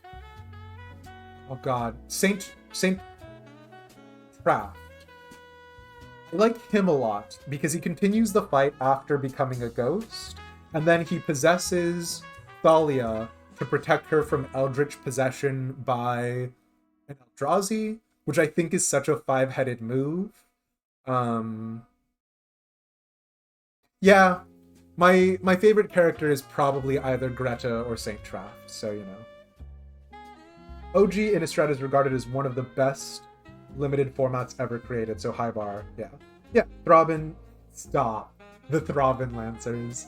No, Greta's very good. Odric used to be my favorite. I do not like what they did with Odric and Crimson Vow by making him a vampire who still has access to faith magic, because it's not that I don't think vampires can be faithful. We have all of the expansion where they're in Ixalan or whatever, right? It's that Odric would not have faith anymore. Odric at the end of Shadows over Innistrad is a man destroyed. The idea that he has access to magic which requires the strength of conviction seems ridiculous. So, yeah. I don't know what happened to Saint Traft as of Crimson Vow and all of that. I presume he's gone on to the Blessed Sleep, but that might not be true. I have dick jokes too. I am Shakespeare. God, please. I'm doing this one just to assuage my ego. Mark says, or DeMark47 says, I've got a question. How are you consistently such a dynamite person? Which is ridiculous. And I know you're almost certainly not in the stream, but again, it's the pale and envious moon, which is a reflection of the sun's radiance, right? Like, just listen, and I steal from everyone else. When I meet one of you guys and you're all delightful, I just look at the parts of you that are the most amazing, and then I try and kidnap it and take it for myself. You're all, like, every friend that I have made has a thing that I can learn, and I try and emulate. And sometimes I succeed, and sometimes I very royally fail, but yeah. It's just paying attention to what you guys do and trying to slurp, slurp, slurp, steal all of the best parts. So, yeah. Okay. Why is a fresh egg 500 gold pieces? That's a bit about Dark Deity, which is... But I need that part. Sorry, it's mine now. Also, Bubbly, go to bed. Elish meeting Cass in person. How about stealing nothing? I mean, Cass, there is something to be said for a man undeterred by the opinions and thoughts of others. There is something to be said for the man who shitposts, regardless of the context. There is a certainty of self there that I definitely don't have. So yeah. It's not even midnight for Bubbly. She said she has to go pick up her nephew. Go to bed.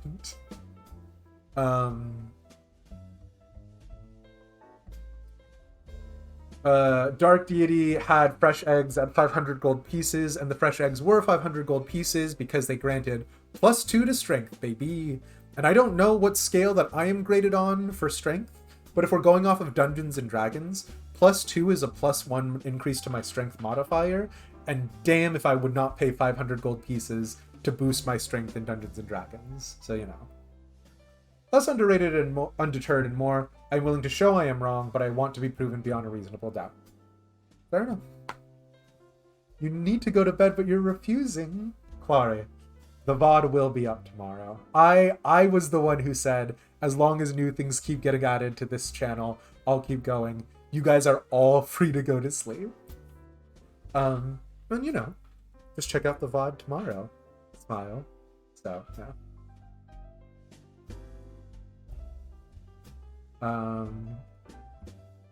Tier list of the Scions of the Seventh Dawn. Oh my god.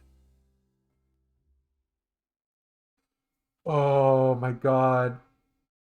Oh my god. Oh, we're so close to the end. Okay, you know what? Let's keep doing it. We're so close. We can do this. Hold on. Okay.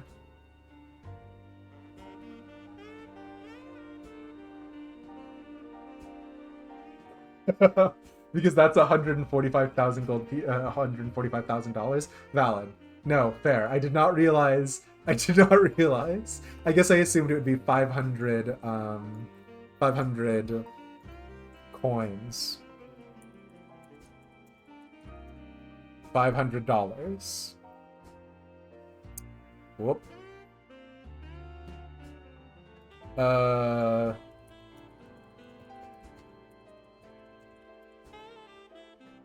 Raven, no! Oh wow, perfect. Cool.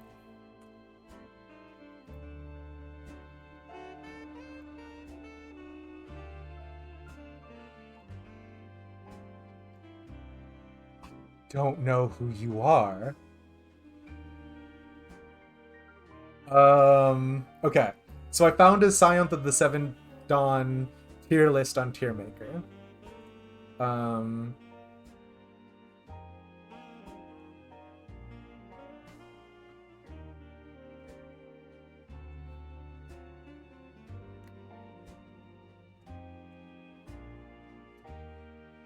I don't know who this is, so I cannot rank you. Sorry. I have to imagine this one is Alice, S tier. Alphino, A tier.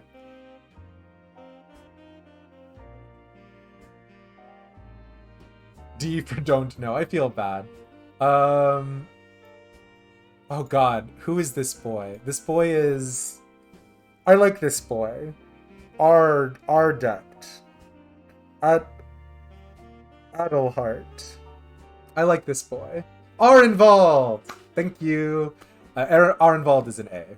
A for Arenvald. I don't know who this person with the mask is. It gives me hope for Papalimo, but I don't think so. Estinian? Oh god.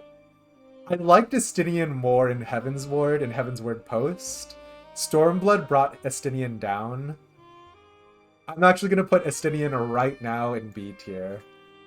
Wait, is this actually Papalimo? Papalimo's in A. Ida was an A. Is there Lise? Lise is Lise is not a D. Did she get better? She got better. I'd put Lise at a B. Philharmene is, oh god. We just don't interact with Philharmene enough. That's Graha Tia. I'm just going to ignore that for right now. This is spoilers. Oh no, is this Yuri Angier? No, because Yuri Angier is here.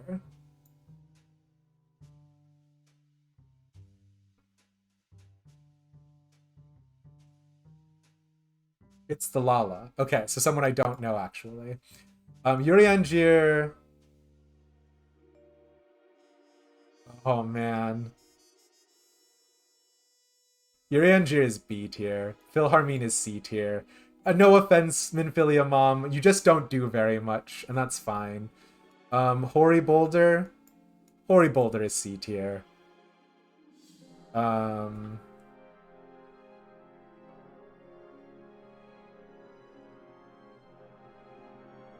Oh, shit, you're right. Moonbrita is here.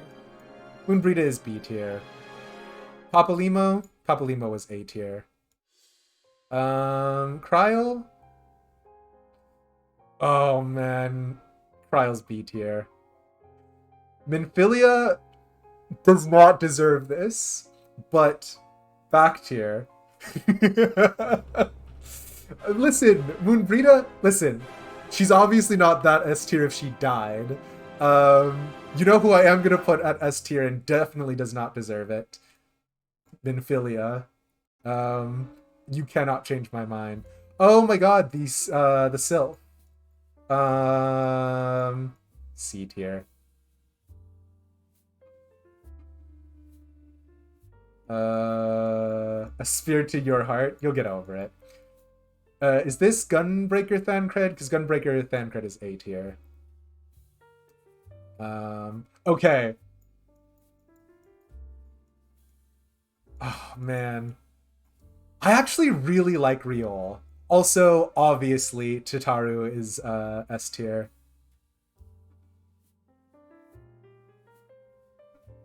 I don't know who you are. I think Y'shtola's fine. You know what, though? I don't really like Y'shtola that much. I actually would put Y'shtola on B tier. I don't know who you are, dude. I don't know who these people are. Ironwork spun from Omega. Ah, that explains it. I don't know who she is. I don't know who he is. I don't have enough feelings on Graha Tia. ARR Yuri Angier? This guy? I do... Mother Maureen? Who is that? Is she from the church in the Lich Yard? Oh wait, I do know this guy. I just haven't gotten far enough with him yet. Okay, I don't know you. I haven't finished your storyline. ARR Thancred? D tier. Don't know enough about Graha Tia.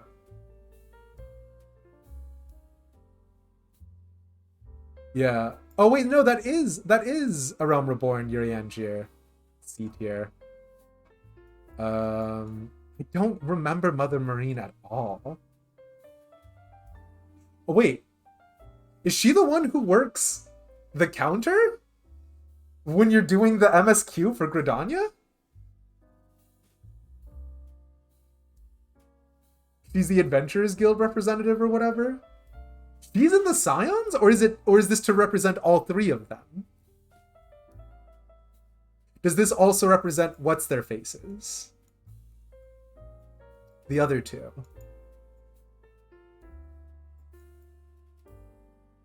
She works with the Scions. I did not realize. Okay. I'll put her C tier. No offense, but I know nothing about you. We just got here. What are we rating? Scions! Also, Embers, I'm doing the 300 follower celebration, which is the first episode of Demised After Dark, which is As long as there are things that I haven't talked about in the Demised After Dark channel, I will continue streaming and talking about them. It is a mistake. I have made a mistake. Send help. Please. Twitch chat is holding me hostage. Final Fantasy characters as sandwiches. Please. Okay. So that's the Scions. Final Fantasy 14 jobs tiered. Okay. Okay.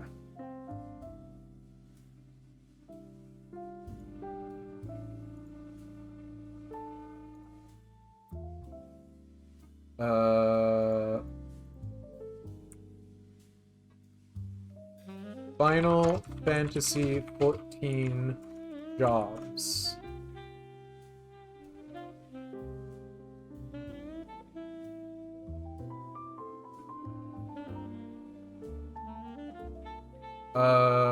Oh my god, it doesn't recognize 14. Do I have to do Final Fantasy XIV?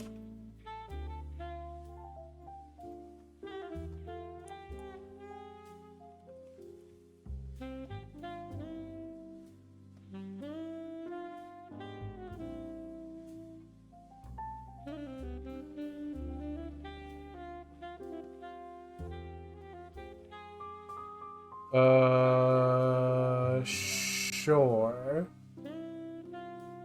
This does not include Sage or the other one, Reaper, but that's fine.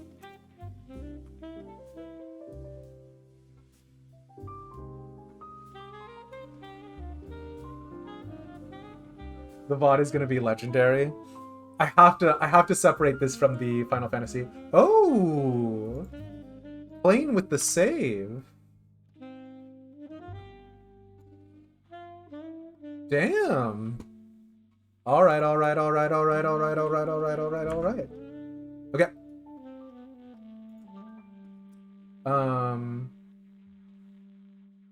You love this idea. You should do what the Scion's favorite drinks are. Oh my god. Oh no. Maybe. You are not allowed to put Pally and S and everything else indeed. Dang it. Job, parent, because it will mean I perish tragically and not need to pay taxes. I mean, hey. Okay. I mean, Paladin is S tier, as well as Blue Mage. Gunbreaker is also S tier. White Mage appeals to me, but it's not Paladin. Astrologian is also A tier, because that's what Ishgard uses. Red Mage seems pretty S tier. Red Mage is very good, but I will say, like, there are moments, because here's my problem. Red Mage has a sword, and so I went into it thinking that my melee rotation was a viable option.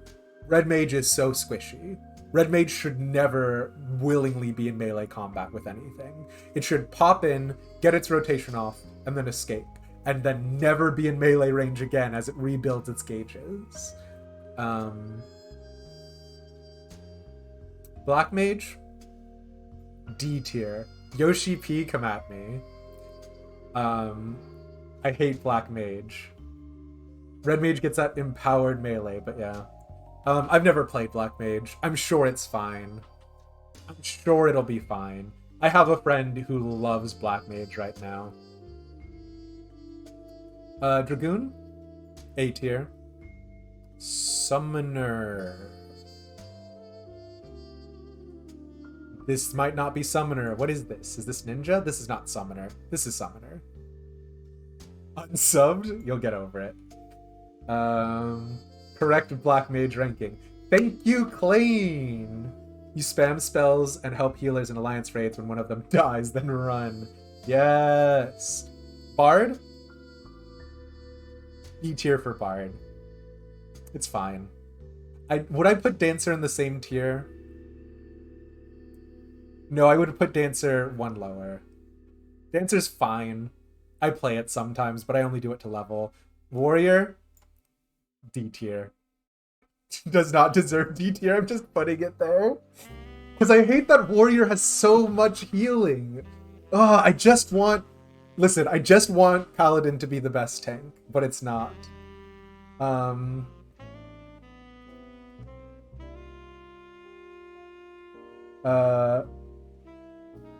Bard is the ranged red mage. I could see that.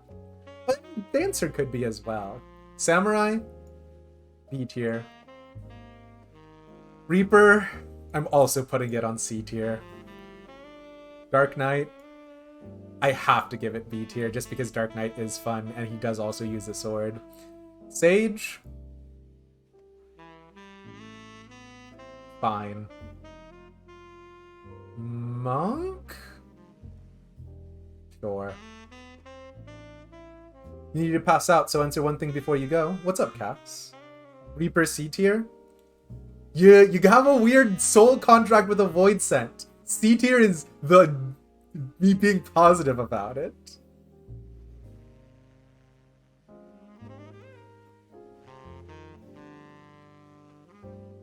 Favorite faction in Fallout New Vegas, and why is it Caesar's Legion, Amicus? No. Obviously my favorite faction is... Like, I mean, 100% honestly, it's the NCR. I know it's not interesting. I know it's not a good faction. But it's the one that I would want to be a part of, which I guess is maybe not the correct representation. I just like the NCR. Don't boo me, Raven. It's fine. It's a good class, and if I played DPSs, I'm sure I would like Reaper. But like the fact that the Reaper class job, when you accept it, is like, are you ready to forsake the light? I was like, no, I'm not ready to forsake the light. So yeah. Scholar. Sure, B tier. Summoner. You summon primals and shit, and that's pretty cool. B tier. Best faction is Mr. House. He's fine, but if I was gonna go with Mr. House, I would have wanted to go with Yes Man. And the problem is that Yes Man sucks. Warrior of Darkness? No! You gotta watch Joe Cat's videos about the spooky slice. Oh boy. I like Machinist. Machinist is A tier. Ninja. I also like Ninja. But Ninja is B tier. Here you go, everyone. It's my list.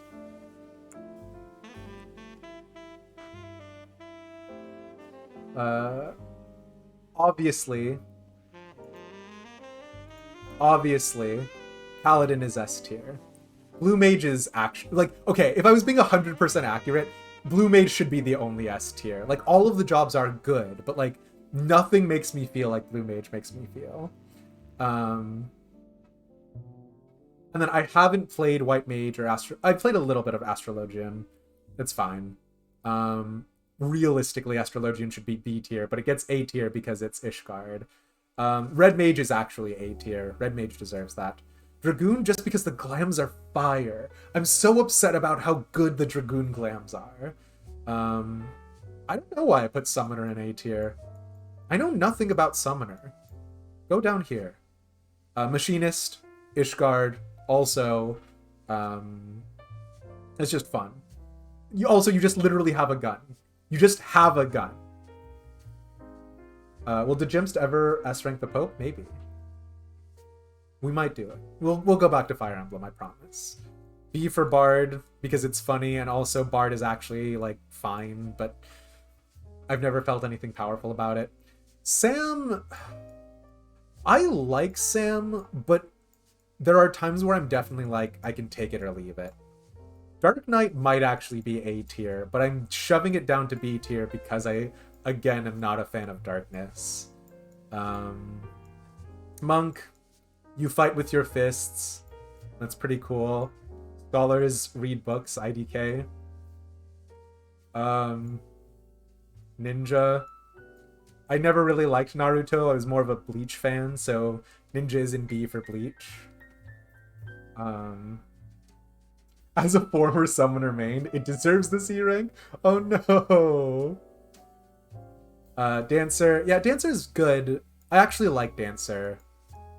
But the problem is that I always like it when my tier lists actually have sort of that like curve. I am artificially trying to force the curve to happen. Dancer would probably actually belong in B. Reaper, how dare you make a pact with the Void Scent. Sage, it's fine. It feels like a solo player experience. Summoner, Clary said so. Smile. Also, I just don't know anything about you. Black Mage probably doesn't deserve it. Literally have not even touched Thaumaturge. I have picked up the class, and it is literally like level 1. Warrior, how dare you? How dare you exist? How dare you take away the good buffs that Paladin was supposed to get? Paladin is not the face of Endwalker. How dare you? How dare you come into the Paladin's house and sit down and go berserk at our table?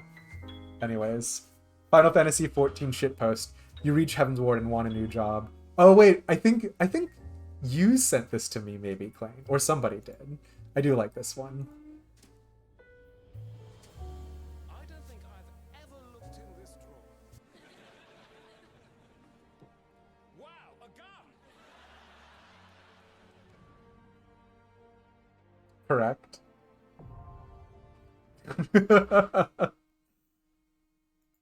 Oh no, don't look at my... Oh god, we're here again. Oh no, it's happened. Ah! Don't view it, my viewing. Okay. We've done a tier list. We've done sandwiches.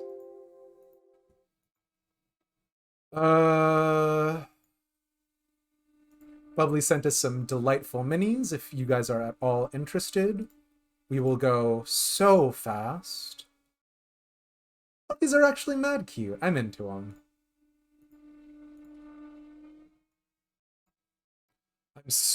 We're so close.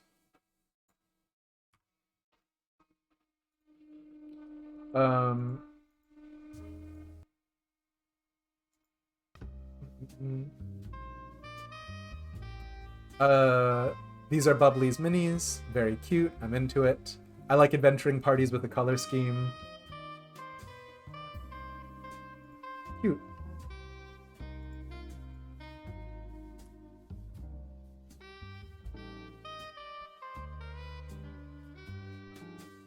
Oh man. First games. Okay. So the very first proper game I ever played was actually the Halo Combat Evolved demo. And I never played farther than the demo because obviously I could never get the game. But I played the demo over and over and over again. I played the demo using every gun. I played the demo killing all of the Marines. I played the demo on the easiest difficulty and on the hardest difficulty. And so in my mind, I was like, okay, this is what video games are. And then I played a game called Geneforge, which I still someday need to play, but Geneforge is kind of hot trash by modern standards. But I was like, role-playing elements in my video games, having forgotten about Battle-On and having forgotten about RuneScape. So that CRPG took me by storm. I bought all of Geneforge on a couple of different computers, but the first time I played it was again just the demo, and it was so good. You didn't discover the magic of piracy as a young child? Because you played the shit out of Halo Combat Evolved and never bought it. No, as a young kid, I got a lot of viruses on my computer. So, you know. I got a lot of viruses on my Dell laptop, to be clear. And then just continued trying to use it, even though it got slower and slower. So, you know. But yeah. All of my first games were either free or given to me by somebody else, but I mean, there's nothing wrong with that. You can develop a love for a thing without anything. Which starter for Scarlet or Violet? I don't know anything about these Pokemon games. Pokemon Scarlet and Violet starters. Oh wait, no, I do know. Sprigatito. I mean, I'm gonna be real with you. It's probably gonna be Sprigatito.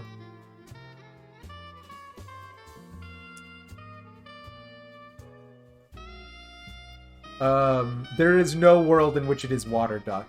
I'm sorry, Water Duck. You just look like a cartoon duck. Apple Crocodile?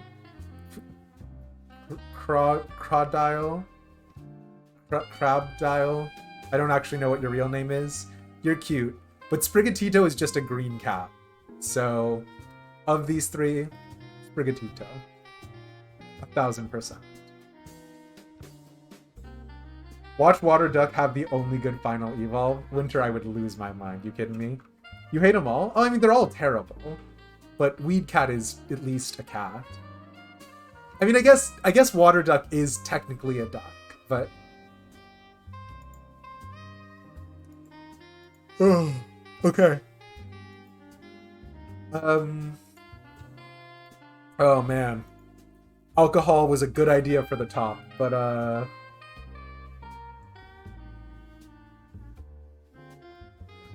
Favorite taco? In Los Angeles, there is a place called King Taco that my brother-in-law showed me. In before Cats is bipedal in evolution. Imagine. What are we drinking? I poured myself a Manhattan, which I used Charter Horse rye whiskey. We used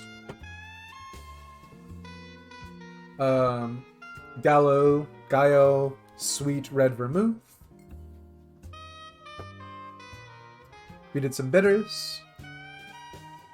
And then maraschino syrup and cherry. So, you know, a Manhattan. But yeah, King Taco in Los Angeles is, just perhaps the king of tacos. Their sauces are delicious, the tacos are great.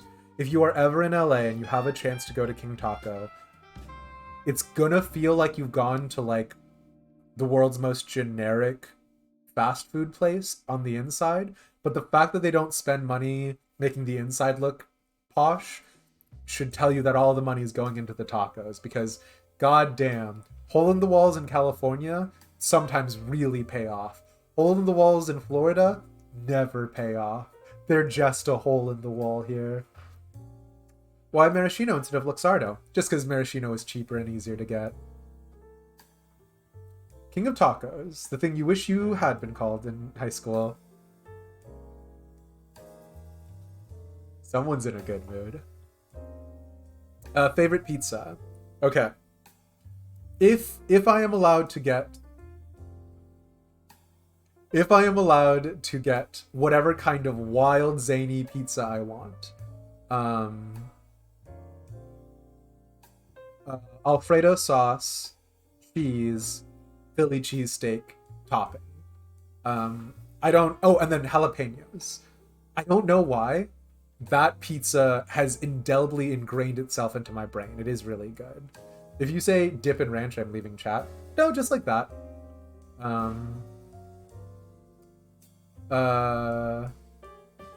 Yeah, no, it's like the Philly cheesesteak pizza, which we're not going back to sandwich talk, but man, say a burger isn't a pizza, but that thing is a pizza. A burger isn't a pizza.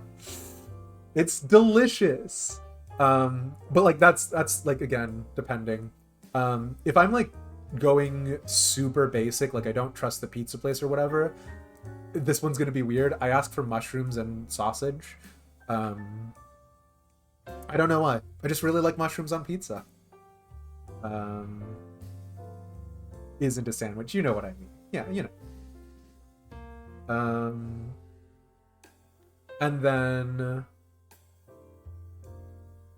like, I like a good everything pizza, but it depends on the place. Like, if you get everything on the pizza and they just fucking give you an entire bell pepper, like, I don't like bell peppers that much. I'm neutral on them. Sometimes they're sweet, they add nice texture, but man, too much bell pepper kills a pizza. Gross, mushrooms suck. I love mushrooms. But yeah, favorite sandwich. Oh, fuck me. My favorite sandwich is a hot dog. No, my favorite sandwich. It's not a BLT. My favorite sandwich. Wow.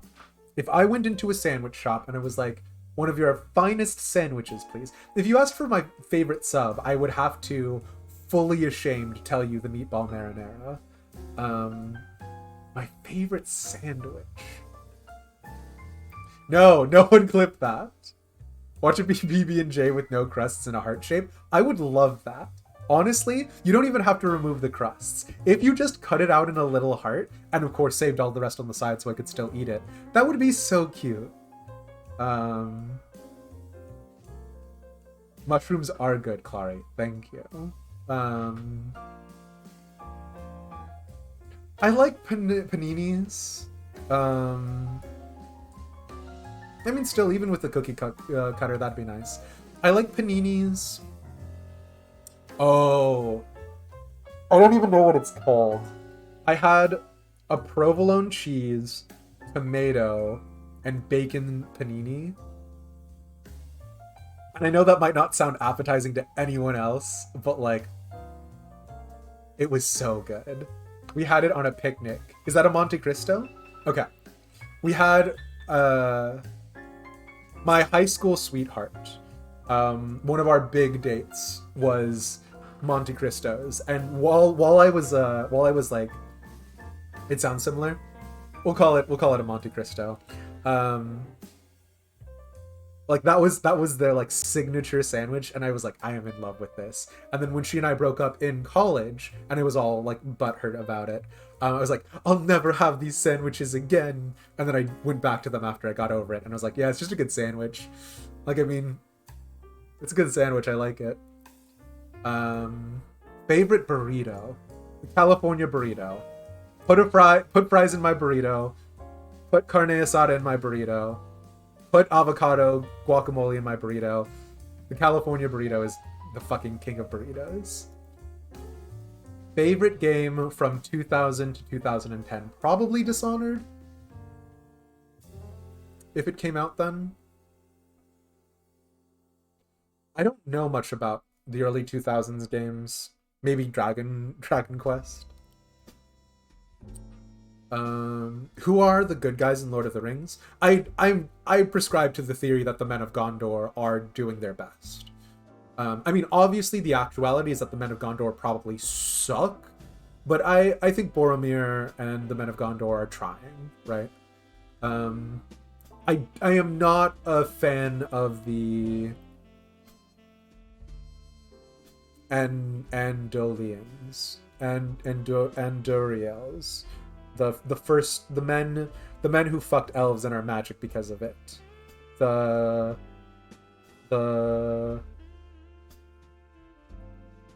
trying not to let Sauron destroy the world. Yeah, you missed so many answers because you were making that clip. Favorite sandwich is panini, which is provolone cheese, tomatoes, and bacon. California burrito. I don't remember what else you asked. Sorry. You'll have to go back in the VOD. So like, it's fine. Yeah, the Men of Gondor are fine. It's not the elves.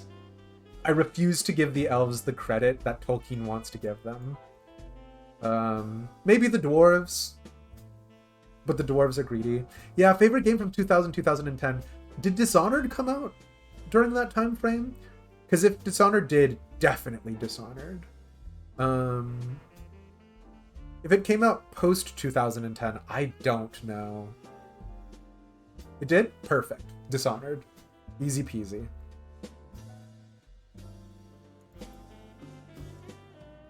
Why are the clanners such weirdos? Oh my god, this is a bit about Battletech. I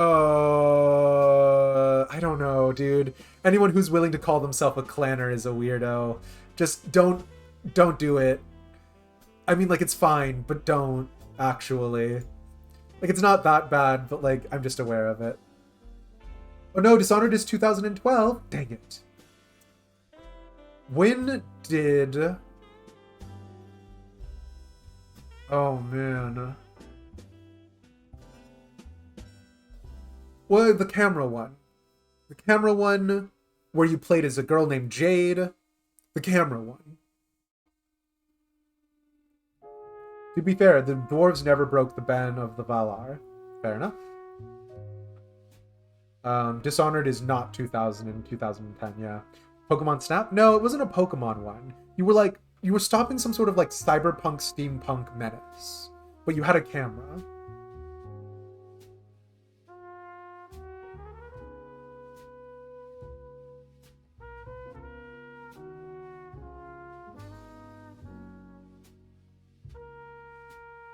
Maybe Beyond Good and Evil?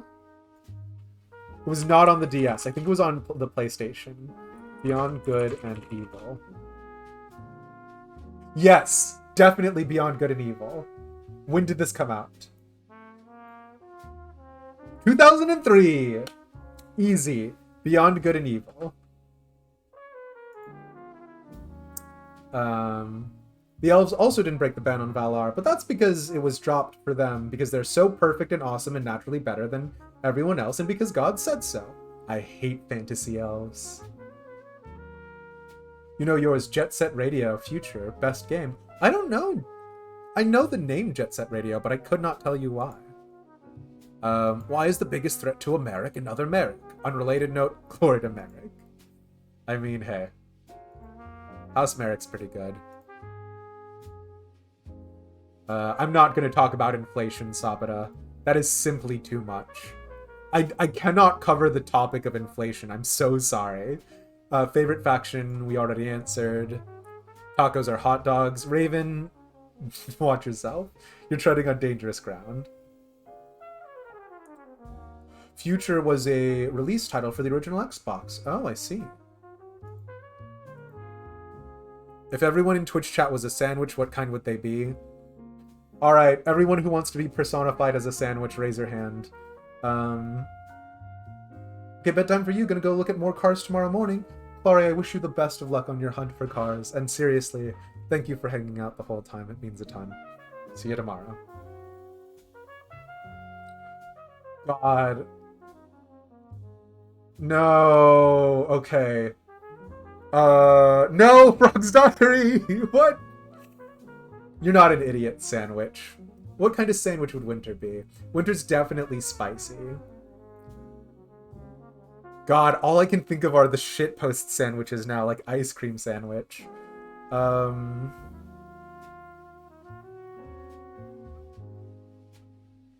don't know the name of any other sandwiches either. This was a mistake.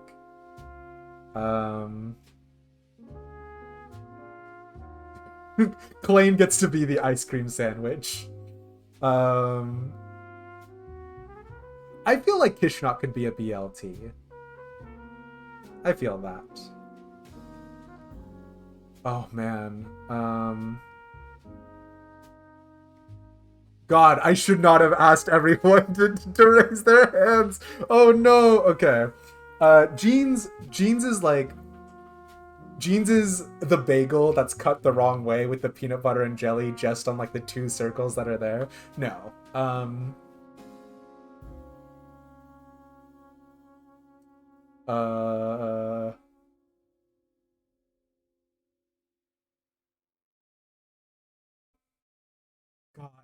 I was not actually ready. I asked you guys to raise your hands and I did not have anything. Okay, I'm gonna look up a list of sandwich names and we'll go from there. Types, names of sandwiches.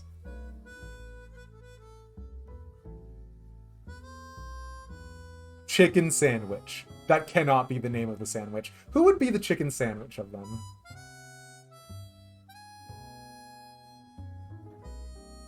Yep, we're probably gonna do Doc's Force. Yeah. The suffering over sandwiches, the regret. Hot dog will not be on this list. Yep, we're probably gonna do Doc's Force tomorrow.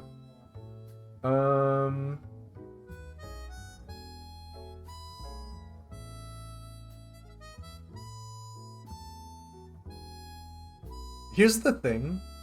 Oh, of course. I totally forgot that egg sandwiches are my sleeper hit. Take back what I said about the Monte Cristo. Egg sandwiches are king.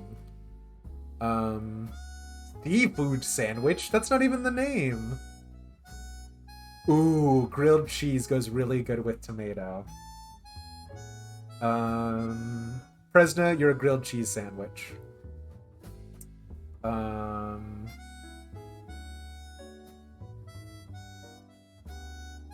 Plain, we said, is ice cream.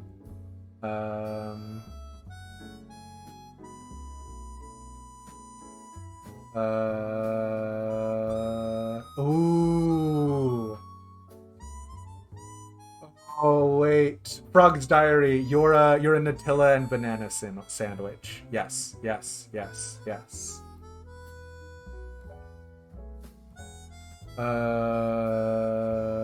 Fuck, ice cream sandwich is on the list. I hate it here.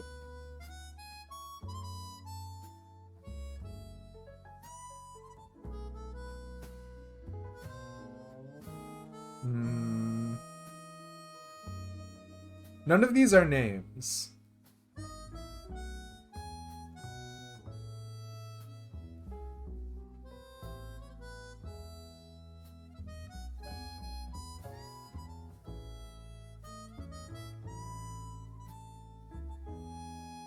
Yes, Clayne, you're an ice cream sandwich. Be proud of yourself, you hooligan. There's a cream cheese bagel with lock. Is that a sandwich?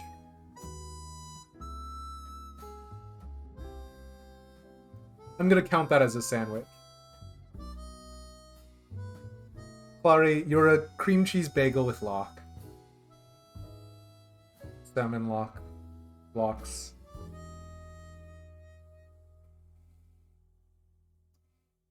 Did I say what kind of sandwich ACS Mars is? Because I'm just gonna say bagel. That bagel. And no one will know what I'm trying to say by that. They'll think I'm just trying to say bagel wrong, but yeah. What's wrong with a cream cheese bagel with a salmon lock on it? And I want to say kippers, but I don't know if that's the right thing. Bagel. It knows what it did. Come on now. Wait, who did I miss? Wait, why do you not like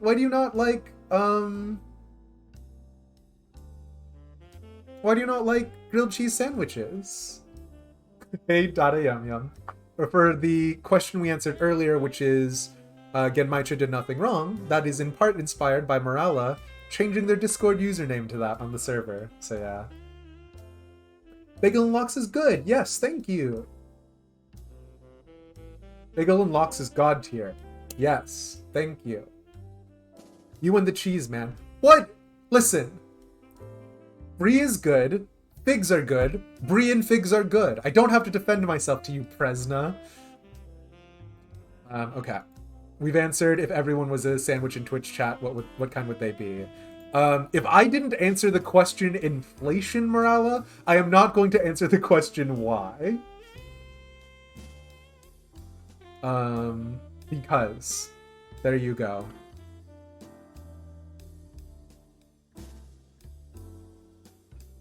One more thing. And one more thing. Oh shit, did we get to the end? Alright.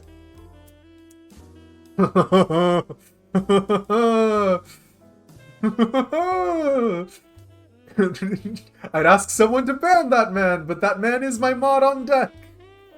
Let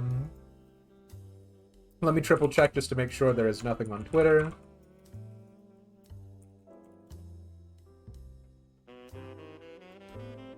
And to be clear, that's Ben is not because I have disfavorable feelings towards Taiwan, but because that is a giant bomb.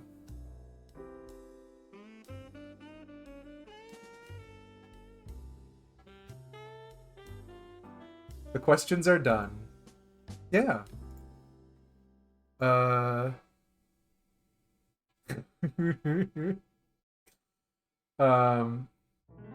yeah, okay. This is the stream. Thank you all so much for the first stream of Demised After Dark. And I do mean that. I've always wanted to do something like this ever since I wanted to do content creation in general. And specifically,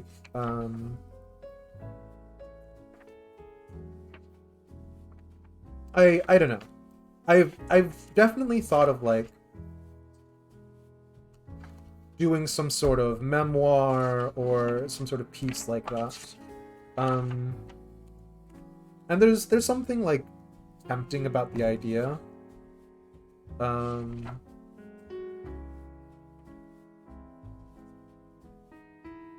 stream was awesome. Hell yeah. I gotta go pass out forever. Pretty fun bit. Hell yeah. Sorry, I was looking for something that I wrote down a lifetime ago, but I don't know where it is. But okay. Long story short, being able to do this is a dream of mine. And I know 300 followers isn't making it or anything, but you guys being here, hanging out, it's excellent. I love it.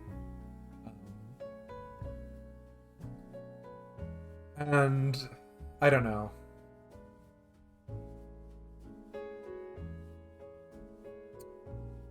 There's still a part of me that doesn't feel like any of this is possible, but with every one of you guys, it feels a little bit more doable. Not forever. You told me you'd catch up on Genshin eventually. Maybe. You're gonna crash so hard. Kishnok, same. I didn't finish my Manhattan. I had to stop. Which, cheers. Bottoms up. Don't drink much alcohol.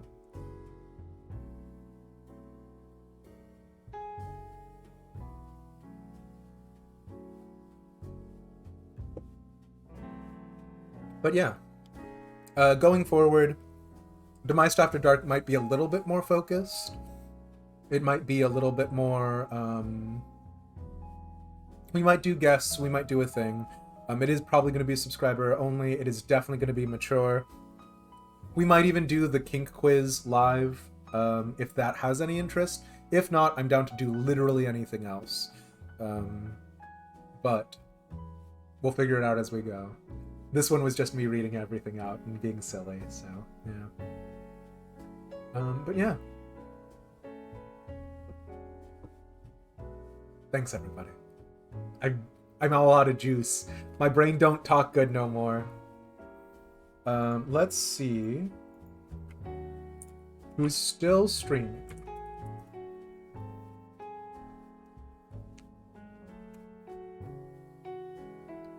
Oh, Winner, what are you doing here?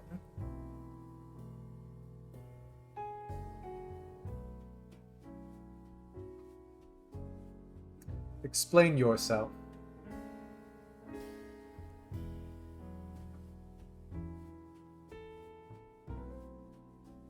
Oh, or they're not here. Well, Winter is a member of the Jupes, the Jolly Jupiters, which is my FC. They're a delightful friend. They're apparently streaming some Aglaia raid, which I don't know what that is, so it's probably content I haven't gotten to yet. Did doze off a couple of times. Whoops. No whoops at all. We'll catch you around, Ender Friend. So if you guys enjoy Aglaia or Final Fantasy XIV, that's an option. Otherwise, good night. Thanks for hanging out with me after dark. Aglaia is the newest Alliance raid. Very spoilers. Okay. The napping is from the very late, not the content promise. Valid. So valid. I mean, heck, I'm nodding off as it is. But thanks for vibing. See ya, see ya. Good night.